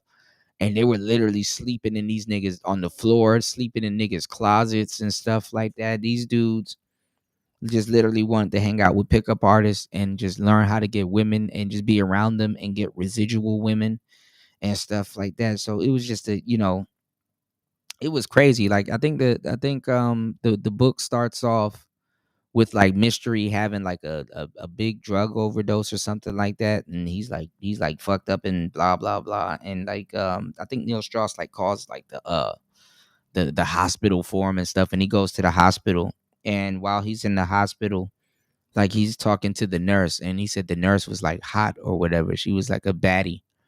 And he was like, damn, I'm mad that we met under these circumstances, because any other time I would have had you. And she kind of like nodded like, yeah, you would have type shit. So it was just, it was just some player shit. It was, the book is crazy. You know what I'm saying? And stuff that Mystery was, had going on and shit. But the book is crazy, and just the stuff that Neil Strauss was going through and stuff. So I would say go check it out. No shameless plug though. But it was a really good book, and he talks about all of the stuff that he the celebrities and stuff that he got around and ran into and shit. But anyway,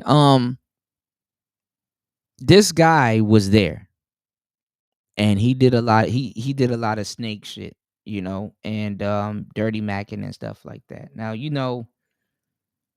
a lot of those dudes that that were pickup artists in that house, they were losers, you know. So imagine, getting into this whole world of like women and drugs and all kinds of shit happening, just plunging yourself into that world. And then on top of that, you got to deal with dudes knocking your girl and stuff like that. And not just regular dudes knocking your girl though, dudes that you helped, dudes that, that are using your routines, dudes that you probably may have, taught a thing or two about a thing or two, right? And you know what I'm saying? But the thing is that you can't really get too mad though. I mean, even on some player shit, you can't really get too mad because, tell you the truth, pickup artists were stealing, other dudes' girls. Like they were stealing other dudes' girls and stuff. This was back in the day, y'all. Okay, this was super back in the day. He didn't look like this. He didn't carry himself like this. He was a completely different dude. And to tell you the truth, he's a spiritual dude now. But Tyler, I call him Tyler, but his name is Owen. But I still look at him as Tyler. He was a douchebag. You know what I'm saying? He was a douchebag. So that doesn't stop him from getting women or nothing like that. But he was a bit of a douchebag, even amongst his peers. What else did I wanted to mention that I forgot to mention?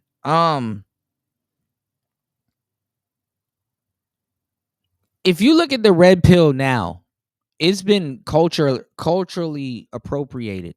I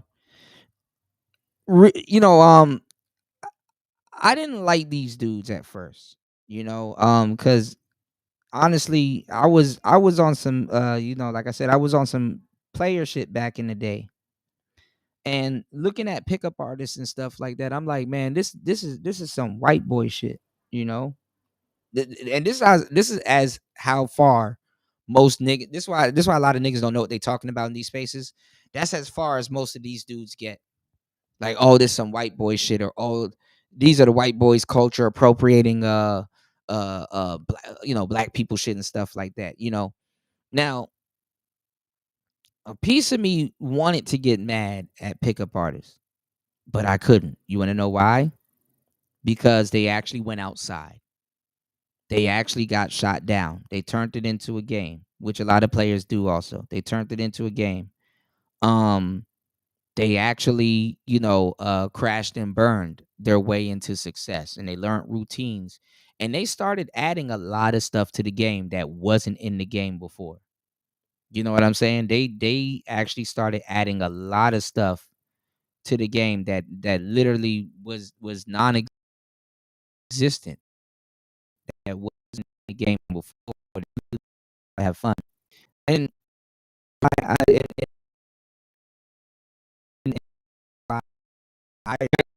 pick up, because once I started tweeting, it's like, okay, I see what he's doing, but I gotta learn to work do that, or sister, if I bring up sister ain't about to have this type of response, or even if it's not just a sister, women in my hood ain't gonna have that type of response, from PG, County. I've already, if I probably would have crashed and burned a little bit more because I would have react to it. I would have had to go their reaction to it. I would have to go back to work teams and gambits and stuff like that. But this is the thing. In those days, this is why I said the red pill got culture appropriated.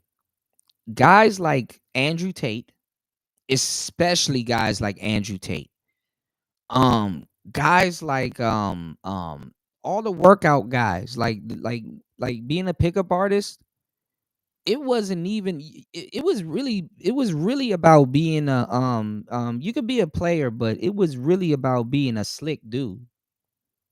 You know what I'm saying? Like honestly, you didn't have to go to the gym, even though you could have, but it wasn't pushed on you. You didn't have to go to the gym. You didn't have to. It was a whole different level of rules to live by. Like they got something called the 3-second rule. Like you got to approach a woman within 3 seconds of seeing her, because if you don't, your approach anxiety might kick in, and you'll talk your way out of the approach.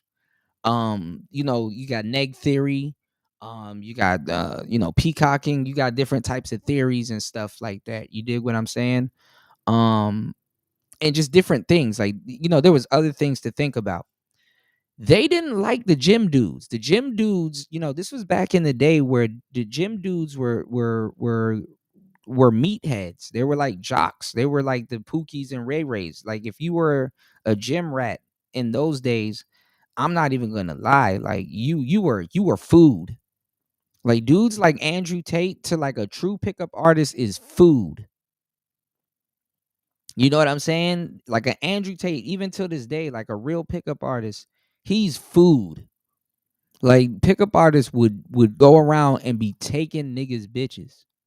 You know what I'm saying? So that's why when Tyler, or Owen here, he's gonna call him Owen, betrayed Neil Strauss and really got written as the villain in the game,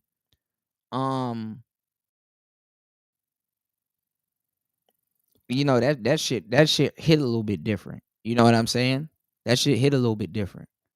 But I mean, you got to look at it as karma. If you out there taking, niggas bitches and shit like that, and having one night stands with them and all kinds of other stuff, yeah, you're open also. You're open to get hit. Okay, and there's so much damage that was caused by those guys. Look at the difference. Okay, results versus just a lot of bullshit. It's called fucking them over.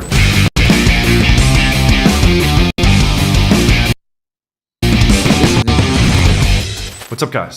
John Anthony here from John Anthony Lifestyle. Today's video, we're going to be looking at RSD Max interviewing Mystery and his little queer buddy Baxter about beef between Owen Cook and... So RSD is basically Real Social Dynamics. And shout outs to Max and Jeffy. They're basically You know, they're gonna that's basically like everybody kind of clicked up and mystery. Julian from RSD, if you remember, of course. When he got married, it was the funniest thing because everyone was betting Julian is that hilarious. Owen, aka RSD Tyler, would not make it because he's notoriously late for everything. Yeah, speaking of that, RSD Tyler is notoriously late hours for his paid live programs. I took a boot camp with this shithole company in June 2012 when I was 103 lay count. Okay, he comes hours late to the instruction sessions. I've heard it countless times from other people. Okay, and Julian, as a side note, Julian married an ugly chick, even though he put out a product called 10 Game, where it was on the website mygameisa10.com. I've often quipped that he should have made a website called mywifeisa6. So these are the guys, and this is what I'm saying. This is where black guys get their cues from, because black guys don't know what the fuck they're talking about when they talk about these dudes, right? They haven't even read any books and stuff from them, and they're like, man, these dating coaches. This is where black dudes steal the shit from. Now, let me tell y'all something. These dudes right here, this is dirty macking. This is dirty macking. You don't got to talk about that man's wife and all that other goofy shit. You don't have to do any of this. This is dirty macking. You know, this is extreme dirty macking. You don't have to say shit. This is basically, you know, do it my way. You know, this is dirty macking, right here. What was I about to say? I call these guys anti-dating coaches, because they'll be like, oh, I hate these dating coaches, but let me give you dating coach advice, because I might be thinking about being a dating coach, or I'm already am one. Hell yes. So we're like, if your method works, it works. You don't have to undercut the next man, you know, because there's 1,000 ways to skin a cat. You know, there's 1,000 ways to skin a cat. Choose one. we're all getting up, and it was like 4 hours outside of LA. So my girlfriend and I get ready. We'll drive there. Everybody's at the reception. Everything is beautiful. Starts in an hour. Where is Owen? We're calling his assistant. You know, it's like, I'm trying to get him in the car. He'll be there. And we're like, no, wait. Keep in mind, Max single-handedly ripped off countless men. Okay, he had this whole thing called a fearless challenge, where you would lay on the sidewalk and be quote-unquote fearless. Okay, letting people all walk around you, aka just being a total weirdo. Most of their techniques and strategies were just causing the guy to be a total weirdo. You're weird. It can cause you to be a total weirdo, but I kind of, now that he explained it, I kind of know what he's doing. Sometimes you got to go to the extreme to help yourself. He never had any game. Okay, from inside sources, he is just a video game nerd who has poor hygiene. He often smells like shit. He often smells like BO. Tons of people have reported that because he's just a video game nerd and he doesn't shower. And then I did another video about how, from an inside source, these are true facts, how he was promising a better life to girls in Ukraine, promising them to go to Germany or Austria if they would be in these model shoots, okay, and lifestyle shoots. And he would use that to promote game, aka a fake lifestyle, by just orchestrating these photo shoots. And he would just plaster that shit all over social media. He was never good at game, he was just good at social media marketing. And we'll pop up the thumbnail for that video that I just referenced, and we'll put it in the end screen so you guys can see what I'm talking about. But it's really quite a sad state of affairs. He was just creating this whole smoke and mirrors nonsense, promising girls a better life if they would just be part of his fake lifestyle shoots. A real piece of shit. He's gonna make, starts in 30 minutes, you know, and then I shit, you know, this is actually how it happened. Julian's soon-to-be wife, the bride, walks down the aisle with her father. Everybody's proud, you know, everybody's crying, and right behind her, I see in the distance, was outside, over the field, you see Owen walking towards in his $20,000 Gucci suit, I shit you not. And they had a security guy there because they said, hey folks, really be on time. You can. They also had security because Julian was once the most hated man in the world. Okay, he made it onto CNN after he posted pictures choking a girl in Japan with his hand on the girl's throat. Okay, and then he got banned from a bunch of countries, came on CNN, almost broke down crying like a total puss. He really showed his true colors. Okay, not just on CNN, melting like a pussy, but also marrying a girl that's below a 7. Okay, after he's putting out products about how his game is a 10 and all this nonsense. Not come in during the ceremony. Don't disturb us. You know, so all right, well, this is the thing about marrying 10s. 10s aren't necessarily marriage material. 10s aren't necessarily marriage material. 10s are for the most part long-term girlfriend material, sometimes at best.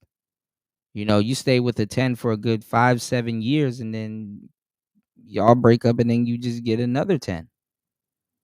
Or I'm not gonna lie, y'all break up and then you get a 6.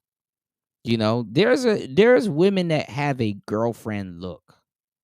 You know, there's women that have a girlfriend look. It's a particular type of look, if you know what I'm talking about. And then there's women that have a wifey look. Like, okay, yeah, I can see she's like, you know, and they're not necessarily this super banging hot chick.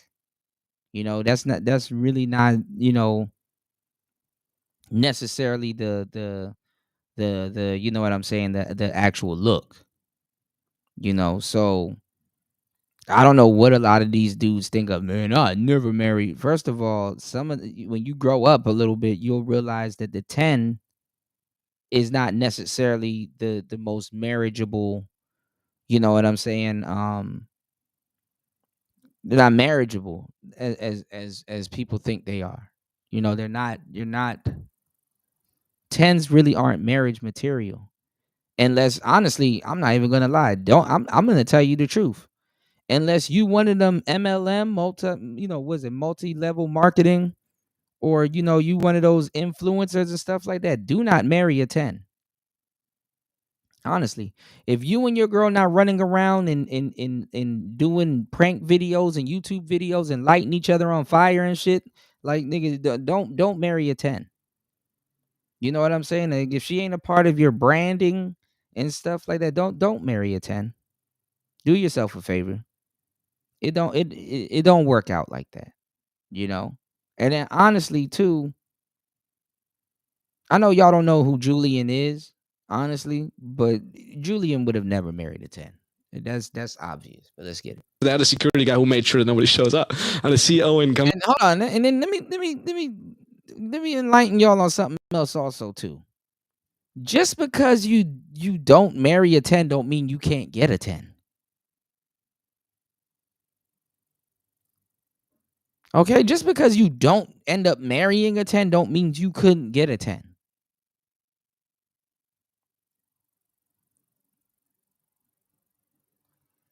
Real talk.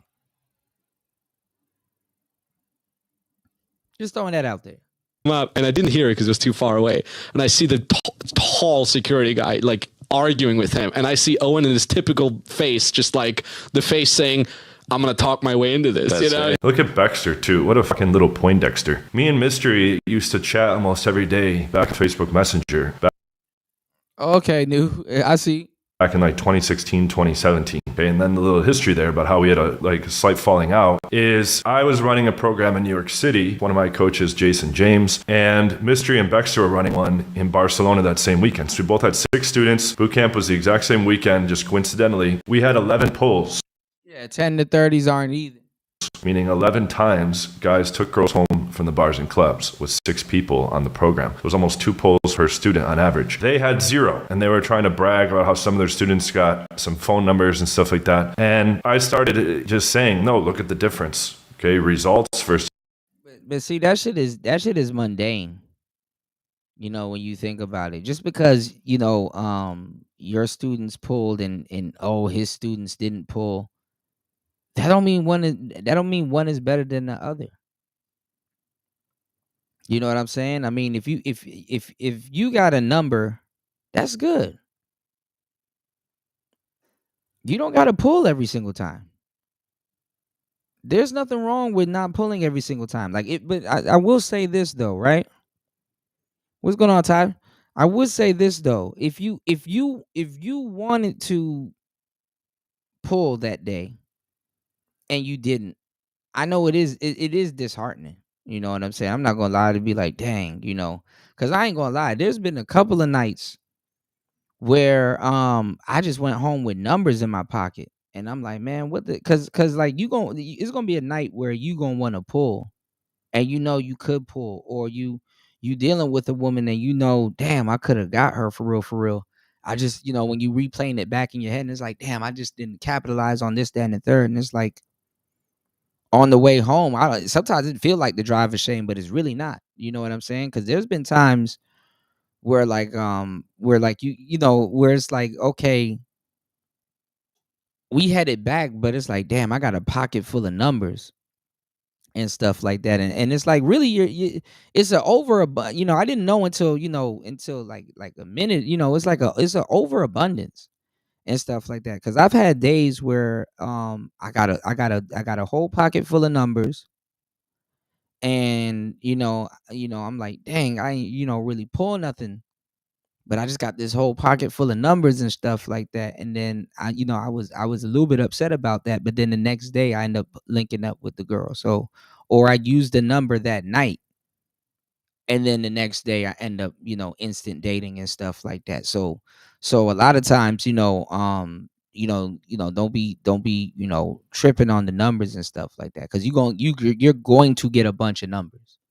Or nowadays, and I've been through this also, you're just gonna have a phone full of women. You know what I'm saying? You're going to have a phone full of women, of numbers and stuff like that. So you got to start titling them different, like Jessica 1, Jessica 2, or Jessica Strawberry, or Jessica Grape. You put a grape emoji, beside her name and stuff like that, or something to remind you that, yeah, that's her, in particular. You know what I'm saying? You're gonna start running to women with all the same names and stuff like that, even the same nicknames and stuff, or same names but it's slightly spelled different and things like that. You don't gotta go outside and pull numbers. You're gonna get women's numbers off the internet. You're gonna get women's numbers from at work and all kinds of stuff. So you do gotta sometimes add a note, and remember where you met this girl, because some girls will call you out of nowhere and be like, "You remember me?" And it's like, no. You know what I'm saying? You'll have a whole conversation with some broad that you didn't even remember, and it's like, "Oh yeah, I forgot." So and they'll somewhat be offended and shit, but there's ways around that. But yeah, that's usually what happens and stuff like that. But anyway, this is awesome. Also, too, let me tell y'all what this really is before we get into this, because I already know what this is about to be about. These are all dating coaches this is another reason why that shit failed, because these are all dating coaches having a pissing contest about whose methods is better and stuff like that. So one guy's like, well, my guys went home with bitches while your guys went home with numbers and stuff like that. Listen, no one cares. This is an ego thing. This is a pissing contest. You don't know if those dudes hit those girls or not. For all you know, unless they say they did, and some dudes be lying, they just left the venue, they just left the venue with those girls, and that's easy, sometimes, even sometimes too, instead of getting a number, or you get the number and you'll leave the venue with the girl and nothing happens, because you got to remember, you got to transition, you got to go from, okay, I got her number, or I got her right here in the passenger seat of my car. What are we finna do? Okay. Is my house clean? Or at least prepared to have company? You know what I'm saying? She's here in the passenger seat of my car, but that's her just getting in my car. She left the club with me, but it's like, okay, is she hungry? Do I gotta stop and get some condoms and some other stuff from the store? Do we go somewhere else to get some drinks? Do I have anything at home in the fridge? You know what I'm saying? Some juice or something to drink, or you know what I'm saying? I'm having company over, so you want to be somewhat courteous and stuff like that. Do I got to make a stop? Do we go straight there, or do I come up with an excuse like, hey, Sinners is on Netflix right now. You want to, stop by? You got a ton more other things to worry about than some goofy dude. You know what I'm saying? Than some goofy dude worried about if you got laid or not. You said he hid his marriage for years. A lot of these dudes hide their marriages and stuff like that. You know, I know a guy personally, you know, me and him done got some dimes together at the parties and stuff he would throw. Me and him had got dimes together. And every time he gets into a relationship, it's a fat girl. I'm not even going to say big or heavy set. I'm gonna just say it. Straight up fat.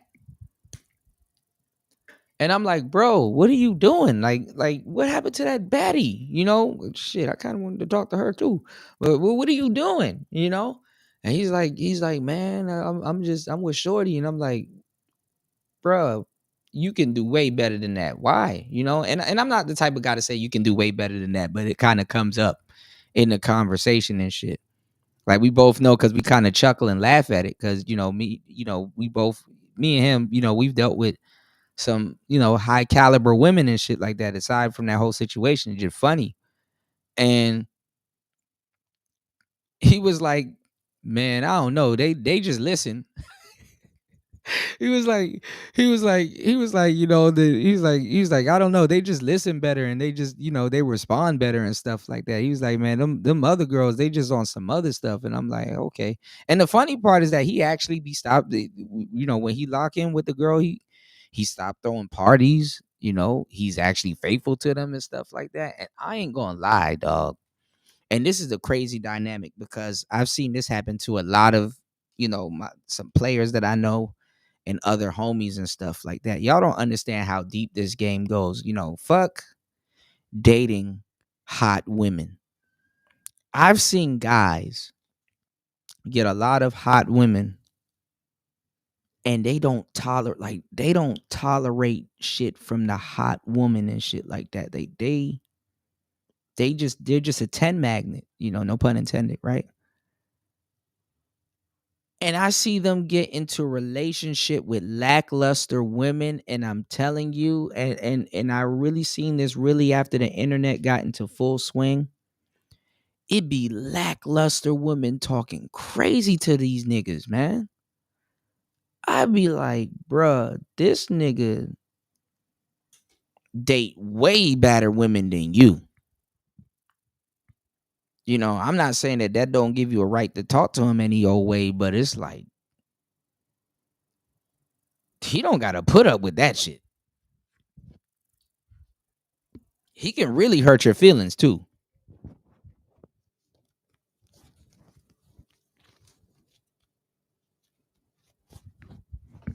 Some women be offended. Some dudes be offended too. But I'm not gonna lie. I seen 6s and 4s and 5s and shit have attitudes and dispositions with dudes that they have no business, first of all, even being with. You know, asking for things, even being with. That's why I'm like, bro, go get you a dime, dog. Go get you a dime right now. Like, they're really on discount right now. There's dimes really for sale. You have no idea. When I was super active, and I'm glad I got over my dime stage when before, a little bit before, actually in the crux of this happening, I was flying through dimes like Tarzan, or 10s, and just attractive women. I'm not even gonna say dimes. I would just say just attractive women at this point. But bruh, you used to have to extract dimes. Like, you used to, before you could get an actual baddie, you would have to, you know, I wouldn't necessarily say suck up to her friends, but you would have to disarm her friends. You know what I'm saying? You would have to charm and disarm her friends. You would have to literally pull this bitch out of a group. You understand what I'm saying? You would literally have to, you said, I can't settle for no fat chick, bro. There's some big chicks out there that'll do good by you. You know, and you can, you know, you can get your baddie. You can get you a sneaky fine. Shout outs to Rayology. You can get your little sneaky fine woman, you know. But I ain't gonna lie, you got some Biggie Smalls that's gonna talk to you crazy. You know? You got some Biggie Smalls that's gonna talk to you crazy. You know what I'm saying? A lot of average women don't know how to act for real. You know? And the reason why I'm pointing that out is because I don't agree with it, but I understand if a guy has a dime talking to him crazy. You know, that wasn't really, even though it was some simp shit like back in the day, that wasn't really frowned upon. You know, that wasn't really frowned upon back in the day. A dime talking to you crazy, because a guy would be like, yeah, I'll put up with her little. She lucky she cute. I'll put up with her little attitude and stuff like that. You know, this is where the concept of a brat comes from. You know what I'm saying? Like a dime talking to a guy sideways and he kind of putting up with it. That's like brat behavior. You know? Because that's how fathers would deal with their spoiled daughters and stuff like that. You know, it's like literally brat behavior. You know? So back in the day, it kind of made sense. But now that dimes are just loose and they're free agents and stuff like that, you'll find dimes by themselves. You know what I'm saying? So you can get you a ditzy, goofy baddie that just stay to herself and shit like that. These bras be by themselves. Back in the day, hell no. Back in the day, looks kind of dictated popularity. You know what I'm saying? But now that everybody got their Instagram and everybody got their own set of likes and everybody got their own stuff, feminism and less attractive women have achieved their goal. We're going to talk about that. And I've talked about that. I'm the only one talking about that.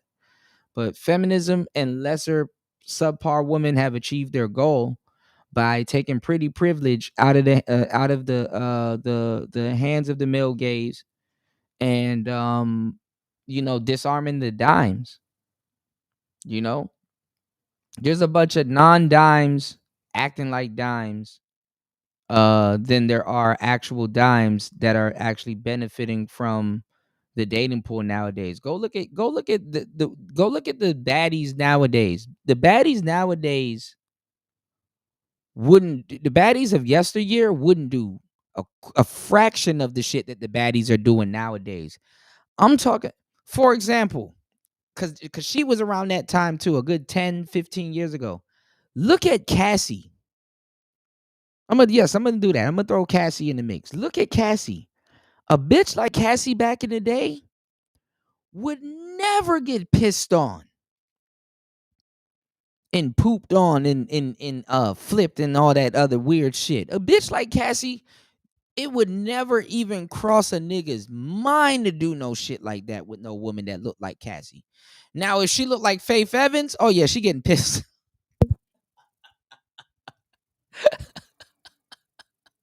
She getting pissed off. I am a nasty woman. A woman like Mary J. Blige, oh my God, she gonna be a full-fledged toilet. For real, man. Girl, thank you, girl. Sprinkle, sprinkle.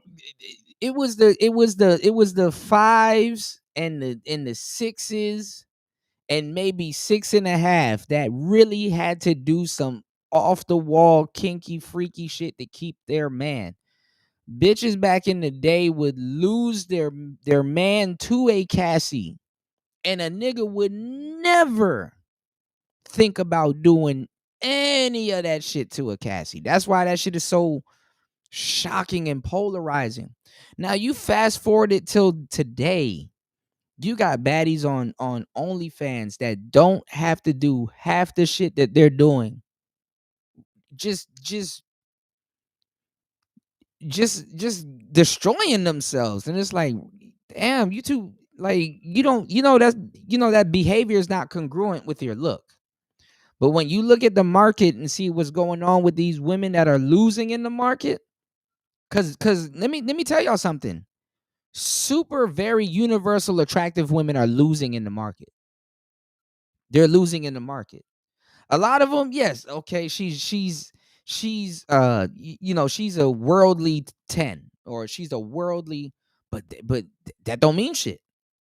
That don't mean shit. When you got bitches that can just go to Dr. Miami and get that, you can buy that. You can buy that. And then you got to think about it like this. The actual worldly 10s don't even have a congruent,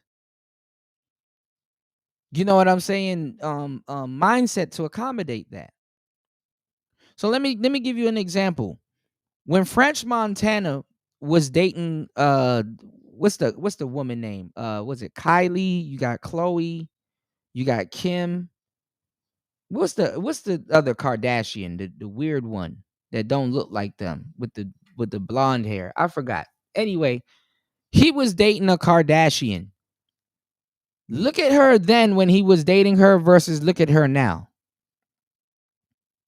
You understand what I'm saying? What I'm saying is that, like, if you had the personality or you can buy it and stuff like that, you got women that are a little bit more humble and down to earth because they were because you have the rise, and it's always been the type of girl, but it was rare. You had some of the best girls y'all are gonna meet, fellas, right? Are gonna be the baddie, the girl that's a baddie now, but she was a fatty back in the day. You know, she cute and hot now, but she spent the majority of her life being a fat girl. You know what I'm saying? Nothing wrong being a bigger heavyset woman or whatever. Nothing wrong with that, but that's what you're gonna run into. You know, if you're gonna be dating someone like that, you need to know these details. You know, it's like, oh, okay, so you're more humble and you're more down to earth. And then sometimes it don't even necessarily mean that. What I'm saying is that she might be a little bit more practical, but guess what? She was off in school. She had her head in the books and stuff like that. Yeah, she got insecure and kind of comfort ate. But guess what? Now she can afford her body. So she go to Dr. Miami, she go get chopped up, and now she's bad. And she's on your radar now. So guess what? Now that she's on your radar, she had a whole, I mean, it's like kind of like a double life if you kind of think about it and stuff like that. She's not going to be, I mean, you'll be surprised, but she's not going to be as ditzy and dumb as the natural 10. You know what I'm saying? She's going to kind of, package it like, oh, okay, I know how to cook. I know how to do this. I know how to do that, and she might be a catch. Honestly, she might be a catch, or just maybe she was sneaky fine her whole life and she went to the gym and lost a couple of pounds and then got a little bit of a tummy tuck and this, that, and third, and voila. Voila. You said I'll settle down with a 109-pound broad. That's 5'1". Well, come to Asia because they all over the fucking place. You said no fat chicks allowed. Those are for losers. You got some good big girls, man. You said y'all hitting fat girls fucking up the market. A lot of them are, but you got some reformed big girls. You said after she pumps out 2 kids, she will be 135. Yeah, you got to get the Coyle Ray thing going on. You said and then they wonder why fat chicks don't know they lane no more. Without all of the stuff dudes are doing, fat chicks still wouldn't know they lane in this society. You said remember that white broad Ashley Kuda? I know a lot of white women named Ashley. You said Ashley paid a person in Brazil to get a physical copy of his marriage license and had him FedEx it to her. Okay. Yeah, I mean, you got a lot of white women waiting to get their brownie points also with the pickup artist community. Like I said, a lot of black dudes don't know what the hell's going on when it comes down to what they got going on. They shit was fucked up also too, because you had a lot of women that was latching on to the pickup artist community. They came in and do the same thing that's going on in the black manosphere. And you had one woman, I forgot her name, but I was cool with her. I used to talk to her. She's pretty cool. She did something called the wing woman method. You know what I'm saying? And I ain't gonna lie. She was cool. I used to talk to her every once in a while on Messenger back in the day, and she gave me a little bit of game. You know what I'm saying? Because I ended up getting a wing woman. I ended up having 2 wing women, 3, but we're not gonna talk about the third one. But I ended up having 2 wing women, and they were cool. I ended up getting a you know, a couple of, you know, women uh due to the wing women that I had. And I had a question for her at one point on, like, you know, certain things that I ran into. And I was already cool with her at that time. And you know, cuz she was like, you should get a wing woman. She was really trying to sell. I had her book too. Um and she was really trying to sell me on the idea of a wing woman at the time. And I'm like, nah, I'm good. I can pull women by myself. But when I ended up getting a wing woman, I ended up telling her, and this is when I had a little, it wasn't really an issue, but it was something that happened that I really don't want to talk about on here. But it was interesting, and I had to talk to her about it. I was like, let me hit her up and talk to her about it, because it was interesting, you know. But this is what I will say, because I like having a wing woman. Wing women are fun. Listen, and I'm telling you for a fact, do not, and I'm glad that that a couple of them showed their hand to me. Do not ever sleep with your wing woman. Keep that. I'm telling you, there's little instances. I usually don't believe that men and women can be friends, but there's a lot of instances that I've been in where I'm like, yeah, they can absolutely be friends. But I'm talking about, like, the wing women that I had, they were bad. Like, I would talk to them if I didn't knew what they was into, you know. But they get stuff out of the deal also, because you going out and picking up women and shit like that. They want to go out and go pick up dudes also and do drugs in the bathroom. But you know, there's a lot of stuff that happens, you know. So hey, it is what it is. Yeah, but I remember Ashley. There was a group of white wing women that were latching on to the pickup artist community, and they were trying to expose them also. And they were dating coaches also, and they were trying to get people to come over to their method also. So the wing woman method is real. You said this courthouse or whatever refused to send Ashley a digital copy of J. Anthony Lifestyle's marriage record. You said we used to call them last call honeys back in the 90s, Spawn. Uh-oh. JR says, rarely in my lifetime have I ever met anyone like Ashley who was so utterly desperate to feel important. Anything and feel okay. I gotta remember who Ashley is. Okay, yeah. Ashley with the Raging Tomato. Yeah. Ashley was cool. She came through here. She was pretty cool. You know. What's going on, Jay Green? Good to see you.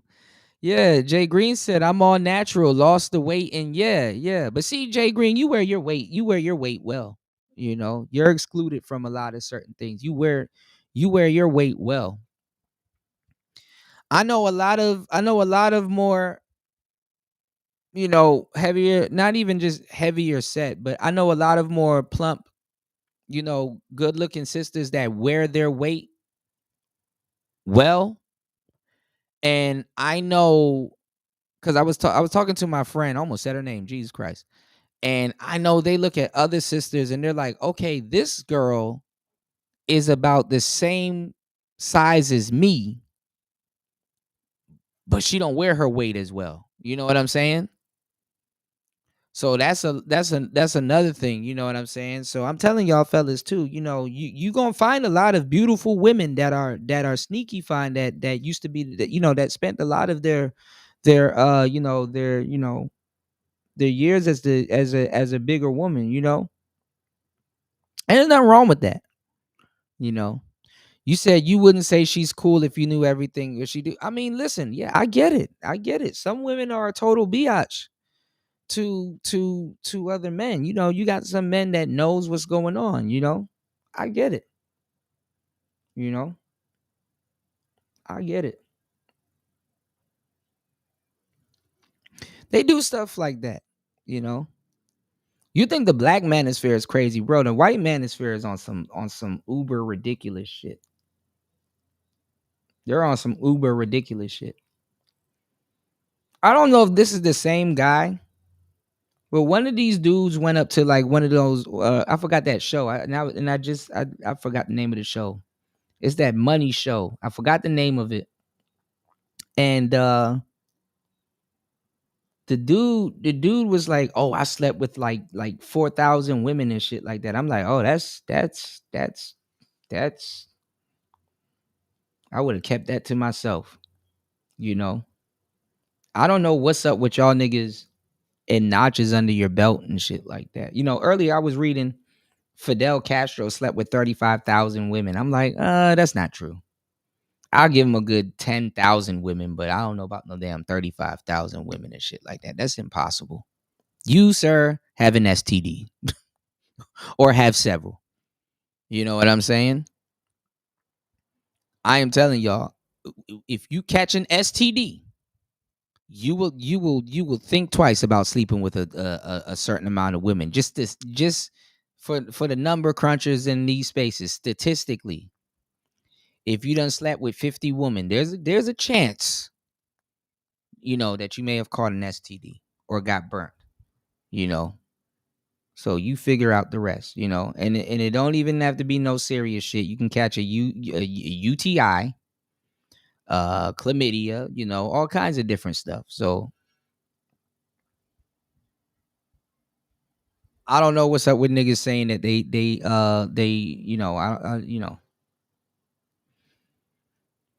Ashley would be doctor in trouble. Ashley tried to get a would-be doctor in trouble by setting him up. Ashley got her underage niece to message him. See, and that's y'all problem. I think everybody's setting me up. So I think twice before I do anything. You did? Shout outs to Jay Green in the building. Good to see you. Good to see you. Good to see you. You did? You said I think it's true. I don't. You said supposedly he would have one for breakfast and another one for lunch and supper. Yeah, that's what was being said earlier today. But yeah, let's get It's just a lot of bullshit. And then I ended up flaming this little Baxter retard because he was, you know, running his mouth. And then Mystery came to his defense, and that, you know, caused a bit of a fallout. Look at Mystery has his fucking nails painted here. This interview. Before we continue with the rest of this, guys, I can help you maximize your online profile, maximize your cold approach skills, your texting skills, your date running skills, how you escalate the house, how you keep the girl. Good to see you. Shout outs to the beautiful sisters in the building. Good to see you guys. What time is it where y'all at? It is probably, damn, it's 3 a.m. in the morning? Can't be. Shout outs to Jay Green working the night shift. Shout outs to Miss V. What y'all doing up late? Y'all should be getting y'all beauty sleep. All right. Shout outs to the night shift. On the night shift. Later on the night shift. I forgot. It got late. It got late. Hold on, y'all. Girls you want. Go to platinumdatingsystem.com or book a free call with the link in the description. We have the best results in the industry by far. There's not even a close second. We have thousands of testimonials. We can fix your dating problems extremely quickly and effectively. Just go to the link in the description or platinumdatingsystem.com. He's just like, they're just arguing, you know, and he walks through, the guy lets him through, and Owen comes at the exact right time. He shows up. It was so fucking funny. That sounds hilarious. Owen probably had fucking cum dripping off his lips from blowing a dude right before. Let's show the little compilation of Owen saying he's gay and acting gay, dancing gay, etc. We are totally gay, so you know that, right? Who has better tits? So that's the guy that led the space for 10 years. Go figure. And actually, that's not true. So anyway, yeah, I would listen to a proper diss video. But the thing is, y'all, if it's not coming from like a place of hate, cool, you know. But a lot of these guys are hating, you know, just to sell their stuff. First of all, Owen, aka Tyler, he stepped away. He stepped away from pickup. So a lot of these guys, a lot of these pickup artists, they step away from pickup, y'all, because it goes into intervals. It goes into intervals, right? So, when it gets to a certain point, pickup artists can only do two things. Yeah, you got to be careful, Jay Green. Be careful on the way to work.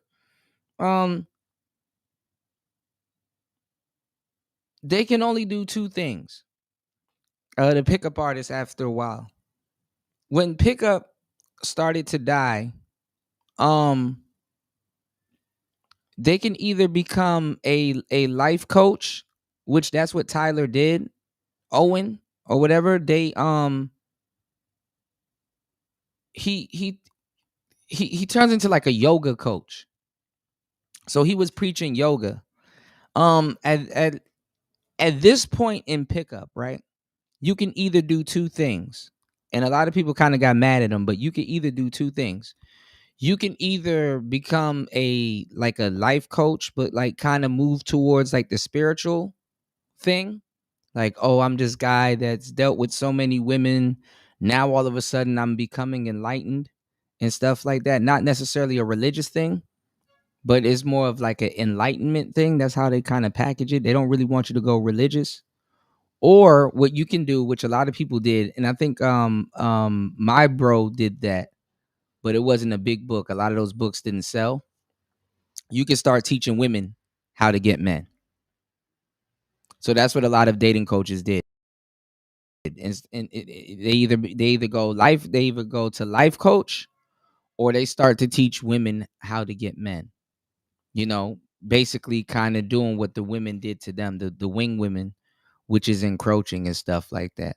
Now, I learned a lot back in the day having wing women and stuff like that. I didn't know that wing women will get you a lot of women. I had no earthly idea. And they all asked the same question. Who is that girl? Oh my God, she looks cool. She'll start dancing with your friends. They'll call each other twin and all that other, stuff like that. Once they realize that y'all are not together and stuff. And, they're like, basically it's like bringing sand to the beach, And then I'm not even gonna lie. One of the routines, I've never really used it, but it was funny, as a joke. One of the routines is, I guess, make them think that you're gay. One of the routines though is the I'm gay routine, where you just literally you're not pretending to be gay. You just told her. It's funny. Like it would have to be broken down because black people they wouldn't really get it. You know what I'm saying? But you gotta be more one of those cultural practical people. It's called the I'm gay routine. You know what I'm saying? And you're using it as a false disqualifier to literally just let her get her guard down. So if she's like meeting you with some type of resistance and stuff like that, you kind of volunteer it. But she knows you're lying. Deep down she knows you're lying. That you're actually not gay at all. You know what I'm saying?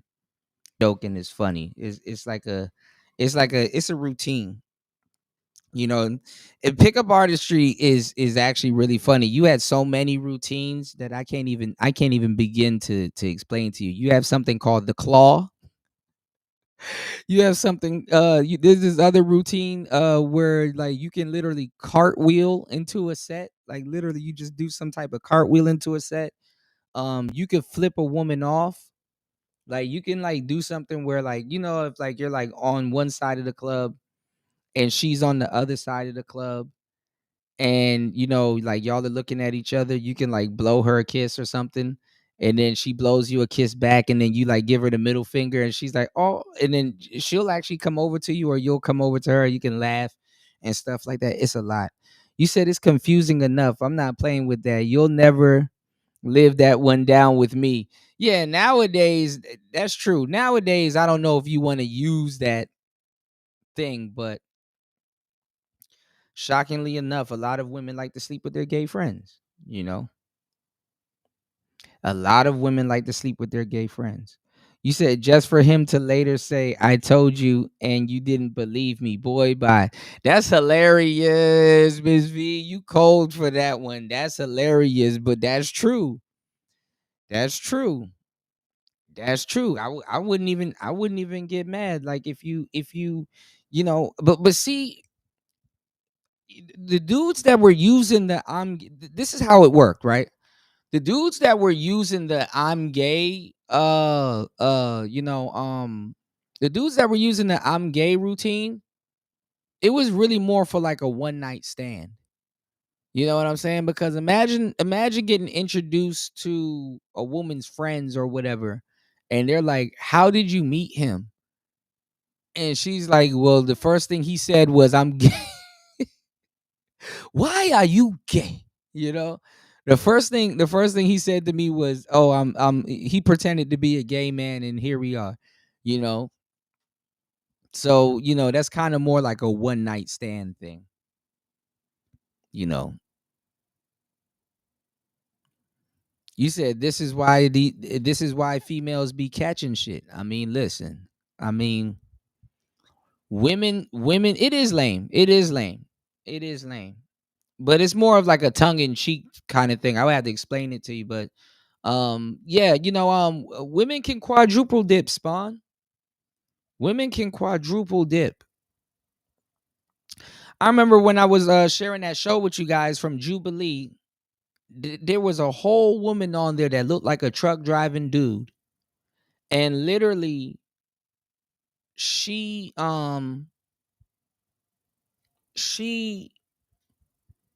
had 2 kids. She was with a man if she had 2 kids. She did a bunch of lesbitarian activities, and then turned around and got a surgery and became a man. You know what I'm saying? So I'm like, this bitch done had like 3 different lifestyles. They can quadruple dip, you know. Shout outs to Ms. V and shout outs to Jay Green. Y'all missed the funny segment of the show. Have y'all, I don't know if it made its way over to Instagram or YouTube, but have y'all heard of Body Slam a Stud Day? They have this thing called Body Slam a Stud Day, and they are going super crazy over, it's a joke, but you know how people are. Body Slam a Stud Day is crazy diabolical work. Yeah, it was a great wedding. Timing is everything. Good memories. It is. I don't know. Was he always like that, Owen? Like a little bit late? When I first met him, I believe he was 22 years old, but he looked 18. And he was wearing a bomber jacket, no personality, just straight out of school. No personality. Fast forward to the modern day, he's yelling barn animal noises on the street and yelling Kurt Cobain. Let's show those clips here.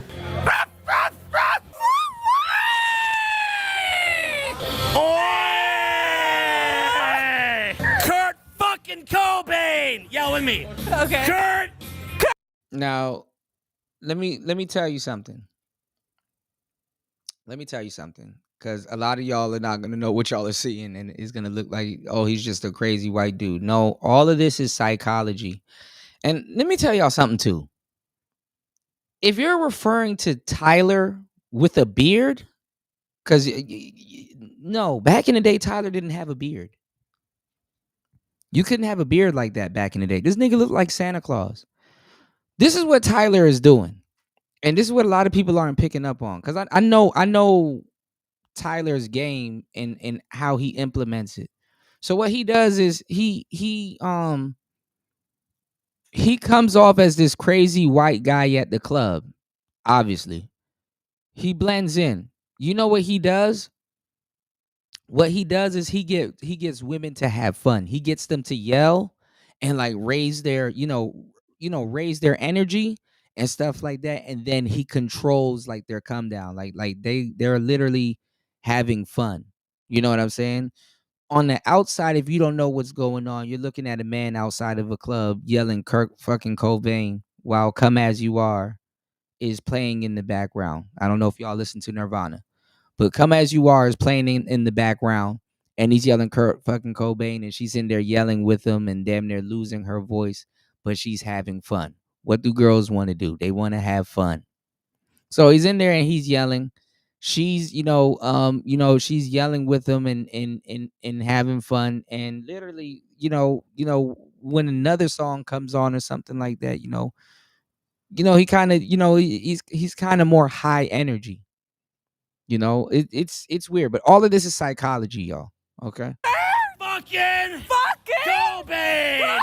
Fucking Cobain! Now he's just full of personality, isn't he? From Kingston, Ontario.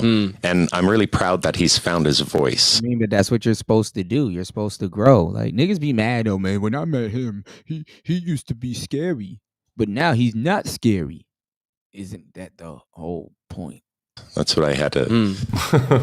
I'm really proud of him that he was able to go on and scam millions of men with complete gibberish, nonsensical teaching about pickup, especially after he ripped off Mystery's company name. Mystery's company name was Social Dynamics. Owen ripped it and called it Real Social Dynamics. Okay, they stole his bootcamp model, everything, and then Mystery comes back and kisses his ass years later because he doesn't want to stand up to him. Owen is a little fucking punk.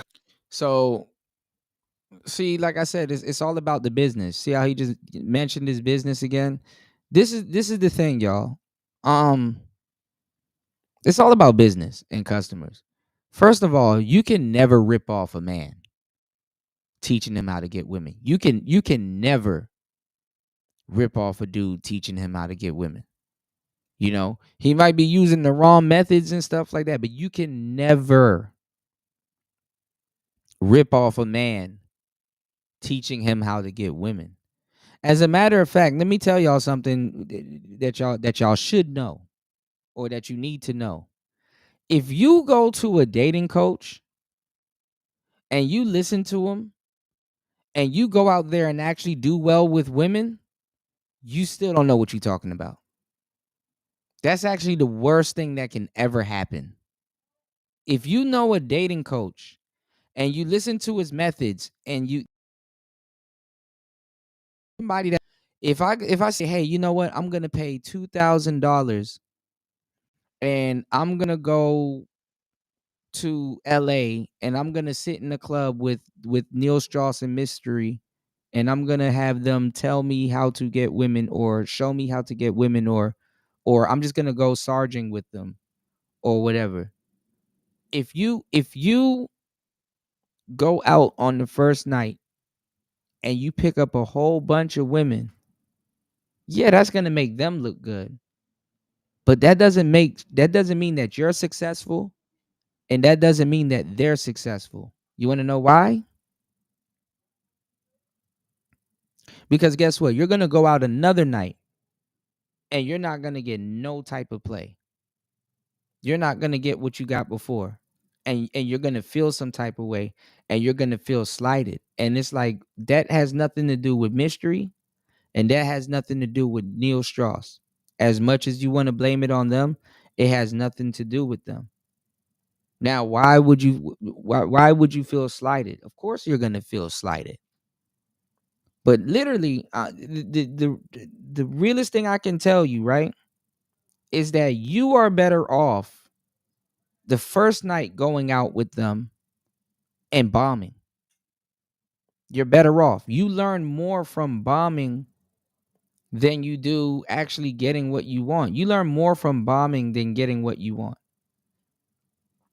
It's wasted time and energy and money if you go out with Mystery and you get exactly what you want. You get way more experience from bombing and losing the woman and stuff like that in the beginning than actually getting them, because you're not really learning anything. So a couple of shows back, I was telling you guys about how women were getting mad at men for this thing called man spreading. There's this thing called men spreading. Men that sit with their legs spread out and stuff like that on trains and public transportation and blah blah blah. It's women that have the nerve to talk about men encroaching on something. You know what I'm saying? As if women don't encroach like a motherfucker. But anyway, it was gonna be the new stop in frisk and stuff like that. Man spreading, right? Women, like if you go look around the internet right now, you see a lot of women complaining that men aren't approaching them anymore, and men aren't men anymore, and they're scared to approach them, and why aren't men approaching and locking in and all this other goofy shit. What is the thing? No. Why should men approach at this point? But this is the thing. Back in the day, when men did approach, this is what happened, right? When men actually approached. If you have approach anxiety, right? If you have approach anxiety, and let's say you're studying pickup or whatever to get better with women and better with conversation and not stuttering and all kinds of different stuff. If you're in the mall and you see a woman that you like, you can now we got ICE, stop and frisk. Yeah, exactly. If you see a woman in the mall that you like, and you gather up enough courage to go over to her, and you gather up enough courage to go over to her and talk to her, and even if she shot you down, guess what? You get more reference points from that. And a lot of women don't like that. The reason why a lot of women don't like that is because she gets nothing out of the interaction by telling you no. Damn, girl, I saw you from across the room. Whoop-de-whoop. Even if I'm saying some shit that's going to get me shot down, can I have your number? No. All right, cool. Some women, they get an ego boost out of it. But the thing is in reality, especially for guys like unattractive or didn't know what the hell he was saying, she didn't get nothing out of that. Whereas the guy, he literally got reference points by gathering enough courage. If he was afraid, he still walked over to her. And even though he was going to get turned down, he said what he had to say. Even if he was going to get turned down, he said what he had to say. She didn't get nothing out of telling him no. And the reality of, like I said, the reality of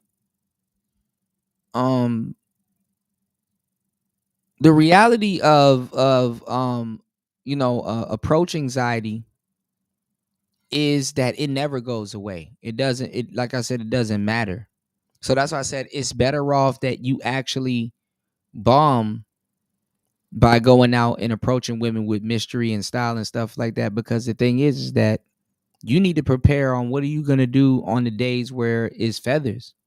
Like I said, it's chicken one day and then it's feathers the next. What are you going to do when it's feathers? How are you going to handle that? Are you going to whine and start bitching and crying and saying, oh, it's the pickup artist's fault? So, yeah, I think a lot of people shouldn't listen to this type of message and this type of jargon, because guys like this, they're only talking about their students and stuff like that. And to tell you the truth, women, dating is a dice roll.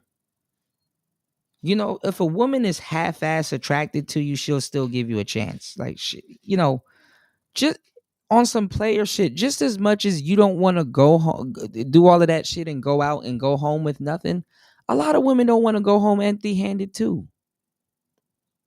So a lot of women are gonna accept you and overlook certain things, and that's why they're out drinking also. So just because one of my students, and yes, it's a great thing. It's high five, sir. Congratulations, you got a girl, yay. Just because one of my students got a girl, cool.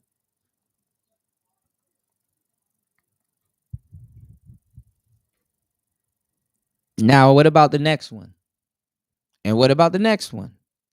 And what about the next one? Did you stop here and marry this one? No, you didn't. What about the next one? And what about the next one? Like, Nigga, I'm not finna hold your hand. No, I'm not your friend. I can't hold your hand. I'm not gonna hold your hand with every single one. And literally that's what happens with these pickup artists. They want you to hold their hand with every single one. Let me tell y'all something, and obviously y'all should know this, and I've said this before.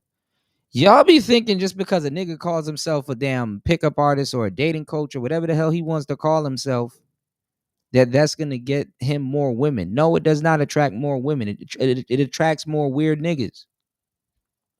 And maybe customers and guys that may need a little bit of help. I'll give you that. You know what I'm saying? Cause nah, you meet a lot of cool brothers and real stand-up, real dudes, you know what I'm saying? But somebody calling themselves a dating coach, that does not attract women. That's calling yourself a dating coach is absolutely not a coochie magnet. That's actually even worse. There's this brother. He used to come over. He came over here a couple of times. He got some IRL videos, right? And I'm telling him, dog, stop trying to, impress these quote unquote black pill dudes. They don't care. It don't matter if you show them picking up videos of women in real life. Because these guys right here. Let me see if I still got that access. I'm gonna show y'all something. Because some weirdo is probably gonna think I'm not tapped in. These guys right here used to do in real life pickups and stuff, and people was like, oh, it's staged, and oh, she she was paid, and that's actor, and oh, you didn't pull her. Let me see.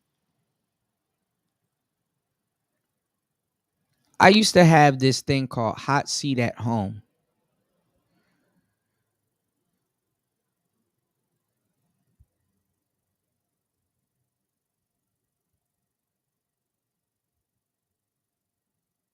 And literally it's behind the paywall. And these guys used to go pick up. These guys used to, these guys used to go pick up women in real life. Dudes used to pick women up, like literally pick them up off the ground and spin them around and stuff like that. And there's a whole bunch of other, let me see, it's called Hot Seat at Home. Let me see. I had an email.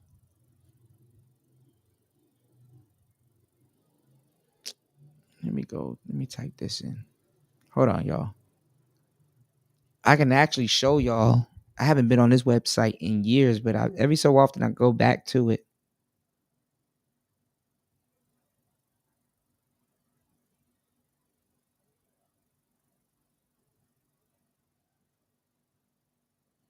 And they got these videos behind the paywall.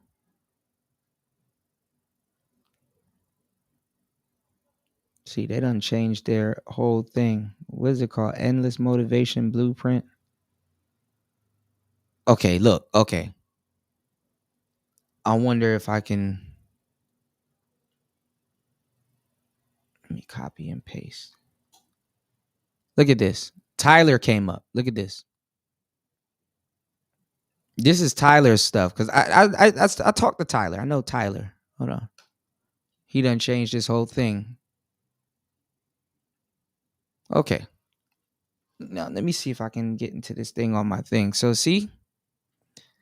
He changed it. Endless Motivational Blueprint EMB 2025. Who's this right here, y'all? Is that not Tyler? See how he's selling it like a master class? It doesn't look like it has anything to do with pickup. And Tyler's real. He knows his shit. Not necessarily my style of pickup, but he knows his stuff. Hold on. Now, I typed in Hot Seat at Home because that was the name of his.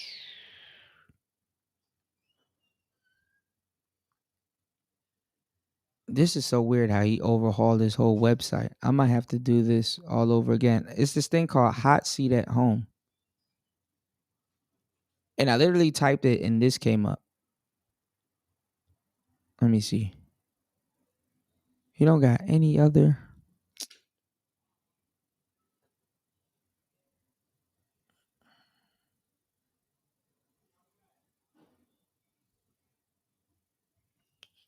Let me see. Let me go to my email.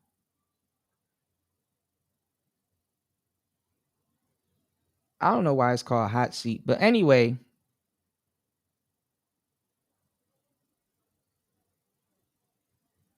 Mail downloads, organizes message when iPhone is locked, charging and connect to Wi-Fi. Hold on. Let me go to this mailbox. Oh, it's all mailbox. Hold on.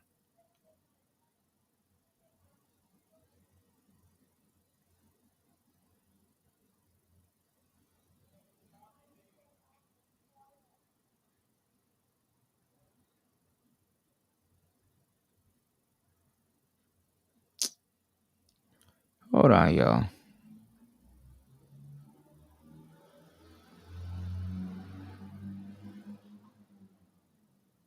Okay, it's gonna take a minute to come up.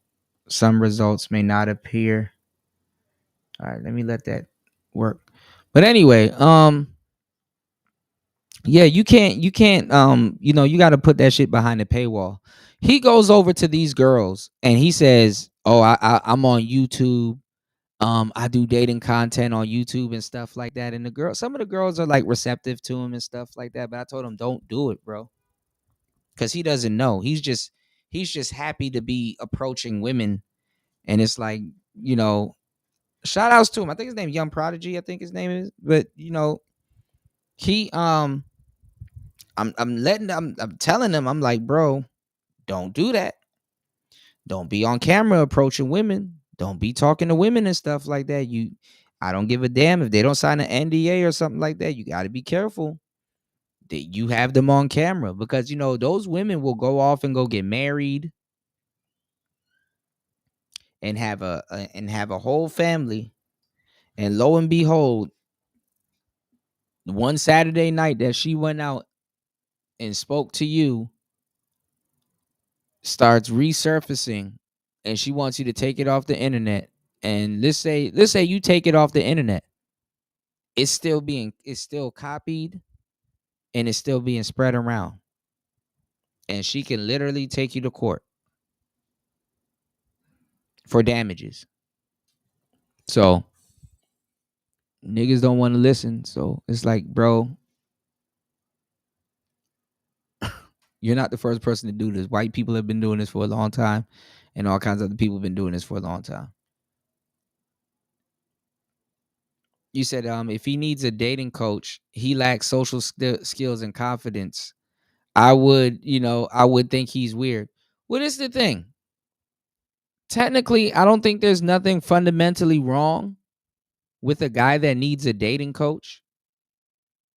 But literally, a dating coach is really only there for like advanced stuff and your training wheels. It's only there for advanced stuff and literally your training wheels. Because I look at it like any other service. If I don't know how to spend, money, if I don't know how to spend money, I go get a, you know what I'm saying? I go get a financial coach, or I go get a bookkeeper, or I go get, you know what I'm saying? I go get, I get a book or something. I up my financial IQ, or for whatever reason, I go seek help.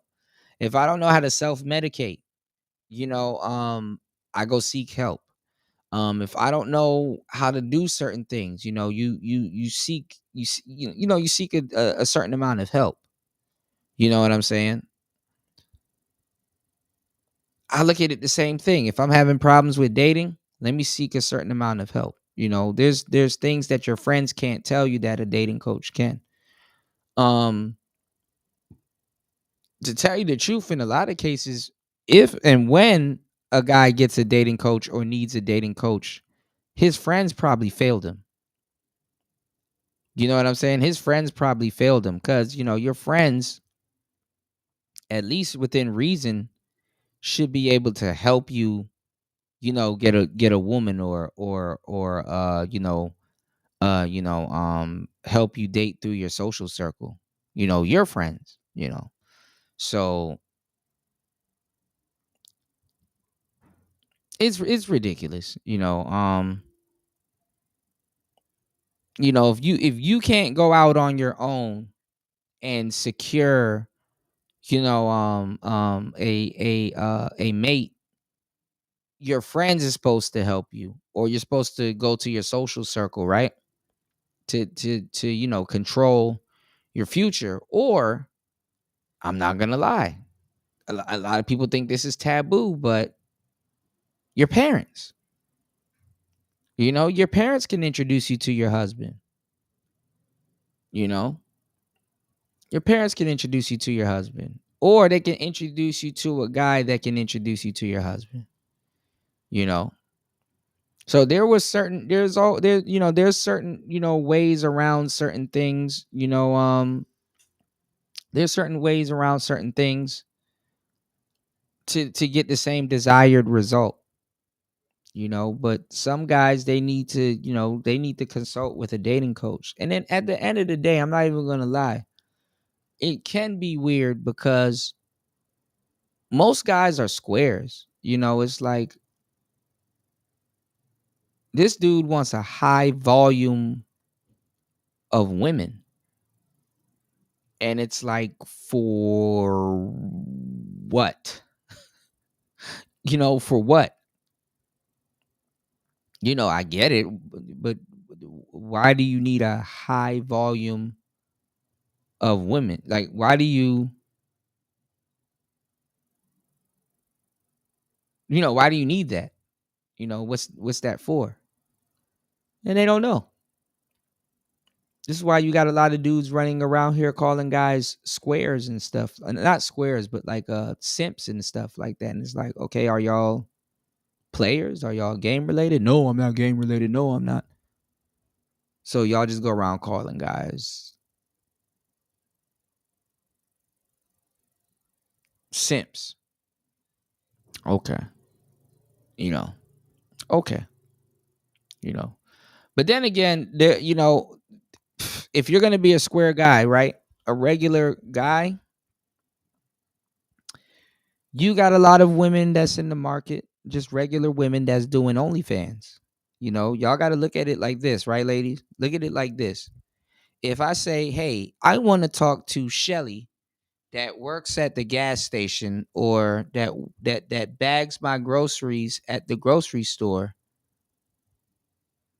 I got to worry if she got an OnlyFans.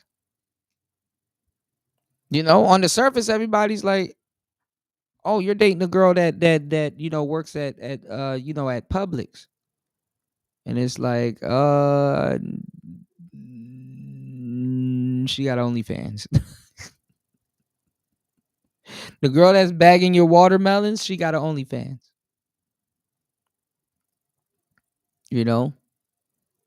The girl that's that gave you your prescription at CVS, OnlyFans.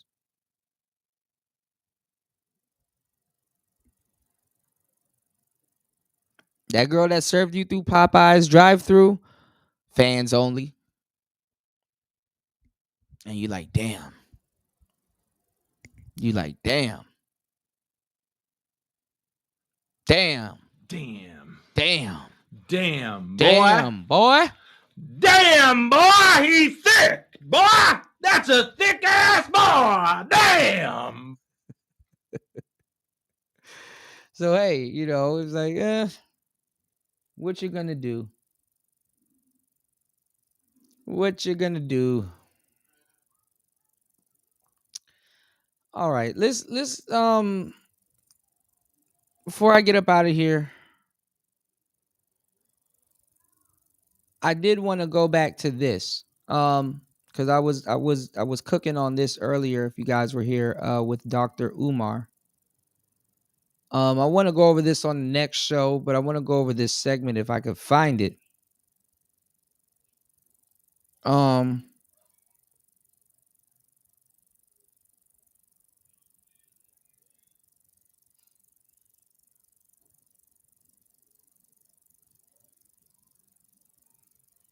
Let me go from right here.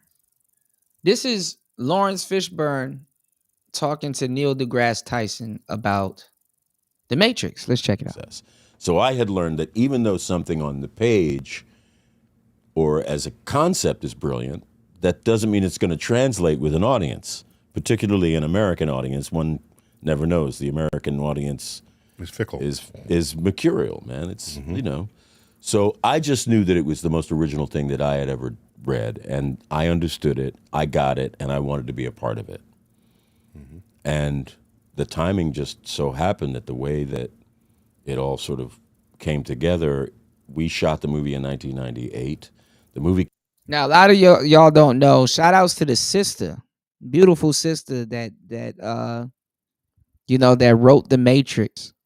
That literally got not stolen, but got passed around and stuff like that, and they were trying to do her dirty. Shout outs to the sister that wrote The Matrix, because it's about a black man. That's a good. The funny part is that The Matrix is a kumbaya story. Oddly enough, The Matrix is actually a kumbaya story, y'all. But anyway, Will Smith was supposed to be Neo.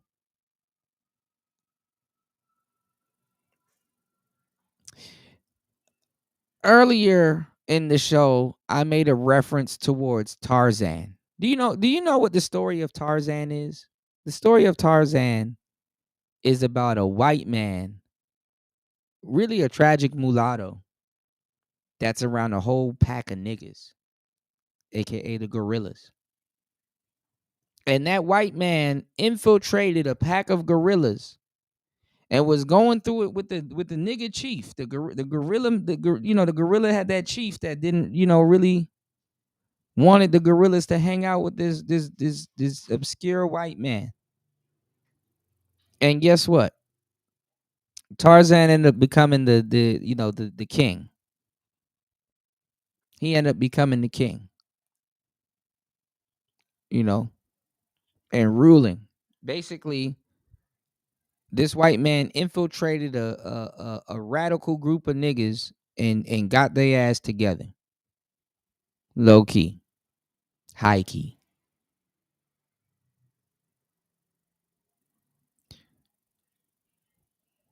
Will Smith was supposed to be Neo.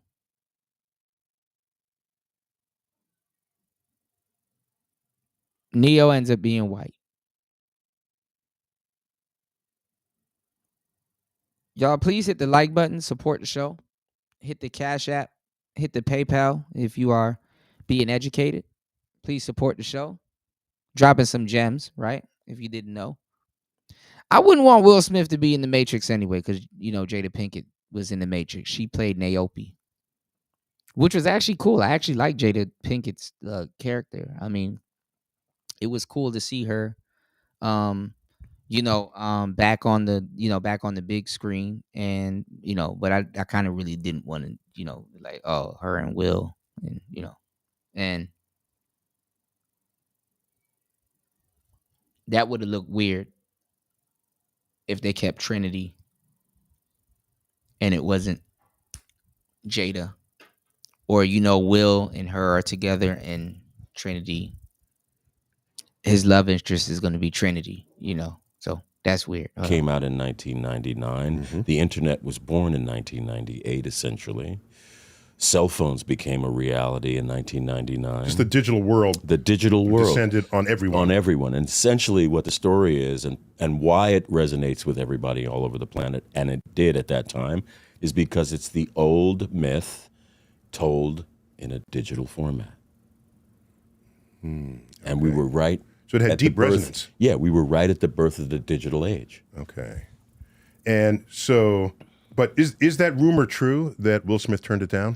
I don't know. Okay. I've heard that before, but Yeah, I you've don't heard know. that. I've never really sat down with Will and asked him about it. Yeah, you know. okay.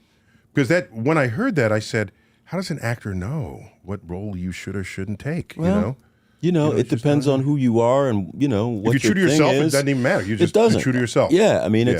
it's anybody's guess. Maybe that's the case. I don't know. I mean, you got to read over the script too. You kind of got to know what you're getting yourself into. I've never sat down and asked Will about it. Okay.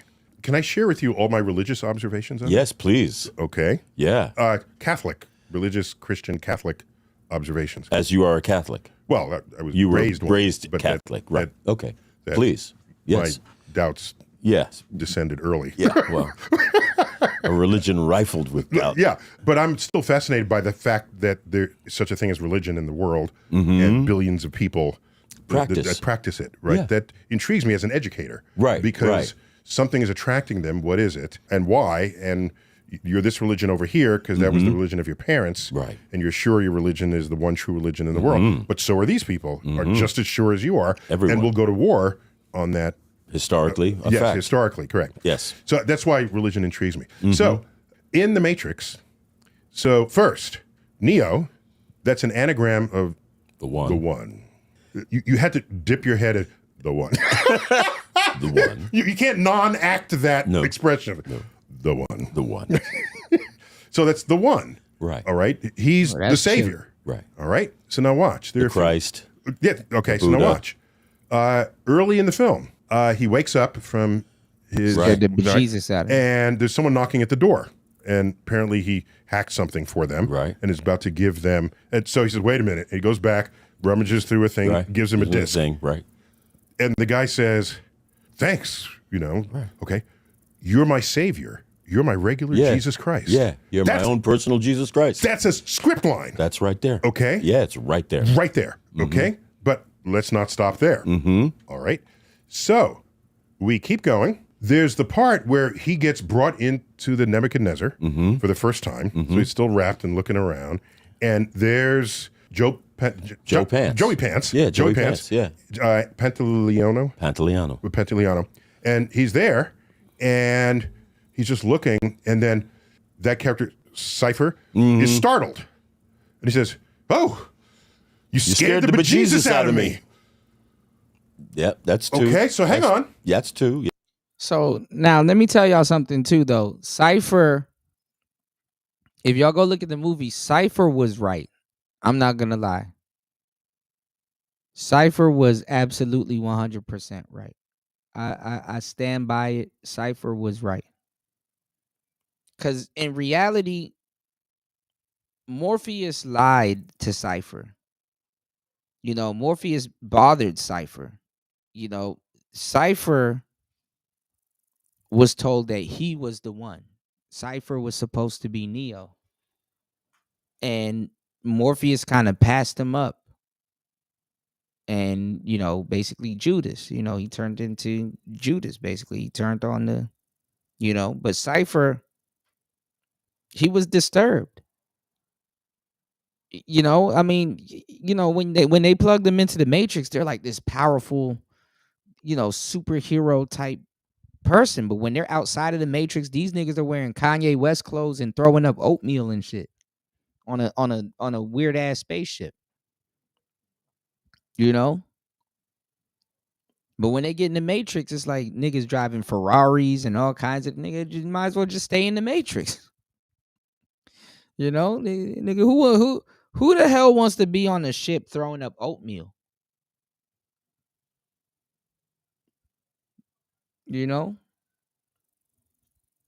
So he twirls around the steak and he's like, as much as I know this steak is fake, a piece of me wishes it was real. And the Matrix is so good and it's so well put together that steak that he was twirling around, that's the best steak you can get.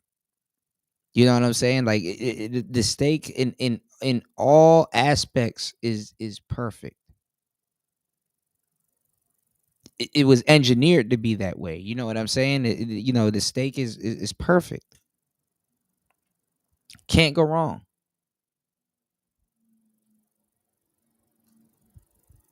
If you didn't know the truth. So it's like you want to go back to sleep. Yeah. Oh, hang on. Yeah. Then he started hating on Neo because of his girl. Trinity aged bad. Never mind. Who betrays the group? Cypher. Yes. He betrays. He's the Judas. He's Judas. Yeah, he's the Judas. Yeah. He's Judas. Yeah. After the bejesus was scared out. Yeah. Yeah. He doesn't have Jesus in him. He doesn't have Jesus in him. Okay. No. All right. Well, Let me keep going. Keep going. Okay. If you can. Because you think you know the movie better than I do. And you might. I don't know. You might. Let's go. Here's the difference. Let's go. It's my favorite movie, and you've made 100 movies. Right. So. Right. So.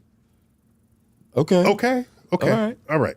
So then, everyone sort of decides that he's the one. He's the one. Right. When he's like pulling Trinity up from the helicopter as it comes. Yeah. He is the one. I told you he is the one. He is the one. Do you believe it now, Trinity? That was good. You gotta I stop don't know what it doing means that. to compliment you on exactly imitating what you were He gotta paid to stop do in a doing that. movie. And I would say, hey, you should be that character. I'm not gonna lie. If Lawrence Fishburne walked up on me in character and stuff like that, nigga, I'm gonna feel like I'm Neo. Yeah. You know what you need, yo? If you ever sign up for like a boxing match or something like that, you need Lawrence Fishburne in your corner. I told you you're the one. And he's like, okay, I'm about to go out there and whip this nigga's ass. No questions asked, yo. Too late. Already been done. No, but the weird thing is, you're not imitating that character. You were that character. Yes. Even that. Yes. Yes. It's crazy. Yes. So let's fast forward towards the end. Mm-hmm. He gets shot point blank. Right. By Smith. Yes. Yes. Right. Yes. Then he drops. He drops. He keeps firing into him. Yes. Okay. Just all right. Do you know how many bullets he put in him? I don't. You don't. I don't. I will tell you. Tell me. Okay. It requires a little bit extrapolation. Okay. Okay. Okay. Do the bullets you see? Mm-hmm. It's like 4 bullets point blank to the chest. Okay. At that point, we go back to the Nebuchadnezzar, and you see his body responding. Yes. Right. Okay. Yeah. But what if you track the rate that bullets are being fired? Yeah. And continue them into that scene. Mm-hmm. Then we come out of the scene, and there's a few more bullets that you observe. Right. That's 14 bullets. Okay. Okay? Okay. There are 14 stations of the cross.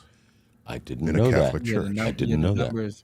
Now, for non-Catholics out there, in every church, Catholic church, typically in the pillars that surround the main open area from the side areas, mounted facing inward, are 14 drawings, paintings, relief maps of the 14. They're called. It's weird because five is a symbolic number, but I don't know. My brain is putty at this moment, but yeah, 5 is a symbolic number. Stages of the cross. Got it. Okay. Yeah. And they're key moments in the life. Jesus' life. And it's an early movie, really. Oh, the word movie doesn't even exist. Exactly. Right? But a sequence. But it's visual. It's a visual sequencing. Representation. Okay. Okay. And it's all of it. And it's he's tried under Pontius Pilate. He carries the cross. He's put up on the cross. He dies on the cross. Oh, yeah, okay? yeah, got it. So it's all that. You can look it up on any, you know, you 14 can find stages them. of the cross. Yes. 14 bullets. Now. Interesting. And he dies. Right. Then he's resurrected. Resurrected, right there. It comes back more powerful than ever before. That's right. Is that not Jesus? That's Jesus all time. Joining the side of God. That's Jesus insane. all day. All day. Yeah. All day, all night. Day. So who's Trinity? Well, okay, so we got it like in the Mary Catholic. That would have to be Mary Magdalene. Okay. But I'm thinking, let me she not go does that take far. him to a sex club. That's where they meet. At the sex club. Was that a sex club? That's a sex club. No. Yes. They were just dancing. No, it's a sex club. I If you missed look behind and you're looking deep in the background, they didn't allow them to show all of that, but it's a sex club. Really? Mm-hmm. Okay. Mary Magdalene, right there. And who's Morpheus? In the Christ mythology. I know. I'm trying to. He's the Baptist. John the Baptist? He's John the Baptist. Oh, because John the Baptist knows Jesus is coming. Yes, he knows who he and is. sets everything up. And he's been looking for him. Yeah, he's been looking for him. And when he meets him, he goes, I'm supposed to be baptized by you. So that's who Morpheus is in the Christ mythology. In the Christ. But there's also mythology, Greek mythology. Tell me. There's, Morpheus is the... Of course, it's gonna come from Greek mythology because the story of Jesus comes from Egypt, So you have Alsar, and you have Offset, and you have Hiru. Lord of Dream. He's the god of dream. All right. From Greek mythology, right? Persephone, who's in the second or third movie, who's played by Monica Bellucci. The Oracle is Greek. Yes, that's an actual oracle. The Oracle is Greek. Yeah. right? Too bad we lost her before the second film. Yeah. She was really a strong character. She actually really was dope. There's an element on the periodic table called Niobe, niobium. Is there? Yes, there Jada is. Jenkins. Because there's something about the colors that were sort of iridescent and radiant. Okay. And it's something about in the Greek legend, Right. Niobe. I don't know the full story, but it borrowed that from Greek legend. Right. The first Matrix game, which was, I ain't gonna lie, PS2. The first Matrix game was really good with Niobe, and then I think it was an Asian dude named Ghost. And it was pretty good, but you know, a game ended up being very fucking good, even though it was horrible. But it was very fucking good. But it was horrible. But it was very fucking good. But it was horrible. The Path of Neo. That was a good fucking game. Right. Niobium. So there's the Osiris, there's the Nebuchadnezzar, which is also biblical. Yes, of there's, course. Right. It's also the size of a very large bottle of wine. Is Nebuchadnezzar. it? Nebuchadnezzar. You tend to find it only in Champagne because that's when it's kingly. a party. It's kingly. Osiris is another word for Asar. Because Osiris is the king of the dead. And Isis is she's supposed to be the queen.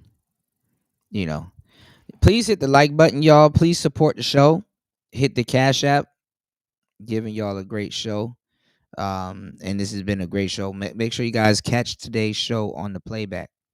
You know what I'm saying? We had a lot of funny moments and stuff on today's show. And very educational. Like I said, this is a masterclass. But like I said, this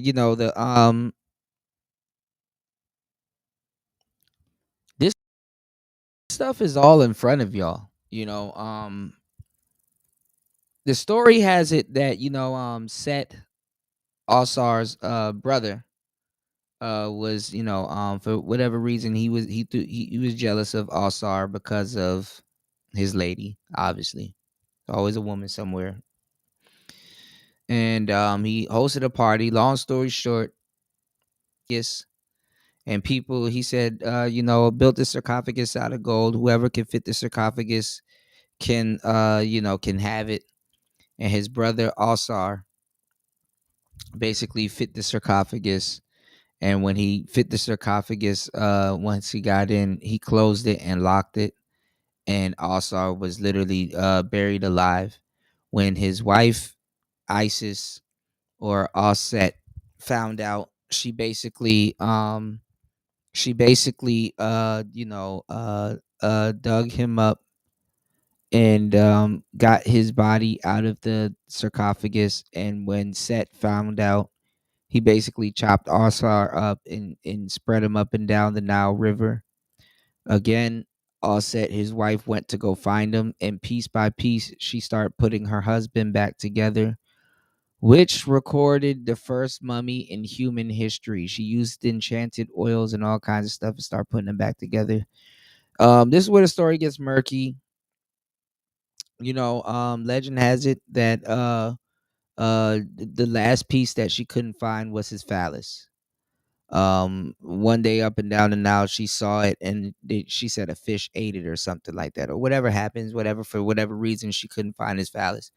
Basically, she puts him back together as recorded, the first mummy in history, and basically, oh Lord, he only came alive for one night, basically impregnating her because she was a virgin, and this is how you have Hiru, which the word hero comes from. And these are all written on the walls in Egypt and stuff like that in hieroglyphs. On top of that, y'all, what happened? You have if you looked at how Washington D.C. is built, it lines up with the the belt of Orion. I think the belt of Orion. I don't know. It lines up with the belt of Orion. Same thing with the pyramids and stuff like that. They don't have the gold caps anymore. But if you go look in DC, look at what you have called the Washington Monument, which is a big white phallus. It's a big white phallus.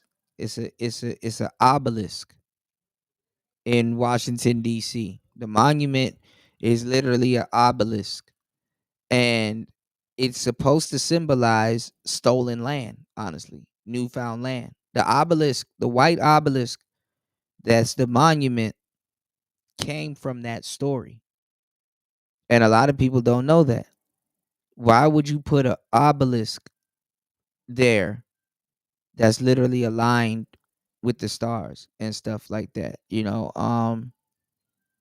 Obviously a black man designed Washington D.C. to be, mapped out the same way as Egypt.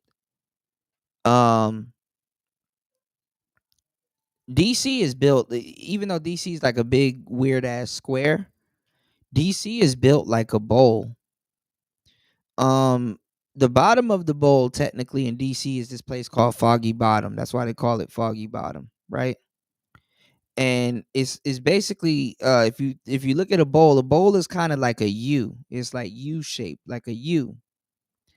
And on one side you have Washington D.C., and on the other side you will have what's called the rich district in the DMV area called Georgetown. That's closer to Maryland, Bethesda and Rockville and stuff like that. And they were going to build all of that stuff over where Georgetown was, which I think would have been better. But they built everything downtown. So you got the Capitol building, you got the obelisk, you got like a lot of and that's not the only obelisk that's in DC, by the way. If you go looking around, there's some other obelisks, but that's the biggest obelisk in DC, and literally it's supposed to symbolize newfound land, but also stolen land, because it comes from the story of Asar. So it's like, oh, well, she couldn't find his phallus. We have it over here. Crazy. Yeah, it's party for 30 people. 30 people, and you just right. lean the bottle for Okay. Nebuchadnezzar. Is the size of a bottle So of wine. there's the Gnosis, there's the Osiris. Okay, so Persephone. I don't want to say mashup because that might undersell it. Right, It's drawing from, but these it's drawing very from deep. all these traditions. It draws from Western tradition, spiritually, religiously, and Eastern tradition, spiritually, and philosophically as Yes, well. especially. Yeah, Because scenes are not just simple scenes. You have to think about them. No, What's exactly. going on here and why? Right. Like Yeah. when I saw the film for the first time, I had forgotten about all of that because we had to train so hard to get the physical stuff right. Oh, yeah. That I forgot about all of the philosophy and all of the sort of Right, religious you come in and film tenets your scene and go back to that- the trailer. It's right? not. No, it's not that simple. It's not Okay. that simple. It was a year of work, but so much of it was physical, and we had to work so hard to do that that I really forgot about the stuff that's in the dialogue. Like my favorite stuff is in that first encounter I have with him, and I'm asking him, "Do you know why you're here?" You and didn't I'm say that saying, Do you know why you're here? See, and this is what has brought you to me, and that whole thing about, do you know what the Matrix is? And I go, it's all around us. You can feel it. You can touch it. You go to can church smell it. and all that stuff. Yeah. That's my favorite stuff because it's it's really cryptic and it's really And scary. ethereal. And very And scary. you have to deliver it that way. Otherwise, it's just a line. Yeah, it's just a line. But, Yeah, you have to live that's some of inside my, that and I line. had forgotten about all that stuff that's in it. And Okay. even the stuff with like Joe Pants and the agents when he's talking to them and he's having the dinner. Oh, yes. He's having his steak. That's almost ASMR. Yeah. Okay, because he's eating the steak and he puts the and he's eating it and he's like, I know this steak isn't real, But I wish. But my mind, and I don't care, is telling me it's real. Okay, so we have a deal. Oh yeah. And I don't want to remember nothing. Nothing. You all put me that back stuff in my is, body. Right. all that stuff is just, it's fantastic. Yeah. Every so that's the religious line through it, and no one doesn't love the idea of a savior. I mean, that's right. And a plausible savior, right? He didn't show up as Superman. No. Right? No. He had to find it in himself. Exactly. Just the way the Oracle had required of him. Yeah. So that's why it's your favorite movie, because it reminds you of Jesus? No. No, I respect storytelling. Right. And the stories that have outlived civilizations. And the story of the Christ is indeed a powerful story. There. It's very powerful. Yeah. Very powerful. So there's all of that. And then there's a few more things. Okay. They tossed in. It was a little bit, they stapled it on when the Oracle says, "Oh, watch out for that glass." And he says, "What glass?" Oh, yeah. And he turns around and it drops. And he drops and she says, "That glass." Yeah. Now here's going to be eating your craw. Would you have done it if I didn't? Exactly. Okay, it's one of these future, trying to avoid the future, make that future happen. Sure. So I thought that was unnecessary because the movie was already deep. And and that was almost cliche sci-fi. Okay. Time, future prediction. Sure. I thought the movie was above that, but fine. Okay. I liked it. I thought it was clever because of what they did, the way they set it up with the "Know Thyself" sign. Oh, above. yeah, right. And they set it up with that, and also that she's grandma and she's baking cookies. Yeah, no, it was a full. Her baking cookies, and she's in the projects. Like she lives in the projects. Those are I don't know if people know that those are the projects. But did they have projects in Australia? Well, we weren't supposed to be in Australia. No. It takes place in a modern city. Yeah, I think ostensibly Chicago. Yes, basically. Okay. Yeah. And I only know that because I have the original script. Oh, okay. Yes. Cool. And, And so it's the L going it's by. The L. Yeah. And they wanted. She was in O Block like shit. Neo, you must leave here. King Von is coming. To shoot it there, and but the unfortunately couldn't do it. Heart of the City. Heart of the City. Heart of the City hotel. Yes. And Wabash Avenue. And Wabash, is a main street in Chicago. Exactly. And that's an explicitly stated street. Yes. No, but I'm saying, Yes. where did you guys get the projects in Australia to film in? Oh, there was all location. It wasn't location. That wasn't a location. That was a soundstage. Oh, just set that up. Yeah. Okay, very well done. Yeah. That felt like the project. It did. Okay, It did. 'cause I grew up in projects, and that it felt were like the middle project. income projects, so Yeah. there were fewer junkies. Yeah. No, but it felt like the projects. I mean, it really did. Yeah, it did. Yeah. They got that. Yeah, they got it right. And a couple. All right, we'll go over this on the next show. Yeah, that shit was green screen. You know what I'm saying? That shit was green screen. Neo was whipping all of them people's. Neo was whipping all of those people's asses out there in the courtyard and stuff. So, hey man, it is what it is. But thank you guys for definitely coming through.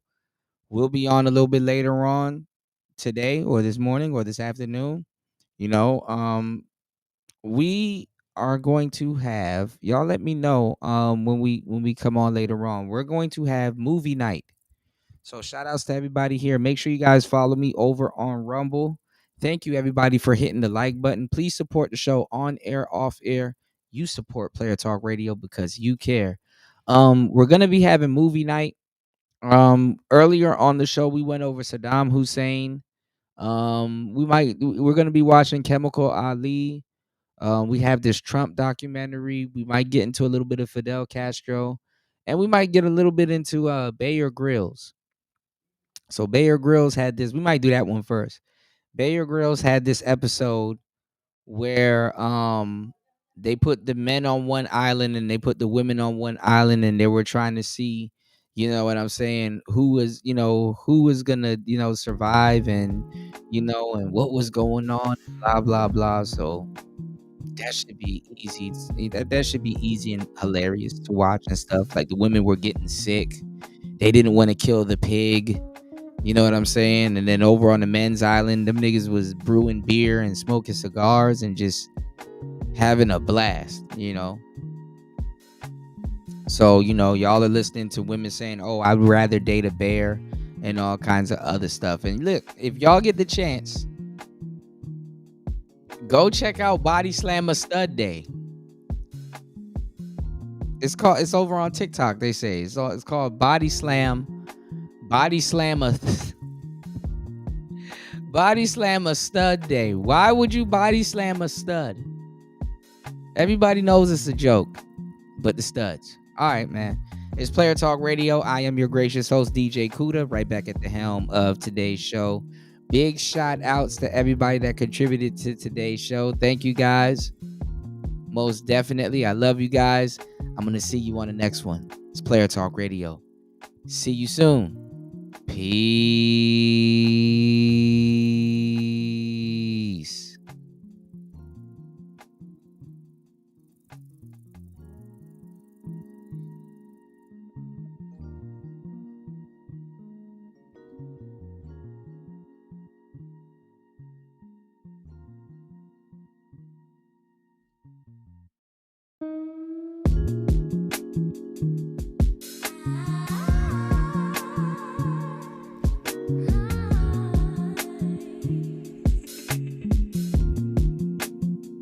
Welcome to Player Talk Radio with DJ Kuda, the hottest DJ in the manosphere. Let's get it.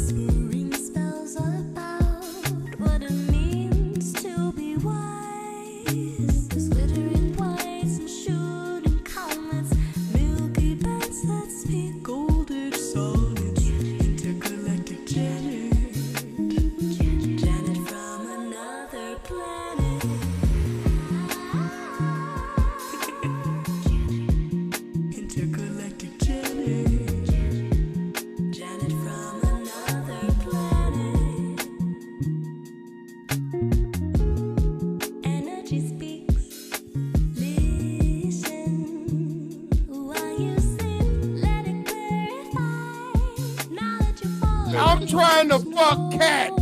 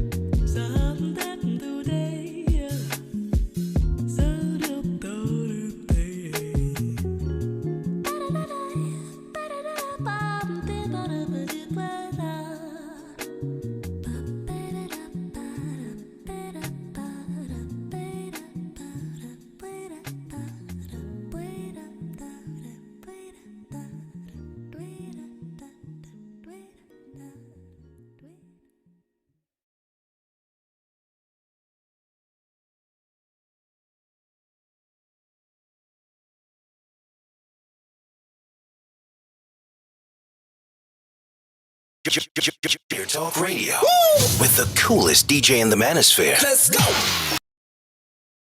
Let's go. Let's go.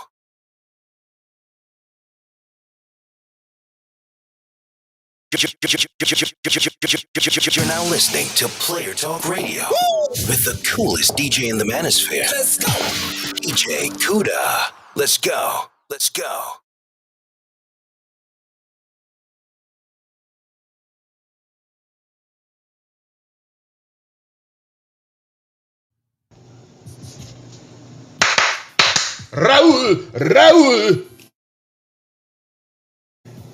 Raúl.